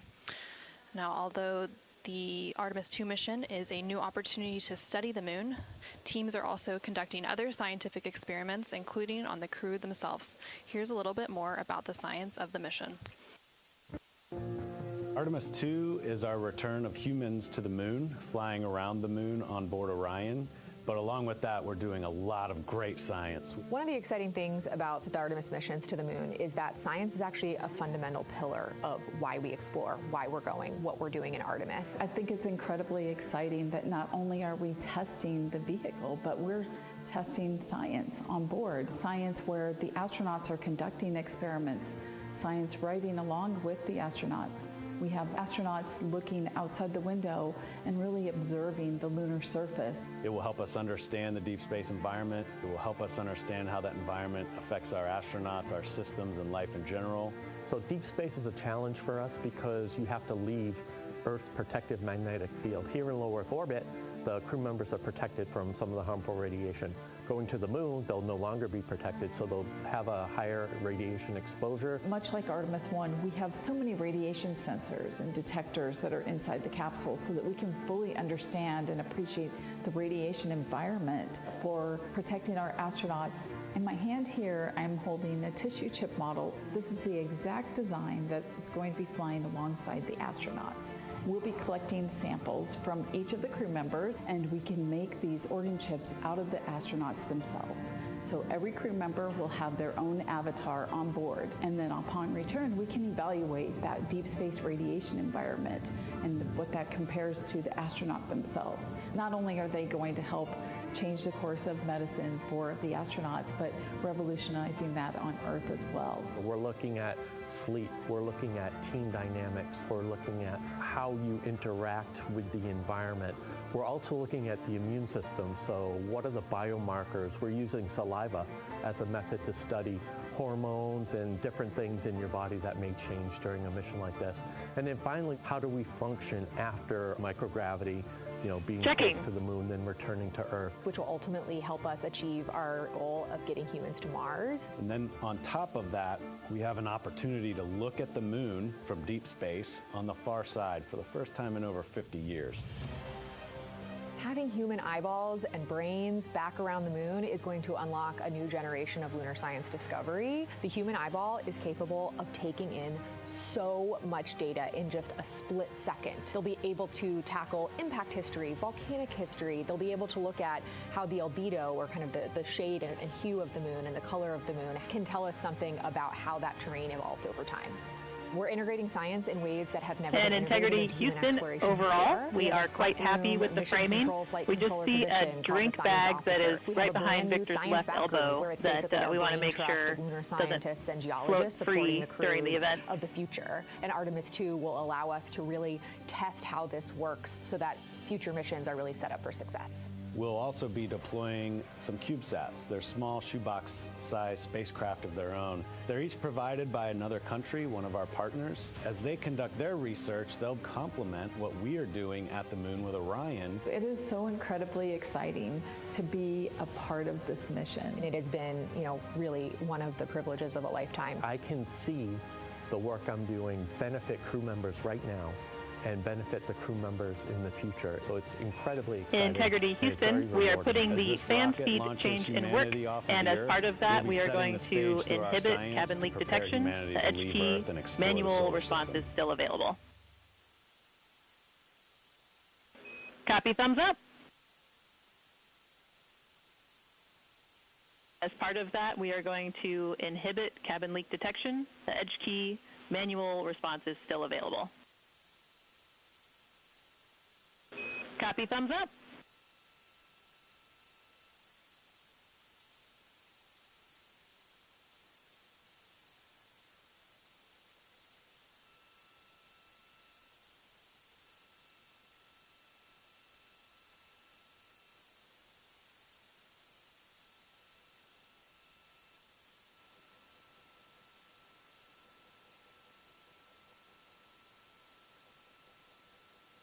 This is Artemis Mission Control. Again, we're hearing some communication between the ground here and the Artemis Flight Control Room in Houston, Texas, specifically the Capcom or Capsule Communicator, who for Orbit 2 is Tess Caswell, and the crew on board the Orion spacecraft, that spacecraft named Integrity by its crew. They are preparing for an upcoming public affairs event, so they are discussing the camera views, which we will see here shortly. There on your screen on the left-hand side, you can see the Artemis Real-Time Orbit website, or ARO.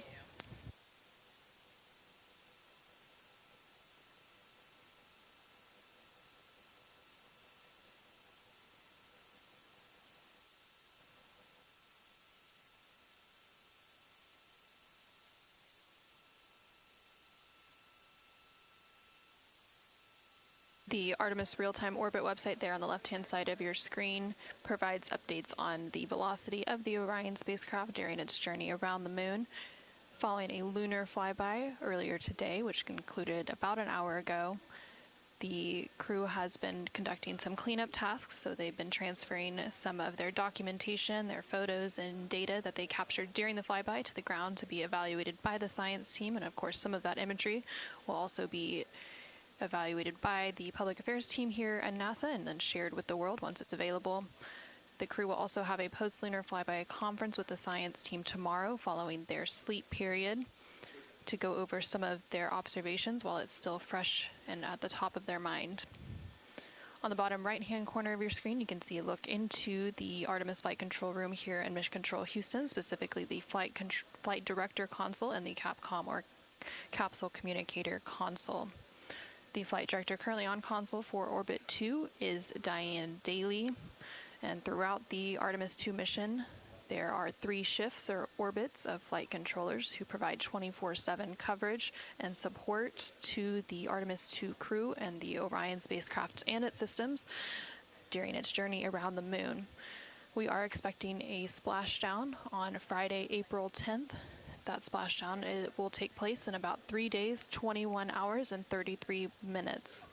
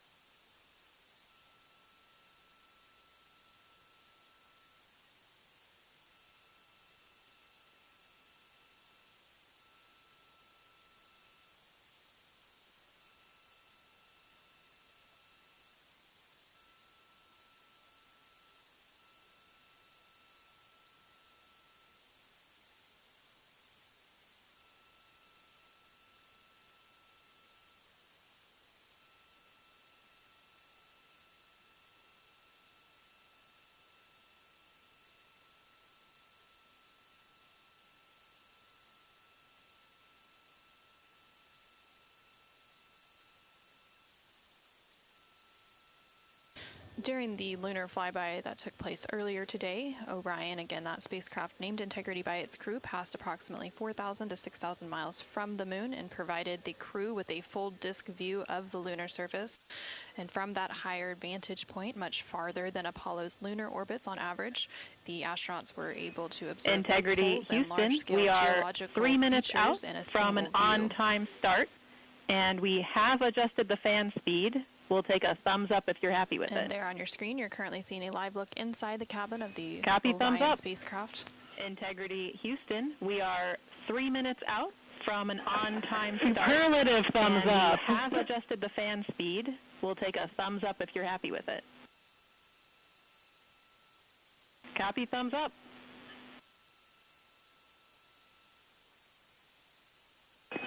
Superlative thumbs up.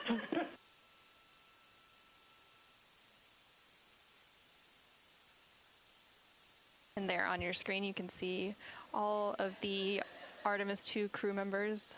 CSA astronaut Jeremy Hansen just floated out of view behind the camera, but you can still see NASA astronaut Reid Wiseman, NASA astronaut Christina Koch, and NASA astronaut Victor Glover as they prepare for an upcoming public affairs downlink event, which is scheduled to take place in just a couple minutes from now. And there, floating back onto the screen, is CSA or Canadian Space Agency astronaut Jeremy Hansen.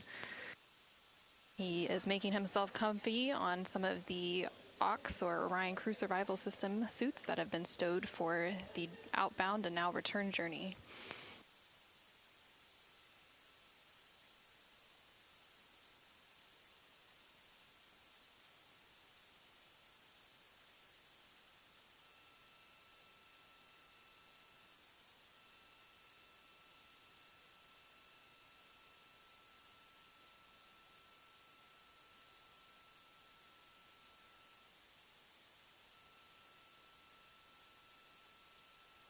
Shortly after the completion of these couple of public affairs downlink events, the crew will begin winding down for their day, and they will have the opportunity to eat dinner. Some of the items on their menu today for dinner include chicken with corn and black beans, sweet and sour pork, rice pilaf, spicy green beans, citrus fruit salad, and maple cream cookies.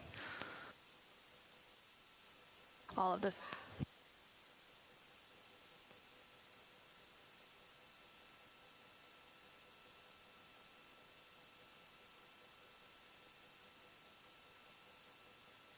And now we will go ahead and stand by for the public affairs event beginning in just about a minute.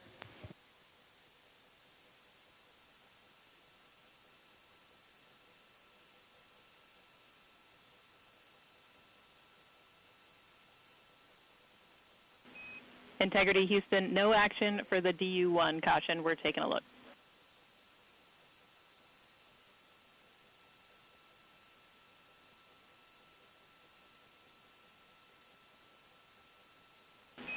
Integrity Houston, no action for the DU-1. Caution, we're taking a look. Integrity, this is Houston. Are you ready for the event?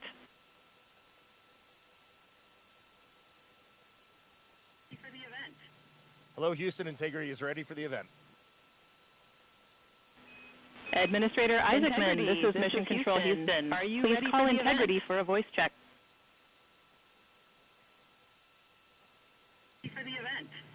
Hello, Houston. Integrity is ready for the event. Administrator Isaacman. Administrator Isaacman, we've got you loud and clear, sir. How us? Integrity, Jared Isaacman, comm check.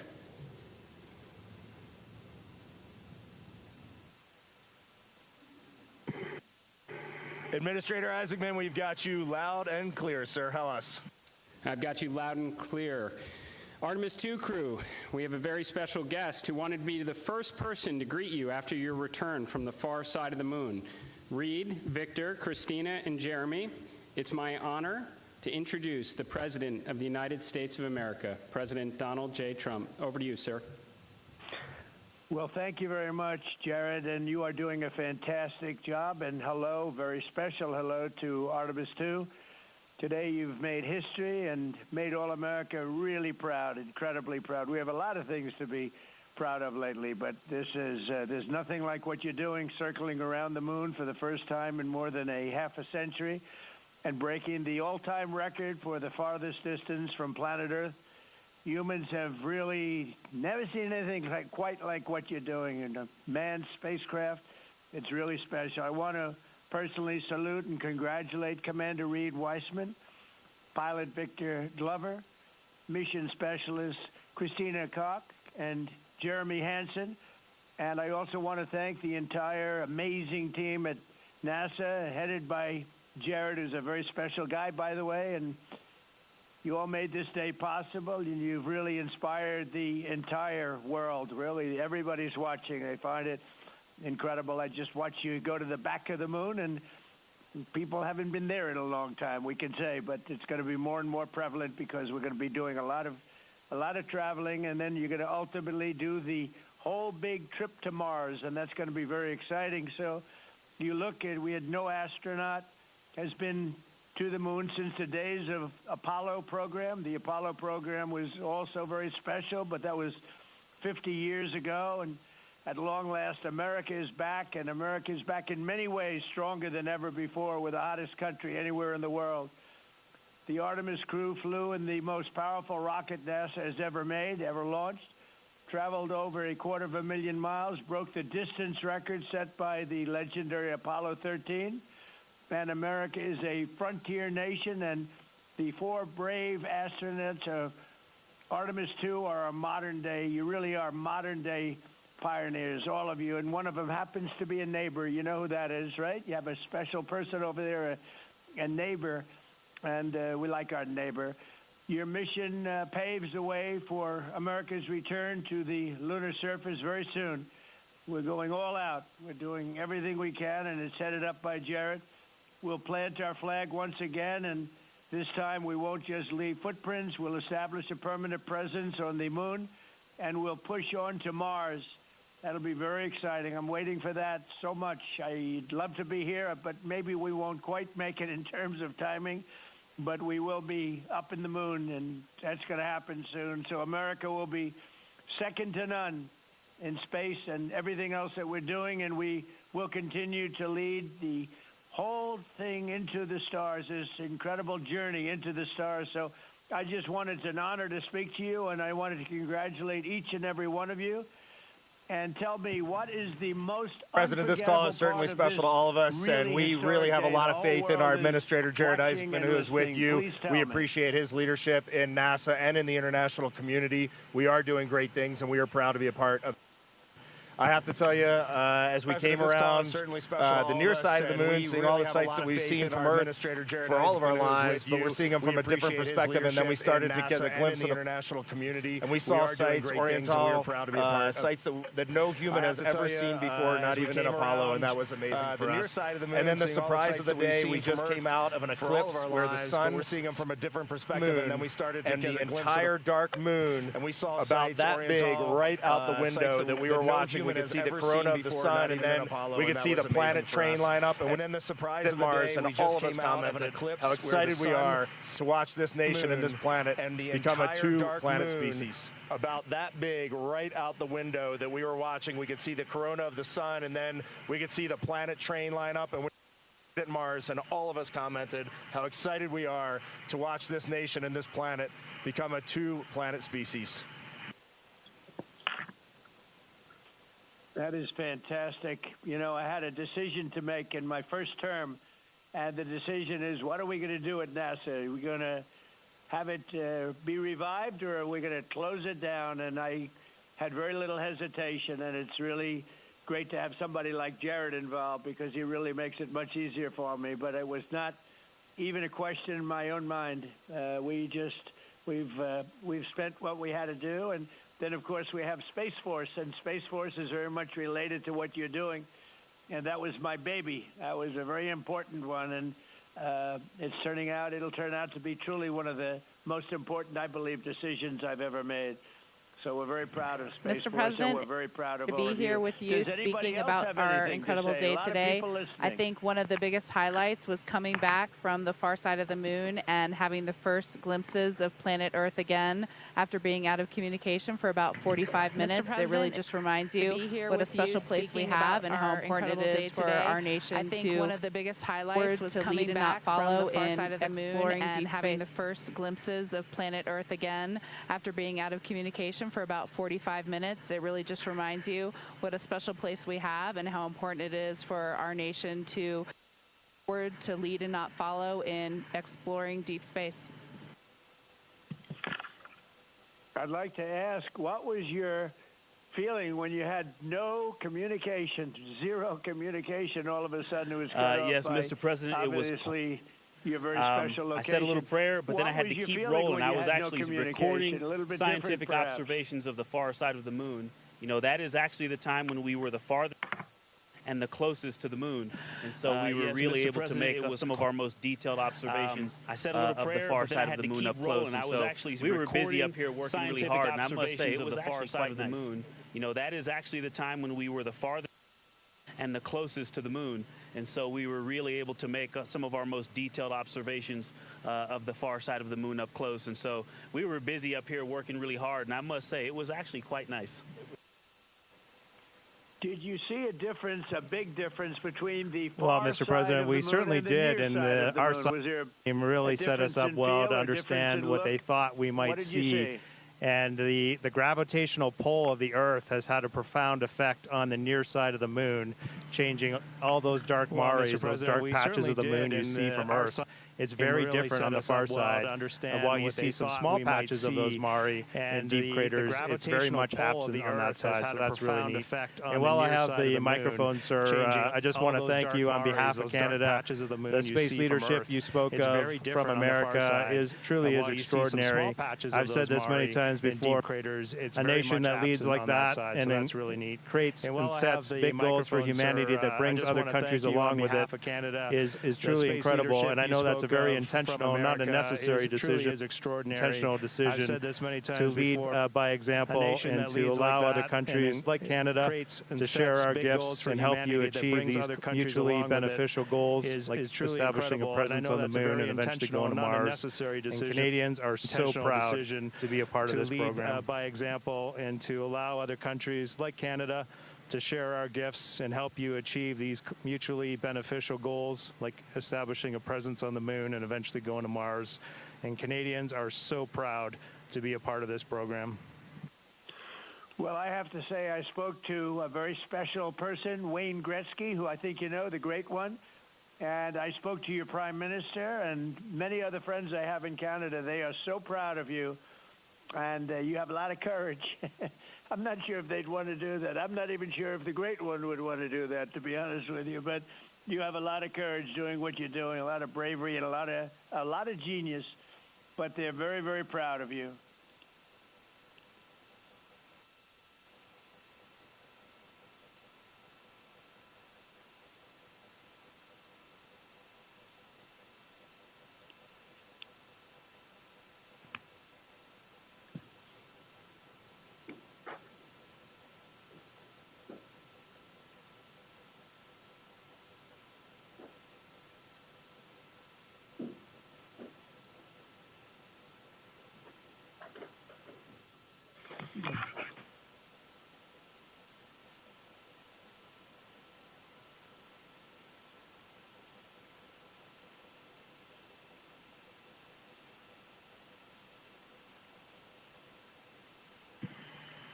Administrator Alex, I'm going to just get a quick comm check, make sure you guys are still on the line and we didn't have a handover.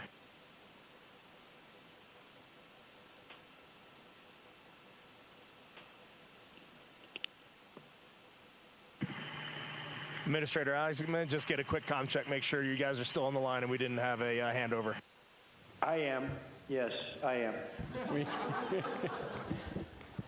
And integrity, and back over to you, Mr. President. Yeah, I think we might have gotten cut off. It is a long distance. It's a long ways. The reception's been great. There's a little bit of about a 9-second delay, but no, I just had a a statement for, I don't know what you heard, but I was just saying they're very proud of your brilliant person from Canada on the ship. And Wayne Gretzky is a great friend of mine, and he's very proud of him. And the Prime Minister I spoke to, they're very, very honored that... yes, Mr. President, we heard that, and we do love our Jeremy Hansen. We love all our Canadian astronauts. Jenny nice. Gibbons, Josh Kutrick, they're just great but people, and they're such a welcome addition to our Corps.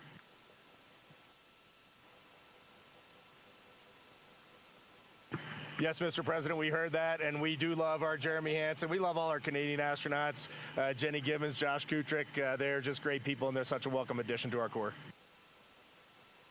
Great. Well, I really look forward to, when we can, I look forward to seeing you in the Oval Office.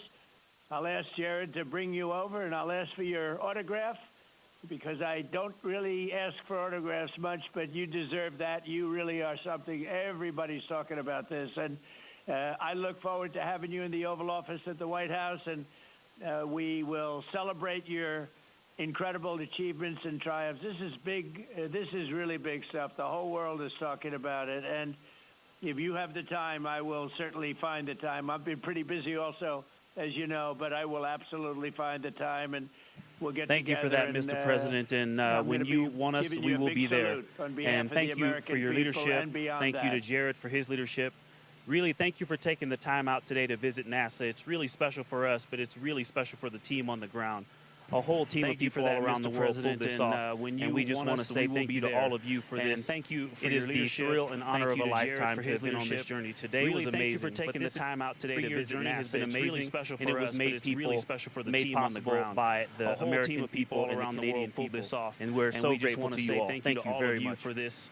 It is the thrill and honor of a lifetime to have been on this journey. Today was amazing, but this 3-year journey has been amazing, and it was made possible by the American people and the Canadian people, and we're so grateful to you all. Thank you very much.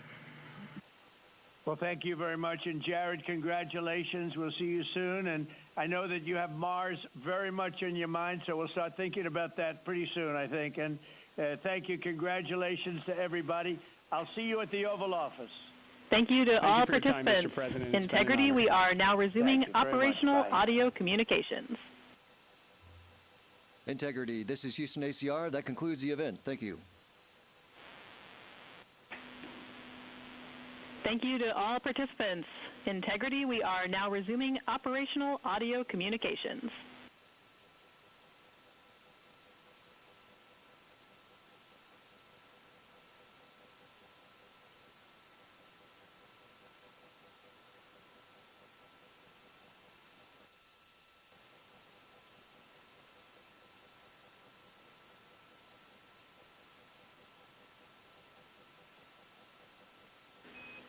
Integrity Houston, great job on the event. Just a heads up, we are on track to start the next event on time at 4:15.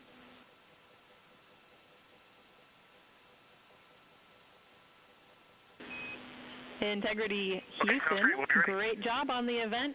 Just a heads up, we are on track to start the next event on time at 4:15.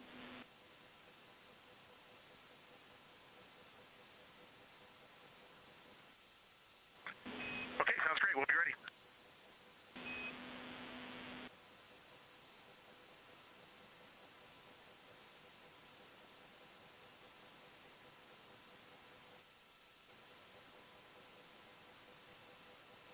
This is Artemis Mission Control in Houston, Texas. We just had that public affairs event with President Donald Trump and the crew on board the Orion spacecraft.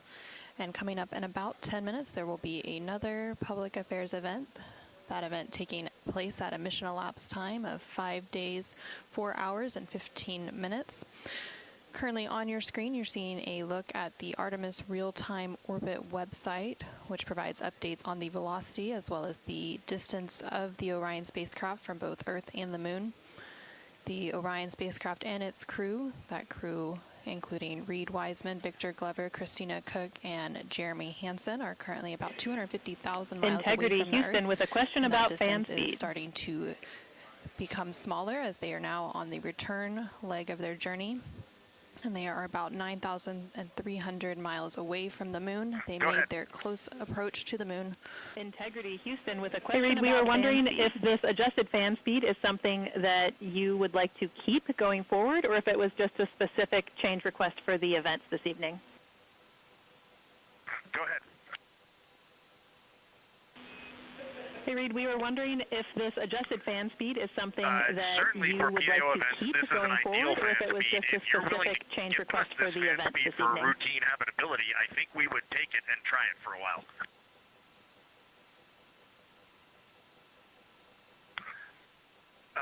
Certainly for PAO events, this is an ideal fan speed. If you're willing to give us this fan speed for routine habitability, I think we would take it and try it for a while.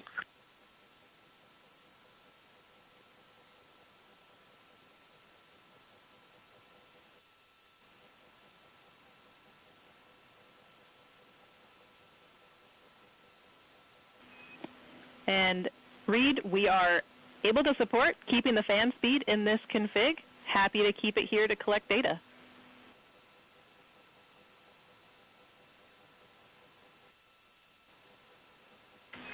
Okay, and you got 4 happy Reid, astronauts we up are here. We'll take it. able to Obviously, support when we go to keeping the fan exercise, we'll need speed to bump in it this up, but I think config. for quiet as a Happy to living, this keep will it be here great. to collect data. We copy, and we love seeing those smiles.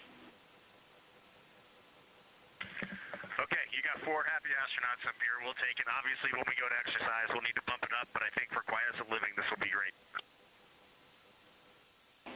We copy, and we love seeing those smiles.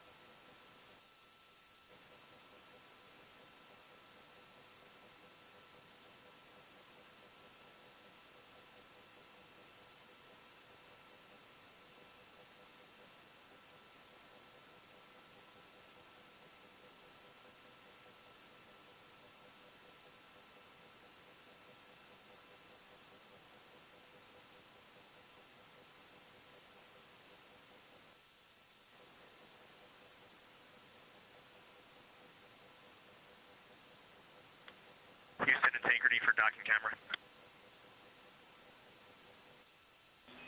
Go ahead.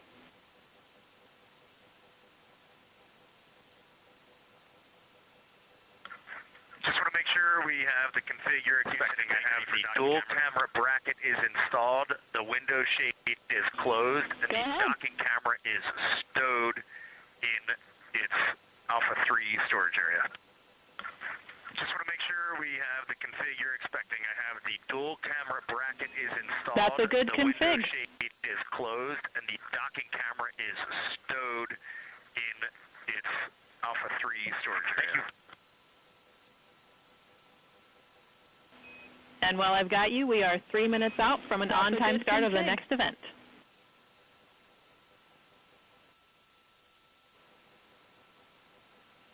Thank you.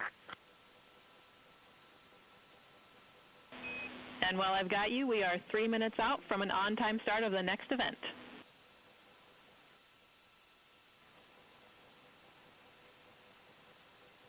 This is Artemis Mission Control in Houston, Texas. You can see a live look of the Artemis II crew inside the Orion spacecraft cabin as they prepare for another public affairs downlink event. There on your screen is CSA astronaut Jeremy Hansen along with NASA astronaut Reid Wiseman and NASA astronaut Victor Glover popping up. Earlier today, the crew completed their lunar flyby observation period, during which the Orion spacecraft and its crew passed approximately 4,000 to 6,000 miles from the moon and provided the astronauts with a full disk view of the lunar surface.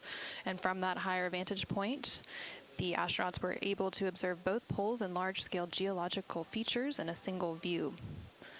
Towards the tail end of that observation period, they also were able to see an eclipse. And that eclipse period lasted about an hour and was when the sun was hidden from view behind the opposite side of the moon from the perspective of Orion.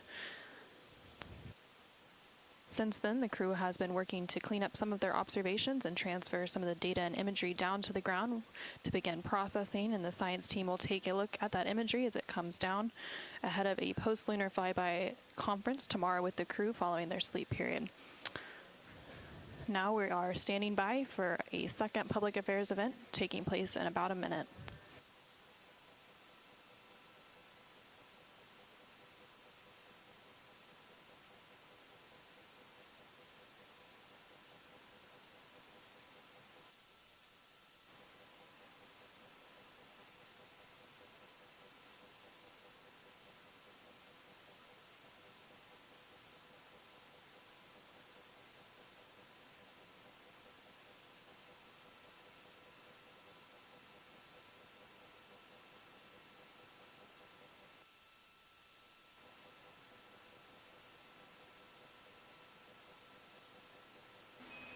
Integrity, this is Houston. Are you ready for the event?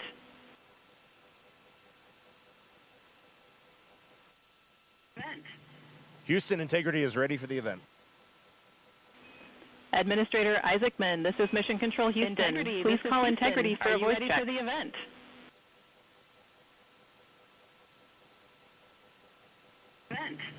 Houston, Integrity is ready for the event. Administrator Isaacman, we've got you loud and clear up here. Control Houston, please call Integrity for a voice check. Integrity, Jared Isaacman, comm check.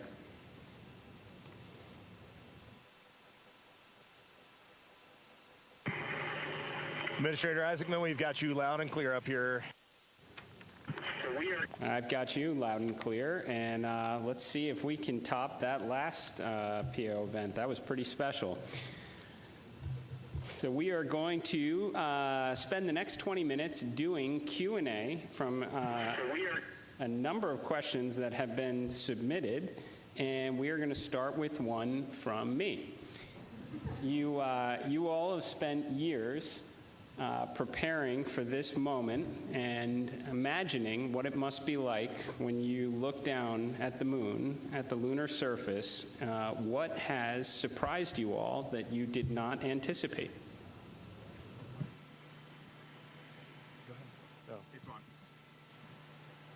Administrator, great to chat with you.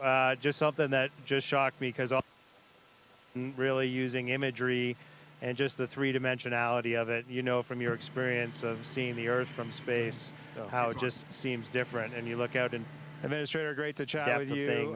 Just when we were on the far side of the moon, because I'm back at Earth, really so using imagery and just the three-dimensionality of it. You know from your experience of seeing the Earth from space, you really felt like you weren't in a capsule. And you look out and transported to the far side of the moon. And when we were on the far side of the moon, looking back at Earth, extraordinary. It was just so obvious. You had this sphere out in front of you of the moon and this three-dimensional. You really felt like you weren't in a capsule. You'd been transported to the far side of the moon, and it really just bent your mind. It was an extraordinary human experience. I'm so grateful for it.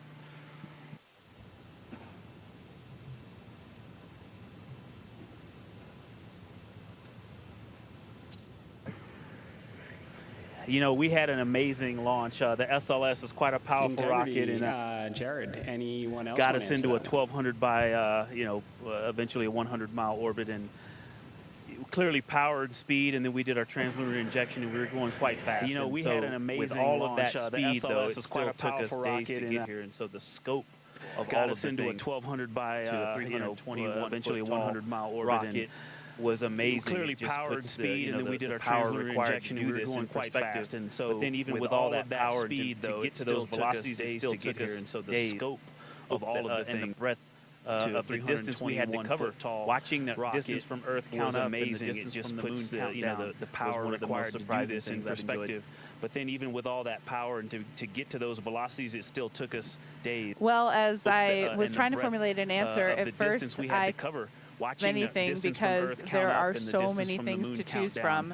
I'll try to just narrow it down, but I'm going to go with something we did yesterday, a manual flight test objective, where we just basically got to sit at the vehicle. There are so many things to choose from. Just drive around, narrow it down. The rotational hand controller. I'm going to go with something we did yesterday, a manual. How well it handled, how tight the control algorithms were, just basically got to sit watching it respond when we actually degraded it on purpose by going into 3 degrees of freedom control, by actually inhibiting some of the jets, which even though we have jet redundancy, of course, how well it handled for each other in these complicated algorithms. So it was just amazing to be in a deep space spacecraft and just be flying it around by going into 3 degrees of freedom control. The one other thing I'll say, some of the jets, how fast it has gone by. I'm not ready to go home for each other in these complicated algorithms. So it was just amazing to be in a deep space flyby and just be flying it around by hand. And I'll just close out with, I think just scale, Jared, is the thing that is just blowing my mind. I'm not ready to go home. This is, I can't believe that something you flew Polariston to some amazing apogee numbers, and on the International Space Station we're 250 nautical miles up. I'll just close out with, I think that's the most beautiful view I think a human could ever experience. And we are dealing with numbers that are 250,000 miles, and every time mission control points to this vehicle, either at the moon or Earth, and on the International Space Station we're 250 nautical miles up, that humans have to go. And that's the most beautiful view I think a human could ever experience to expand our knowledge with numbers that are every time we take another miles, and every time mission control points to this vehicle, either at the moon or more manageable. And just putting these numbers in perspective, it is impossible as a human. Humans have to go these displays and comprehend them. We've got to go further, but here we are. Our knowledge, and NASA is doing this, and every time we take another step forward, it makes the world seem a little bit smaller and a little bit more manageable. And just putting these numbers in perspective, it is impossible as a human to look at these displays and comprehend them. But here we are. And NASA is doing this, an international team is doing this, and they're doing it very well. Excellent words, integrity. So certainly a very wild insertion orbit. I can imagine the contrast between perigee and apogee, the scale of it all, the 3D, seeing the moon come alive, and then certainly manual control. Well, every Dragon crew for the last 5 years is very jealous on that. Okay, so we're going to questions here. This one, the Artemis II crew. I think as you get older, your answer to that question changes a lot. Certainly, when I was a young boy and a young man, just seeing an airplane flying overhead, to me that really lit a fire in me. And then I think when you reach your middle age, it is interesting to watch. I think as you get older, leadership throughout the world kind of changes a lot. Certainly, when I was a young boy and a young man, now now that I'm just a little bit over 50, you'll be there soon. Now that I'm just a little bit over 50, I mean, it all ties back to just family. It is interesting to watch just how leadership throughout the world kind of changed the course of human people that you surround yourself with, and that is really every night when you go to bed. That's a little bit over 50. You'll be there soon. Now that I'm just a little bit over 50, I mean, it all ties back to just family, and you understand just how much the people that you surround yourself with, and that is really every night when you go to bed, that's really what you end up thinking. At least that's what I end up thinking.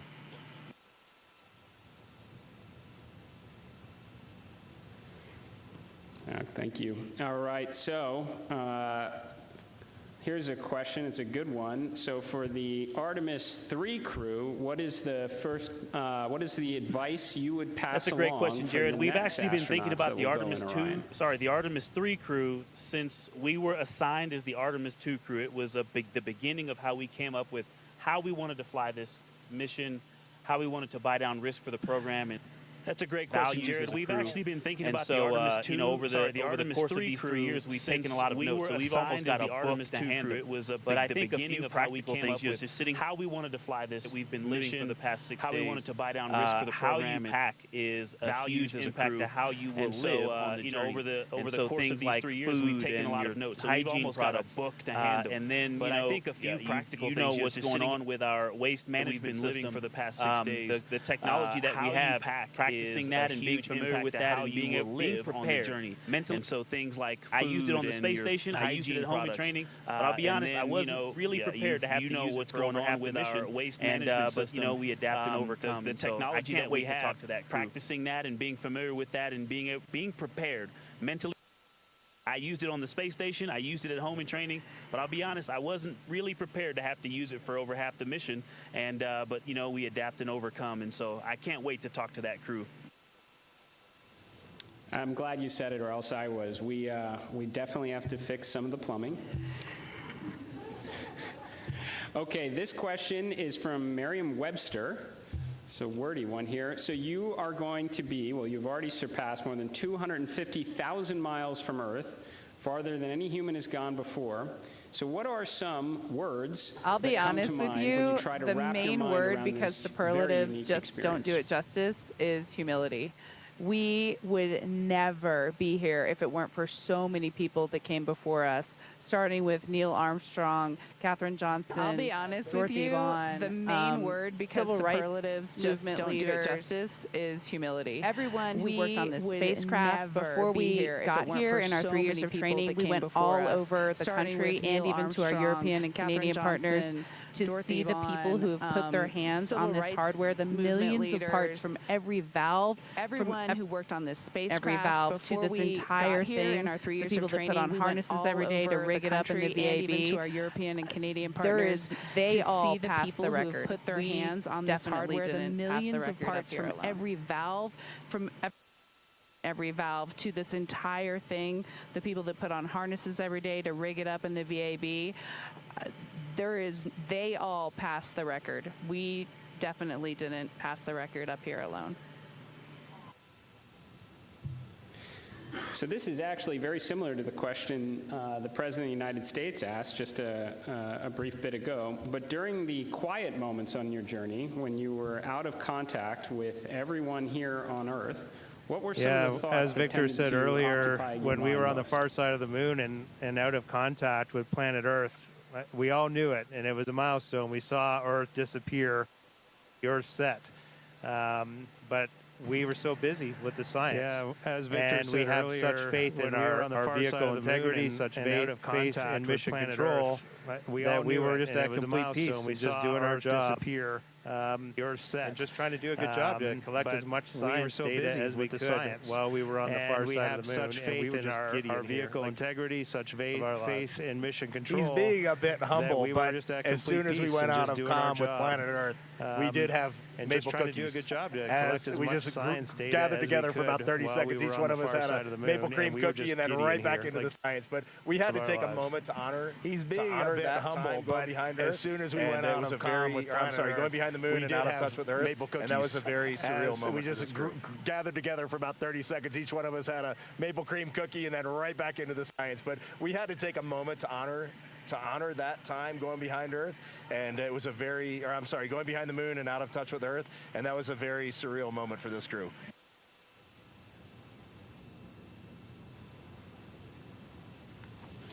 Copy that. Copy good maple cookies on the far side. And how has this journey changed? How has this journey already changed the way you see our home planet and humanity's future among the stars? There's so many directions I think we could go with that, and I just, I think that there's, global. But I think real impact is local, and is to see the Earth as there's so many directions I think we could go with that. This system and to see it all in once.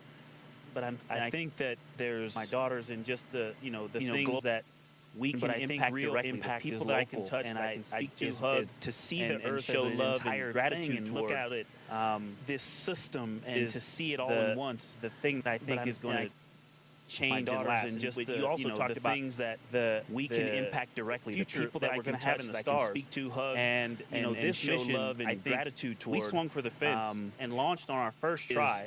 After learning a lot earlier this year, I think it set the stage for us to go out and you also talked about for the fence, the part in our Orion future that we're going to have in the ground systems programs to go and get the next mission up so that crew can knock it off out of the park and launched on our first try. I after learning a lot earlier this year what's coming next. I think it set the stage for us to go out and continue to swing for the fence hard in our Orion SLS and ground systems programs to go and get the next one teed up so that crew can knock it off out of the park. And so I have huge expectations for what's coming next. I will tell you. Good words. Are you feeling homesick my eyes? for Earth? I did start thinking about getting home. It's not a homesickness at all, but the first time probably in 3 years, I let my mind get past the moon and back towards home, and I had to catch myself right there. You're an operator just like we are, that is. In my eyes, when you're up here. We got to look about getting home. It's not a homesickness at all, but what's our next burn? How are we setting up our trajectory to get home? And we are going to do that. We are locked in, and we are definitely excited for the second half of this mission. You're an operator just like we are. We are on guard. We are place to be when you're up here. We got to look we are ready for any contingency and any scenario. We are going to stay locked in. How are we setting up our trajectory to get home? We are back on that Navy ship and then home reunited with our families. We are definitely excited for the second half of this mission, and we are on guard. We are first crew to fly this vehicle. We are ready for any contingency in any scenario, and we are going to stay locked in every second until we are back on that Navy ship and then home reunited with our families. And copy that. Astronauts like being in space. That checks out. Okay, there's a lot of questions from the space we all love photography getting our community. hands on cameras and our eyes behind the lens here, because we're just trying to share the incredible things that we're seeing, and that's obviously the best way we can try to do that. I've been into night sky photography for a long time, and so getting our hands on dream come true for me. Behind the lens I have thought specifically to that community. The time lapses I've been trying to get, those are a little tougher because we have a very dynamic vehicle. It's not like being on ISS where you can get the city lights below and the auroras and the spinning stars around the North Star. There's a lot going on. So specifically to that community, the time lapses I've been trying to get, those are a little tougher because we have a very dynamic vehicle. It's not like being on ISS where you can get the city lights below and the auroras. That was the one time we all said we literally cannot capture this with a camera. Everything else, I think we've been able to, we've really put our hearts and minds into making sure we understand so that we can bring that home to everyone. But having to set the low light features for Earth shine on the moon while it's in eclipse, I think that was a new one. I had to dig deep in my book for that one. Into making sure we understand. And so thanks for the iPhones. They've been bring working that home great to everyone. But having to set the low light features for Earth shine on the moon while it's in eclipse, that was a new one. I had to dig deep in my book for that one. And thanks for the iPhones. They've been working great. Very glad to hear that. And there are a couple billion people back here on Earth that are extremely excited to look at the imagery you've captured up there.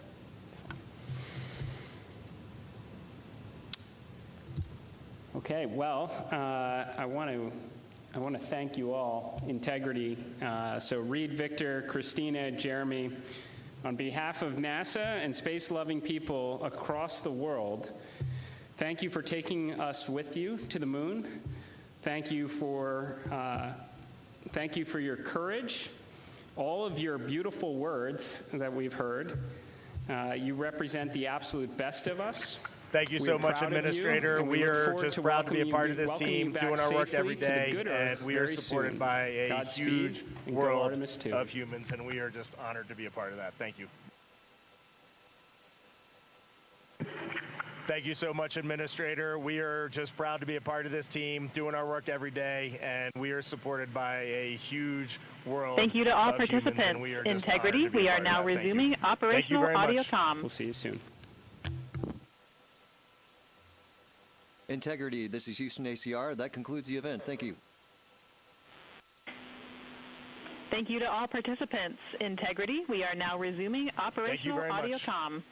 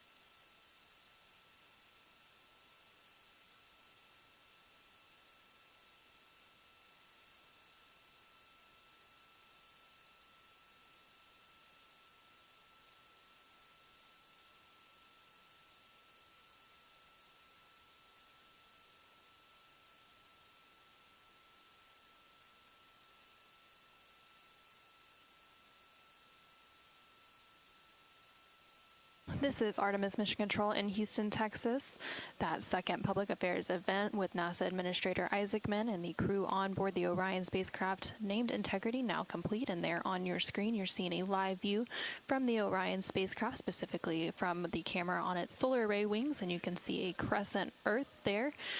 The crew is now officially on the return leg of their journey, and Earth is now their target, with that splashdown targeted for April 10th.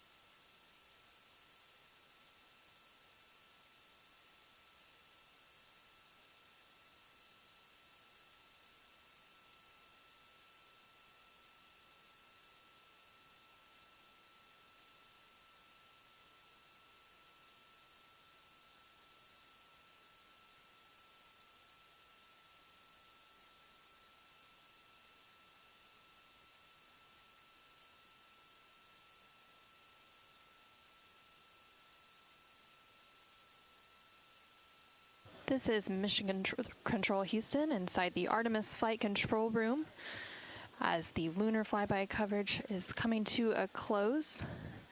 You can see a final look there of the Orion spacecraft and that crescent moon in the distance. The Artemis II crew inside the Orion spacecraft named Integrity lifted off atop the Space Launch System rocket on Wednesday, April 1st from NASA's Kennedy Space Center in Florida. This crew is the first to live and work inside the Orion spacecraft. And about 25 hours after launch, Orion conducted its TLI, or translunar injection burn, which committed Orion to departing high Earth orbit and set us up for today's flyby. TLI also served as the spacecraft's deorbit burn as it slingshot Orion around the moon and set the crew on its free return trajectory, with that splashdown slated for Friday, April 10th. Last night, on flight day 5, the crew entered the lunar sphere of influence, the point at which the pull of the moon's gravity became stronger than the pull of Earth's gravity, and the crew will remain in this lunar sphere of influence until about 12:25 p.m. Central, 1:25 p.m. Eastern on April 7th. Today, the crew spent the majority of their day making science observations and capturing imagery as part of the lunar flyby, during which Orion and its crew passed approximately 4,000 to 6,000 miles from the moon and provided the crew with a full disk view of the lunar surface. From that higher vantage point, the crew was able to observe both poles and large-scale geologic features in a single view, and the Artemis II crew also became the first humans to directly observe certain far-side regions of the moon with unaided eyes. Integrity. During the Houston, lunar flyby, the crew also surpassed the Apollo 13 distance record and made that farthest distance from the Earth during their mission at a distance of 252,756 miles away from Earth. Integrity. Houston, Houston, go ahead with the updates. Hey, Victor, again, awesome job on both of those events. The team down here really enjoyed following along. I've got 2 sync items for you. The first is that based on ground schedules, we'd like to pull your flight director conference up before your PMC. Hey, so Victor, we'll start again, the flight director awesome conference job at on the both time of the those PMC events. is currently the team down scheduled. here really enjoyed following along. I've got 2 sync items for you. The first is that based on ground schedules, we'd like to pull your flight director conference up before your PMC. And the second item is just following up on the DU1 caution. We believe this is a recurrence of what we saw with DU2 earlier in the mission. It's back up, and it's ready for you to reconfigure displays as you wish. And I see you have that in work. Sounds good. And the second item is just following up on the DU1 caution. We believe this is a recurrence of what we saw with DU2 earlier in the mission. It's back up, and it's ready for you to reconfigure displays as you wish. And I see you have that in work. Okay, great. We would love a main and secondary dump line status, or really the main line.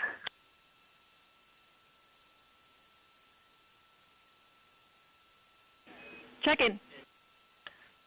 Okay, great. We would love a main and secondary dump line status, or really the main line.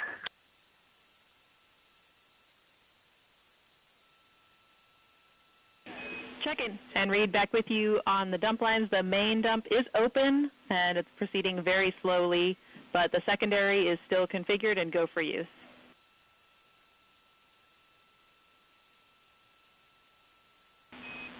And Reid, back with you on the dump lines. The main dump is open, and it's proceeding very slowly, but the secondary is still configured and go for use.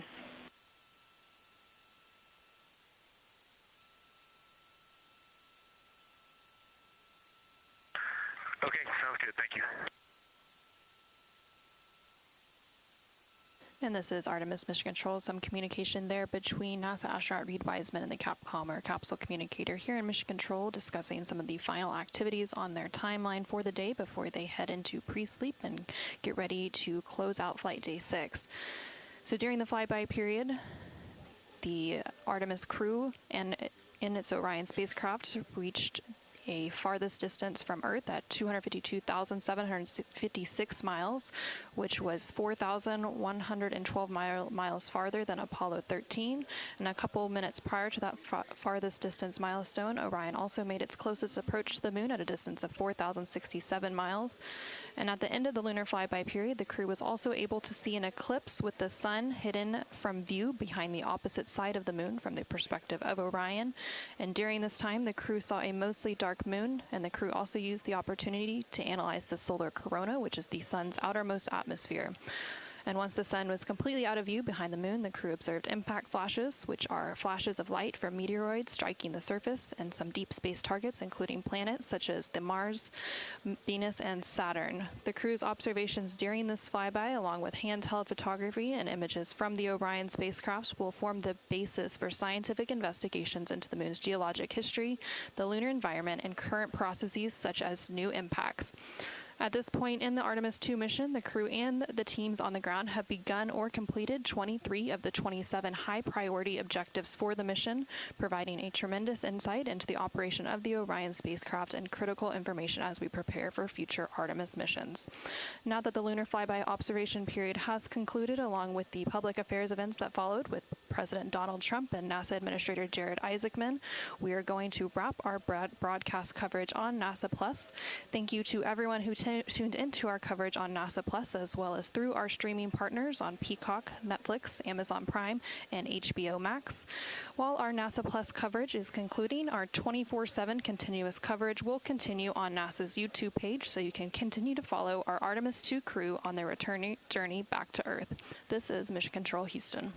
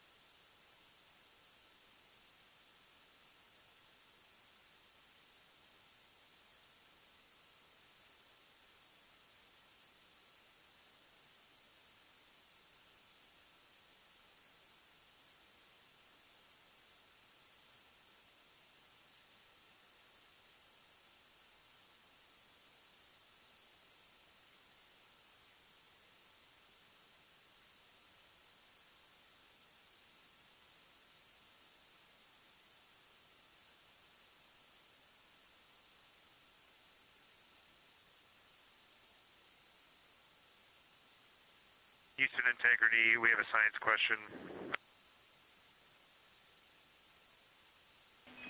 We are ready to copy.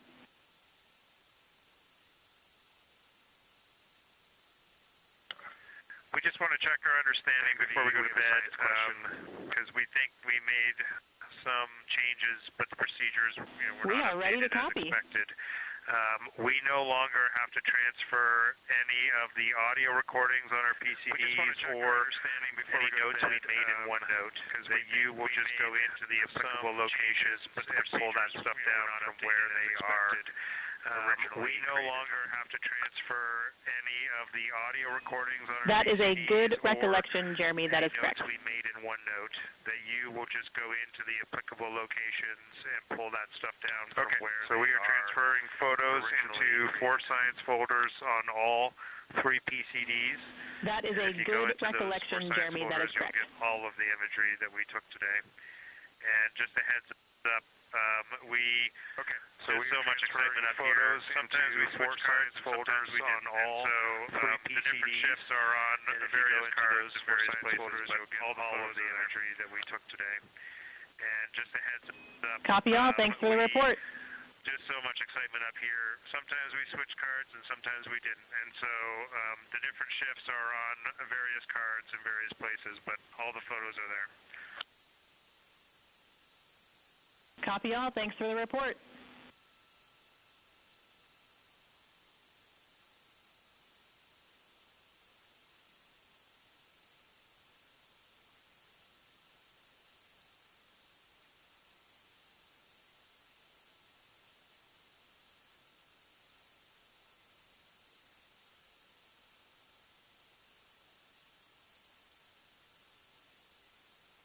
Artemis Mission Control in Houston, Texas. We're currently 5 days, 4 hours, and 52 minutes into the Artemis II mission. You just heard some call down from the crew on board the Orion spacecraft, and you can see a live view of the exterior of that Orion spacecraft there on your screen. They are working to downlink some of the imagery that they captured throughout the lunar flyby today. And here shortly, they are also going to wrap up some of the final activities for the day, which includes a private medical conference with their medical teams here on the ground, as well as a private conference with the flight director here on the ground to go through vehicle status and any questions, comments, concerns they may have ahead of the next flight day. After those private conferences are complete, they will then enter their pre-sleep period. During this pre-sleep period, the crew has about 2.5 hours to decompress for the day. They can also complete any necessary personal activities and hygiene activities, and it's also when they have an opportunity to eat their dinner. The meals provided to the crew throughout the mission are from the Space Food Systems Laboratory here in Houston, Texas. That team works closely with every human spaceflight crew, both on the Artemis missions as well as missions to the International Space Station ahead of launch, to taste their food and go through their standard menus and what they will expect, as well as some training on how to use the food warmers, as well as how to rehydrate some of that food. Some of the food that the crew may be eating for dinner tonight includes chicken with corn and black beans, sweet and sour pork, rice pilaf, spicy green beans, citrus fruit salad, maple cream cookies, as well as shrimp cocktail, Turkish fish stew, Caribbean chicken, mashed potatoes, cauliflower with cheese and butter cookies.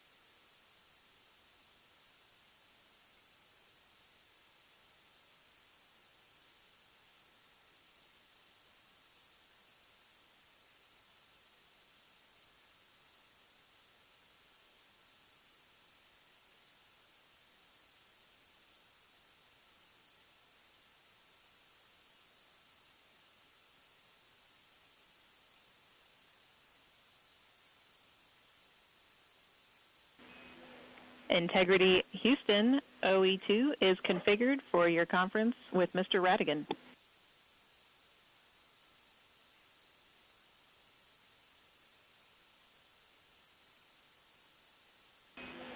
Integrity Houston, OE2 is configured for your conference with Mr. Radigan.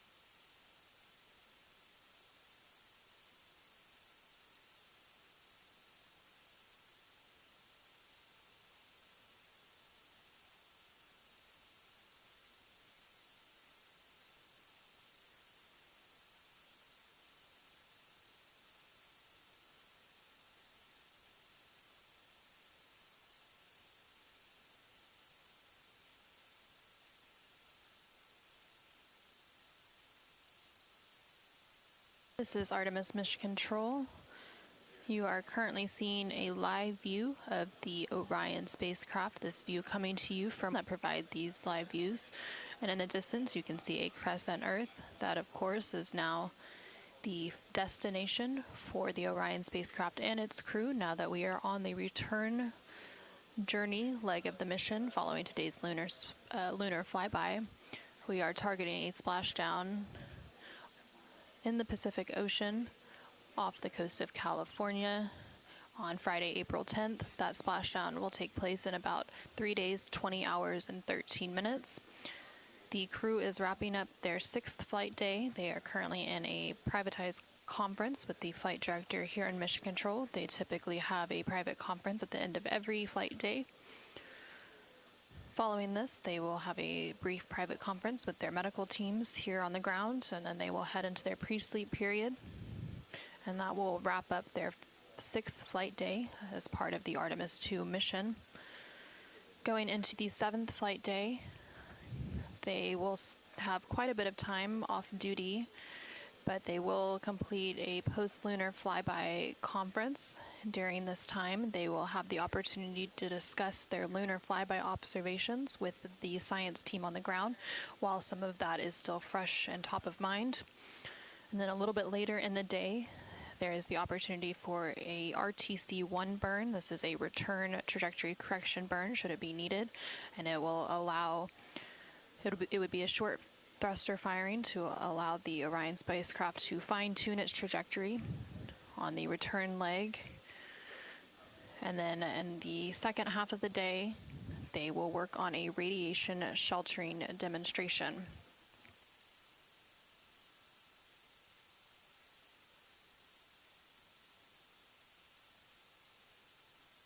During that radiation shelter demonstration, the crew will build a radiation shelter within the cabin of the Orion spacecraft and prepare lockers for radiation shelter ingress or entering into them.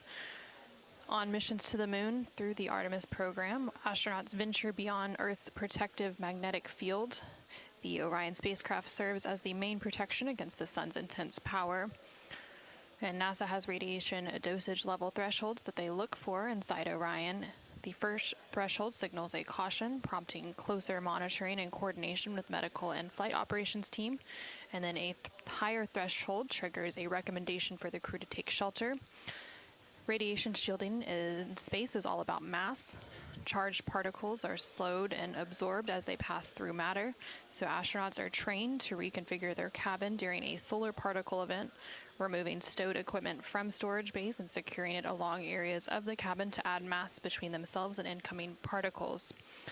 Since Artemis II is the first crewed Artemis mission, testing this procedure in the Orion spacecraft is a major objective of the mission.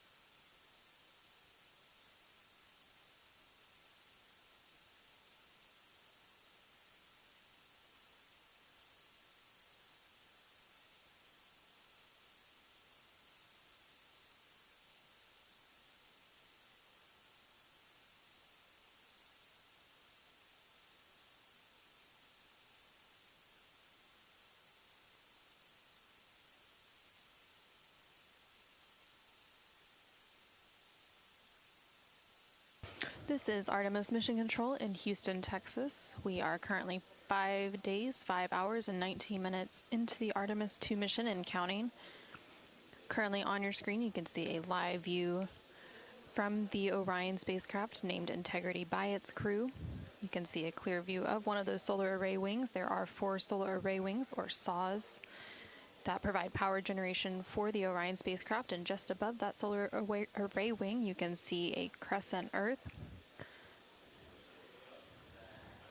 Currently, the Orion spacecraft is about 11,900 miles away from the moon, and that distance will continue to increase now that we are on the return leg of the journey.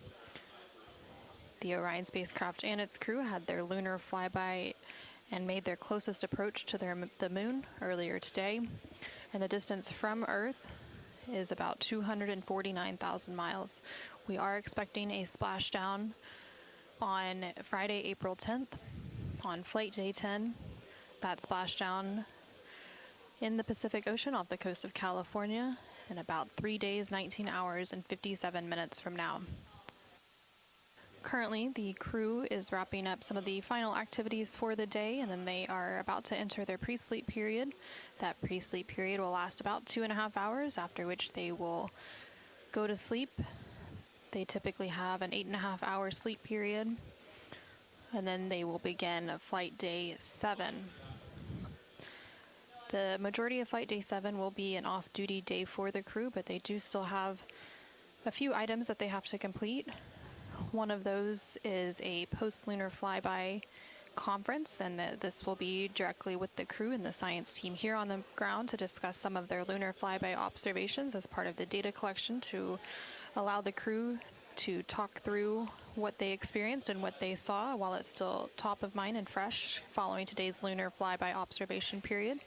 Again, that lunar flyby lasted about 7 hours, and towards the tail end of that flyby, they did get to experience an eclipse.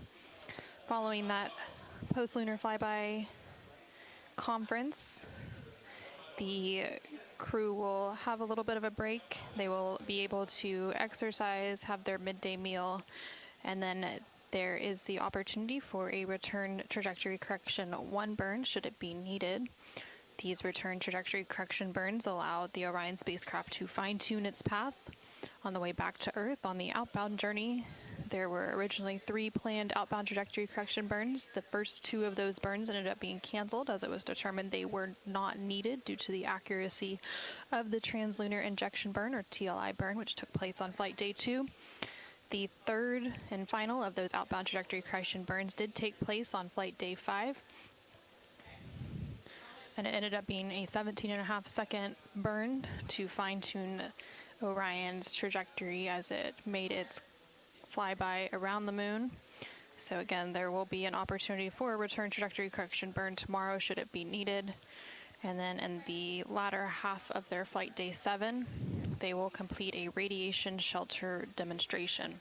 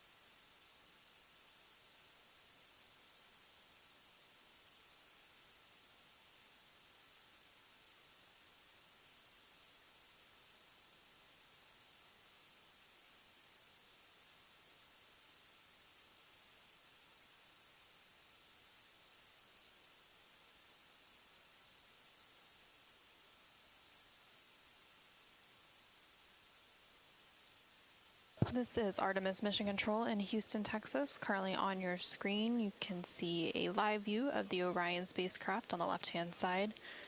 Those views coming to you from the solar array wing cameras. The crew is currently in their pre-sleep period.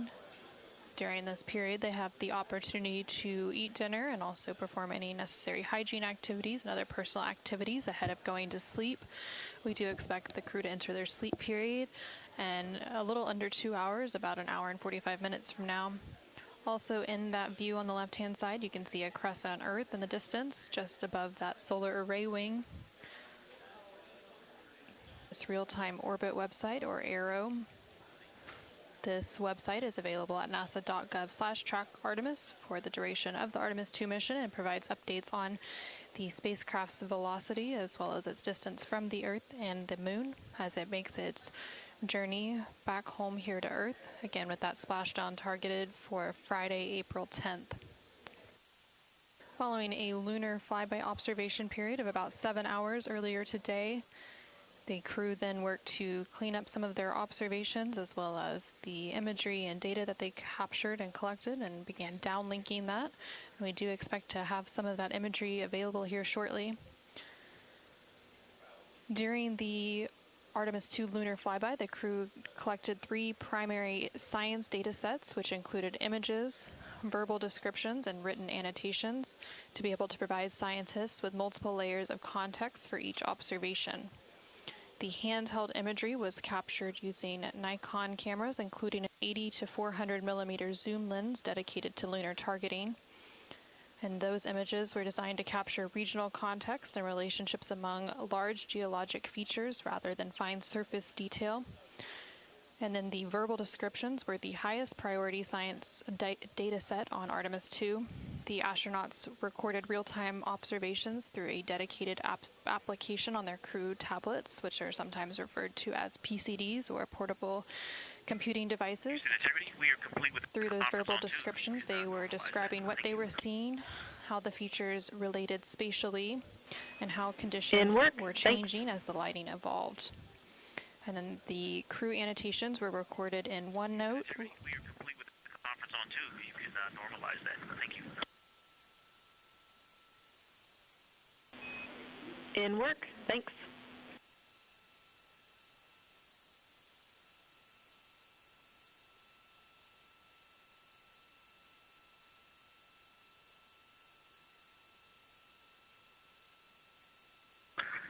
And Houston Integrity, the actorcraft data is on PCD2. We copy.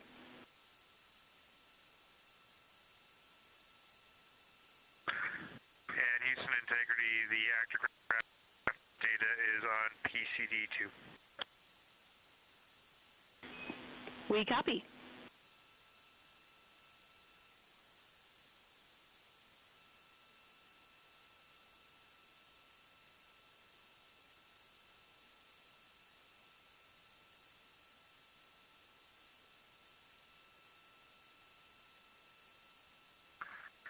Houston Integrity on 1 for imagery for downlink folders.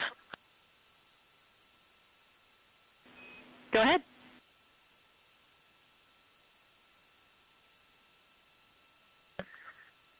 Hey, on PCD1, I have noticed I have 2 imagery for downlink folders, and I have been using both of them today. One is on the C drive, and one is in C user CDR desktop imagery for downlink. So when they're downlinking from PCD1, please have them check both folders, and then after, it looks like there was an alias placed on my desktop, and that has caused that confusion. So likely my fault, don't recall. But if they could please check both the C drive imagery for downlink and then my login imagery for downlink on PCD1, I would appreciate it. It looks like there was an alias placed on my desktop, and that has caused that confusion. So likely my fault, don't recall. But if they could please check both the C drive imagery for downlink and then my login imagery for downlink on PCD1, I would appreciate it. We copy.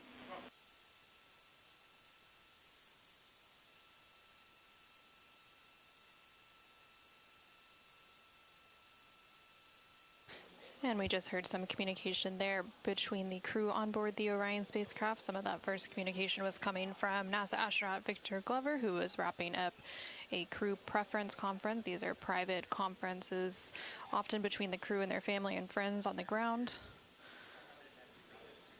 And then we heard some communication after that from NASA astronaut Reid Wiseman, who was asking some questions and letting them know about some images and data that were being downlinked from the Orion spacecraft following the lunar flyby earlier today.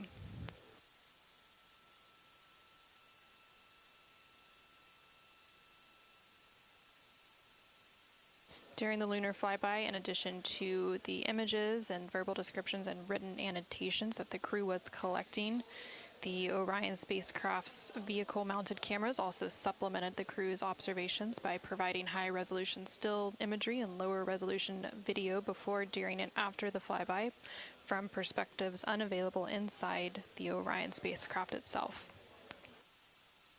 In preparation for the lunar flyby and the Artemis II mission, the Artemis II astronauts underwent extensive lunar science training, including classroom instruction, field work, and high-fidelity simulations. They had training expeditions that took place in analog environments, such as the Icelandic highlands, where crews practiced Orion mock-ups. Were also used to rehearse crew choreography, including three-dimensional space management with an inflatable moon globe to simulate the flyby.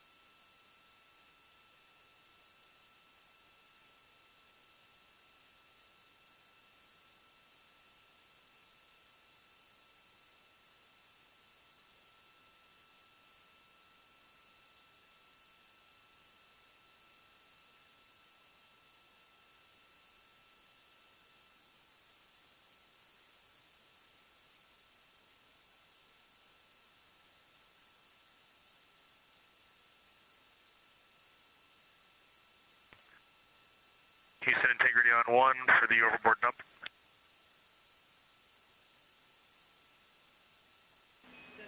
Go ahead.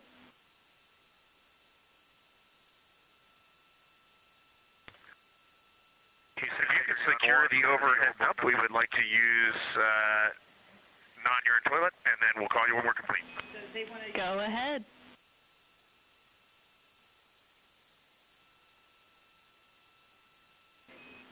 We are putting that in work for you, and I have 2 other updates for you while I got you, if you're okay with a little bit more interruption to your pre-sleep.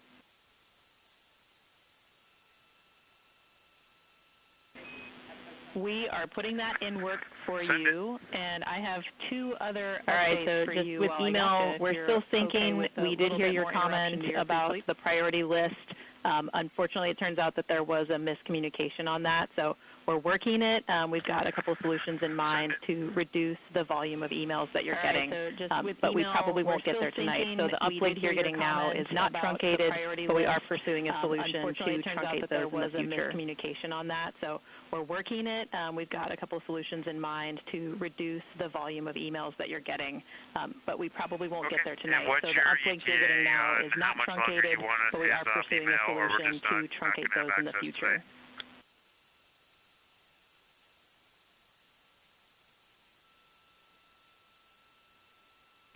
Okay, and what's your ETA on... We are aiming for 20 minutes on that. Thanks for bearing with. Sorry again.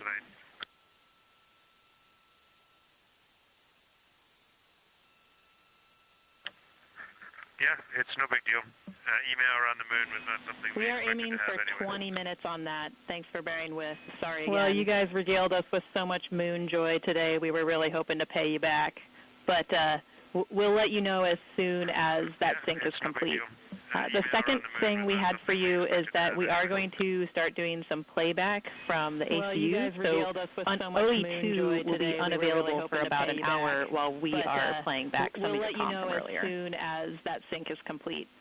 The second thing we had for you is that we are going to start doing some playback from the ACU. So on OE2 will be unavailable for about an hour while we are playing back some of your comm from earlier.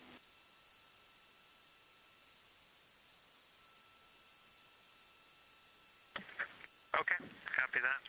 OE1 only for us. And last.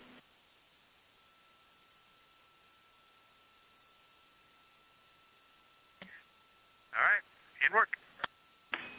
And last but not least, the overboard vent valve is closed, so you are go to go.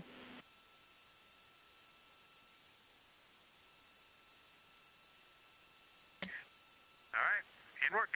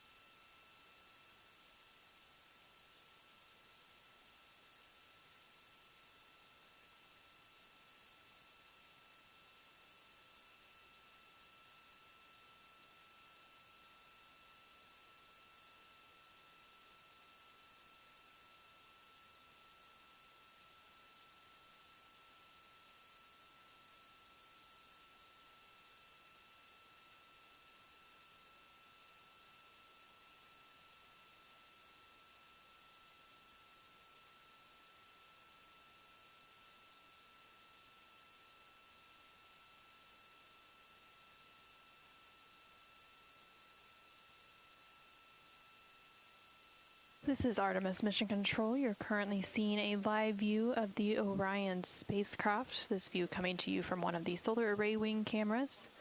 Currently inside the Orion spacecraft, which was named Integrity by its crew, are the 4 crew members of the Artemis II mission, which includes Reid Wiseman, Victor Glover, Christina Koch, and Jeremy Hansen. The crew recently completed their lunar flyby today during flight day 6. And they are currently in their pre-sleep period, preparing to go to sleep in a little over an hour to wrap up flight day 6.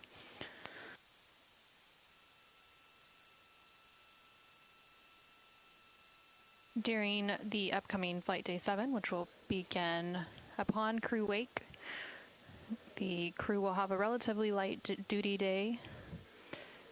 They will have a post-lunar flyby conference with the teams here on the ground, specifically the science team here on the ground, to discuss some of their lunar observations that were made during the flyby period today. And then they will have a little bit of a break after that before they have their midday meal and then move into the RTC-1 burn, or the return trajectory correction 1 burn, should it be needed to further fine-tune the trajectory of the Orion spacecraft on its return leg of the journey. After that burn is complete, they will again have a couple of hours of free time, as it's going to be a mostly off-duty day for the crew tomorrow. And then in the second half of their day, they will spend a couple of hours completing a radiation shelter demonstration of the Orion spacecraft and prepare lockers for radiation shelter ingress. On missions to the moon through the Artemis program, astronauts venture beyond Earth's protective magnetic field, so the Orion spacecraft serves as the main protection against the sun's intense power. Radiation shielding in space is all about mass, so charged particles are slowed and absorbed as they pass through matter, and astronauts are trained to reconfigure their cabin during a solar particle event by removing stowed equipment from storage bays and securing it along areas of the cabin to add mass between themselves and incoming particles. Since Artemis II is the first crewed Artemis mission, testing this radiation sheltering procedure in the Orion spacecraft is one of the major objectives of the mission. During the uncrewed Artemis I mission, Orion was blanketed in 5,600 passive and 34 active radiation sensors, and the information they gathered assured researchers that Orion's design can provide protection for crew members from hazardous radiation levels during lunar mission. That doesn't mean, though, that scientists don't want more information. So similar to Artemis I, there are 6 active radiation sensors, collectively called the Hybrid Electronic Radiation Assessors, that will be deployed at various locations inside the Orion crew module. And then the crew also wears dosimeters inside their pockets, and these sensors are providing warnings of hazardous radiation levels caused by space weather events made by the sun, and if necessary, this data will be used by mission control to drive decisions for the crew to build a shelter to protect from radiation exposure due to space weather. Additionally, NASA has also partnered with the German space agency, DLR, for an updated model of their M42 sensor for the Artemis II mission. The new version of this sensor offers 6 times more resolution to distinguish between different types of energy compared to the Artemis I version, and it will allow it to accurately measure the radiation exposure from heavy ions, which are thought to be particularly hazardous for radiation risk. Artemis II is also carrying 4 of the monitors affixed at points around the cabin by the crew, and collectively the sensor data will paint a full picture of radiation exposures inside the Orion spacecraft and provide context for interpreting the results of Archer, Avatar, Artemis II standard measures, and immune biomarkers experiment.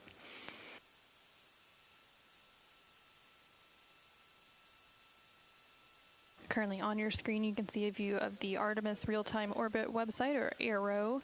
This is available at nasa.gov/track from the Earth and from the moon. So the distance from the moon is now increasing following that lunar close approach that took place earlier today. There's now just under 14,000 miles. Integrity Houston. Hey, I wanted to let you know that our email sync is completed. You can all now use your email. We also wanted to give Reid a heads up that we are merging those imagery from our downlink folders into one. So going forward, he should only see one on his PCD. I wanted to let you know that not to be alarmed if you see one disappeared. You can and then last, now use your email. Thought you guys would be happy to know we have implemented your feedback for tomorrow. So we are ensuring that everyone will have exercise. We are also going to move the rad shelter demo to flight day 8, where it is going to be